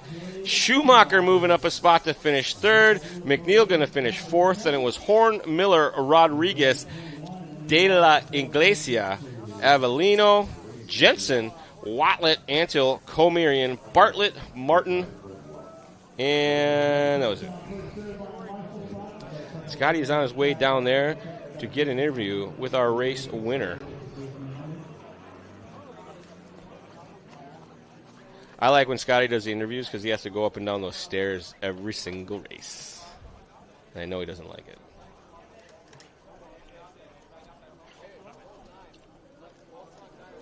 Up next will be our 1A scale 50-plus electric buggy A final. Man, when are we going to do a 60-plus class? We do 30-plus, 40-plus. That way everybody has a second class in their age group, and we get more entry fees, we get more track time, we get longer days at the track. But let's do it. The cameraman do not agree. They just gave me feedback in my headphones. Coming up next, you see our starting lineup here from the point. Mr. Paul Ciccarello. Mark Robinson going to start second. Smoker starting third. Miguel Perez starting fourth. Jeff G. Dean Sexton. Tony Rooney. Coach Squillis. Jesse Rodriguez. Marty Vukasovic. Keith Henry. Paul Schultz. Mr. Paul Thacker. Carl Bauer. And our transfer drivers, Scott Petitclerc and Alan Ginsley. We got to enjoy their 4-horse race this morning. There's 2 guys in the 50-plus class had to pack it up early. Thanks, Sticky Cheeks. I agree. I should know what all electronics everybody is running, but I hate to make assumptions because when I do, I'm usually wrong. But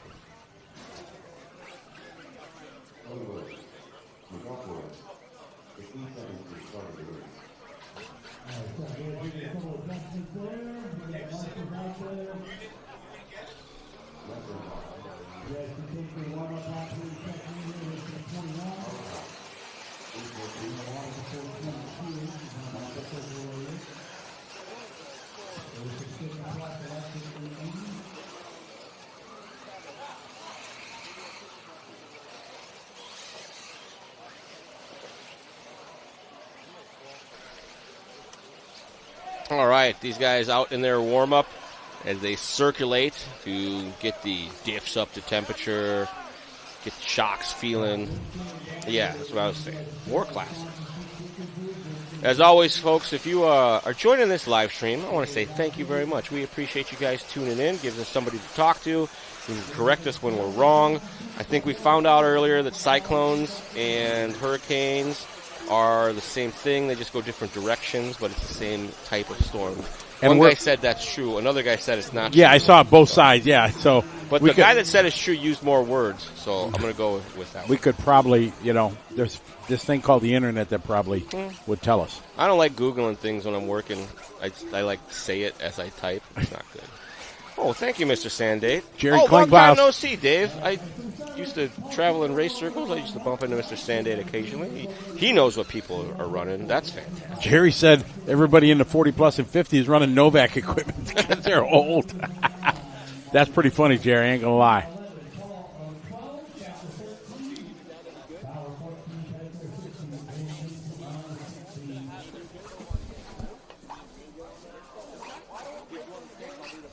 It's 50-plus, so they're doing donuts because they forgot which way the track goes.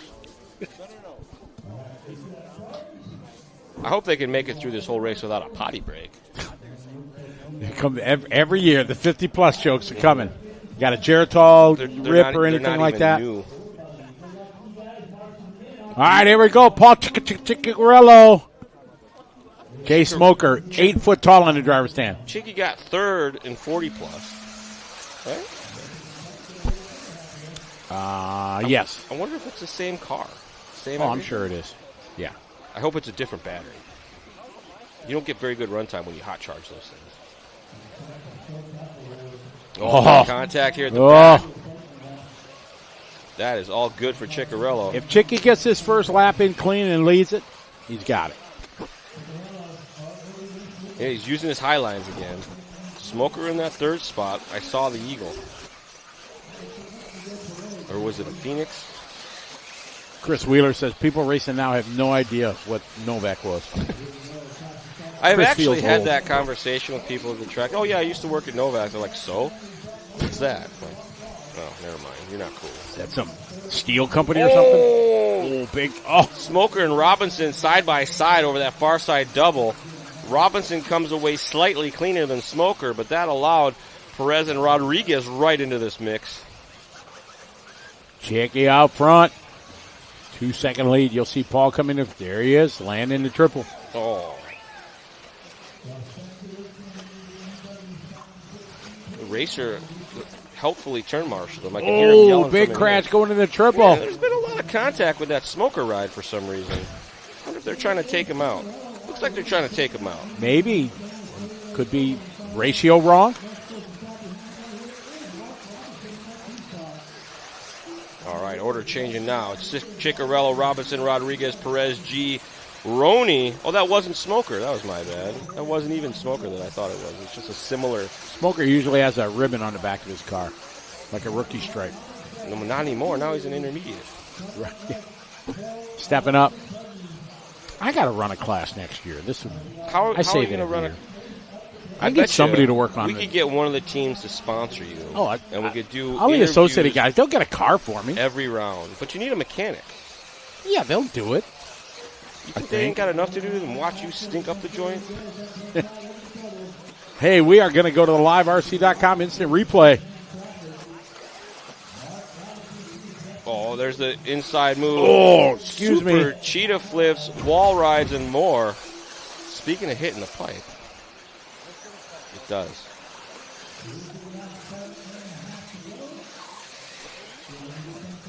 Yes. Ciccarello still at the front of this one. 9 seconds to the good, as they say. 7:20 to go. Ciccarello out front.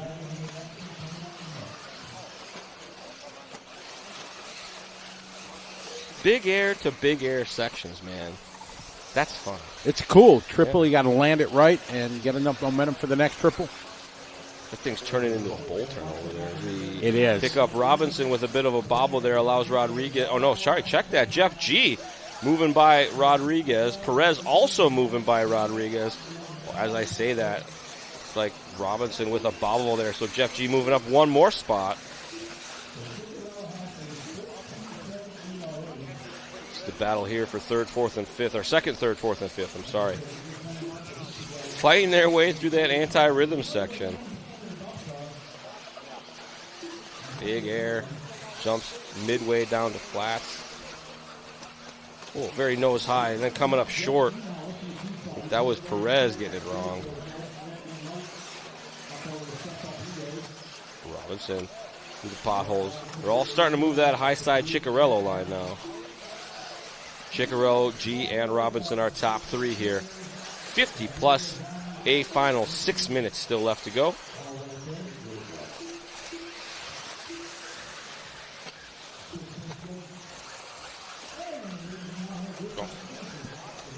Robinson just kind of minding his own business, and the car did a little rollover for no reason. I mean, I'm sure there was a reason. Just didn't look like there was. Robinson trying to collect his thoughts now. As I say that, Smoker goes for a bit of a wild ride behind him. Up and over that top side section. Green and white is our second spot. 5.5 to go. Ciccarello out front. Jeff G, followed by Robinson and Perez. Tony Roney moving up, getting by Jay Smoker. Ooh. Robinson, I believe, no, this is maybe Roney and Smoker. We'll do what we can, Gregory. We'll do That's it. it, Gregory. We are on it. I have a plan. I will not fail you. Ciccarello out front, checked out, gone. 13-second lead. Well, Gregory, don't forget, there will be some servicing of the facilities as well while this is all happening, so that might buy you some time. 440 Ciccarello, G. Robinson. Jeff G from 5 on the grid, sitting in the 2 spot right now. Oh! Robinson and Perez battling. Robinson goes down the straightaway. There's a pothole down there. He drove right into it and went wing over tea kettle. Into the hay bale? Yeah, it wasn't good, and that's going to give Perez a bunch of breathing room now.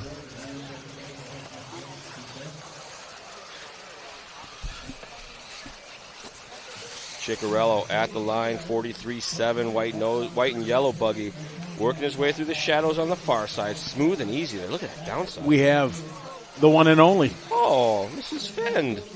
Hi, Mrs. Phend. Nancy Phend online. Hello.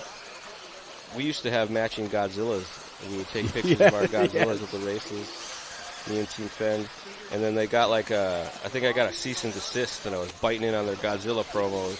That didn't happen. 3:40 to go. Ciccarello's in control of this one, 16.5 lead. Ooh. He's got time. Pull over, have a sandwich if he wants. We follow in your leader. Crash traffic in front of him. You see him smashed on the brakes. I thought he was coming in for a pit stop there. Maybe he was going to try to pass these guys in pit lane. Yeah.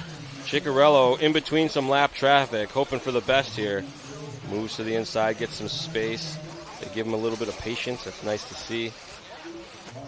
Ciccarello, class of the field here thus far. 3 minutes and 10 seconds on the master clock, so still several laps remaining. Scheduled to go 14. They're out on 9 right now.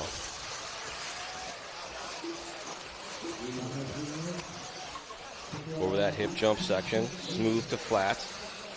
Ciccarello in the X-ray.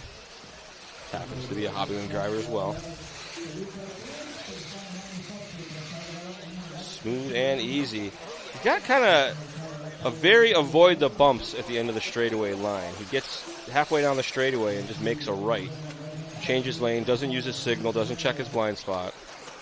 But he has not run into those potholes either, so it must be working. 2.5 to go in this one. Ciccarello in control. Just got to keep it together. Jeff G right now 8 seconds over Miguel. Jay Smoker moving up to the 4th spot. Not his real name. He's back. He is. Climbed his way back from 6th. I saw him out there riding his scooter. Paul Thacker having a good run from 13 to 7. Oh, my. Same with Petticlerc from 15 to 9. A great start. Plugging away out there.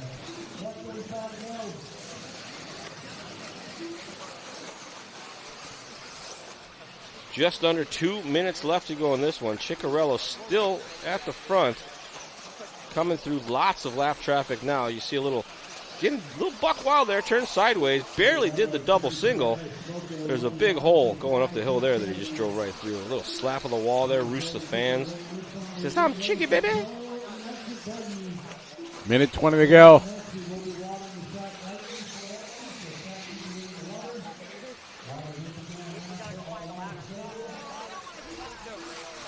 Ciccarello very comfortable on that far side of the track. He's been downside and everything nice and cleanly. Comes through the traffic here. He's going to the outside. That is crazy. Doing the tabletop. Baby double. When we get to this section, it gets a little dicier. A little more jumping to flat. A little more landing in the potholes. Maybe it's because that other section's a little bit easier. Excuse you.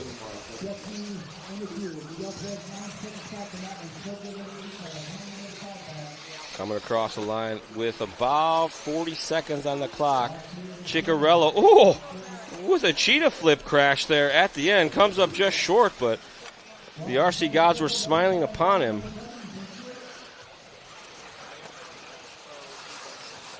Ciccarello doing the Cavo line through the anti-rhythm section where you kind of arc through it. I believe that's the line, but you don't see it very often. It's a hard one to nail. And Ciccarello here with some lap traffic. Just going to slow her down and let that guy have a good time, as you do. And this will make him not have to get the bonus lap as well. So time on the master clock expires. Ladies and gentlemen, put your hands together for your 50-plus electric buggy A-main winner here from the 2025 DNC, Mr. Paul Ciccarello. Paul is the team manager of sorts for X-Ray. He helps with a lot of that stuff. So it's great to see Paul out here on the gas going fast. You see Scotty's already up there getting ready to talk to him.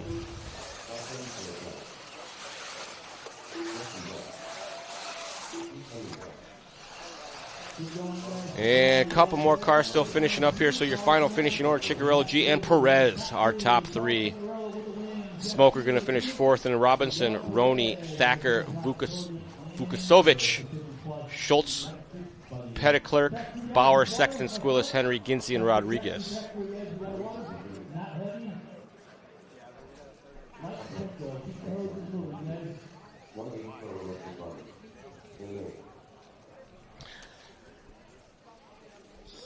Scotty is down in the pits with Mr. Ciccarello. Take it away, Scotty. All right, thank you very much, Charlie. We are here with Mr. Ciccarello and Paul. You're a busy man. Each and every time we go to a race, a lot of classes, but this one, you're able to lock down the win. Congratulations. Thanks a lot. It was good. The cars were good all weekend. The team's been working well together. finding little things here and there to get them a little bit faster, and it's going good. Obviously, I know this, but, a lot of people watching at home and wondering why you're not running the other classes. But I know you do a lot of the testing and try different things for the other guys. Exactly, yeah. I mean, like yesterday, Nitro Buggy, I ran, and it was like, okay, we need to do this. And then Dakota went out there and DQ'd. So, yeah, I mean, it works. It's a pretty good deal. Absolutely. Yeah. Team effort. Yep, definitely. All right. Anybody want to say thanks to? Thanks to everyone. Team X-Ray, my wife, my son. All the fans and whatever. All right. Good job, buddy. Well done. Thank you. All right. Paul Ciccarello, always happy, always smiling, having a good time here at the DNC. Back to you, Charlie, in the studio. Good stuff. Paul's one of my favorite longtime RC racers. I think when I was a kid, that guy was racing, and he races with his son races now too. So that's always great to see. I love it when the people who've been in this industry for a long time, they bring their families in. I have a daughter; she's 18 or so now. But when she was 11, 12, she used to love going rock crawling with us and going on little camping trips and all that. But never got her into racing. I didn't want her hanging out with the guys at the track. Honestly, I see how that always goes. And, folks, while they're getting this track watered, we're going to take a small pause for station identification. Don't move a muscle. We will be right back.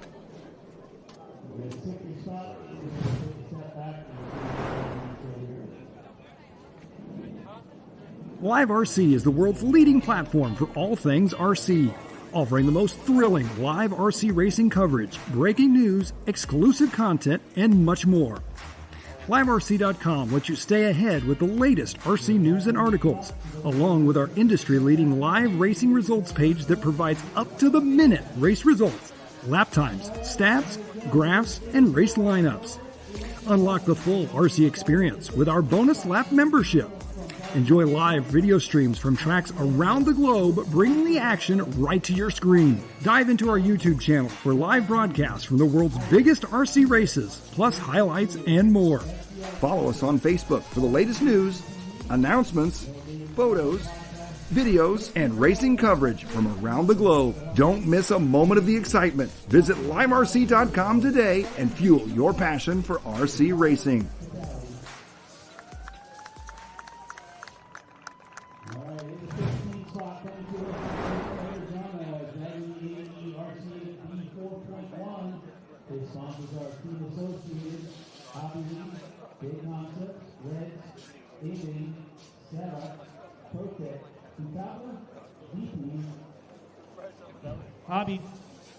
Stick at one. And looks like Hobby Action. Hard to read this one. Makita. And Live RC wants to thank his parents, teammates, and all of his sponsors for their help and support. Starting on the 15th spot, going to be Spencer Rifkin. In the 14th spot, he is coming to us from Moreno Valley, California, driving the Techno. His sponsors are Techno RC Promotion, Drake Inn, Reedy Power, High Tech, JT Bearings, Leadfinger Racing, Racecraft, Flashpoint, PT Oils, Wilson Fine Line Designs, Maddox Designs. Special thanks to the whole Techno team, Deanna and Eigenberger, and my mom and dad. Starting in the 14th spot is Carlos Arredondo. In the 13th spot, coming to us from Dixon, Illinois, driving the Techno, his sponsors, Techno RC, J Concepts, Tekin, MKS Servo, ProTech RC, BP Racing Fuels, Fly Sky RC, JTP RC, Boom Graphics, DW Design. Special thanks to the Techno team, to J Concepts for the trackside support, and my fiance Katie for all your help and support. Starting on the 13th spot is Jared Wiggins. All right, coming to us from Turkey, starting in the number 12 spot, driving the Mugen. His sponsors, Mugen Seiki, Nova Engines, LRP, Six Mix, Nitrolux, Ultimate, Model X, JT Bearings, ONG Products, IRC, RMB Racing Fashion, Hips Racing, RK Print, Sanwa, Optima, and Quake Racing and the Drake family. Starting on the number 12 spot is Barak Killick.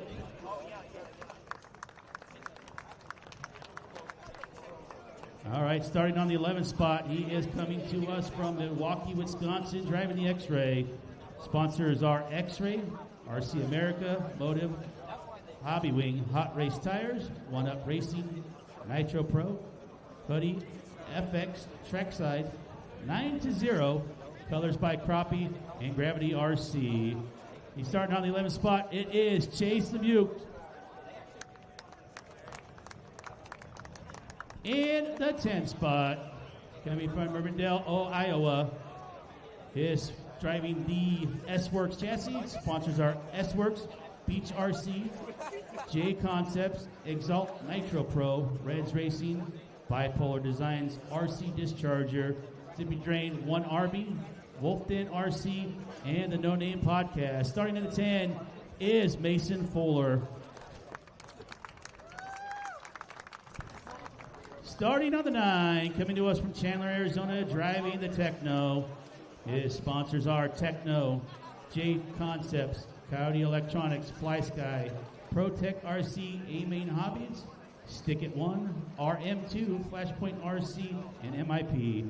Special thanks to Mike Truey, Jason Roloff, Paul Wynn, and the whole Techno team for all the help and support. Starting in the 9th spot, Mr. Ryan Mayfield. Starting on the 8th spot, coming to us from Lake Forest, California, driving the Team Associated.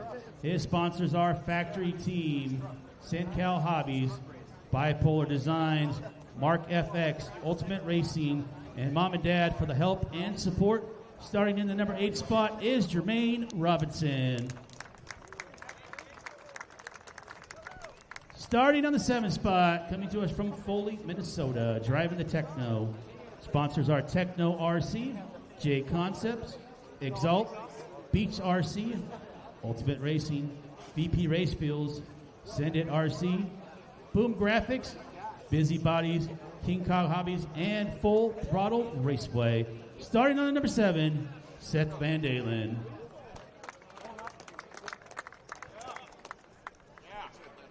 All right, starting on number 6, coming to us from Portugal, driving the Techno. He wants to say thank you to the Techno RC, Hobby Wing, Hot Race, ProTech RC, A-Main Hobbies, 36 Mood, Lens Bodies, Model X, SP Modelismo, Sanwa, RC, RSRC, E1RC, Baromoto, Gallus, and Graphics. Special thanks to Andre Guerrero and everyone else for their support this week. Good luck and everyone, and let's have some fun. Starting at number 6 spot is Yao Figueiredo. All right, starting number 5, coming to us from Sparta, Georgia, driving the Sparko.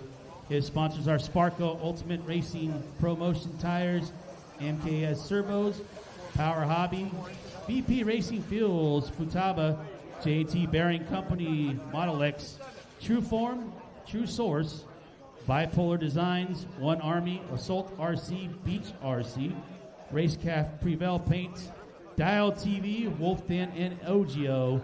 Special thanks to my friends, family, and fiance for the love and support, and thanks to Team Sparko for the support. Starting in the number 5 spot is Cole Ogden. That was a long list of sponsors on that one. All right, here we go. Starting in the number 4 spot, coming to us from Mansfield, Ohio, driving the Techno. Sponsors are Techno RC, ProMotion, ProTech RC, Coyote, VP Racing Fuels, A-Main Hobbies, J&T Bearing, 920, Bradley Fine Line Design LFR, The Drake Factory Tracks, Racecraft, Moto Whips, AMR Engines, Wolf Den RC, AHRC. Huge thanks to his dad for all the help. Starting in the number 4 spot, Spencer Heckert. All right, starting in the number 3 spot, coming is from the UK. He is driving the S-Works. Sponsors are XTR, T-Works, TKR Graphics, Rock Design, and EBRC. Special thanks to all my sponsors and to Ouija for the help this week. Starting in the number 3 spot, Elliott Boots. All right, starting the number 2 spot, coming to us from Indiana, driving the X-Ray. His sponsors are X-Ray, RC America, Coyote, J Concepts, Nitro Pro, Gens Ace, Fly Sky, Hoodie, Ultimate, Nitrolux, Bradley Fine Line Design, Stick It One Racing, Beach RC, A-Main Hobbies, Elite RC Productions, Moto Whips, DR Speed. Special thanks to Chicky, Dylan, and the JC team and everyone back home for all the support. Starting in the 2 spot, Dakota Phend. And your TQ, starting on the number 1 spot, coming to us from Spain. He is driving the S-Works. His sponsors are Canna RC, RC Project, T-Works, Ultimate Racing, Nitrolux, and J Concepts. Starting in the number 1 spot is Juan Carlos Canas. Ryan Mayfield.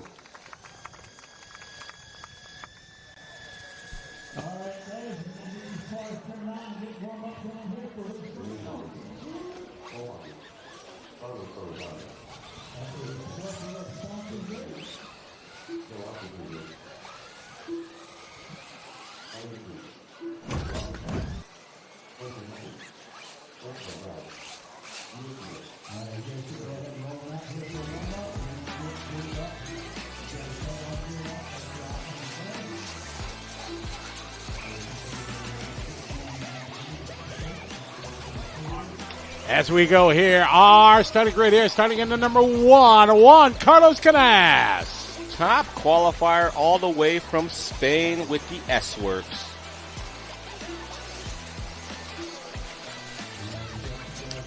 Lots of heavy hitters in this one. Our Pro Electric Buggy, a final 10-minute sprint race. Quite an accomplishment here to TQ in this field, for sure. It is a stacked field, to say the least. Look at Mayfield, way down in 8th. Wow. Hello to everybody that's watching from around the world. I see the one and only Zach Ryan chiming in from Brisbane, Australia. Zach, I'm sorry the Brisbane airport closed and you couldn't fly to the Nationals. I hope the cyclone was not so bad and everything is okay there in Brisbane. The Earth is mad at us. It's giving us all the weathers. So hello to everybody else that's watching. I got special shout out. I needed to go shout out. Hello to my granddaughters. Callie and Skylar are watching. Oh, my family. Sarah and Chad. Hello, everybody watching at Beach RC for the Palmetto Classic. That might be done by now. I don't know. Beach RC is a nice place. It is. Unfortunately, it's closing. Yeah, the BeachRC.com is staying open, but the racetrack has to close. I heard when this news hit the track, we were somewhere, and it sounded like he was going to try to find another place and carry on. So, but we all know how that goes. We've seen some of the nicest tracks in the nation lose their leases for whatever reason, and then we're gone. Lots of Will chiming in from Palmetto Classic over there. So hello, everybody at Beach RC that's watching. We got a big one here. A-Main Pro Electric Buggy, JCC Juan Carlos Canas starting on pole as they get the rest of the field gridded up. A 10-minute sprint race. This should be a good one. Grid is down and quiet, and then it'll be off and quiet. A-Main action about to get underway here. Pro Electric Buggy from the 2025 DNC. And we are off. Here we go. This is a Pro A-Main of Electric Buggy. Juan Carlos Canas bringing the field around with Dakota Phend, Elliott Boots, and Spencer Hecker. Your top 4 as they roll out. Boots and Heckert trying to stay in contact with our leaders. Boots doing it. Heckert falling off the back just a little bit. Juan Carlos leads Phend and Boots through the anti-rhythm section. Oh, devastation there. Big carnage there coming there after the triple. I think it might have been Ogden, maybe Heckert, that was upside down there at the jump cam. Lap number 1 coming around here as they go under the timing loop here. It's your top qualifier. Top 3 right now, qualifying order. Gonna roll. How about a start from Mayfield from the 9 to the 5? Phend starting to put the pressure on the back of Canas now. You see him with a little nose tap.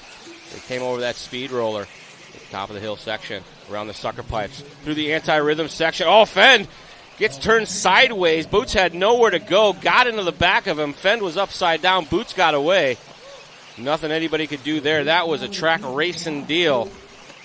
Phend pushing a little bit too hard through the anti-rhythms. The car said, 8:45 left to go in this 10-minute throw down here. Pro E buggy. Juan Carlos leading the way. Elliott Boots into 2. Third spot, Mayfield from the 9. How you doing? Keep it moving, Mayfield. I was out watching the A-Main warm-up during the break, and Mayfield was coming down that hill, and his car sounded different than everybody else's. He had turned up the beams. He definitely found something here as he is on a rail right now. Juan Carlos, Elliott, Mayfield, Phend, Hackert. That's your top 5. 8:15 to go. Battle here between Boots and Phend. Boots in the 2 spot, Phend running 3rd. Over the speed hip they go. Back down the hill into the crevasse. See him bottoming out through that lower section. Phend working that inside line pretty aggressively in that rough stuff. See him sizing up on the back of Boots. Boots coming off a little sideways. Phend putting the pressure now on the back of Boots. Boots with a wall ride there of sorts. Here they come through that very treacherous anti-rhythm section. See the car just slow way down. You can hear the drivers saying a prayer from the driver's stand. Come out the other side car. Boots with the big roost off that pipe. Throwing some loam. Boots now through that crevice with Phend right behind him. See the accordion effect there as they spread out, gap in just a bit. Excellent battle here. Juan Carlos has built up a 3-second lead. He is your defending champion from last year here in Pro E. Elliott Boots second. Mayfield, Phend, and Jermaine Robinson from the 8 to the 5. A great run here for Robinson. This is the battle here. I'm sorry, check that with Phend and Mayfield. My mistake. And looked away at the wrong time, and that's Mayfield in the 3rd spot fighting with Phend. I thought it was Boots this whole time. Mayfield pushing hard now, trying to gap back up on Boots. Mayfield, though, making up tons of time from 9th on the grid. Driving very aggressively through the rough stuff. Made some changes to deal with it, and it looks like it's working. Taking a wide line, avoid nose routes. Juan Carlos at 2.4. Second gap as Boots throws down to 40.7. Mayfield doing his best lap there, 39.72. We have 6.5 minutes to go. This one far from over. Oh, Boots gets to the high side. Our leader upside down in the anti-rhythm session. Mayfield to the point with Phend. Oh my, to the cheers of the crowd. Mayfield goes wide, Phend to the inside. Can't do it. Mayfield gonna hold it. Their nose to tail, side by side. Here they go, coming into the pit. Phend got just in the back of Mayfield there, oh so slightly, but they no harm, no foul as they race on. Oh, Mayfield catches the pipe, Phend to the inside. Oh, so Phend catches the pipe. Phend a little tight there, slams the door. Juan Carlos sitting back here. He wants that point back. Mayfield in control, battling now as Phend to the inside. Coming into the whoop section here. Mayfield with a very aggressive line through that far side double, jumps to the inside into the rough stuff. You gotta wonder if he's gonna pay the price for that eventually, but Phend now at the point. Excellent view here in the techno jump can as they come down. Over the backside, triple they go. To the hip jump they go. Mayfield lands it, powers down through the big crevasse right there. He's got Juan Carlos behind him. They all take the wide. Juan Carlos tries a little tighter line. 5:15 to go. We're coming up on the halfway mark. It's Phend, Mayfield, and Juan Carlos Canaz. These guys at the limit, up on the bicycle everywhere, hooping and helping their way through the rough stuff. Mayfield once again to that very aggressive inside line. It makes him up some time every lap, but it's got to come at a price eventually. Mayfield there through the doubles. Inside line, sizes him up to the outside now. Onto the triple on the downside. Squares up here for backside triple, about the same. Mayfield a little wide there. Juan Carlos closing up. Mayfield jumps that time. Gets it sideways. Juan Carlos tries to go to the inside. Mayfield. Oh, what a save there. Thought he was going to lose it on the pipe. He continues on. It's Phend out front again. Phend taking that different line coming off the straightaway here. 4.5 to go. Mayfield on the limit, letting it all hang out, kissing the pipes, running tight lines, downside and everything. Beautiful look there as they come around the sucker pipes into the anti-rhythm section. Dakota Phend out front in that orange and blue, rocking the X-ray. Big roost there as he slaps off the wall. Canas saw that, tries to take a look to the outside. Mayfield check swings in front of him. Dakota getting crossed up, coming out of that big hole. That's building up each and every lap. Mayfield having a look there, nothing there. Canas losing touch here with the leaders. Dropping back a little bit. Mayfield now. Oh, Dakota a bit short. Mayfield now to the point. Juan Carlos 2. Dakota goes to 3. Phend shorted it. Mayfield drove right on through and has a little bit of breathing room now. Canas with the bit between his teeth, trying to charge here through the anti-rhythms.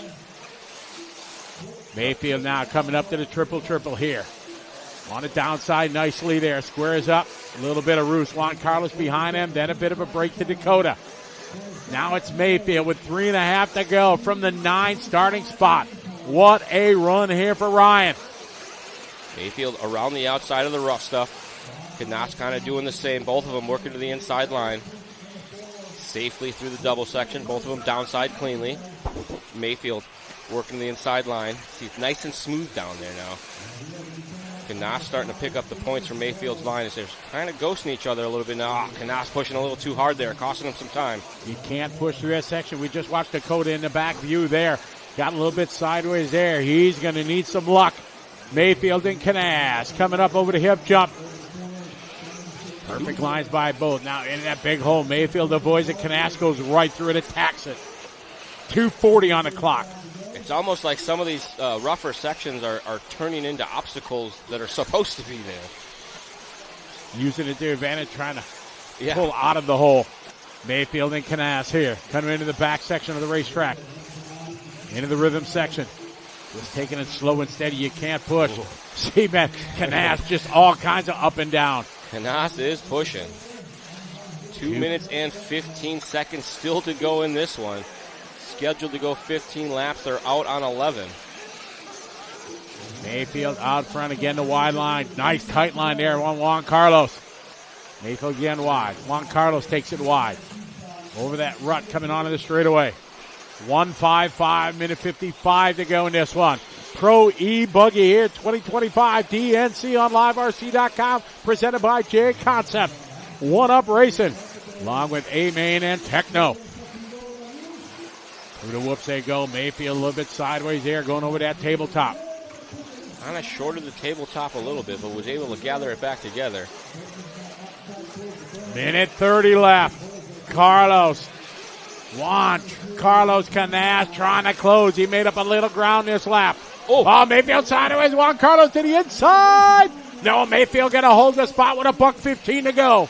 Mayfield coming out of that one, gripping and ripping. Juan Carlos had a glimpse at the lead, wants it back, had a little bobble early on in that anti-rhythm section, cost him a huge lead. Now he finds himself back at the front battling with Mayfield. Juan Carlos, your defending champion right now, and Mayfield doing all he can to keep him in his rearview mirror, keeping that door shut. Into the triple leg L, into the backside. They got less than a minute to go. Over the hip jump. Oh, no, Juan Carlos upside down. Oh, a huge break here for Ryan Mayfield.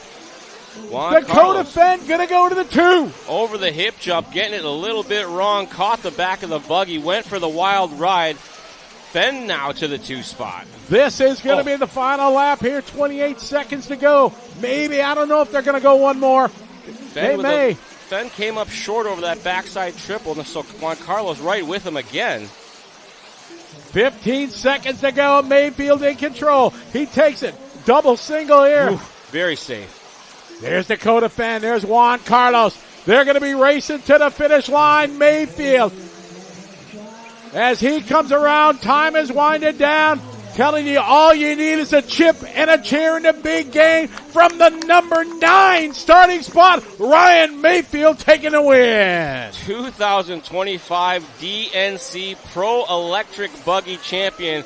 Ladies and gentlemen, Ryan Mayfield. What a drive.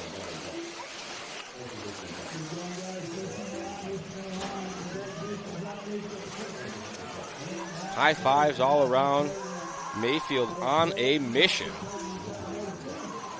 You don't see a lot of pro class wins from outside the podium at this level. So to see Mayfield be in the mix right from go, I think we were 3 or 4 laps into this thing. He was 5th. A couple more laps after that, he was knocking on the back door of the podium, and we're like, that'd be pretty impressive. Next thing we know, Mayfield with the win. Finishing order there, Mayfield, Phend, Canas, Boots, Seth Van Dalen, Spencer Rivkin from 15th up to 6th. That is quite the drive. Figueroa going to finish 7th.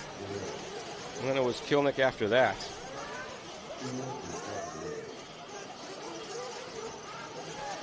And Scotty is on the driver's stand with Mr. Mayfield. Scotty, take it away. All right, thank you, Charlie. Ryan, they say all you need is a chip and a chair in a big game from the number 9 starting spot. Did you have any thought that it was going to go like this? Well, I mean, luckily the car wasn't very good all weekend, and I've just been throwing stuff at it, and even in the warm-up, I was like, man, I don't know what the hell to do. So I threw the kitchen sink at it. I took a lot of power out, changed the shocks. I mounted 3 or 4 different sets of tires. I'm like, I don't know what to do. So I just, I went out there and I did that one warm-up. I crashed, and I'm like, man, it's going to be a long 10 minutes. But I got through the chaos at the start, and I look up, I'm like, holy crap, I'm in 4th. I'm like, okay, this is good.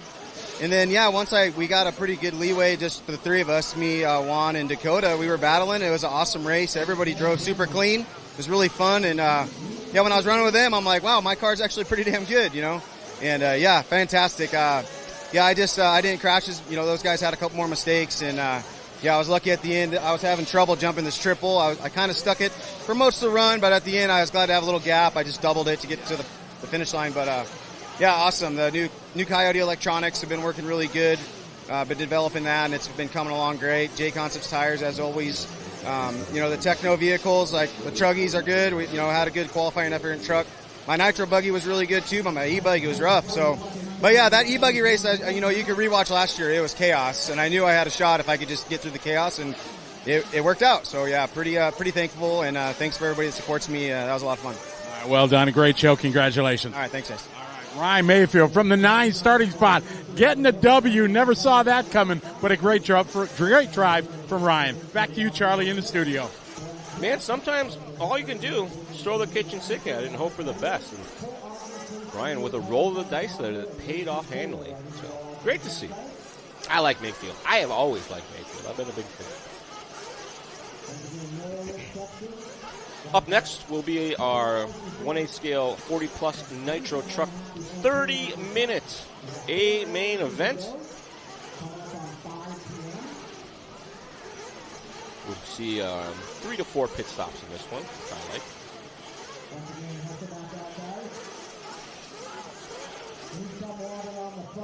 They did a little spritzel on the track.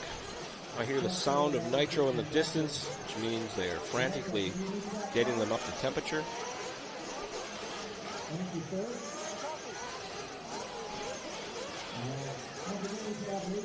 The shadow's really coming in now, and you can see all the undulations in the surface that are starting to build up because the holes kind of get smoothed out and widened in different directions, which changes the approach to the hole and all sorts of good stuff out there.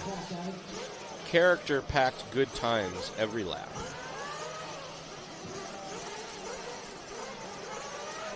See our starting lineup here. Chris Nelson starting from the point. Brian Eider starting second. Donnie V, Mr. Vinkelmolder himself, third.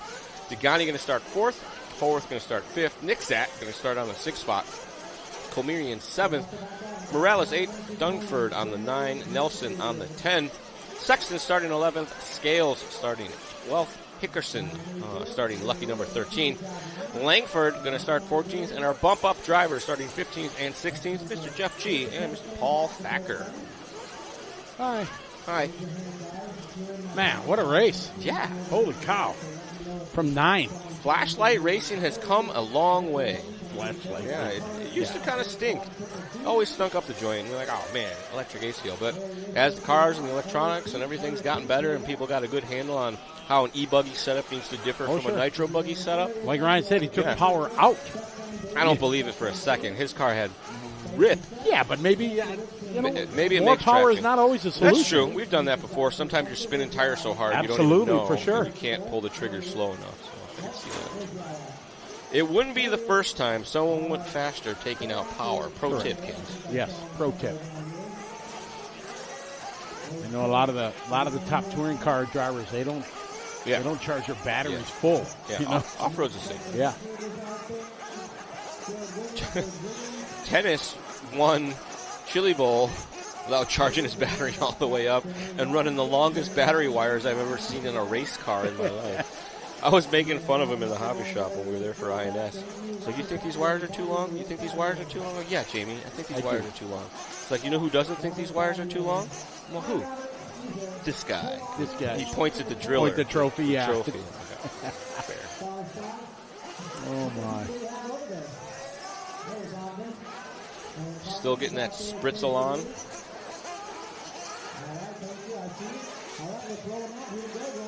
Sounds like they're releasing the hounds. They are. Big greetings to everybody watching online. Good to have you following along. We hope you're enjoying the show. Charlie Swanka and Scotty Ernst here bringing you coverage 2025 DNC on LiveRC.com, presented by J Concepts. Big thanks to J Concepts for their support. I've always liked J-Row. J-Row. Everything they do there is great. You know who they've been sending Damon Borkowitz yes. to events as their media guy now. Pretty cool. So Good to see him again. Borkowitz, you say hi, Broken Bits. That's his new nickname. Broken Bits? Broken Bits. It's better than Borkowitz. We call him Broken Bits. He was quite the racer when he was young. Yeah. And then just kind of stepped away. Probably, now he's probably got a girlfriend and a driver's license. That's exactly. Most of us. Some of us come back, some of us don't. You make fun of your brother all day long. I have a couple pretty good long burns. We're up to where it sounds like I'm telling a story and it turns into a Scotty burn. It was good. I don't think we can go 15-minute electric. People in the chat room 15-minute. Ooh, that. Not with that attitude. I think 6S would do it. We could run lower KV motors on 6S and have an overall efficient package that would give us more runtime. He's a smart guy. He knows it all. All right, warm-ups coming to close. No check-in yet from the toe, Greg Degani. I think you could do electric with the pit stop in the stick. Like we used to do with Whippoorwill and yeah. My dad loved that. Oh, he lived for that. Like you don't have to let off when you come into the pit. Just come on in. Just come in, bam, slam it into my hand.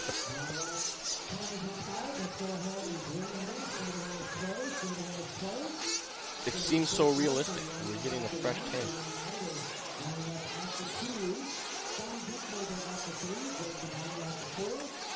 Hope everything's okay for wood screw.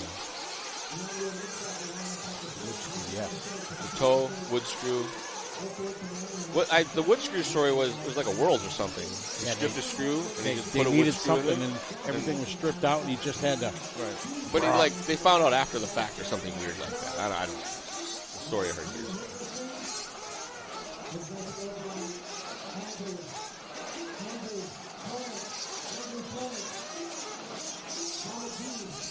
All right, grid being set now. I'll tell you this, Nitro is pretty frantic. It is. There's a lot going on.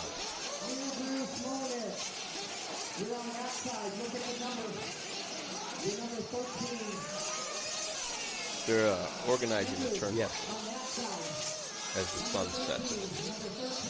What race are we on? This is race number 23. So we got 3 more to go? 4 more. 4 more? How long are they? This one is 30 minutes. We got about 2... track time. Yeah, we got about 2.5 hours of racing.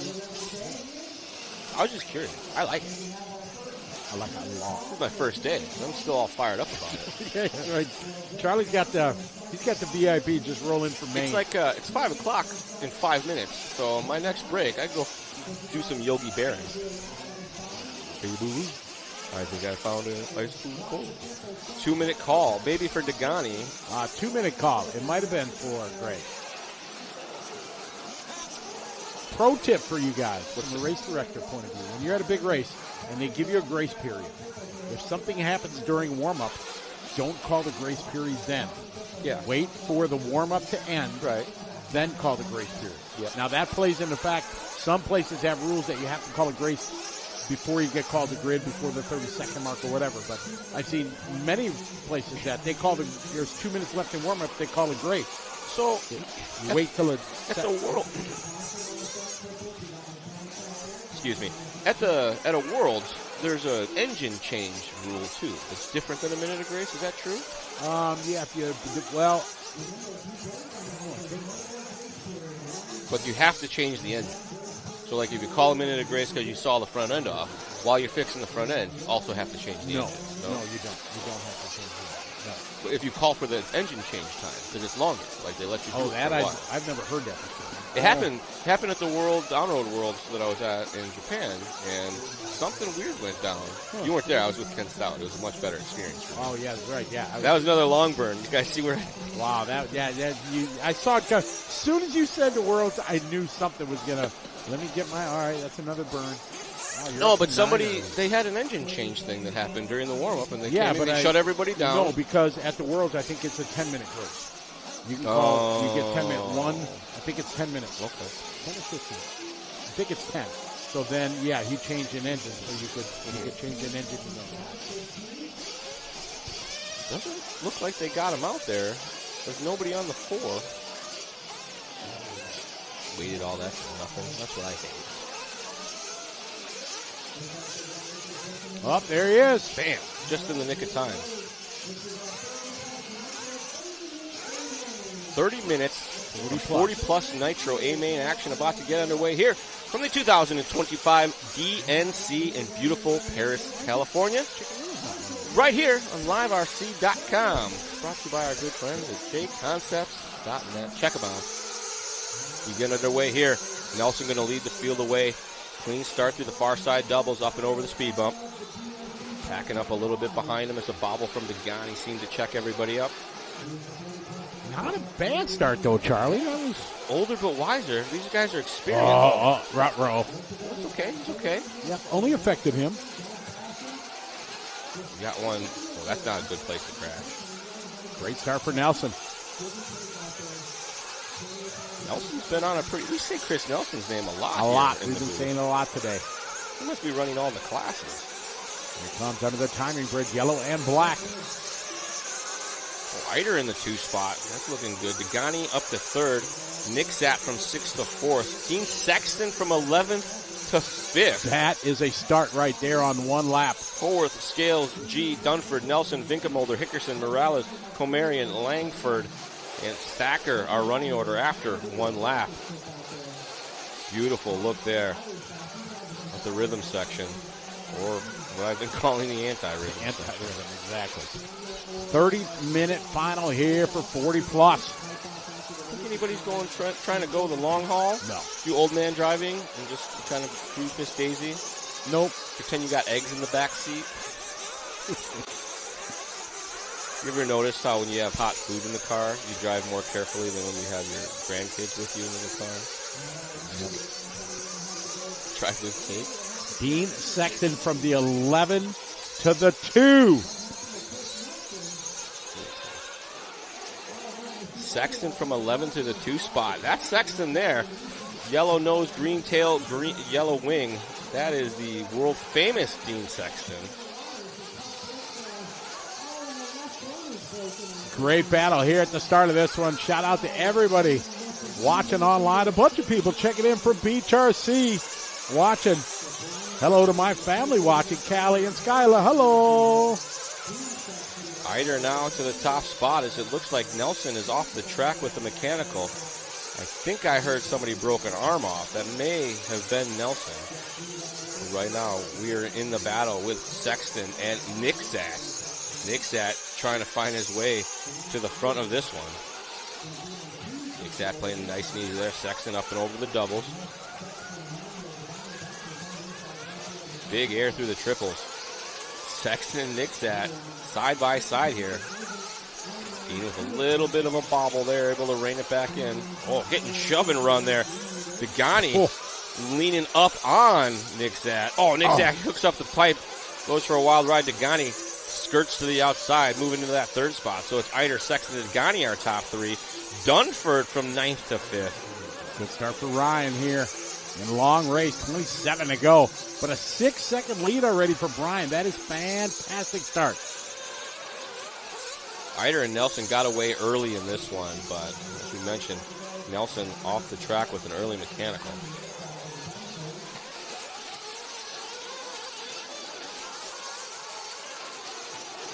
Looks like we had one off the track. He went up and over the fence. He did. That's not where you want to be, guys. If you're ever looking for some pro tips, stay on the racing surface. Pro tip. Sexton here with big pressure from Degani as they work their way through the far side.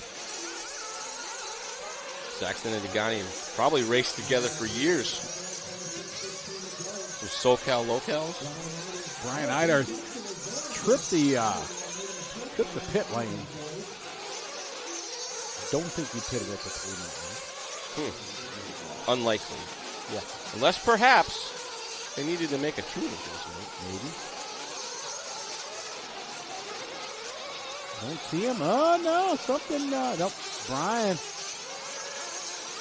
Battle here. Oh, they go around the big crevasses there. Is Dean and Greg. Is Brian having trouble? Brian falling out of the order. Top runner. Another TQ jinx here for Nelson, unfortunately. So far, the only one to break the TQ jinx has been Ciccarello. Eider is out. Yeah. So Dean Sexton from 11. Is that going to be the story? The better places to start in back of the pack, like Mayfield 9, Sexton 11 here? The RC gods are having their way with us today, from what I can tell. Oh, Sexton gets it a little wrong there, comes up short. But so does Degani. That's going to let Dunford into this fight. Dunford now to the top spot as he moves by Sexton with ease, but Sexton says, hold on a second. I needed to take a breath. Oh, they're bumping and banging here. They need to take it easy. They need to work together, pull away. Dunford, a member of the TLR design team for many years. Correct. All-around nice guy. I've had, he goes up to Axial Fest, which is one of the Horizon Hobby events. I get to hang out with him up there in a non-racing atmosphere. It's kind of nice. You get some times where it's not very busy, and you can just kind of hang out and talk for a while. It's good to share industry stories. Dunford out front, Sexton, Degani, Jeff G from 15 to 4. What a run here for your bump-up driver. Transfer to podium is impressive. Looks like Dunford figured something out here as he's starting to gap out just a little bit from Sexton and Degani. Degani starting to close up on the back of Sexton. We're barely getting this one underway. 6 minutes, 24 still left to go. The whole sitcom with no commercials. Oh, Sexton rolling over on the top of the hill, going to give up a spot to Degani. Degani, a little crosstown action there, going double single.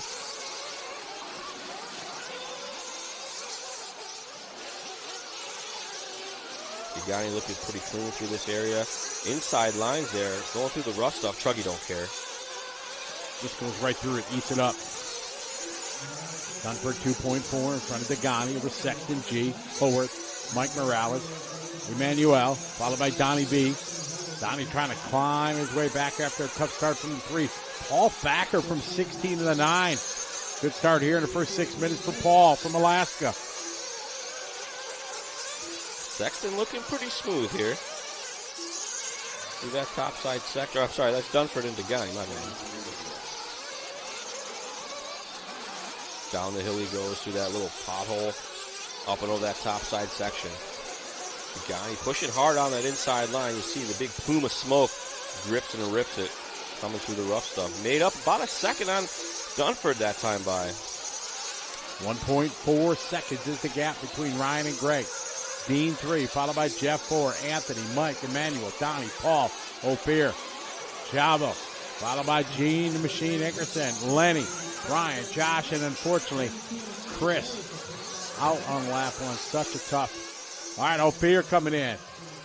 Chevelle Scales coming in.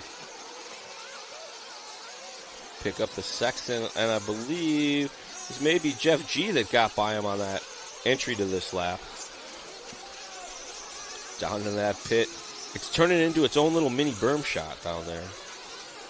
All right, pit lane getting busy. Degani in the pits, G in the pits, Sexton in the pits, Haworth in the pits, Morales in the pits. It looks like Dunford was in and out. Look at that, Dunford with a 4.9. Boom. Pit. That is a money stop there. Well done from Dunford.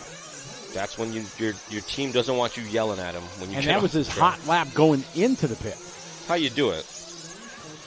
Oh. A little short there. That may have been Dunford coming up just a little short. As they're kind of back to a similar gap to what they had before. Degani has been into the pits. His was a little slower. Hooks up a pipe there. All right, there's Ryan across the line. Here's Degani, 2.2 seconds. How far back is G and Sexton? The Truggy guy is just not really worried about those big bumps at the end of the straightaway, kind of driving through it, which to me means those big bumps are going to be getting bigger and bigger as it works through the program. And we get down to Pro Truck, we may have a fresh crevasse. Yes, I agree. 21 minutes to go. A long time. Dunford always running the bright yellow. Kind of green, a little bit of maybe teal blue in it. A little sideways off the step up there. In and out of the big crevasse. I'm really starting to like the mini berm. We're going to go with mini berm now. It's no longer a big crevasse. It's a mini berm. The bull berm. Sportsman up next. That might get chewed up even more. If you go into it the wrong angle or too fast, the bumper digs right in, and you see it'll stop you. Divots coming out. Ooh, Dunford all kind of crossed up there through the whoops. All right, rolls it over, rubber to the dirt. Here comes. Oh, no. Watch it! Oh, that's not the line. Whew. That could have been tragic. Dunford feeling the pressure from Degani, getting it all sorts of wrong over that triple, but he's going to take a deep, calming breath, collect his thoughts, and roll over. Maybe not. Oops. Greg Degani, your leader. Oh my! I had can the only minute think of about grace. the interview. They had to do some repairs to the car, so if he does, we'll at least find out what that happened. Right. But it's too soon to tell. Pit stops starting to cycle through for some of these guys. Vinkelmulder in the pits. Oh, Vinkelmulder on the 10-minute program. Just into the pits now, Donnie V. And he got him a couple spots. Yeah.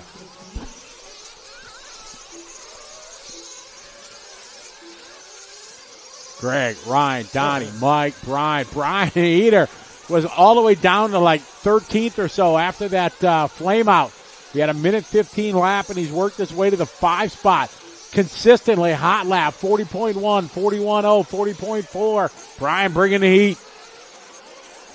Oh, a little cartwheel there through the anti-rhythm section. Stuck the landing on his lid, though. I'm really digging Roost to fly off the wall at the bottom of the center triple. It's my favorite thing. Isaiah Furrow, yes, it will. I mean, it should. I don't see why not. They all will for the most part. It's just how hot they get when you do that. So you got to be careful with the gearing, the KV, and the voltage choices. We'll get more on that after this race is over.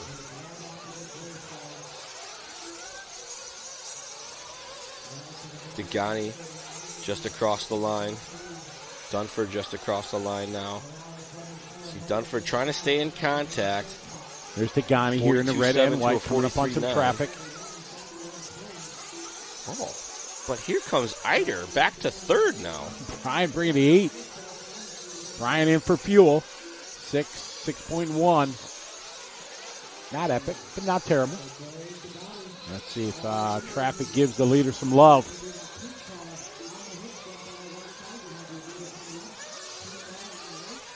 Degani through that going away double. Been working that inside line pretty consistently through that top.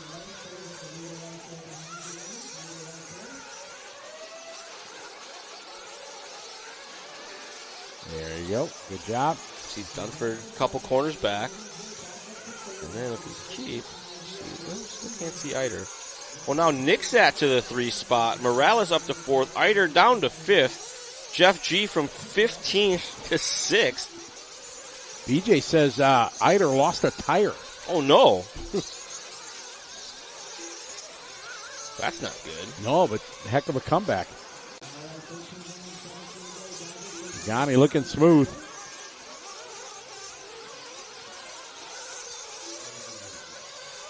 They're just driving right into the holes. They don't mind. Now with the big truck. Yeah, it's working.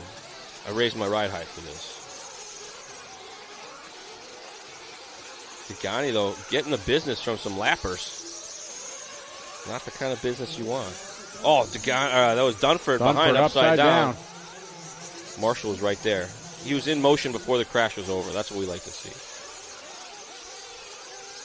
Emmanuel now up to the 3 spot. Mike Morales, followed by Brian, Anthony, Jeff, Dean, Donnie V, and Paul, your top 10.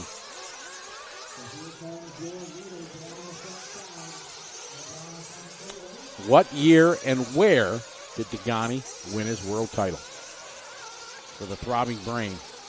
BJ, you cannot answer that. I thought the Throbbing Brain was asking. No. It sounded like you were reading. Oh, sorry. No, that's a trivia question. I'm just watching Degani tippy-toe through the treetops over here. Looking pretty consistent. Got low 43s, mid 42s, all in a row. 15:40 to go. Coming up on the halfway mark next time by. Degani out front, a 4.2-second lead. I bet you we could drive real good if the cameramen followed our cars around and drove from in here. Feel like we have an advantage. Degani out front, Dunford second. Third spot, Emmanuel. Now Morales going to go to the 3 spot. Good shot there through the whoops. Here comes Dunford. Yeah, you see. Sean says 2006 Spain. That is incorrect. You would be incorrect. Degani squaring up here. Up and over the hip jump, touching all the surfaces. Oh, we got a broken one trying to get to the pit lane. Like I would like to surrender. Oh, right man, in front jamming of the up the pit lane now. Degani up for gas. Gun goes in, down and away. Oh, gets it a little wrong on the exit. Oh, just cuts right over the pipe. Roosting the fans. Oh, we got somebody having trouble there. Oh, that's going to need a new clip. Front end looks broke on that one. Your shock fall off. Dennis Johnson, you are correct. Winner, chicken dinner.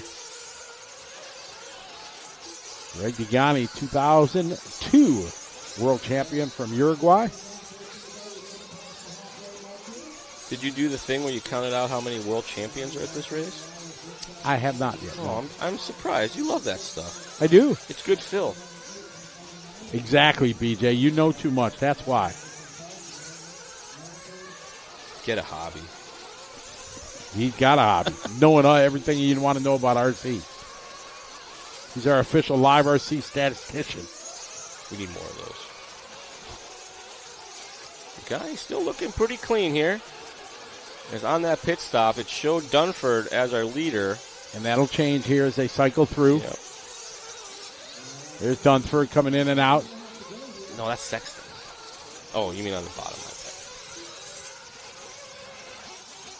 Dunford's still out there. 13:30. Here's Degani across the start-finish line. Second spot now. Here comes Dunford down the straightaway. Second, yellow and green. 4.9 seconds is the gap.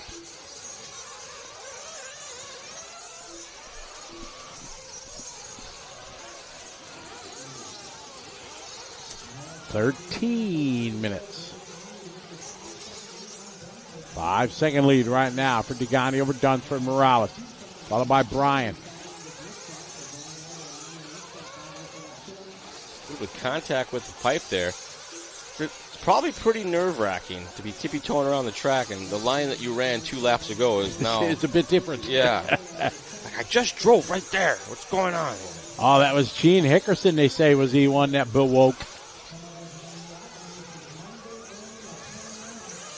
3.5 is the gap for Degani. That's nothing here on this treacherous track. Oh, as we say and that, just I is say that, Degani? there it is. Degani upside down, Dunford to the inside.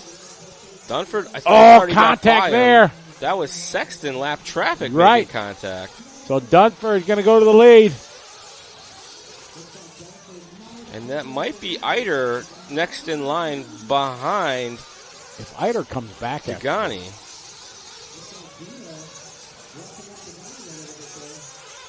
Dunford across the line. That was Thacker. That's Sexton with Degani. So, here comes Eider. So he's still a bit off the back door here, but Eider back to third. 11 seconds off the lead. back on board with Dunford now. 11 minutes and 30 seconds left to go in this one. Dunford with a gift from the RC gods as Degani had a bit of a lead, ended up upside down in the anti-rhythm section. Dunford able to get around the outside, and as Degani got back underway, got collected by some traffic, a little roughed up as they say. So now Dunford with some room to work with. You see, he needs it there. That thing is having a real hard time getting down the straightaway. Finding all of the ruts. 43-second lap. Degani back on the horse with a 40.0, though. So making up a whole bunch of time that last time across. Dunford pushing hard here through the anti-rhythms. Finds that inside line. It's got a nice solid holder rut, if you will. Holds the truck right where it needs to be. High side now. Ooh. Looks like he was going to maybe get that one wrong, but it's just the sun. Dunford looking strong for sure. Degani right there, 3 seconds back. Dunford with a 43, Degani with a 42, so continues to close the gap up. Still have a lot of race time left in this one, 10 minutes, 15 seconds on the clock. As Dunford works his way around the sucker pipes back into the anti-rhythm section. Going outside to inside. Uses the holder rut around the carousel 180. Degani closing up a little bit that time through these whoop sections. Ooh, no. And Dunford sideways. Degani going to go by. Dunford getting a little crossed up the face. Tried to ride it out, but nothing to it. Oh, Dunford putting elbows out. Beat it. I don't care if you're world champ. I would like my lead back. Dunford throwing it up in there. So Dunford with that wreck still did a 43.5, which is about where he's been at the last few laps. So Degani getting shoved around a little bit there.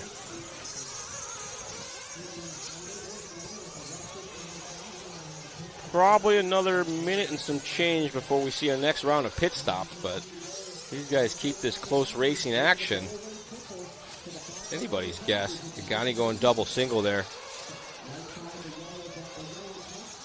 Dunford, good tight line. Degani using that berm.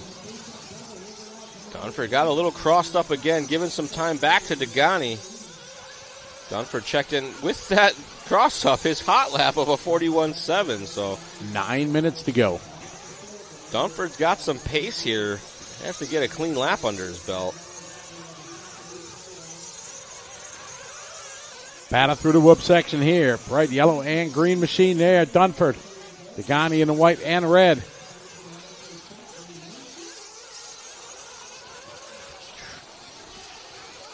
Degani coming up a little bit short, maybe trying to play it safe a little late. Through the baby bowl they go. Back up the hill one more time, both to the outside that time. See him cross-tracking, trying to find the smooth racing surfaces. Dunford with another hot lap for himself, a 41.6, but Degani a bit quicker, 41.3. You should see him up on the back door now of Dunford. This is a great battle. Dunford a little bit short there in the doubles. Ooh. Oh, Degani trying to pitch it to the inside. Can't do it. Can't make it. Dunford with the bold move, moving across the front through the anti-rhythm section.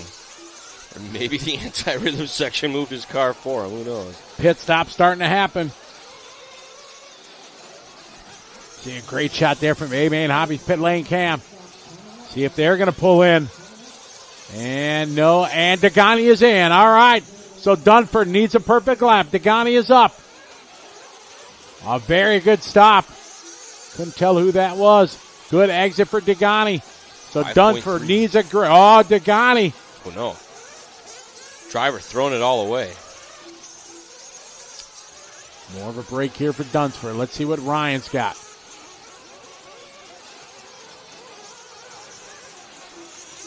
Dunford. Last time by was just tenths of a second as they crossed the line. Here's Dunsford coming into frame. We expect to see him in for fuel. All right, Dunsford's in. Let's see what he's got. Degani had a 5.3 second pit stop. Where's Degani? They come down the line. Dunsford. Oh, Dunsford going to come out in front. A great stop there for Dunsford. 4.8, and that kept him in the lead. muscling his way through, hooked up the pipe a little bit, but his outlap was a little cleaner than Degani's was, working with his pitman to maintain that track position. Dunford, he designs it, he races it. 6.5 to go. Great fight. Third spot, Brian. Right there, 9.3 seconds back. Still in this one. Staying in contact on the lead lap. And he had a 1:15 lap with that, if it was a tire problem, as we were told. Right. I mean, that's give 30 seconds away and then come back. Oh, no. Dunford getting it wrong. Degani going to go by. All right. Eider's in for his last stop. So Degani finding his way back to the front. It's been a while. Into the triples they go. The battle with each other and a bit of a battle with the track, as we've seen. A little bobble here, a little bobble there. Sexton giving him room. Degani a little wide there. Ryan not able to capitalize at all.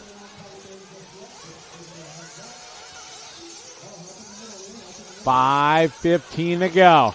Guy looks like he ran a little bit wide on that entry. Haven't seen too many guys up there needing to use that yet, but here they come through our anti-rhythm section. Oh, Dunsford had a pretty good line coming in, just a bit too hot. Yep.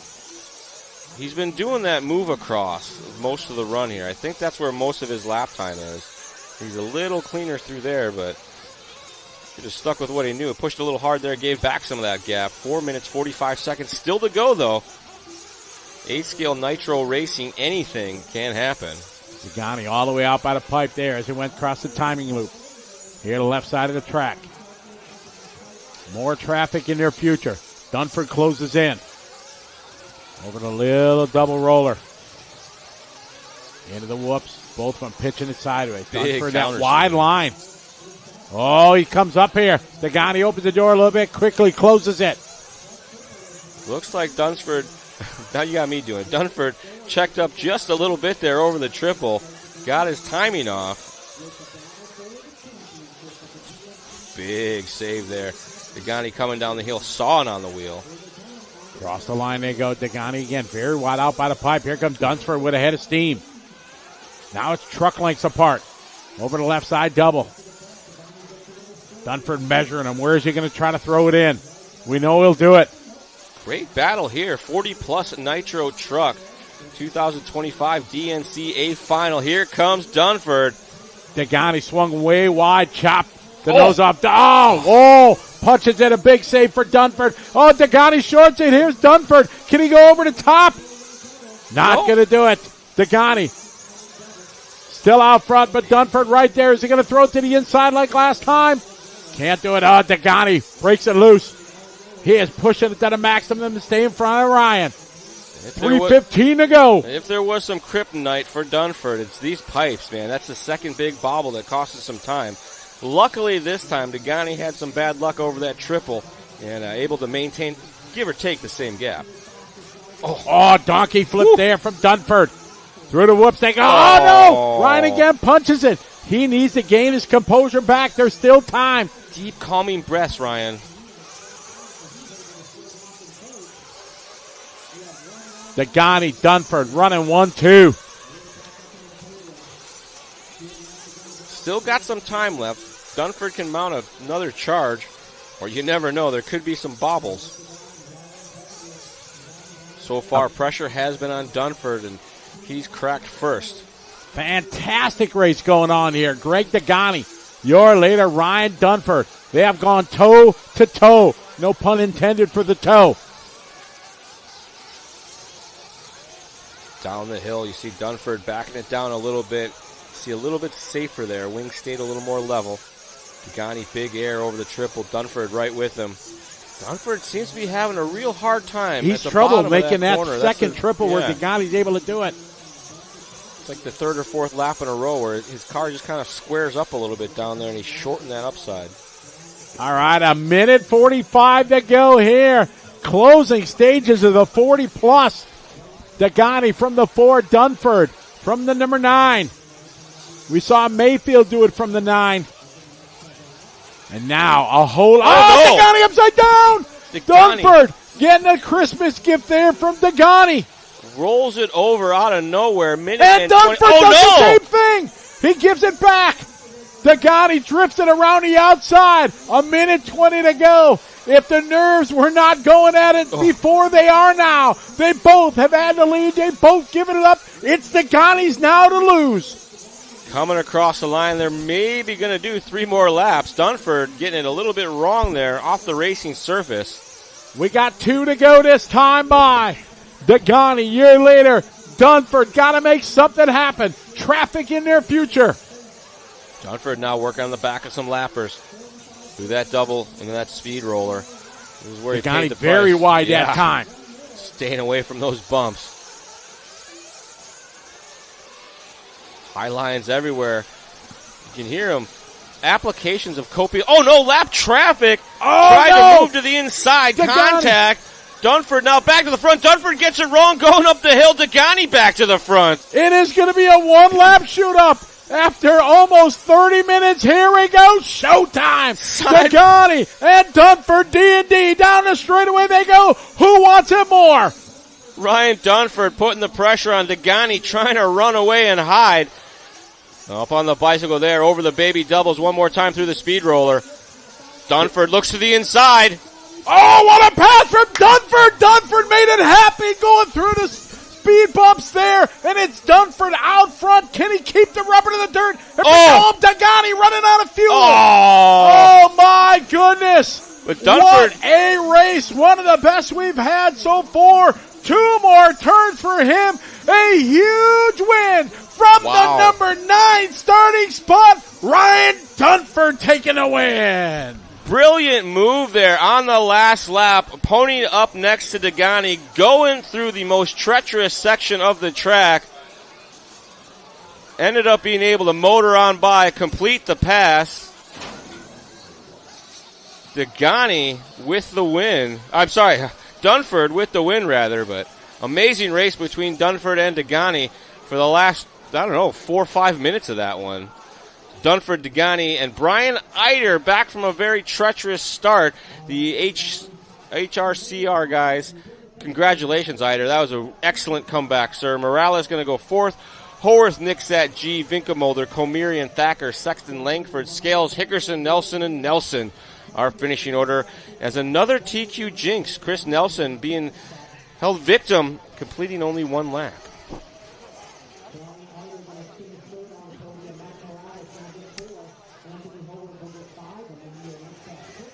And it looks like Scotty is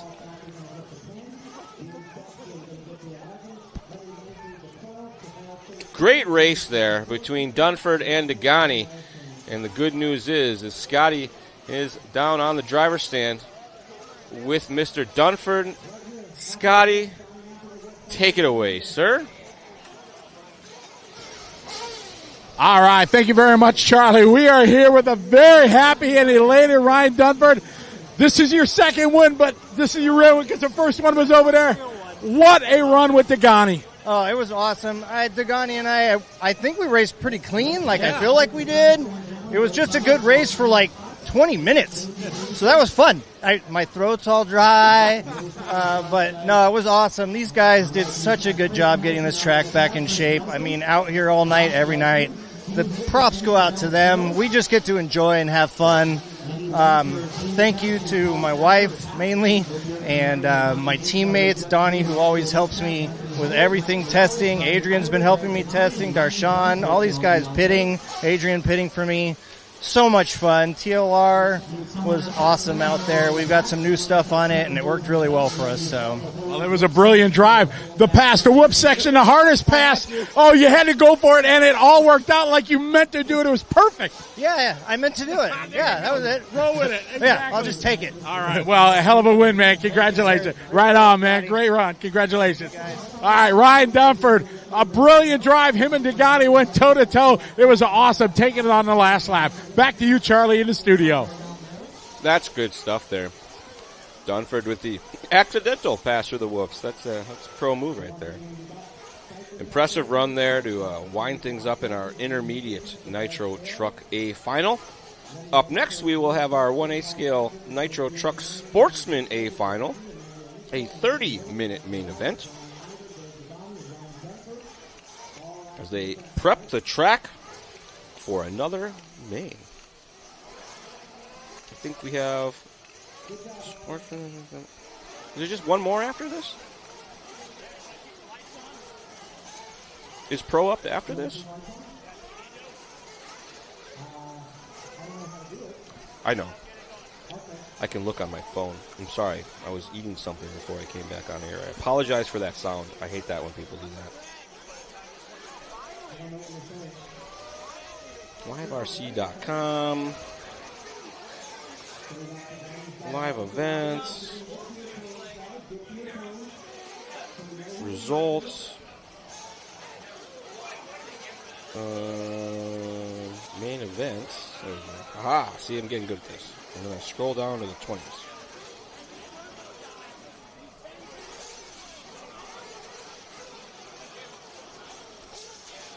Oh, okay. So that was 40 plus. That's why. Intermediate's still up. My bad. I said intermediate. I meant 40 plus. My mistake. So this will be our Sportsman Truck A main, then we have Intermediate Truck A main, and then we have Pro Truck A main. So you guys still get us for 3 more races. Thanks, Mr. Goginski. Thank you. And to all of you for tuning in and correcting us when we're wrong. Definitely appreciate the helpful hands of the Super Chat. You see the track's as dark as it's been. I hope somebody remembered to turn the lights on. I was confused because I thought that was intermediate, but that was 40 plus. My bad.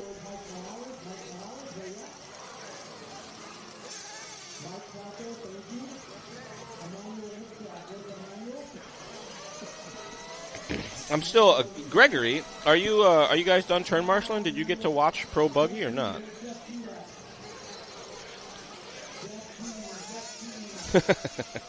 Scory, good to. I'm glad you're listening, buddy. I missed you. I was telling the folks earlier how awesome bonus lapping is, that you can get access to your friends and family's race actions and watch all of that. And someone was asking, hey, how do we find out what races are up? Is there any place to look? And I said, as a matter of fact, there is. There's a website dedicated to RC car racing results, live coverage, and much, much more. It's a virtual cornucopia of RC nerd information that you, too, can have access to with a simple bonus lap membership. Check it out. There's a link on the website, liverc.com. We work our way into our A-scale. Why do I keep saying A-scale? They're all A-scale. Sportsman Nitro Truck A final. Noah DeLong, Luis Zaves, Mark Robinson, Paul Thacker, Eric Diendero, Mac Marmon, Christopher Gridiron. That's not really his name, is it? Josh Thompson, Shelton Flowers, Scott Banta, David Scott, Hugo Treviso, Christopher Gutierrez, Junior Castro, Chris Thomas, and Darshan Patel. 15th and 16th are transfer drivers from the B main. That was an awesome interview with Ron. You could tell he was so happy, so proud. What a great race, though, for sure. And a great pass through the hardest, most difficult section of the racetrack, through the whoop section. That was pretty awesome. And totally did it on purpose. Meant to do that.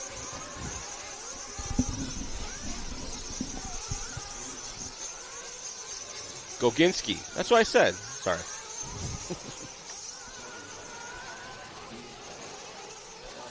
Rolling out in their warm-ups now. We have 3 more events to bring to you this evening from the 2025 Dirt Nitro Challenge at the beautiful Paris Fairgrounds at the Dirt RC Park. Or Raceway Park? What's the sign say? I think it's Raceway Park. I think Raceway Park. Raceway Park. We're probably, 90 minutes from L.A., give or take? I would think so. 9 hours from Santa Rosa, in case you're wondering. Yeah. Now, we flew into Ontario, which was 55 minutes from here. A couple of years ago, I flew into Palm Springs, which is a very nice airport, but it was I think it's a little bit farther away. Palm Springs? Yeah. Maybe. And desert winds, dude. Cancel your flights all day long. Really? I don't know. Oh, you're just wrong with it. Okay. If you deliver something confidently, it can be taken as a truth. Exactly. Palm Springs says 40 miles from here. Oh, well, that's definitely closer. An hour. Yeah, that's definitely closer than LAX is. Let's see. Let's search LAX. How far? 69 miles away. When I was driving here, almost 2 hours. I felt like I was going the wrong way because I was too far into SoCal. Like, this is pretty deep into SoCal. But then I remember the last few times I've driven out this direction, come through Bakersfield instead on the 58 because there was construction down here. So the route was much faster. I was like, I think I'm going the wrong way. And I'm double checking the address that I got sent. Maybe I hit the wrong button in my GPS or something. So when you say you go through the desert, which desert? What? I don't know. Deserty looking. Like there's desert, like there's just cactuses and a road going through the middle of the sand? Desert? There's no cactuses, really. It's not that kind of desert. Well, you say desert, that's what I'm thinking. I think like they call them Mojave Desert or California high deserts. Ah, okay. It's like what you get at the bottom of mountains. Okay. It's like I don't know where the Mojave chat Desert is out here. So. Yeah, you're just trying to make me look stupid, asking me smart questions. That was a setup, wasn't it? You're a jerk, dude. Don't do that. I don't need anybody to know I'm an idiot. Oh, trust me, Scotty couldn't set up an intentional burn of that nature right, if he exactly. tried. I have to give him one every once in a while. There you go. Palm Springs is about a 55-minute drive. They finally blocked off the camera area. You see that? Eric Hayes, are you in relation to the Jeremy Hayes and Jeremy Hayes Jr. racing family? I'm just curious. Can't Marshall with one hand? Marshall with one. I got a beer. You got a drink? You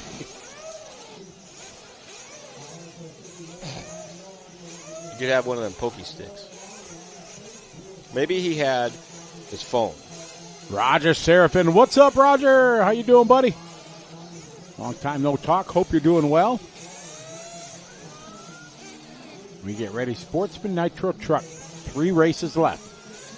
Sportsman, Intermediate, and Pro.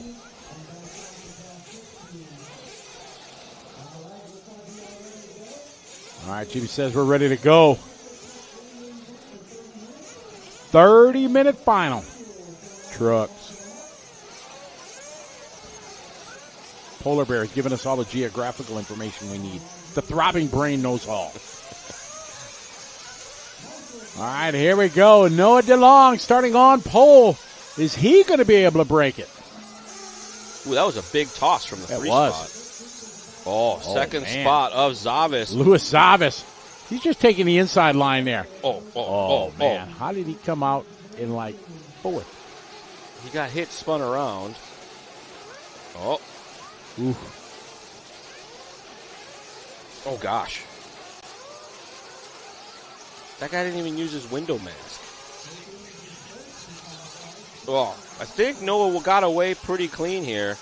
We know Zavis did. Maybe Robinson and Thacker are going to be second and third. We're about to find out. Here we go, lap number 1 in this 30-minute Sportsman Truck Final. Pole center. And there's Lewis. Oh, Zavis back to second. He is, yeah. He's just punching it. Using every line he could. There it is again. He's used that line before. It worked. It's a rerun. Yeah. That's the hot line for him. Well, there's no ruts down there. Right. Yeah. Who did that? Killich did that in the pro, yeah. Oh. Zavis.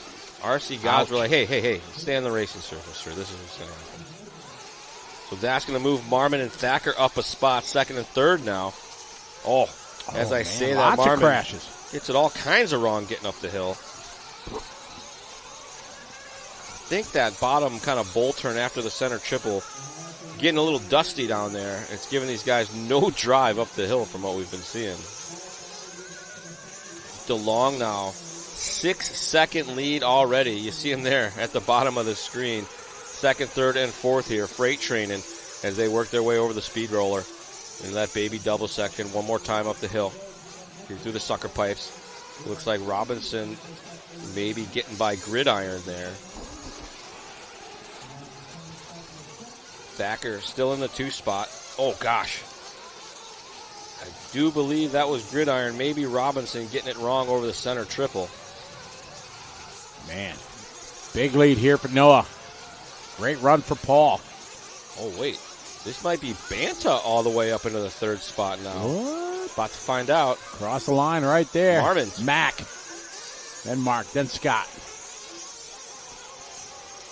So Marvin in the blue and orange running in that third spot right now. Just off the back there, you see Robinson. Looks like it might be yellow. And then the pink of Banter. This is the time of the day when you really wish you had fluorescent colors on your body. Exactly. 27:15 to go. A lot of time. Noah out front. 6.3 second lead last time by. So he comes under the timing bridge right now. The battle here between Paul, Mac, Mark, Scott. Your top 5. Really starting to see the lines getting laid down there as the light starts to change. Really changes that perspective that we get. Marvin and Robinson entrenched in this third place battle. Marvin up the hill now. Tippy-toeing his way through there. A little bit of a nose-high, wing-high scenario. Big air there. Jumps kind of middle flats.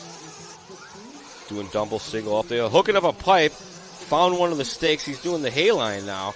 Drops way down. That's going to allow Robinson now to the third spot.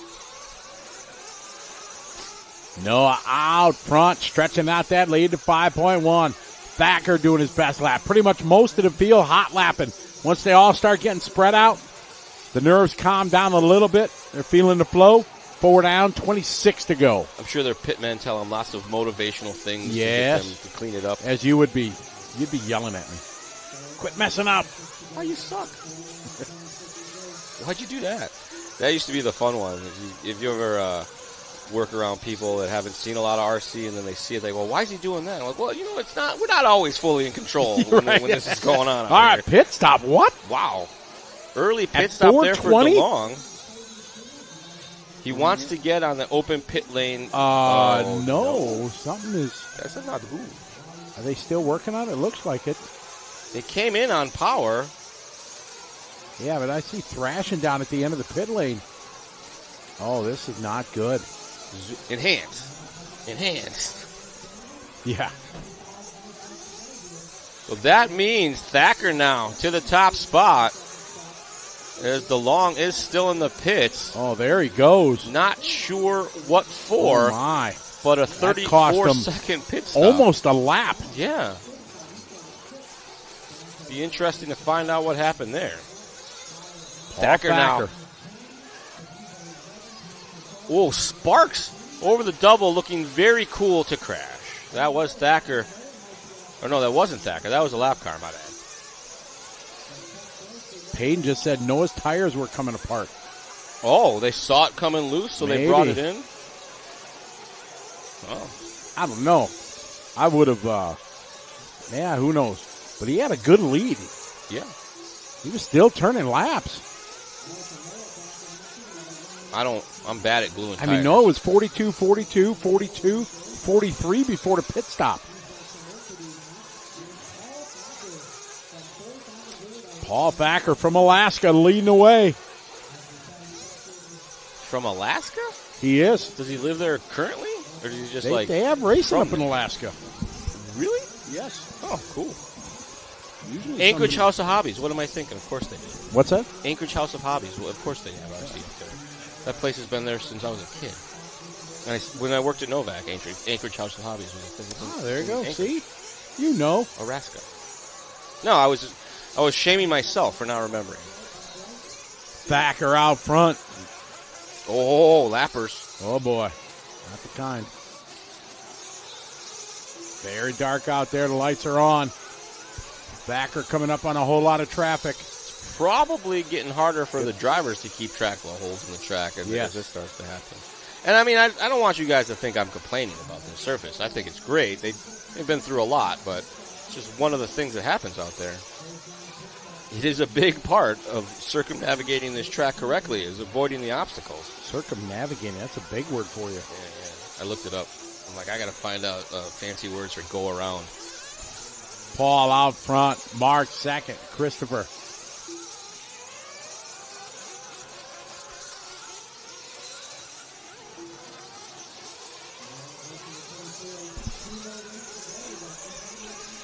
Oh, dude, it's like I took my sunglasses off. Oh, so what you're saying is there's the technology that's interfering. Thacker working his way around that far side 180. Lap traffic crashing off the track in front of him. He's got to like that. Robinson looks to be about 10 seconds off the back of Thacker in the 2 spot. So we stay with Thacker. He works his way over that center double.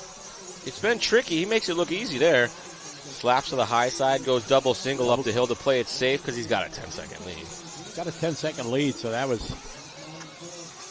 smart play. Looks like there was some debris on the track there, but it was probably just some debris.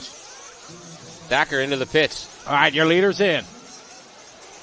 Thacker in for pit stop numero uno. Oh, good stop. Thacker 6.2. It's a casual sportsman stop. Dunford's down there waving his arms around. They're still saying congratulations to him, I think. That was a great race. That was very good. That was fantastic. Well, they took themselves out, not each other, to make for a good race. Yeah. You know what I mean? Like that, I'm okay with that. Some sick passes would have been cool, but okay, whatever. We'll take what we can get. More pit stops cycling through here. Good Thomas in and out. Chris, 6.1. Thompson with a long one, still in the pits. Ball out front. Cross start finish line down is where there he goes. We'll find out how far back Gridiron is after the pit stops. Mark Robinson going to go to 2. 6.1 second lead here for Paul. 21 minutes to go.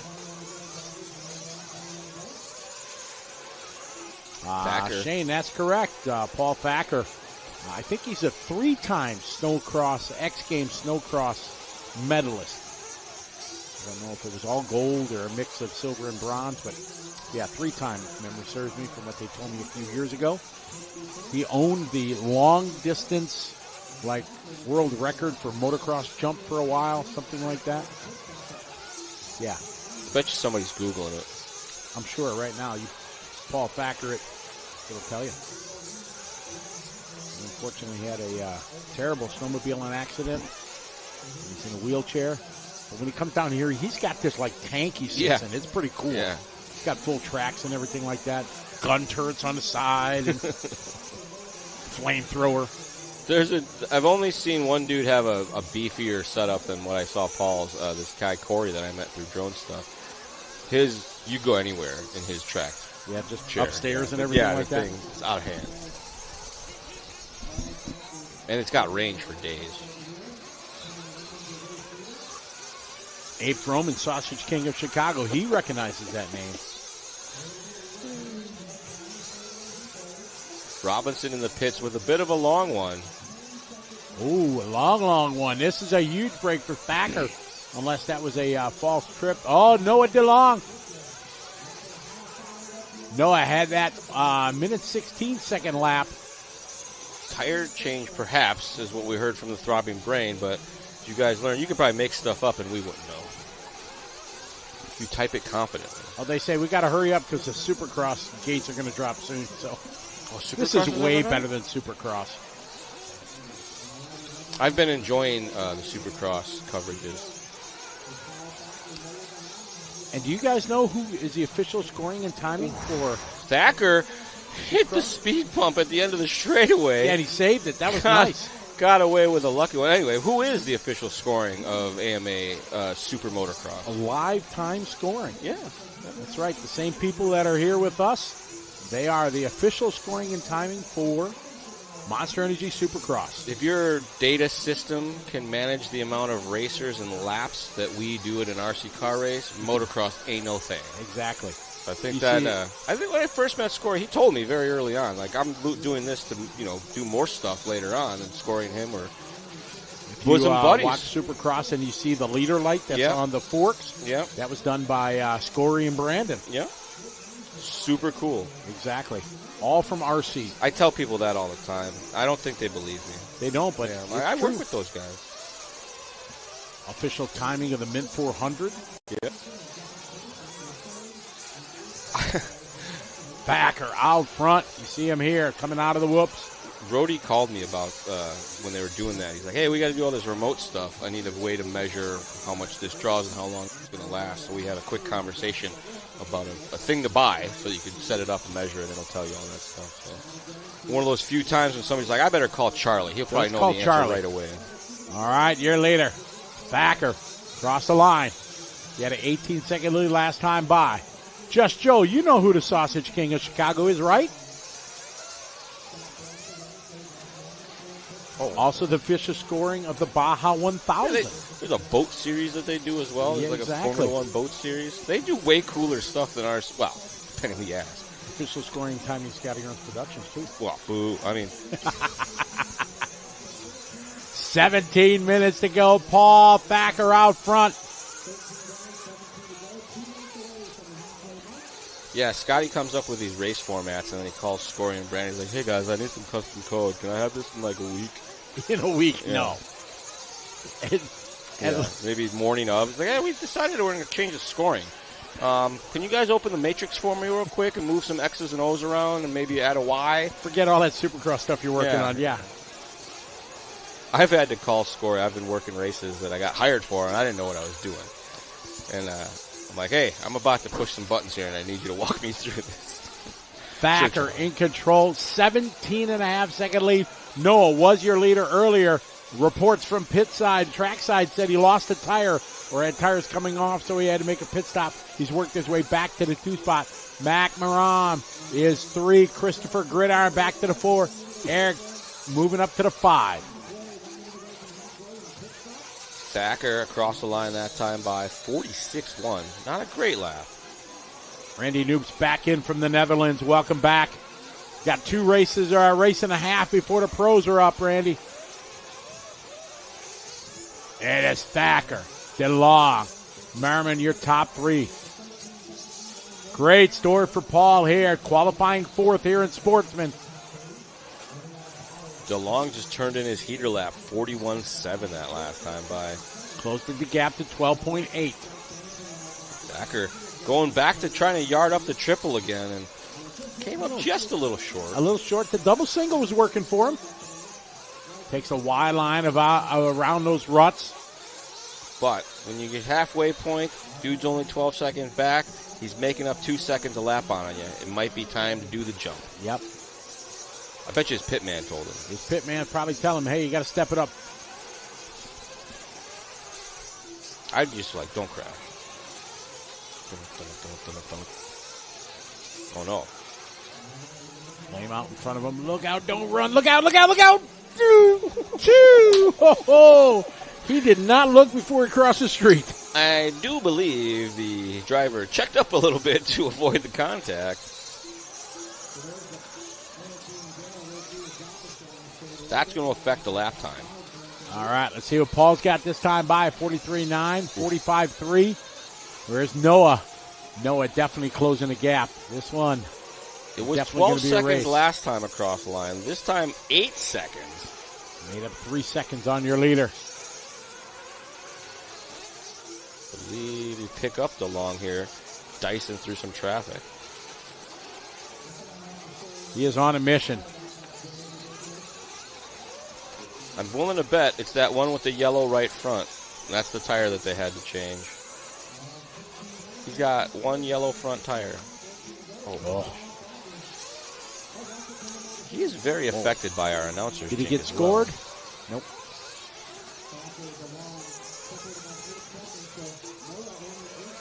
Nope. Oh, Noah sending it. Getting a little greedy, son. You still got 13 and a half minutes. Go easy, man. Exactly. Go easy. Your mechanic should be telling you you're a second and a half a lap faster than the leader. Right. So with those couple of bobbles that happened there, you see a 49 to a 43, gave back 6 seconds, and the gap's worse than where it was 2 laps ago. Because it's not just that he was going quicker than Thacker's regular lap. Thacker had some bad laps there, back to back to back. So, all right, we're following Noah. Double single. Thacker last time, almost 14 seconds. See if Noah's able to calm down, take a deep breath. Another long one for Thacker here. Thacker. This is a race now down the straightaway. Paul gave up that 13-second lead. It wasn't a pit stop. It was just a real rough lap. Yeah, cost him 10 seconds. Out there doing sportsman things, I bet. Into the whoop section here. This is first and second. Thacker in the multicolor with the white wheels, the all white with the white wheels. Well, he's got one yellow wheel. One yellow. That's it. Yellow's fast. That might be his new setup if he takes the win here. You can very distinctly see that yellow tire. Wheel, rather. On white, everything else white except the right front. Thacker getting it wrong. Here, Noah to the inside. Outside. Can he make it stick, though? There's some bumps out there. So now, Noah DeLong, after a tire change, goes yo-ho round the outside of Thacker to take over the lead, and now leaving him in his dust. Yep. I got to go. See you, bye.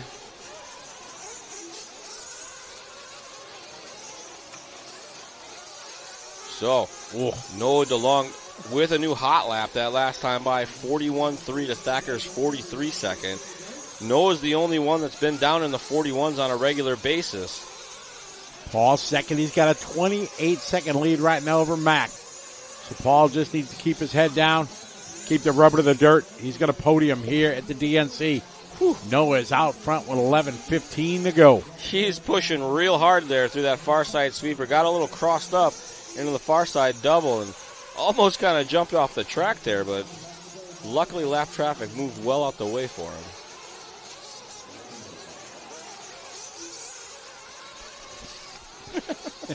Yes, Eric. Jensen says, if yellow wheels are faster, does that mean this one doesn't turn left and right the same? To push one way or the other? Yeah, maybe. Whoa. Nice Can't evasive see that. maneuver there for Noah. Noah with a 42.6 and then a 43 flat, taking it easy. Thacker with a 44. Noah looking good.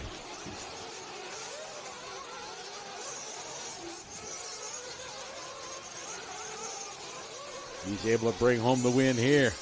Maybe bump it up to intermediate next year. Are you sure? He should. I thought maybe it was like a rule. I don't think there's a rule, but I mean, it's just an unwritten rule. Most of the time, if you have friends that race, they'd make you. They'd be like, all right, dude. Yeah, you did well. Congratulations. You earned a W. All right, our leader is in. Great shot there for the A-main pit cam. Ooh, a long stop. Oh, no. Another tire? He just wants to change the right front to make it match. Or maybe the rear so that he can see the car better. Right. That's a very long pit Oh, stop. no. He was dialed. He just did a 42-second lap. 19-second pit stop. So Thacker, again, getting a gift here of about 20 seconds. Man. We'll be real interested to find out what happened there. I didn't see anything wrong with the car. It didn't seem like it. So Noah came in the lead, 19-second pit stop as we didn't have a super good angle on what was going on there, but Paul was 7 seconds back, so Paul's going to take over the lead. So it should be about a 12-second gap. Gridiron is in. Gutierrez is in. 9 minutes to go. And for Noah to cross. There it is. 14 seconds to gap. Now in 8 minutes, though. Not sure. I mean, that seemed like a easy to gain gap at the halfway mark, but to go ahead and do it again and worse. Yeah, I don't know if there's going to be if Paul doesn't have I'm not going to say it. I don't want to jinx him. Good luck. Good luck, have fun. Yeah, exactly. We'll see you in 8 minutes and 22 seconds. That guy's out front. Worst live stream ever. The announcers are convinced that they're a jinx, and they won't announce the racers' names. They won't say anything. That guy's in front. The other guy's in second. 14-second back. What is wrong with these? Are they having a stroke? Thacker out front, DeLong and Mac Marmon, your top three. Final round of pit stops. Thacker should have to go one more time. DeLong is. And DeLong's going to have to make another one. Oh, yeah. Because he was in at 8:30. Yeah. So maybe he could. Maybe you push it. All right, Thacker going to stay out. We'll check the gap. 13.9 last time by. Vergata says DeLong's just doing it to make it a race. Yeah. But I'll say this. DeLong has not been back down into the 41 since that last pit stop. So whatever they did, not sure what they did. I'd love to know what they did. Someone find out. Text them. 10.7 is the gap. Paul doing a triple nicely there.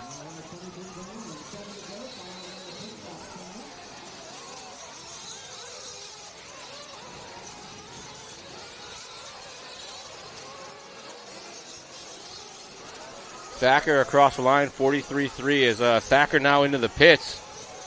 Down and away, nice and clean. Where comes DeLong? DeLong just across the line. A 40.9 for DeLong. Back on the back door now of Thacker. As you can see, that single yellow wheel knocking on the back door. So just like that, we're back to a race. Made up all that time. Pit stop cycling through, but I think DeLong's going to end up. What did DeLong pit last time? He'll have to pit one more time. Unless he's going 10. He came in at 20. I don't think so. You ain't no Adam Drake. 6:15 to go. Paul Thacker, your leader. Noah second. We got a great race going on. Noah trying around the outside. Ooh, big pressure there. Catching the pipe there. 6 minutes to go. You got to wonder, is DeLong coming in one more time? His last pit stop was very long.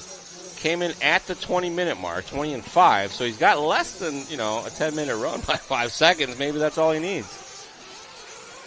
Thacker is out on final stop already. Oh, DeLong a little bit sideways. Marshall is right on it. Good marshalling there. Not what you want. Paul fending off the charge from Noah. Thacker has been plugging away. 43s, 44s, 45s. I don't care. I'm not crashing. Nice wide line there. Avoids the ruts. 5:20 to go. We'll pick up Noah here across the stripe. There's Noah down the line. 3.6 is the gap, but Noah should still have to pit one more time. Thacker turning the heat on now. 41.9 that last time by his new hot lap. It's not worth the risk of the flame out, I don't think, to try to go 8.5. Well, no, then, at the 20-minute mark was his last one, you're right. Well, sadly not. Paul, perfect line out of the trips. He had two, 30-second pit stops. One was 19, one was 35, I think.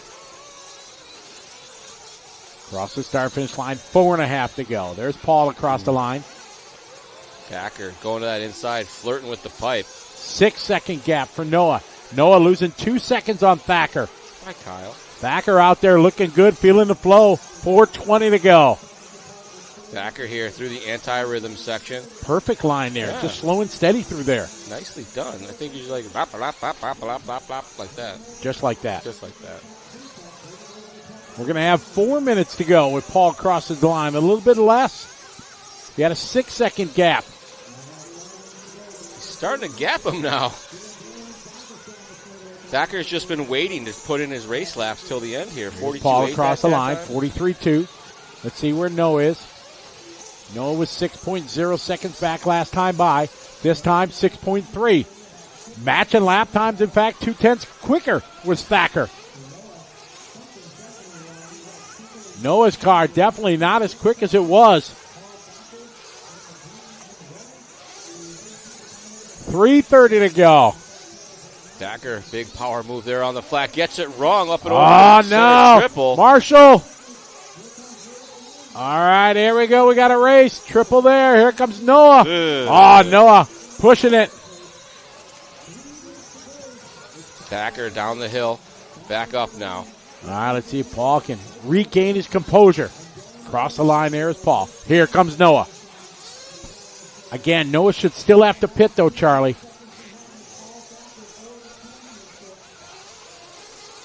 I don't think he's gonna. I don't think he's gonna. I mean, win it, go for it. I think he's gonna go for it. I mean, if he want, he's got to go for it. If you want a chance to win, or do you settle for second? He's got a 26-second lead on Mac. He's the TQ. He wants to win. Yep. This would be only the second TQ to take a win here at the DNC thus far. Paul's mechanic probably telling him, hey, probably got a pit. Uh-oh, where's Noah? Oh, there he's in the pit. Noah's in the pits. Hopefully Make it a quick one. It should be 5 seconds. There it is. 4.8, a quick one. All right. Normal pit Noah's stop. got to make it happen. Paul has to keep the rubber in the dirt. 2 minutes to go. Thacker just got to keep it going. Jimmy for sure is going to call traffic for Paul. He comes up. Is he going to do triple? Ooh. He does. No fear. He's not checking up. Outside to outside even. Minute 45 to go. Where is Noah? Noah's still not in sight. There's Noah. You see the yellow wheel just waving there in the right front. Here's Thacker down the line. What a $1:38 to go. Scheduled to go 41. They're on 38 right now. The gap, 8.6 seconds. Paul just got to keep it pointed in the right direction. Yeah. Patience through here. Just nice and easy. Brilliant driving there. Traffic just everywhere in front of our leader. Look out. Leader, take the double. Oh, no. Paul's airing it out. He's going triple. Hold on. Hopefully he can let the leader go. No, I'm going to race him. Come on. Listen up. Oh, 1 minute to go. That's Louis Zava. Paul backs it down. Where's Noah? Not at the line. Still not at the line. 7.4. Paul needs to stay behind these guys, stay clear. Can't afford being right on their rear wing. Thacker driving smart right now, keeping some gap here. Going as fast as he needs to stay away from everybody else. See Zavis there with a bit of a bobble. Not going to give it up very easily. 30 seconds to go. Thacker flirting with disaster there. Oh, no, Paul doing it. Oh. On that uphill, went for a little bit of a wild ride, but able to hold on to it. They're going to go one more lap. Paul in a heap of traffic. Paul getting collected by traffic. All right, he got by. Where's Noah? Noah 2.3 back. It's going to be a race to the finish line. Can Paul Thacker hold on? Checkers are wreckers. Noah's coming in. Noah just drives into the back. These leaders not getting any love for traffic. Paul's got to look ahead. Picking low. Oh, no.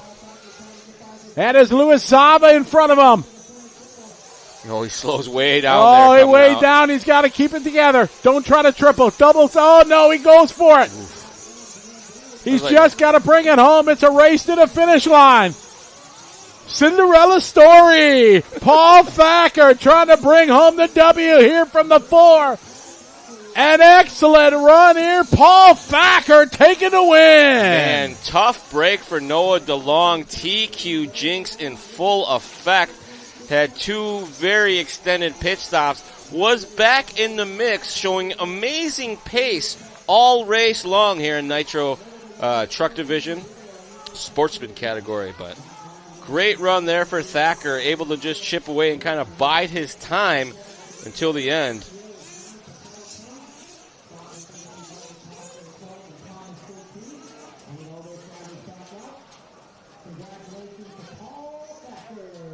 Congratulations there, 2025 DNC Sportsman Nitro Truck A-Main Champion, Mr. Paul Thacker.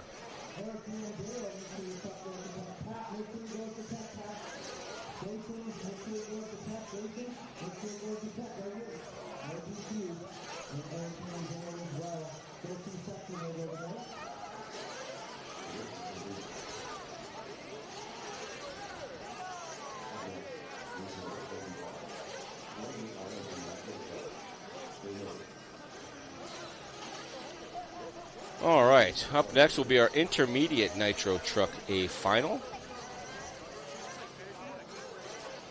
And it looks like Scotty's got him in the booth. Scotty, take it away. Oh. Scotty's up in the driver's stand with our race winner. Take it away, Scotty. All right, we are here with Paul Thacker. Man, this was a marathon for you. You had back-to-back, and you got a big win. How does this feel? Oh, man, this is, like, I'm shaking. Like, it's just insane how much, the Scale Motorsports feels like real motorsports minus the broken bones, man. It's wild. It's wild. I've told your story many times here in the last couple of years, as an X Game medalist, for snowcross and things like this. How does this compare to winning the medals at the X Games? I don't know. I mean, I'm a little emotional. Like, it's super cool, man. I'm stoked. We do this. It's a lot of money, a lot of time, a lot of effort, and, a lot of people that help out. So, yeah, man, it feels pretty good. Well done. You got a lot of people that help you. Give some shout-outs here. Who do you want to thank? Yeah, obviously the whole Wally Builds team. My pit guy, Pat, he's awesome. TLR, the whole group, all my sponsors are super supportive. My wife, she's like, go have fun. That's great, man. So, yeah, no, I'm stoked. The dirt, what an amazing place to come race. Like, it's, whew, yeah. Now I need a nap. There you go. Well done. Go celebrate. Congratulations, you're the champ. Thanks, man. I appreciate it. Well done, Paul Thacker, getting a win, man. Excellent job there. That Noah? Come on over real quick here, Noah. All right, Noah, that was a heck of a run. We saw you had to change tire early. What was the second long pit stop? What happened? I just had my fuel tank, my fuel tank, the thing that to grab it on the fuel tank, it came undone, and that's what basically costed me. My left front tire came unglued. That's what really costed me to race, and yeah. That's all right, boy. You kept going at it, kept digging. Nothing wrong with second. Well done. Thank you. All right. Congratulations to Noah. But great win there for Paul Thacker. You could just see him. He had back-to-back races. He was up here for an hour, but he's definitely happy to be called champion. Back to you, Charlie, in the studio. Great stuff there. Thacker, we've mentioned it before, but the adrenaline of RC racing is as real as it gets with no risk of broken bones. I really love that. And shout out to all my homies at home. Scum, Mr. Weir, Bartholomew. I'm glad you guys trying to call me in the middle of my live stream. I do appreciate that. And I'm sorry I can't answer it, but they won't let me. But shouts out, guys. Peacock Pit Crew, RC Nerd Group Chat. I love you guys. If you haven't checked out Slasher Face Off on Instagram, there's some terrible videos posted up there. I would recommend that you go check that out. Coming up next, Intermediate Nitro Truck A Final. AJ Schumacher, Mike Morales, Garrett Martin, Travis Horn, AJ Rodriguez, Loic Deschenes, Joey Avellino, Dylan Peterson, Adrian Palale, Buddy Christian, Brendan Bartlett, Ryan Hernandez, Nathaniel Vandermolen, Chase Anthill, Chris Nelson, and Benny Comerian. Chris and Benny are transfer drivers from the B-Main.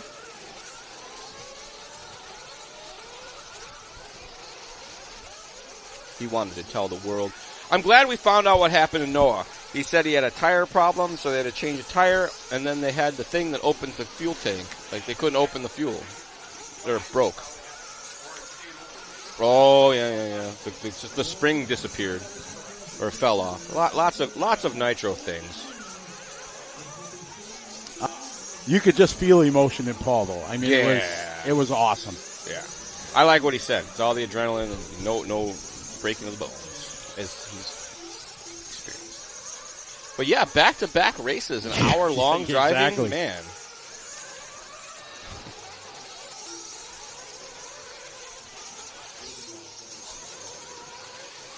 I see Kevin really ready to cheer on Loic Deschenes. He's from Canada, RC Kevin, Tacky 187, Trip Jones III, John Kevin Stewart, Ped and H, Eric Gorin, BJ Williams, Ty Yu, Mark Ranclugli, I'm sorry, Tilly's Stick Burner Barbecue, it's a good one, Donald Tolbert, Roger Seraphin, Jay Wedstead. You're right, the sunset was pretty cool. I almost said something. Now the lights are on, it looks like the sun's still up, but that's a light. Peanut, Avish Tremesqua. What's up, Travis? Avish Tremesqua is in the chat room. What's up? I mean, he was a while ago. This thing's on military time, gone. so I don't know what that means. He's from Rancho Cucamonga. Rancho Cucamonga. I remember it now. First time I saw that on his sponsor sheet, decades ago at Cactus or whatever, I'm like, what kind of name is this? AE Fanboys Online. That's Kyle. That is Kyle, the one and only. What's up, Kyle? How you doing, buddy? Hope you're doing well.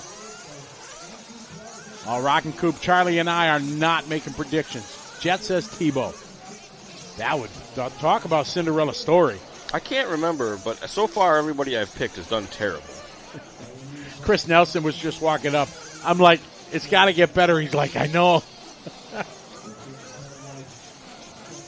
You TQ, lap one, you got a 6-second lead on the field. Right. And womp, womp. So still, Ciccarello only TQ to win so far. Correct. And 50 plus, right. He did it handily. Oh, yeah, it was checked out gone. Mm-hmm.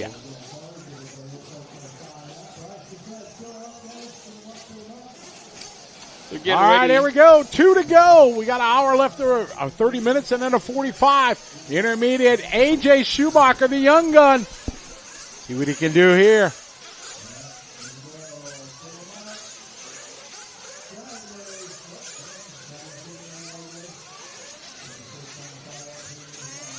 We got no check from the 12 of Hernandez, and I see a blank spot down here.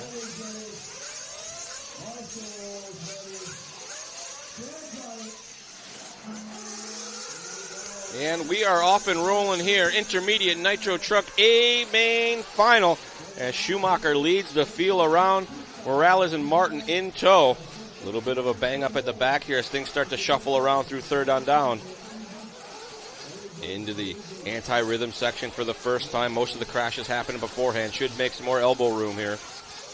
Last year, it was your third place qualifier, AJ Schumacher, who took the win. This year, he's starting on pole. See if he can do back-to-back. Back-to-back intermediate Nitro Trucker? Possibly. That's another cool thing about Live RC. You can go check the stats from races past. I remember that from last year because it was AJ and AJ. I thought you were just looking it up. No, I was looking up something else. Looking up flights to the Bahamas. Just a minute into this one time across the stripe thus far. Schumacher, Morales, and Martin. 1, 2, 3, the running order. Dylan Peterson, though, making some moves from 8th to 4th right now. He's going to be third in line here. Oh, I remember that. There was a guy, John Gaines, he TQ'd and then left. Oh. Yeah, like, I'm out. I got to go? Yeah. RC's not that cool. I'm out. I don't know. We don't know why, but yeah, I remember that. Looks like Benny Comarian now into the mix. Benny from 16th? 16th up to 4. Yeah, Benny, make it happen. Making moves. That's a heck of a start.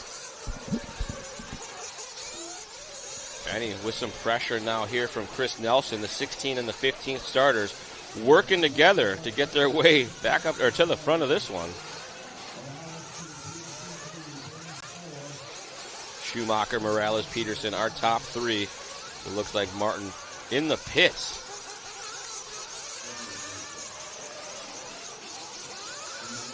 Problems there for Garrett Martin. Still looks to be stuck in the pits.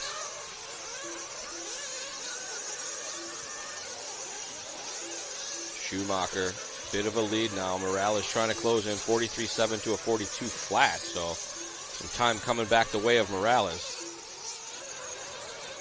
Comarian, though, you see just off the back. Inside line there, right along the pipe, clean and easy over the triple. AJ out front. Not far behind is Morales, Peterson, Comarian. Chris Nelson from 15. So Benny and Chris working together, going from the back to the front. They cross the start-finish line right now. It's that bright green with yellow wheels of AJ. Mike is second, and Dylan, Benny, Chris, Loic Deschenes, followed by Garrett Martin and Travis Adrian. Now Travis and Adrian swapping spots. Schumacher looking very comfortable around getting around the track out here, running some very tight lines as we pick up this battle for the third spot between Komarian and Peterson. Peterson in the red, Komarian in the blue. Oh, Komarian getting a little wrong coming down the hill there. Able to save it.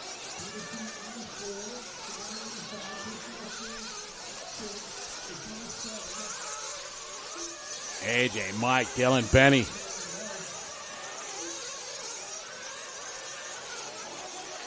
Jump on board here with the orange and white of Morales running in that 2 spot. You see Schumacher just off the front there.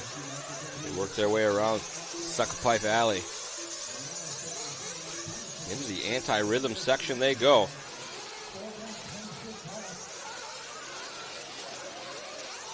Clean running early on here. Everybody just finding their tempo. Intermediate Nitro Sedan aspiring pros. 26 minutes to go. A long race. Oh, no, trouble here coming to the finish line. Oh, that was your leader, AJ. Ruh-roh. Our top qualifier dropping down the ladder. Had a decent lead. I want to say a huge lead, but had a couple seconds on these guys. And got it wrong at the top of the hill before start finish. Found himself upside down a fair distance away from the turn marshal. Big air there for our leader Morales. Peterson from 8th to 2nd now. Schumacher down to 3rd. Komarian still circulating in that 4 spot. Big pit there. Oh, Peterson jumps to the inside, but able to hold on. Mike, your leader. Not much of a lead, 9/10 of a second. AJ still in touch with these guys. Benny not that far back. Benny 5 seconds from the lead. So within 5 seconds of your leader. Loic Deschênes is a second behind Benny. Very tight, 10-second between the top 7 drivers. Some of the closest racing we've seen here in our A finals to kick things off. Absolutely. Morales looking clean. Oh, gets it wrong there. Peterson off the racing service, back underway now. Still able to do the triple up the hill.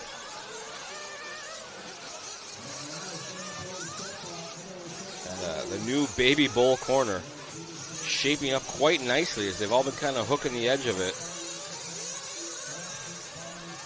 Moves to the inside line. Morales, Peterson, Schumacher, our top 3.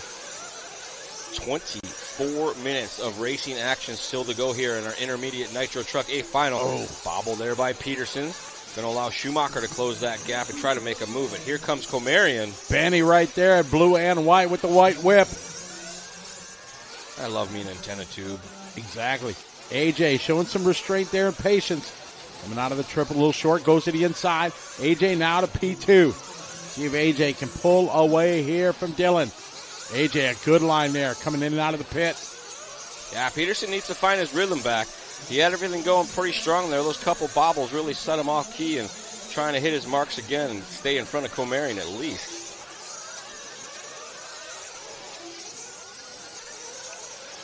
AJ smooth and easy. Peterson and Komarian right with him. Komarian looking to the inside. Oh, man. Peterson getting it buck wild there through the whoops. Benny, very racy, moves to the inside through our anti-rhythm section, able to make the move. You see him airing it out there, giving the wheels a wiggle. Tries to slow that thing down on the way down.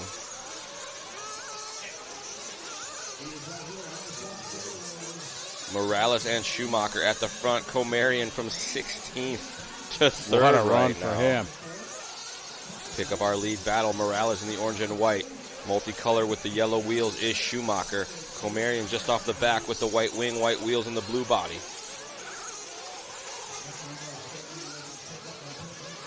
Moving their way through that center side section. Big air over the triple. Everybody landing at the top of the downside. Smooth and easy on the uphill triple. Pit stops happening.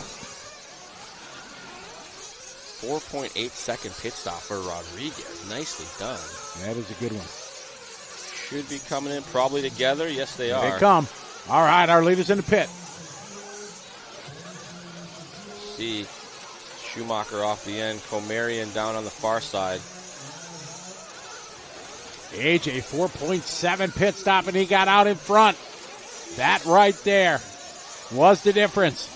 4.7 to a 5.5 pit stop. That's a just under a second to the advantage of Schumacher. Going to make the pass in the pit lane. 0.8 of a second, the difference on the pit. In and out gives AJ the lead. Oh, coming up short there, able to ride it out. Morales' in lap, a hot one, 40.9, doing everything he can. Into the pits this time by Avellino, your lower screen there. AJ sawing at the wheel, back to the front. AJ able to gap out just a little bit. His outlap significantly better than Morales. A 47 to a 50. Morales keeping contact, though. He is at, oh, check that. Yeah, he's the orange and white just off the back there. 2 seconds doesn't sound like a lot, but it can turn into much more than you expected here. Very treacherous conditions as the track's got some character. Compared to where they were, though, surprising this is the end of the day. This is like a midday, some of the races I've been to. Schumacher with a 42.3, Morales with a 41.5, Comerian with a 41.6, trying to keep in contact with our leaders. Top two running nose to tail right now. Lots of racing action as we are still at 20 and some change left to go in this one.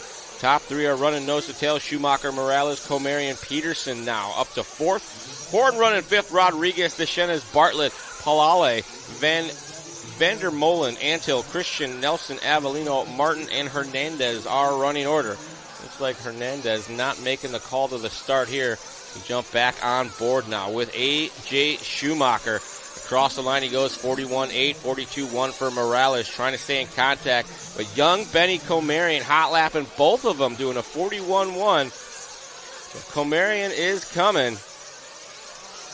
Working his way now onto the backside of Morales. That gap been getting narrower and narrower each and every lap as they work through that anti-rhythm section. Gets turned a little sideways on the exit. Able to keep it rolling forward, but lost that little bit of time that he had gained. Big air there. As you see Morales with a little bit of a trouble on that uphill triple. Comerian not able to capitalize yet. Taking her nice and easy down the hill. And watching out for that hole, a little maybe overcautious, but sometimes that's the way to be. Schumacher, Morales, Comerian, our top three, all in the 41s that time. Schumacher the quickest, able to gap out from this battle. Comerian mounted a charge for just a couple laps, put the pressure on Morales, but now letting that cool off just a bit. Knows he's got plenty of time left. 11 minutes down, 19 minutes left to go in this one. A lot of time left here. AJ has worked his way back to the front. Penny from the 16th. What a story here. What a run. Via the bump up here, trying to put it in the podium spot. And staying in very close contact. We've seen some guys come from the back and be in third, way off the back of the lead battle, but he's right with these guys. Schumacher, Morales, Comerian still our top three. After that, we got Peterson, Horton, Deschenes, and Rodriguez as our top seven. Bartlett, Palale, Vander Molen, Antil, Christian, Nelson, Avellino, Martin, and Hernandez, the running order to round things out here as Schumacher now back to the front. 18 to go. Schumacher, Morales, Comerian, Travis Horn, followed by Dylan Peterson, then A.J. Rodriguez. Loic Deschenes from the 6, he's in 7. Brendan Bartlett from the 11 to 8. Nathaniel Vandermolen 9, and Adrian Palele round out your top 10. And it looks like Comerian has closed up on the back of Morales one more time, moving to within striking distance. Morales, gosh, get this kid out of here. Oh, Comerian looks to the inside, but wisely backs it down as Morales was moving to slam the door.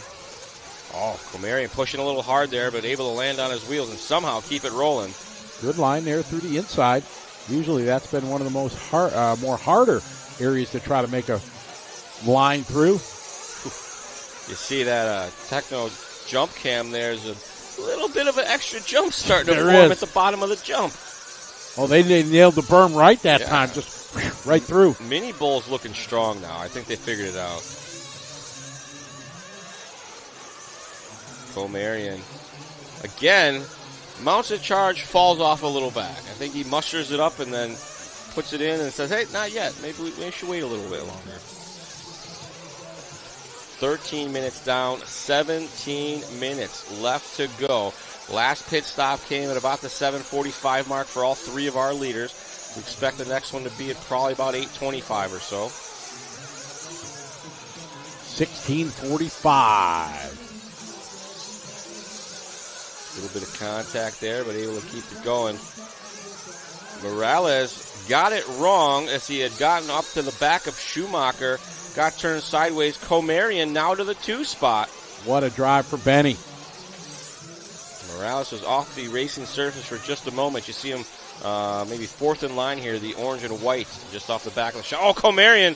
Oh. Second or third time he's had some big trouble going through that section. It's something this truck does not like in that uphill. That was a pro tip. You just saw that Marshall burn his hand because he grabbed the side of the vehicle. Grab the front wheels. and back. Never grab it on the side. Grab the wheels, grab the wing. Right. Don't touch the sides. A, you're going to hurt yourself, but B, even worse, you flame the competitor out. It's hot. So Komarian going to hold on to that 2 spot, but falling off the back of Schumacher by about 4 seconds now. We work with Schumacher through some traffic. Schumacher center shot here as he works to the high side, getting the space he needs, working through the anti-rhythm section. Tiptoeing his way up and over the tabletop, clean and easy over the doubles. One more time for Schumacher. Oh, you see that wheel wiggle, a little bit of air brake action. Nice double single, smart driving there. It's getting harder and harder to make that triple. Pros are up next in 15 minutes. That was one of the riskier lines, coming in that heat, sliding down that hill into the pit. Not that much fun. As DeShenis now in the pits. We are halfway there. 15 down, 15 minutes to go. Komarian in the pits, along with Morales. Morales faster out of the pit lane. Oh, what you doing, Dad? It looks like he might be in front of him.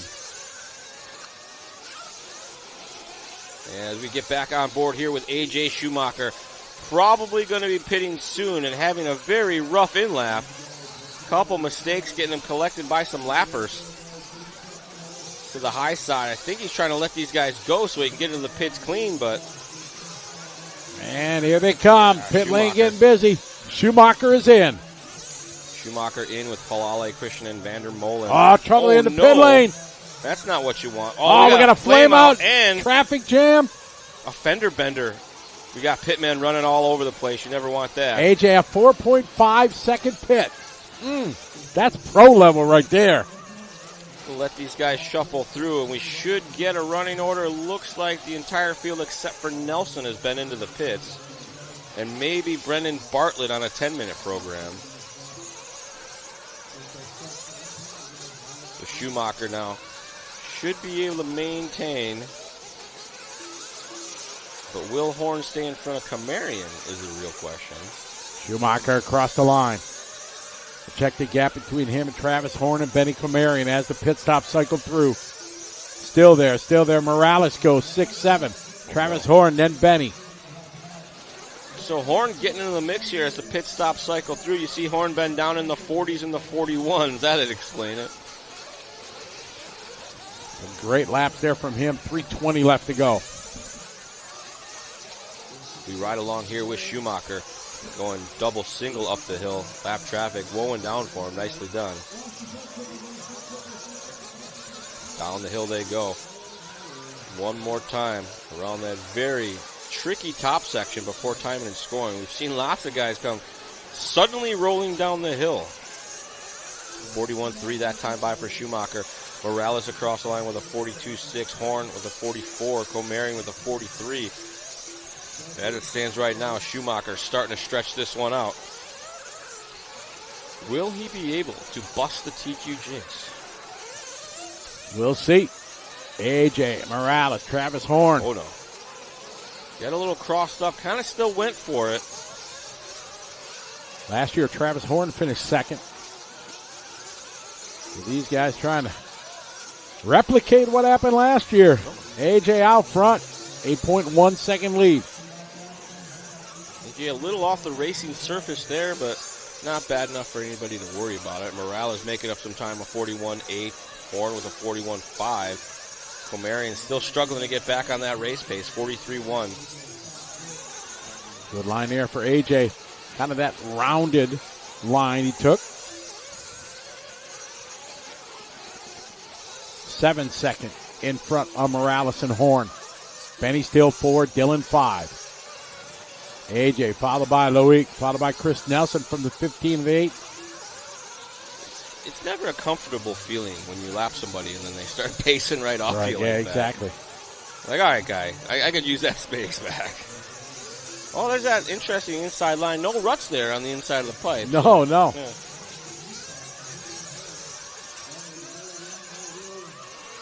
Yeah, he checked up there nicely. Is that Bartlett that's with him? No. Maybe Nelson. Still lots of time left to go in this one. 19 minutes down, 11 minutes left to go. They're going to do another pit stop. All right, AJ having a double swing again. That big rut. They lose all their momentum. Trying to do that second triple. Not a come battle across for the start position. finish line. Whoa. AJ saw it at the wheel. Chris Nelson behind him. Chris is trying to give him room. Still trying to run his race. Looking back at the lap times, and it looked like Marion was back on his horse. It just checked in with a 42nd lap time, and then backs it up with a 42. So, kind of comes and goes. I suppose as you work through traffic, it has some huge effects on your lap times as well. Some of these guys are a little easier to get around than others.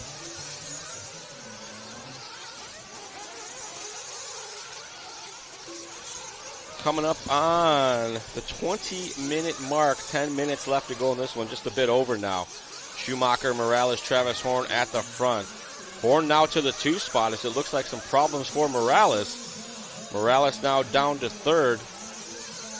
And I think that we did see Morales get caught by some lap traffic about a lap ago. That's what that was. 10 minutes to go. We're 20 minutes complete. And this 30-minute final here, Intermediate Nitro Truck. Schumacher on top, followed by a Horn and Morales, your top 3. Dylan Peterson 4, Benny Comarian is 5. AJ Rodriguez 6, Loic Deschênes 7.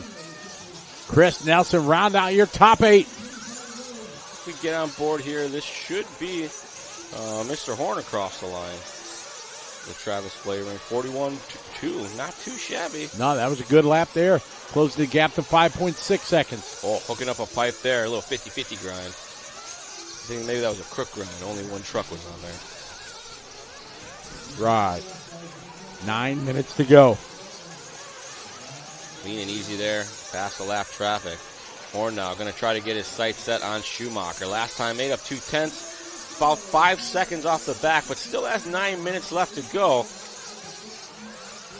Got to get in a race mode and not survival mode. Try to pick up some pace. Ask your pit man, where's all the big holes? We're going around him on full throttle. All right, Schumacher able to pull away here, 5.3. As Travis working there, not for position there with Chris. All right, Peterson is in at the 8:20 mark. Left to go.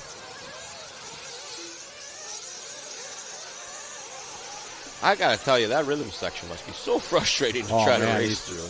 Just wait. Exactly.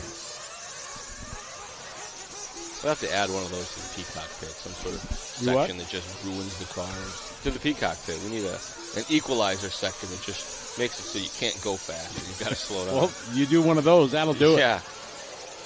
Anti-rhythm. You show up the next day, somebody will have raked it off so it's gone. We have whoops, and they can be pretty catastrophe, but cars work good enough now. We've come through their full pin. 7 minutes and 40 seconds left to go for Schumacher, Horn, and Morales at the top of this one. Looks like the battle heating up between Peterson and Comarian, dropping down a little bit. As Comarian now into the pits. Looks like he's down and away. 6.3 second pit stop for Papa Comarian. AJ's last stop at that 4.5. All right, they coming in. Pit lane getting busy. Deschênes in the pits. Christian in the pits. Palale in the pits. Nelson now in the pits. Morales. Third spot, Morales is in.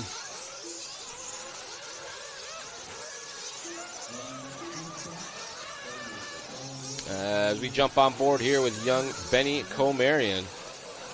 I'm still taller than he is. Next year he'll probably be taller than I am. Schumacher, your leader, 3.6.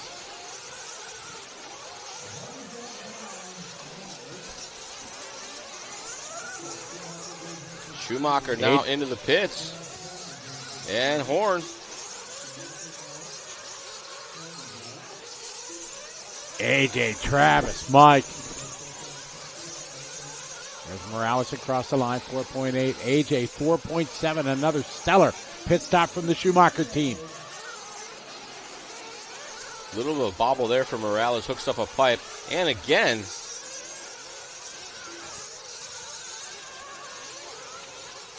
Morales started second, running third right now. Wants back into this fight. Schumacher, our top qualifier here in Intermediate Nitro Truck, at the front of this one. Started out front. He had a couple rough segments through the early first part of the half, I guess. And found himself down maybe as low as third, but has fought his way back now to the top of the leaderboard. Morales right now 9 seconds behind Horn. Horn 3 seconds behind Schumacher. We pick up said Schumacher. You got some wing damage? No, that's all right. Maybe it was. Schumacher looking very strong there up the hill, but then comes up short nonetheless. Schumacher last time by in his outlap of 46.9, this time by under race pace. Comes across line 42.2. Horn going to be just a corner or so back, 41.8, making up a little bit of time. Only 5 minutes left to go in this one. Will it be enough?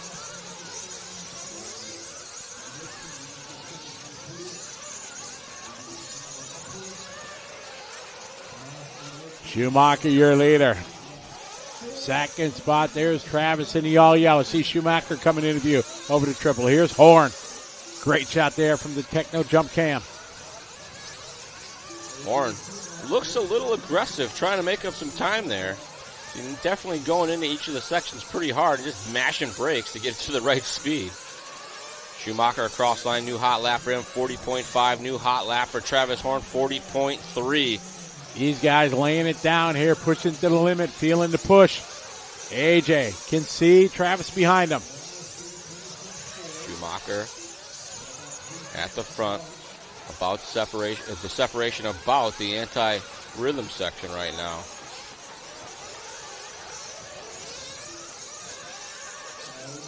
Our leaders hit his little hip jump here. AJ nicely over. Here comes Travis nicely over. Oh, a whole lot of traffic. White truck gives way, very nice. All right, now they're going to be coming up here on the red and yellow.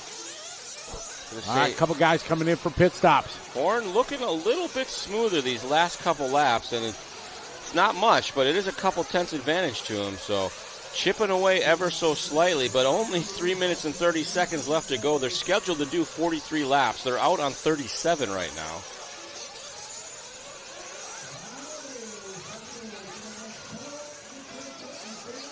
Bit of a bobble there. Like that was maybe some lap traffic. No, check that.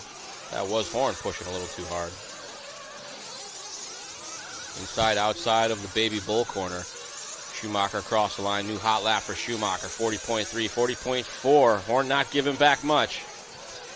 It is still a tight battle here, Schumacher and Horn. 3 minutes to go. 27 minutes of racing, and we're separated by 2.4 seconds.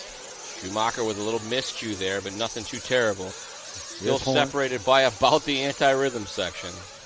All right, oh, almost costly there for Schumacher. More traffic in front of him. 2:30 to go. Down the hill he goes. Aggressive through that crevasse section. The bull turn. If you go to the inside of it, it's kind of a dead nose drop off that they can bottom out and kind of flip over on, or hit the nose and flip over rather. Schumacher now coming up on Benny, who was in the battle earlier in this race. I think they had a flame out because he fell out of the leader pretty quick there. All right, there's Schumacher taking a wide line. Coming up here to the triple. Got 2 minutes to go. He does triple. Yep, keeps the momentum up, makes it. Over the hip jump. Down nicely. Flies it aggressive into that corner again. High side there. That was a Doesn't good show lap. the inside of that corner, the surface of the moon looking right now. They wore that out already. 1.8. Look at that. Travis Horn bringing the heat. Made up 1.6 seconds that lap. And AJ had a near perfect lap. AJ's looking clean right now, but Horn just pushing a little bit harder. Comarian's going to have second spot coming up behind him here as they go into the triple. More traffic for AJ. 1:20 to go. Oh. AJ makes it through. Minute 15 to go. Here's Horn in the yellow on yellow with yellow wing. We got one to go. AJ, Travis, Dylan, Mike, and AJ Rodriguez, your top 5. 2 more laps, you think? Yeah, it should be 2 more laps. Schumacher can see him behind him. No doubt his mechanic is telling him. Travis Horn trying to bring the heat. Travis pushing hard, maybe a little too hard there. Gets stepped out sideways, losing just a touch of ground. Last year was Schumacher and Horn. That's how they finished. Travis wants to change it this year. They are going to go one more time. Traffic in front of Horn as they take the stripe for the final lap. Traffic yields to Travis. Can AJ bring it home? Schumacher has it. Horn wants it. They're in a last lap battle here. One more time up the hill around the sucker pipes into the anti-rhythm section. They both make it through clean. Here they go to the triple. Here's AJ, airs it out. Here comes Horn. It's going to be a race to the finish line. The hardest section behind them. They got 2 more turns to go. Here's Horn. Horn bringing the heat. It's coming up to the double. AJ right there. To the line they go. Oh! Schumacher hanging on for the win. Travis Horn finishing on a heater, 39-2 to put the pressure on Schumacher. Impressive drive there by both of these guys. Schumacher able to beat the TQ Jinx and take home the win here at the 2025 DNC Intermediate Nitro Truck A main event. Travis Horn going to finish in the 2 spot. Peterson from 8th to 3rd. Morales going to go 4th. Rodriguez, Comarian, Deschenes, Nelson, Vandermolen, Bartlett, Anthill, Christian, Palale, Avellino, Martin, and Hernandez are unofficial finishing order. But hats off to Schumacher for not cracking under the pressure. He had to fend off many attacks from different drivers coming through the ranks there. Yes, that was a very good finish. Racing down the line, a 39-2 to finish things up. Letting her all hang out. Not an easy thing to do when you're not on a, I guess you'd say, I don't want to keep picking on this track, but it's bumpy out there, folks. It's bumpy. And Scotty is in the driver's stand with our race winner. Take it away, Scotty.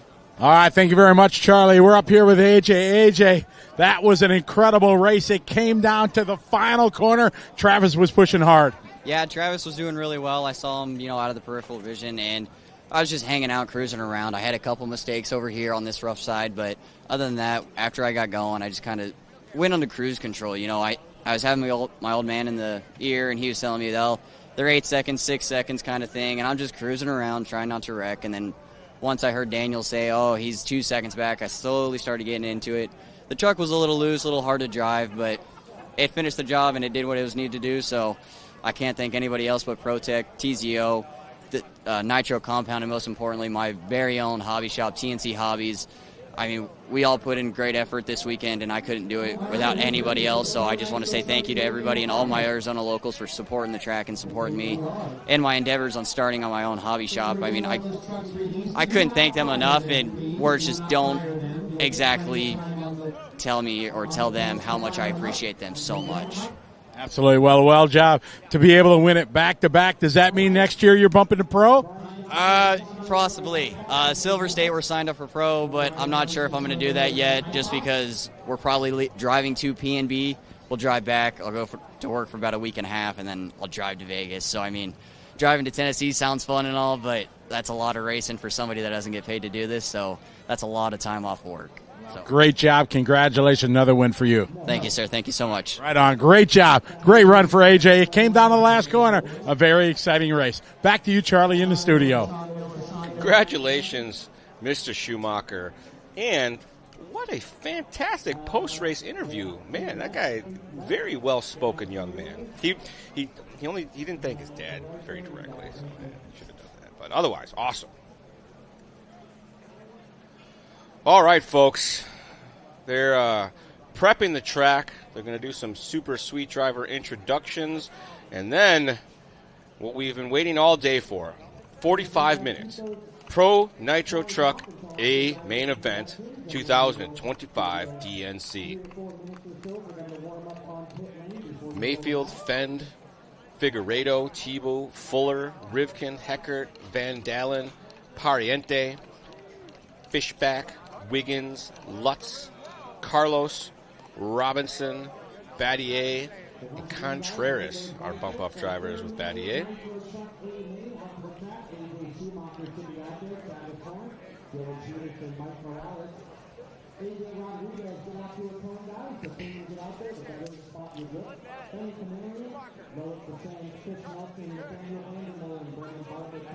This guy's got his band hammer at the ready. It's probably for steaks. It's not for banding. Yep. Pro Truck Division about to get underway. It'll be just a moment, so if you need to grab a refreshment, perhaps rebuild your sandwich, now is the time, because you're not going to want to miss this one. Pro classes thus far have been pretty barn burner. Mayfield is on a good one today. Electric Pro Buggy was up earlier. He came from 9th on the grid to take the win. Said he threw the whole kitchen sink. He had multiple sets of tires ready to go. Wasn't sure what to do. Just did all sorts of stuff. Turned the power down and was able to put in a good one. And Mayfield starting from the front, always a concern.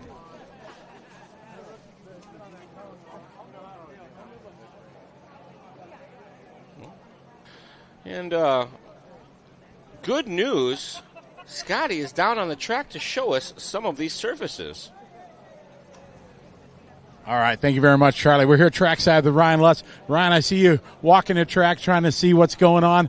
What's your feeling of the track here going into the final? Yeah, it's getting a little rough. Got some character out there. Shout out to Joe Bornhorst. We're just going to try to avoid some of it, see what the car will handle going through some of it, find the fastest lines possible, and see where we can end up. Did you make any major changes getting ready for this last race from what you ran earlier?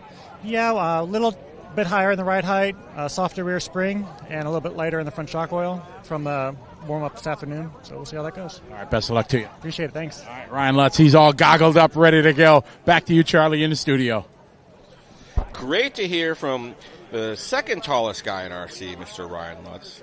That guy makes me feel like I'm child-sized. But that's nice to hear. The shout out to Joe Bornhorst. I think Ryan and Joe raced together for many years.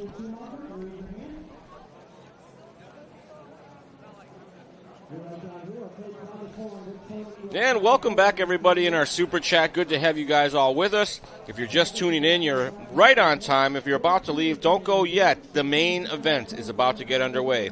45 minutes. Pro Nitro Truck, as they are in final preparations of the track, doing a little spritzel. There's going to be some hoopla and some hurrahs, and then we'll kick this guy off.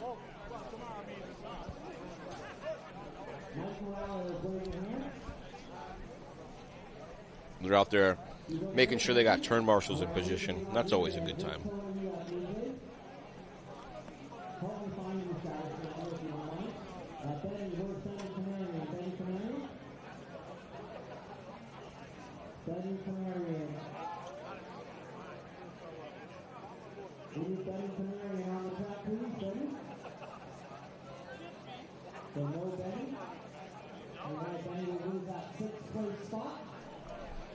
Mr. Santa Maria, welcome to the show. Good to have you with us.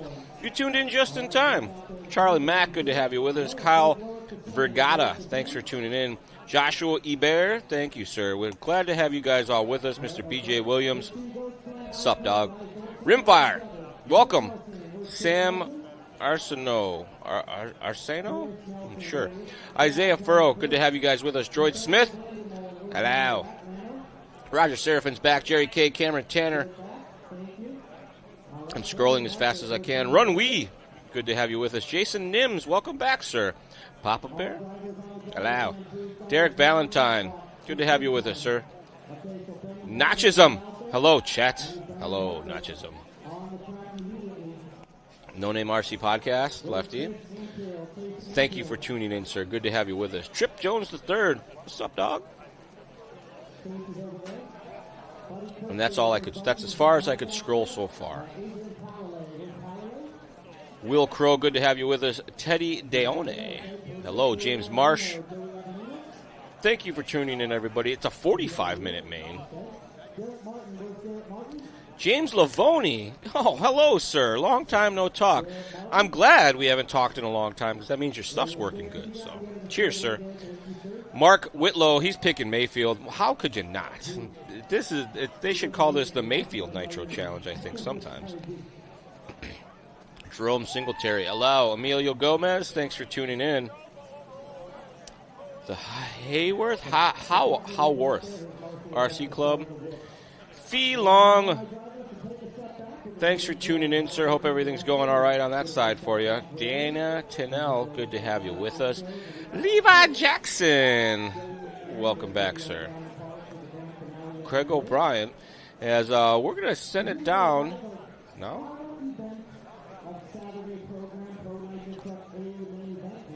Scotty is down at the track with some more inside information. Oh. We're going to throw it down to the track for the driver introductions as they are getting underway here with our Pro Nitro Truck A-Main. TZO Tires. His sponsors include Mugen Seiki, TZO Tires, Coyote, Flashpoint Fuels, A-Main Hobbies, ProTech, Drake Racing, Theo, and special thanks to Theo and Lindsay at Pacific Coast Hobbies, Avid Racing, Racecraft, Bipolar Designs, Moto Whips, and Custom Coach Paints. Special thanks to Manny's Nick from TZO for the support, and also to Adam and Ronda for believing in me. I love you, Mom and Dad, for letting me follow my passion. Let's give it up for your 16th qualifier, Mr. Frankie Contreras Jr. Oh, he forgot something. Thanks to Grandpa. All right, 15th on the grid, also bumping up from the B, driving the S-Works, coming all the way from Barcelona, Spain, on Hot Race Tires. His sponsors include LRP, T-Works, 36 Mood, NNRC Podcast. Thank you to all S-Works team, Nicola, and Marco for all the help driving that S-Works. Let's give it up for your 15th qualifier, Mr. Robert Battier. 14th on the grid, squeezing in the old-fashioned way, coming out of Lake Forest, California, driving the Team Associated RC8 T4 on J Concepts Rubber. His sponsors include Factory Team, Sencal Hobbies, Bipolar Designs. And then thanks to Mark for the sick paint, Brent and Richard for the help, and my mom and dad for everything they do for me. Let's give it up for your 14th qualifier, Mr. Jermaine Robinson. Coming all the way from Spain, also driving that S-Works on J Concepts Tires. Other sponsors include RC Project, T-Works, and Kana RC. Thanks to all my sponsors for the help. Let's give it up for your 13th qualifier, Mr. Juan Carlos Canas Carrasco.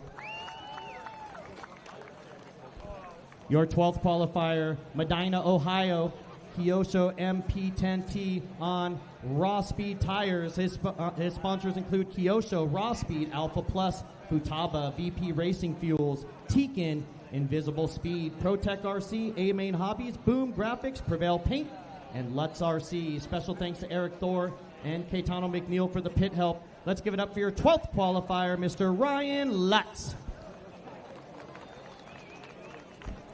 Moving up to your top 11 from Dixon, Illinois, driving the Techno on J Concepts Rubber. His sponsors include Techno RC, J Concepts, Tekin, MKS Servo, ProTech RC, BP Racing Fuels, Fly Sky RC, JTP RC, Boom Graphics, BW Design. Special thanks to the Techno team, to J Concepts for the trackside support, and my fiance Katie for all her help and support. Your 11th qualifier, Mr. Jared Wiggins. Moving up to the top 10, and we got a bunch of Technos up here in the top 10. This one coming out of Rancho Cucamonga, California, driving the Techno on TZO tires. His sponsors include JTP, Tekin, J&T, Racecraft, Wally Builds, Factory Tracks, Drake, One Army, Andy's Paint. Huge shout out to all of the Techno guys for all the support and all of my sponsors for the help. Without the help, I wouldn't be here today. Let's give it up for your 10th qualifier, Mr. Jimmy Fishback the 4th. Qualifying in the 9th, yet again, another Techno up there, coming all the way from Madrid, Spain. On 6 Mick Tire Power HD, he wants to thank all of his sponsors and my family for the support and confidence they give me to race at the top level. Coming all the way from Spain, you guys. Let's give it up for your 9th qualifier, Mr. Daniel Periente.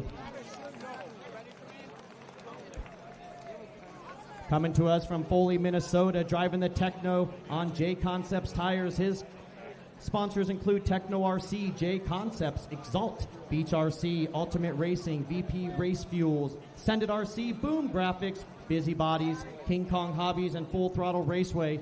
Thank you to the Techno team for all the help. Thanks to Jason and Paul at J Concepts for the trackside support. And thanks to my dad for all the pit help. Let's give it up for your 8th qualifier, Mr. Seth Van Dalen. 7th qualifier from Mansfield, Ohio, driving the Techno RC on Pro Motion tires. His sponsors include Techno RC, Pro Motion, ProTech RC, Coyote, BP Racing Fuels, A-Main Hobbies, J&T Bearing, 920, Bradley Fine Line, LFR, the Drake Factory Tracks, Racecraft, Moto Whips, AMR Engines, Wolf Den RC, AHRC. Huge thanks to Pops for all the help. Your 7th qualifier on the grid, Mr. Spencer Heckert. Moving up to your top 6 from Chandler, Arizona, driving the Associated RC8 T4 on J Concepts Rubber. His sponsors include Team Associated, Hobby Wing, J Concepts, Reds, Savox, A-Main, Futaba, ProTech, VP, Hobby Action, Makita, Kicker, and Live RC. I want to thank my parents, my teammates, and my pit crew for all the help and support. Your 6th qualifier on the grid, Mr. Spencer Rivkin. Moving up to your top 5, coming to us from Urbandale, Iowa, driving the S-Works on J Concepts tires. His sponsors include S-Works, Beach RC, J Concepts, Exalt, Nitro Pro, Reds Racing, Bipolar Designs, RC Discharger, Zippy Drain, One Army, and Wolf Den RC, the No Name Podcast. Thank you to my parents, all of my sponsors, and everyone that's helped me this weekend. Your 5th spot on the grid, Mr. Mason Fuller. Coming to us from Raymore, Missouri, and coming out of retirement, driving the Techno RC on Hot Race tires. His sponsors include JTP, Hot Race, Nova Engines, Nitro Pro, Techno, Trout 74, T-Works, Boom Graphics, RC Project, One Army. Thanks to all the people that pushed to get me back racing, and all of my family, all of the JTP customers, and the good Lord Jesus Christ. Let's welcome him back out of retirement. His name is Jared Tebo. Coming all the way from Portugal, driving the Techno on Hot Race tires, ProTech servos. Want to give a special thank you to Techno RC, Alassi Tuned, Hot Race, ProTech RC, A-Main Hobbies, 36 Mood, Lens Bodies, Model X, SP Modelissimo, Sanwa, RSRC, E1RC, Baru RC, Moto Galos, and FR Graphics. Special thanks to Andre Guerrero and Ilias, and to my family and friends cheering me on overseas. Good luck to everyone. Let's have some fun. Your 3rd spot on the grid, Mr. Yao Figueiredo. Coming to us from Angola, Indiana, driving the X-Ray on J Concepts Rubber. His sponsors include X-Ray, RC America, J Concepts, Ultimate, Coyote, Nitro Pro, Gens Ace, Fly Sky, Hootie, Nitro Lux, Bradley Fine Line Design, Stick It One Racing, Beach RC, A-Main Hobbies, Elite RC Productions, Moto Whips, DRC. Special thanks to Chicky, Dylan, and the JC team, and everyone back home for the support. Give it up for your second qualifier, the Phenom, Dakota Phend. And your top qualifier, coming from Chandler, Arizona, driving the Techno NT48 2.2 on J Concepts Rubber.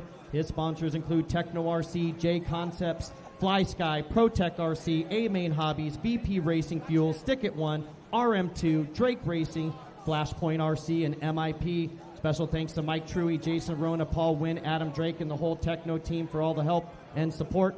Your Pro Electric Buggy champion for this season and top qualifier here, Mr. Ryan Mayfield.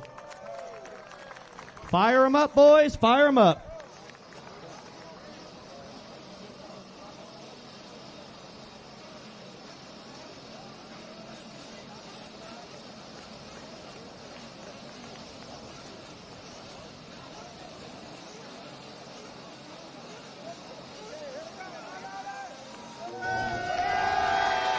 All right, thank you very much, Charlie. We're here trackside right now at the DNC 2025, and this is a vibe that can't be recreated at any event. It's 8 o'clock at night.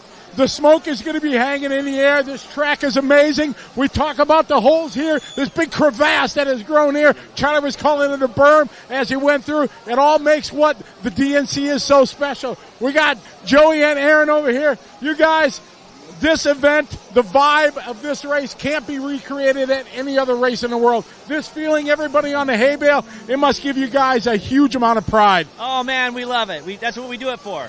We do it just for this moment right here. We're so grateful for you guys are watching, that everybody's here.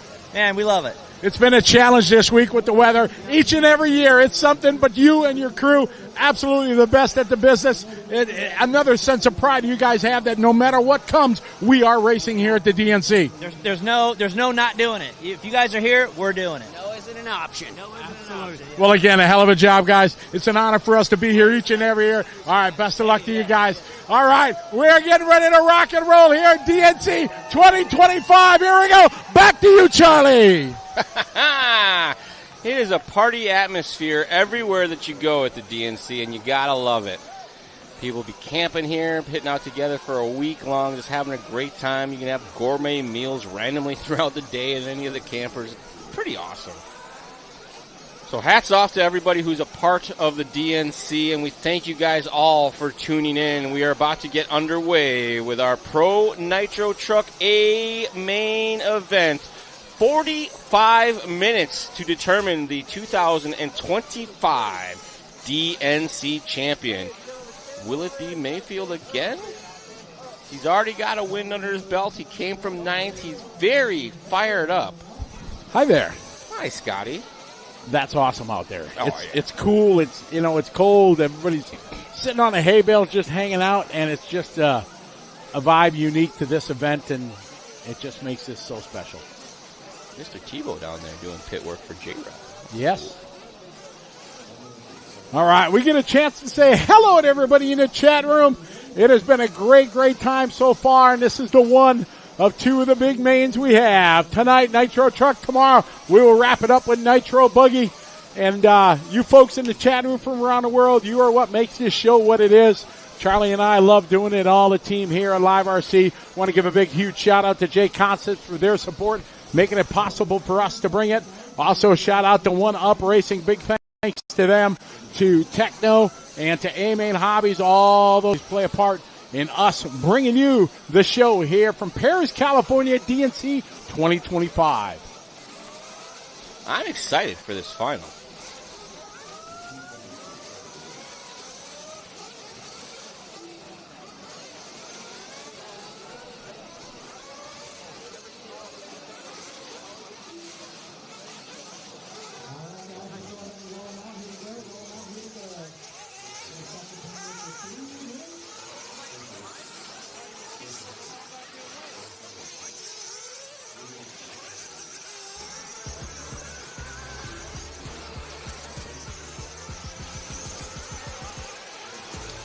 as we bring you our starting lineup for our Pro Truck A main, making his way here from California, running the Mugen Seike. Starting in our 16th position, put your hands together for Mr. Frankie Contreras Jr. All right, moving up next on the grid. He is driving associated chassis from Texas, Jermaine Robinson. And coming to us all the way from Spain, starting 13th on the grid, running the S-Works. Make some noise for Juan Carlos Canas. All right, moving up next on the grid here to P12, the tallest guy in the field from Ohio, USA, rocking the Kyosho, Mr. Ryan Lutz. And starting 11th on the grid, running the Techno from my hometown, Illinois. Put your hands together for Mr. Jared Wiggins. And starting 10th on the grid from the USA, representing Techno, Mr. Jimmy Fishback the Fourth. Moving up to P9 on the grid. He is driving a Techno chassis, your ninth qualifier from Spain, Daniel Parente. And 8th on the grid, representing Minnesota, running the Techno. Make some noise for Mr. Seth Van Dalen. Moving up to 7th on the grid. He is driving for Techno. He hails from Ohio in the USA, starting in P7, Spencer Heckert. And starting 6th on the grid, hailing from Arizona, representing Team Associated, it is Spencer Rivkin. We bump up to the top 5 right now, starting in P5. He hails from Iowa in the USA, rocking the S-Works, starting P5, Mason Fuller. And no stranger to the top of the leaderboard, making his return to professional racing from Missouri, representing Techno, Mr. Jared Tebo. Moving up to 3rd on the grid. He hails from Portugal, rocking the Techno. It is Joa Figueiredo. And starting 2nd on the grid from Michigan, running the X-Ray, the Phenom, Dakota Phend.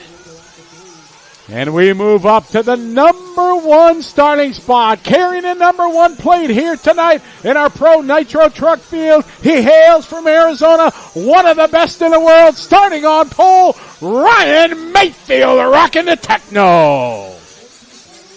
As they're out in their warm-up lap, 45-minute final here. It is going to be an outstanding race, Charlie, one that we wait for sure. And who's it going to be? Is it going to be the front runners? Is there going to be guys that are going to make their way from the back like Robert Battier driving the S-Works, starting in position 15? Is he going to be able to work his way? How about young Frankie, who ran so strong out of the B, bump it up? You just never know. It is going to be a 45-minute barn burner. Yeah, and a lot of these guys learned a lot through the lower mains and in their A final warm-ups, that they made some changes, and they share that information with their fellow teammates as well. So the bigger the knowledge pool, the faster you're going to go. It is going to be exciting. We live for this each and every year here at the DNC 45-minute Pro Nitro Truck A main. Take a look there. Mayfield, Phend, Figueiredo. Great shot from trackside here, showing the mechanics ready to go. They're filling up the tanks. All right, moments away here, you see Truey with Mayfield's ride in hand.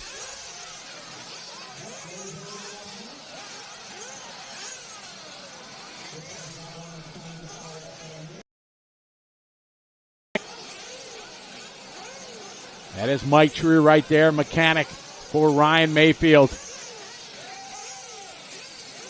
They won truck last year, but not buggy, right? Yes, it is. He clean swept the truck classes. Looks like they got everybody fired up. All right, here we go. They're getting a call to fill him up. Ryan Mayfield starting on pole. Is he going to be able to make it happen from the pole? We are down and quiet. Off and rolling. Championship A main here. Pro Nitro Truggy. 45 minutes at the 2025 Dirt Nitro Challenge here on LiveRC.com. Presented by J Concepts. Mayfield leads the field through our anti-rhythm section. One going off the back, causing no harm to anyone but himself. You see him getting buck wild here through these whoops. Things are changing here up front, except for the front two here. Mayfield and Phend having a perfect start here on a very, very difficult layout. 16 drivers going at it here. You can see them in and out of that big crevasse there at the end of that hairpin. Lap number 1 goes to Mayfield. Phend, Tebo up a spot, Fuller up. Rivkin gonna go to the 5 spot. In Hecker, Jermaine Robinson, how you doing? Keep it moving from the 14 to the 7. Must have been Renaud with that early error as you see him down to 15th as they cross the stripe. Tebo gonna move into 3rd. He's got a mirror full of Fuller right now. Excellent start for your front runners up here as Ryan Mayfield doing what he needs to do here. Keep the field behind him. Dakota Phend behind him, and Jared Tebo coming out of retirement this weekend, running strong, and Tebo now to P2. Tebo feeling racy, moves to the inside of Phend, takes the position, now has his sights set on the back of Mayfield. Mayfield's starting to get a gap, and Tebo knows very well you cannot give Mayfield a gap. What a story this would be if Jared Tebo can pull out a W here from coming out of retirement. Taking a different outlook on his racing career right now, but running strong, still showing he's got the skills to pay the bills. Tebo pushing hard there. You see him skipping just across the top of that rhythm section. Nice and easy over the left-hander. Hits the downside perfectly, just to the outside of that little pothole. Tebo kissing the pipe there, pulling the front wheels up. Mayfield out front. Gap last time by 1.8 second in the field, filling behind him. Around the big ruts here. Across the start finish line, Tebo and Phend. Nose to tail here, just a couple truck lengths apart. You see Mayfield trying to pull away. Just off the back there, Heckert and Fuller making some contact, but able to fight through. Gap starting to form now. We got our leader, Chase Group 1, Chase Group 2. See 2 different lines. Tebo took the wide line, Dakota took the inside line. Dakota a little touch of the pipe, but he keeps it pointing in the right direction. Up to the backside triple. They both stick the landing here. It is Mayfield. He's going to be coming into frame at the bottom of your screen right there. Into that big crevasse goes Tebo. Dakota a little bit wider. Right behind him, Mason Fuller followed by Heckert and Rivkin. Round out your top 6. Barely 3 minutes in this one. 2:45 only off the clock. Battle at the front here between Tebo and Phend. Long-time rivals. They spent a lot of time racing each other over the years. Tebo, as we mentioned, with that refresh off of a pretty big break from RC Racing himself. And great to see him refreshed and back at the front of this one. Mason Fuller right behind Phend. Phend a little bit sideways there. Still able to make it. They're side by side, wheel to wheel. Fuller going to go by. Dakota Phend having to give up that spot. Now it's Mason Fuller going to move up to P3. Fuller a little elbows up there. Phend doing the wise thing, backing her down just a notch, trying to stay with him now. 2.8 is the gap. Oh, big sideways there. Coming on to the straightaway. Dakota trying to go around the outside. Denied. Can't do it that time by. It is still Mayfield out front, 2.8. You see him here going through the whoop section. Here's Tebo. Behind them, it's Fuller, Phend, and Heckert. Heckert now making some pressure. He tries to reel up on the back of Phend. Contact there between Fuller and Phend. Looks like Phend went to the outside just as Fuller slid wide. Tried to slam the door, made the contact. Gift now to Heckert and Phend as they have gapped out just a bit from Fuller. There's Tebo across the line. Tebo just doing a hot lap at a race. 38.9 right there. It was Heckert getting it wrong coming onto the straightaway, doing a wall ride off the pit wall. Hopefully it's all right. It looked a little bit maybe like something broke, but I didn't see how it started. I only saw how it ended. I was admiring that 38.9 of Tebo. What a lap that was there for Tebo for sure. Heckert went so wide he started his timing loop for the pit stop. Mayfield, Tebo, Phend, our top 3. Heckert, Fuller, Lutz, Van Dalen, Wiggins, Fishback, Figueredo, Rivkin, Battier, Pariente, Canas, Robinson, and Contreras, our running order. Biggest mover going to be Wiggins from 11th to 8th. 1.9 is the gap between Mayfield and Jared Tebo. Check that. Lutz from 12th to 7th. My bad. Mayfield last lap 39.8, 39.8 from Tebo. They match in lap times. Tebo comes skipping through that rhythm section, jumps to the inside. You can see Mayfield just off the front there. Separation about a section. Tebo, a nice tight line there after the triple. Nobody's taken that in quite some time throughout the day. Into the pit they go. Mayfield using it like a berm. Across the start-finish line now, just under 40 minutes to go. The gap now, 1.9 as Mayfield just throws down his hot lap, 39 flat. Tebo says, I can do that easily. 39 flat as well. Van Dalen goes 38.3, new hot lap for Seth, back in the 7th spot.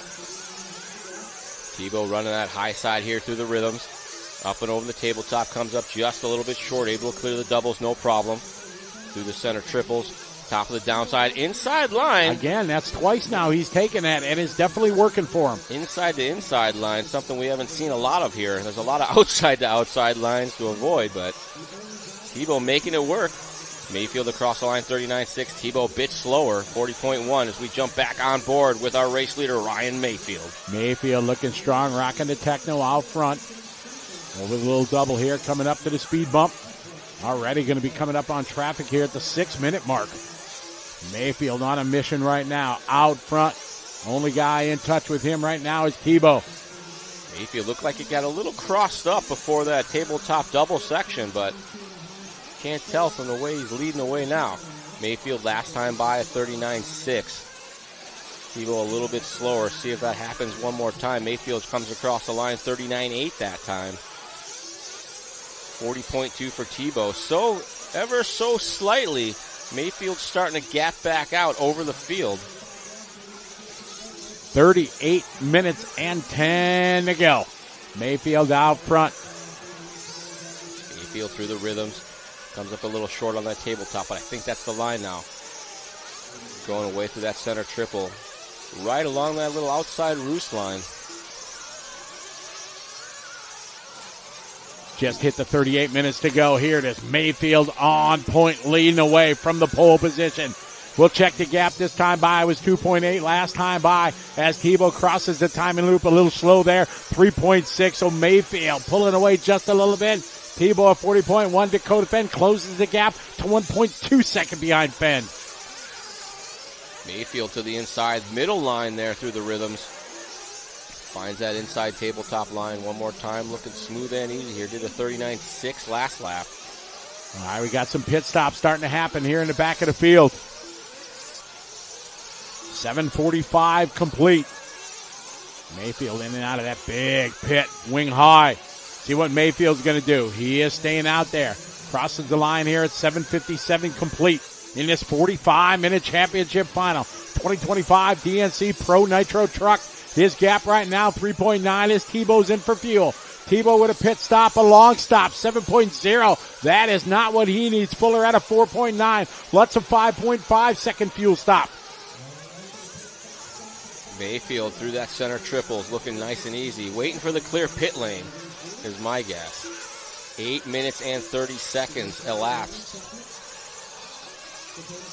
See what Mayfield does. Is he going to pull in for the pit this time? Mayfield staying out. Wow. 8:30. Oh my. Does Mayfield have something up his sleeve tonight?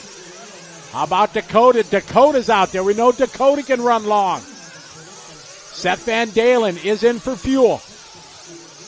Moving up to third here with the pit stops. That'll cycle through. Wiggins is in. So Mayfield and Phend still have not pitted. They are trying to knock one pit stop out. Going long game here. Mayfield looking very on his game right now. All 39s and very low 40s at the best. So Mayfield is in at 9:15. Mayfield up. Truey on a grab. Solo. Down and away. Beautiful stop there. There's Dakota Phend right behind him. Dakota has not pitted yet. Hooking up that pipe, but able to hold on. 5.5 pit stop there for Truey. Nicely done. Excellent pit stop there. Mayfield able to stay in front of Phend. Phend yet to pit. So this is going to give him a good gap of 6-7 seconds after Dakota pits. Up and over that Looks triple. like it might have been Battier having trouble. I saw somebody red and yellow. It might have been Battier getting run back to the pit lane. Oh, no. That's not where you want to be. Let's see if Dakota's going to pit this time. Dakota is in. See Dakota up. Good stop there for Dakota. Is he going to come out in second? No, looks like Tebo's going to get back by. 5.2 pit stop for Phend. Not too shabby. So this is going to give Mayfield a comfortable cushion. Phend came in at the 10-minute mark. Mayfield came in at 9:15. Tebo came in at the 8 mark, along with most of the rest of the field. 34 and a half minutes to go. Ryan Mayfield, your top qualifier. Last year's champion. Here's Mayfield across the line. Tebo across the line, 5.8 seconds. Tebo is absolutely in the fight, but he needs better pit stop. That's 7 seconds. That cost him 2 seconds. That'll put him only maybe 2.5, 3 seconds behind Mayfield. Still, what do they say? A long road to hoe in this one. Absolutely it is. Tebo, last time by, coming down the straightaway, got all the way out into the fluff along the pit lane entrance, just letting her all hang out. Mayfield, Tebo, and Fuller. Tebo looking pretty comfortable. As I say that, finds a pothole at the end of the straightaway. 5 second lead now for Mayfield. Fuller now within striking distance of Tebo with Phend in tow.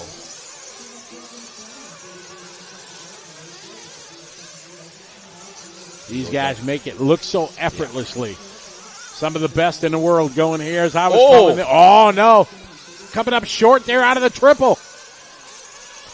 Looks like maybe got a little squirrely in that pit turn. Came out a little cattywampus. Pipelander to position loss. So Fuller moving up to that second spot now. Tebo dropping down to third with a mirror full of Dakota Phend.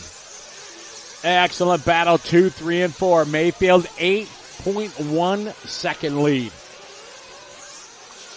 Mayfield last time by, quickest of our top three by a pretty decent margin. Oh no, Tebo getting off the racing surface for just a moment. Phend going for a little tumble roller. We look back to the 6 spot, the 12 car. Ryan Lutz having a good start. Moving up 6 spots early in this one. Oh, Tebo getting a little wrong over the hip jump. Maybe feeling a little race nerves being up here at the front early on. Couple little swerving Mervin type mistakes, dropping him down a couple spots. Phend now dealing with a mirror full of Tebo as Tebo tries to get back into his rhythm. Phend to the outside, Tebo to the inside. Nothing doing. Mayfield, 8.5 second lead. Did we stay with this battle here? Great fight. Oh, a little bit sideways. He goes. Whips it. Over the hip jump. Whew. Tebo, Heckert, Van Red, white, Dalen. and blue. There's a sale on red, white, and blue paint at the hobby shop this week. Fuller, second, Phend, Tebo, Hackard, Van Dalen, Lutz, Wiggins, Rivkin, man. Pariente, your top 10. Side by side, clean race in action here at the front between Tebo and I believe that is Van Dalen. Heckert, or Van Dalen, yeah, sorry. I was expecting a crash a lap and a half ago, but these guys putting in the work. What a fantastic race. This is what we waited and hoped for. Mayfield out front, stretch it out, 7.9 seconds. Mason Fuller second across the line. Here's Phend is 3. Then it's going to be Tebo. Hackard side by side there with Van Dalen, Tebo, and Lutz in the mix. As they came across the line, Heckard had a wheel up on Tebo, but Tebo took his back, I think. That was Van Dalen.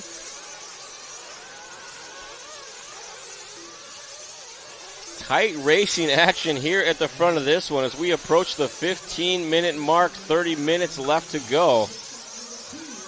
Second round of pit stops going to be happening very soon. These guys come around to complete lap number 22. Mayfield out front. Van Dalen got by Tebo, moved to the inside. I don't think there was contact, but Tebo got up on the bicycle, costing some time and allowed Lutz to go through with Van Dalen. Lutz from 12th to 6th right now. Great run here for Ryan Lutz. It is still Mayfield in control now, 9 seconds. What a save there by Phend. Trouble coming out of the whip stair. That is going to be Fuller. Marshall trying to get there. Fuller going to cost him 3, 4, maybe more positions. Oh, no. Trouble. Was that Van Dalen going for a ride? Everything getting dicey here. Phend went to second. Now here's Van Dalen. As they cross the line here, 15 minutes complete. Van Dalen goes up to the 2. Phend, Lutz. We got pit stops happening. Ryan Lutz is in. Heckert is in. Lutz and Heckert with clean The stops. crowd is cheering. Something happened out there. Mayfield still out front.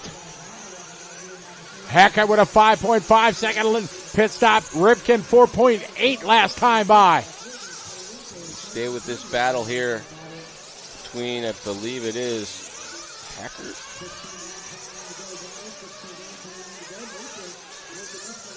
Just past the 15-minute mark, 16 minutes down now as our pit stop starting to cycle through. We've got Fuller in the pits with Tebo. Fuller down and away, Tebo down and away. Second round of pit stops happening there. Dakota upside down. Marshall was right on it. Good save there from Dakota. Dakota in P3 right now. Got a bit of a break between him and Fuller. Dakota yet to pit for stop 2.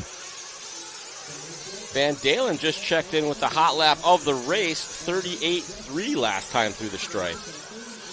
His truck handles better with a full tank of gas, apparently. Van Dalen yet to pit here. His next stop. So 3 guys have it. Mayfield, Van Dalen, and Phend yet to pit. Also, Joa Figueredo has not pitted, back down in 14th. 28 minutes to go. On board here with Dakota Phend circulating in that 3rd position. Last time by a 42.4. Dipping and diving his way through that rhythm section. If Dakota keeps this up, he's going to be on 1 less pit stop than everybody else. Phend's last pit stop was at the 10-minute mark. They're trying to get out to the 20-minute mark. Our only assumption. Van Dalen 2nd, Dakota 3rd. Van Dalen is in for fuel. Let's see what Van Dalen has for a pit stop. A good one, 5.6. That's going to move Dakota to P2. Mayfield out front, 10-second lead. Mayfield yet to make his second stop.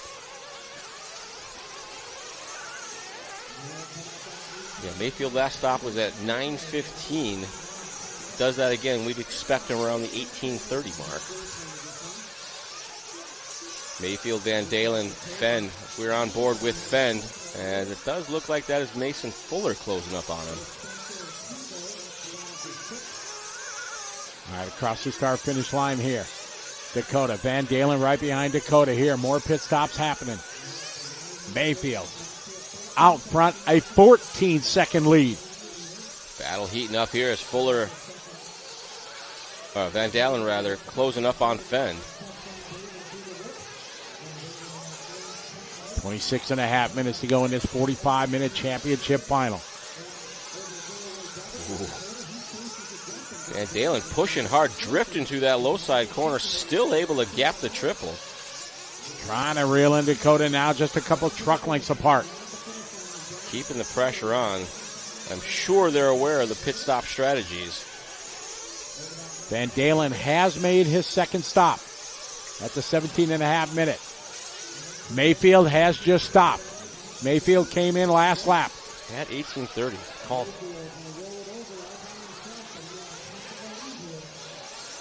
Dakota second. Seth is going to take over the 2 spot if it plays like this, as Dakota has to come in for fuel next lap. Dakota a little bit sideways there. That's going to give Van Dalen the spot.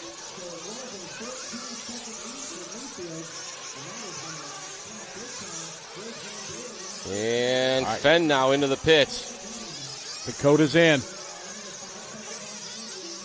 Thirsty truck. Man, good stop there. Dakota in and out, 5.1. quickest of that last session, I believe. You are correct, sir. Oh, Phend back Mason underway at a now. 4.9. Mayfield out front, 5.2 last time by. The gap between him and Seth Van Dalen. Van Dalen pushing hard right now. 39.2 last time by Van Dalen. 37.9 that time by for Seth as he hot laps the field one more time. Again, throwing down a heater lap there. Close the gap, 3.8 seconds on Mayfield. See Mayfield coming in and out of frame. Here's Van Dalen. Mayfield last lap, 39.2 to a 37.9. Made up 1.4 seconds on your leader. That lower section getting a little treacherous there. They've been working through that inner inside angle of that left-hander, and it looks like it's getting a little chewed up now. A couple guys coming a little short through that. We pick up Dakota Phend in our 4th spot. Working to the top of the hill. Sorry, Charlie. Mayfield throwing down his best lap. Back-to-back hot laps of the race for Seth Van Dalen. The gap, 2.8 seconds. Man, Van Dalen on a mission right now. 37.9. The gap now, 2.8 seconds between Mayfield and Seth. Phend trying to make something happen here as we get on board with Mr. Mayfield. Here we go across the line. Mayfield running his outdoor nighttime bright white mainly, then the pink and the blue. See Seth Van Dalen coming into view there in that orange and white. Within striking distance for sure. Oh, he looks like he got turned a little sideways there. Maybe hooked up a pipe. You see not in picture. Oh, man. Where is he? Van Dalen falling off within 1.7. Now, I would say 3-4 seconds. Man, a big break here for Mayfield. Got some breathing room. Seth's got the fastest truck out there. See if he can gather it back up and start chipping away at that lead that Mayfield's got. Mayfield, the wide line, avoids the ruts. There's a couple ruts there that I saw during my track walk there, coming around that hairpin and then right past the start-finish line. There's a big rut.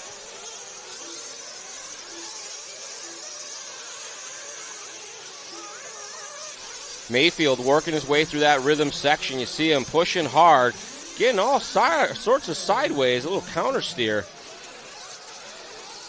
Mayfield with some breathing room now. Last time by 5.6. It was down to 1.7 just 2 laps ago.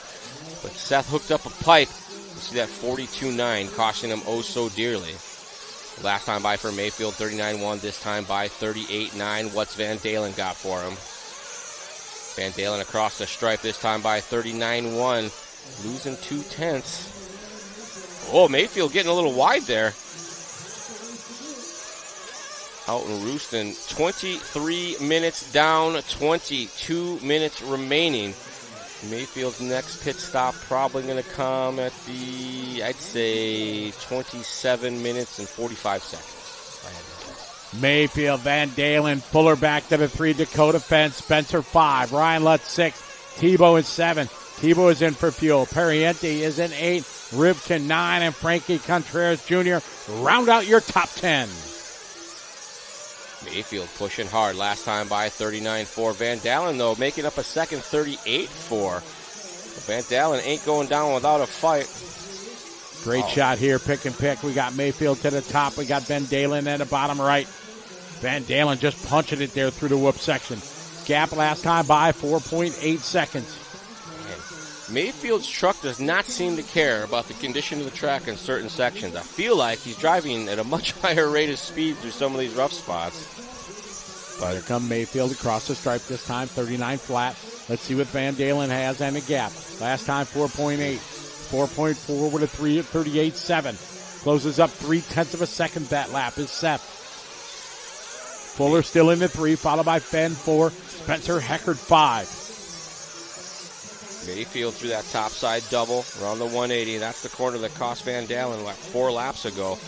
Mayfield money's the downside. Smooth and easy to the inside line. Cross towns, up and over the hip jump. Let's see what he does here. Baby Bull takes it to the outside, carries that speed. Mayfield last time by 39 flat. Little check swing there. Going to do a 38.3 new hot lap for Mayfield. Mayfield laying it down, and Seth Van Dalen answers, ladies and gentlemen. 37.9. Our first 37-second lap here. Hot lap in a race for Van Dalen. Any lap time that you can do, I can do faster, says Van Dalen. Works his way through the rhythm section, pushing hard, coming out wing high, and just steering into it. Using the whole track there all the way out to the retaining pipe. Drop back now to Heckert and Phend. See what Mayfield's got this time by as he crosses the stripe. Mayfield 38.7. Here comes Van Dalen. Van Dalen 39.1. So advantage back to Mayfield, 4.4 seconds.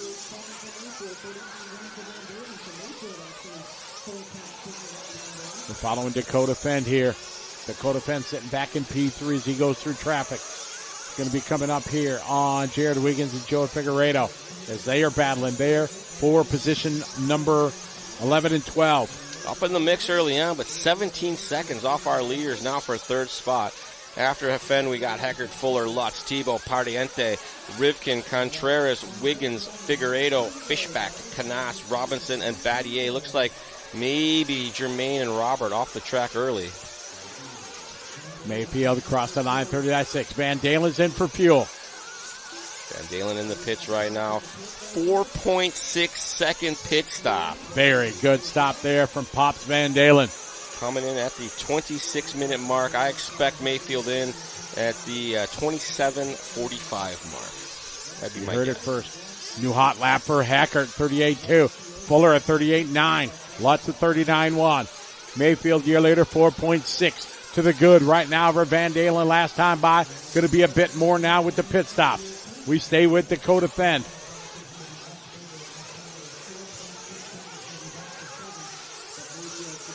See where Van Dalen is here in front of Phend. Van Dalen going to come in and out of frame. Just missed him there.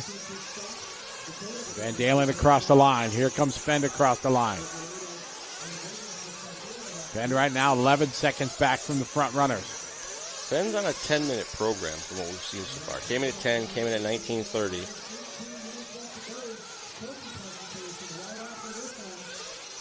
Mayfield's on a 9-minute, 15-second pit stop. Our leader, it is Mayfield out front. Last time by, 12-second lead. Mayfield running the tight line. Oh, as we see Mayfield that. catching a rut.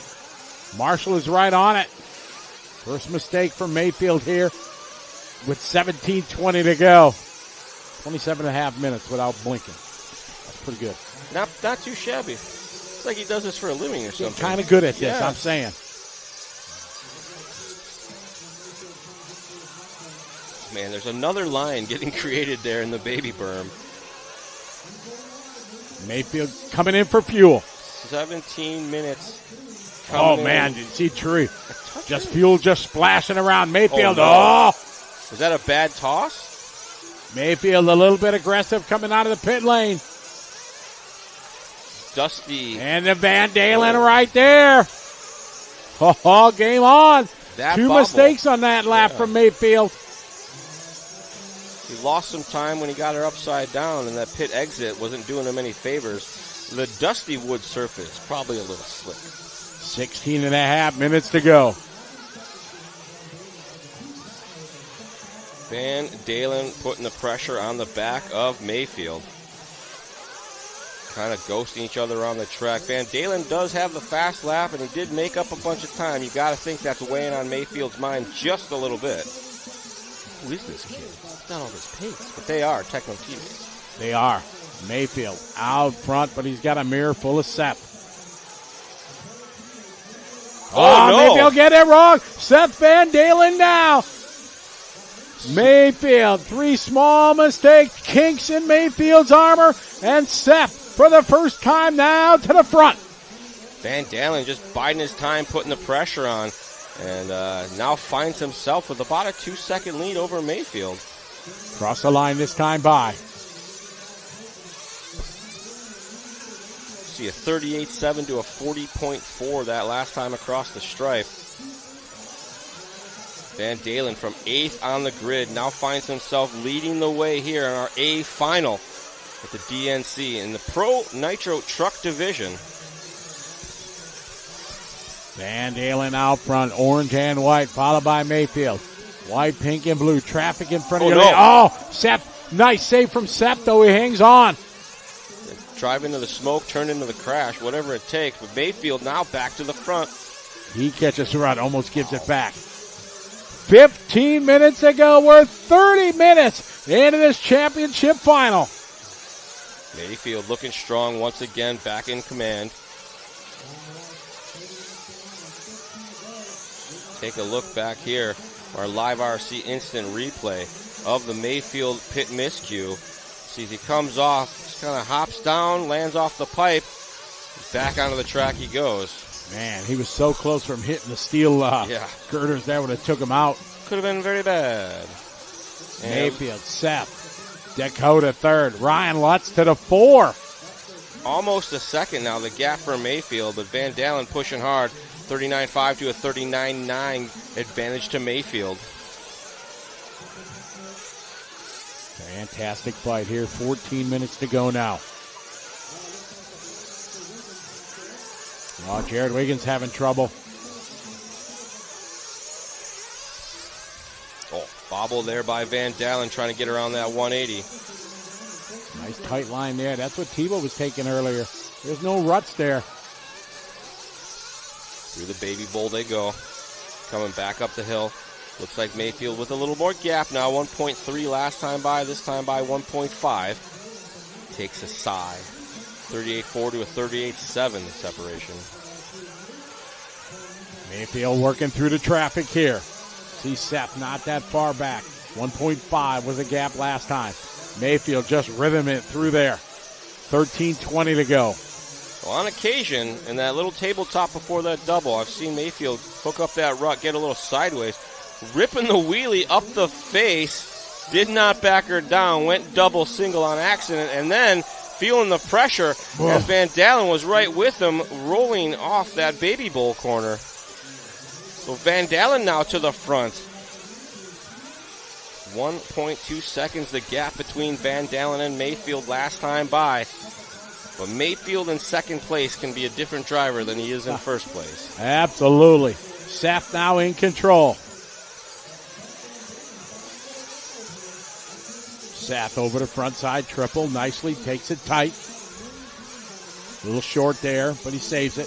And with the way this was shaping up in the first couple minutes, I thought it was going to be all Ryan Mayfield all race long and we're going to take a nap. But Van Dalen keeping things extremely interesting. Fastest car on the track. Worked his way to the front of the field with some consistency and now finds himself leading us around. Seth pitting about 2 minutes earlier than Mayfield last time by. Van Dalen came in on the 26. Should be pitting here pretty soon. Yeah, he's on an 8-minute program, I think, 8 and some change. 12 minutes left to go in this one. They got one more stop to go for everybody. It's Van Dalen, our leader. Mayfield in the 2 spot. Phend running third. Lutz still very impressive. Started 12th, running 4th right now. Oh, up on the bicycle there for Van Dalen. Big save there. Beautiful. Van Dalen now back in the infield section. Working through the interlock over the little double speed roller now. Works his way into the anti-rhythm section. 11 and a half on the clock. Seth with a 5-second lead over Mayfield. Following Seth, perfect line there, keeping it tight on the downside of that triple. If Van Dalen doesn't come in this lap, I'm going to guess next lap.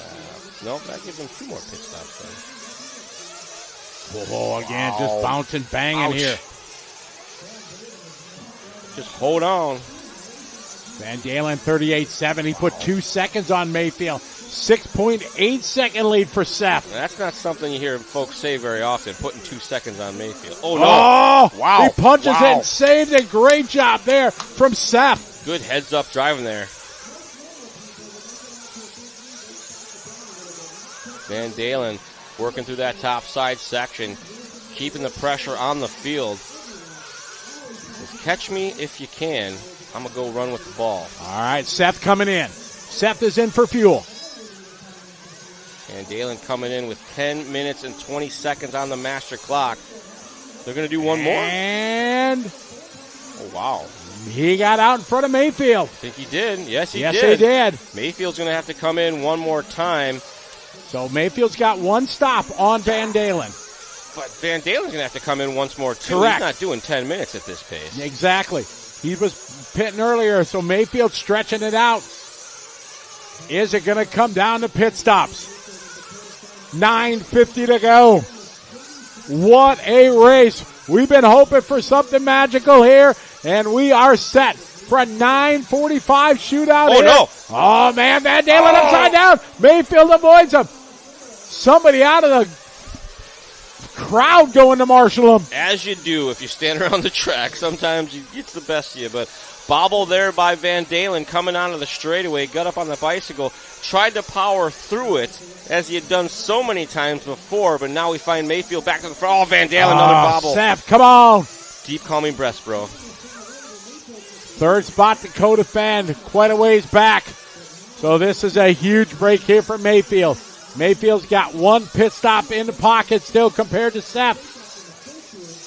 Mayfield probably going to be coming in next time by for his final stop. Came in at 28, so it'll be 30. Yeah, maybe one more minute. If it was me, I'd do it now while I have the cushion, right? All right, Ryan Mayfield. Into the first triple he goes. Nice. Man, Van Dalen's still on a mission. A 39.5 for Mayfield. Van Dalen with a 47. Has to make up 5.7 seconds plus a pit stop. Yep. Call it 17 or call it 14 seconds, give or take. Mayfield across the line. Mayfield's in for his final stop. Mike True is going to be on the gun. There go the grab. Fresh tank of fuel down to the way. Mayfield. Not good at the pit exits. Again, a little bit sideways. Much better than the last time. So Mayfield is good to go on fuel.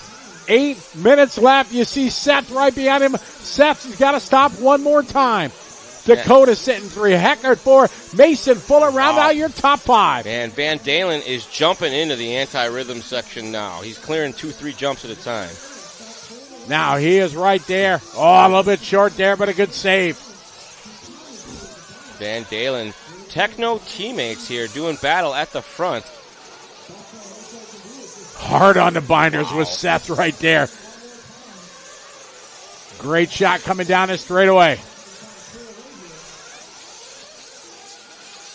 Mayfield in control from go with the pit stop cycling through and the very fast pace of Van Dalen. Seth trying to go around the outside. You got to think is Mayfield maybe want to let him go because he knows he's got to do the pit stop. Seth goes to the inside. Seth in the lead. Mayfield went to the safe line. Van Dalen went to the fast line. Mayfield keeping the pressure on now. Maybe wants to force an error. Mayfield being very smart. Lets him go. Now Seth has got to put some real estate in because he's still got a pit for fuel.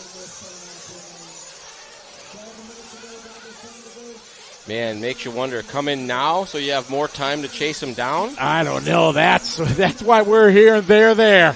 I feel like pit now so you have more time to chase him down. You got the pace. You've been pretty consistent. 6.5 minutes to go. What a race we got here. Traffic gives out of the way. It is Seth Van Dalen out front leading the way. Seth Mayfield behind him. Just on that ragged edge, pushing so hard. You see these little check swings, these little mistakes. These could turn into something big in a hurry here.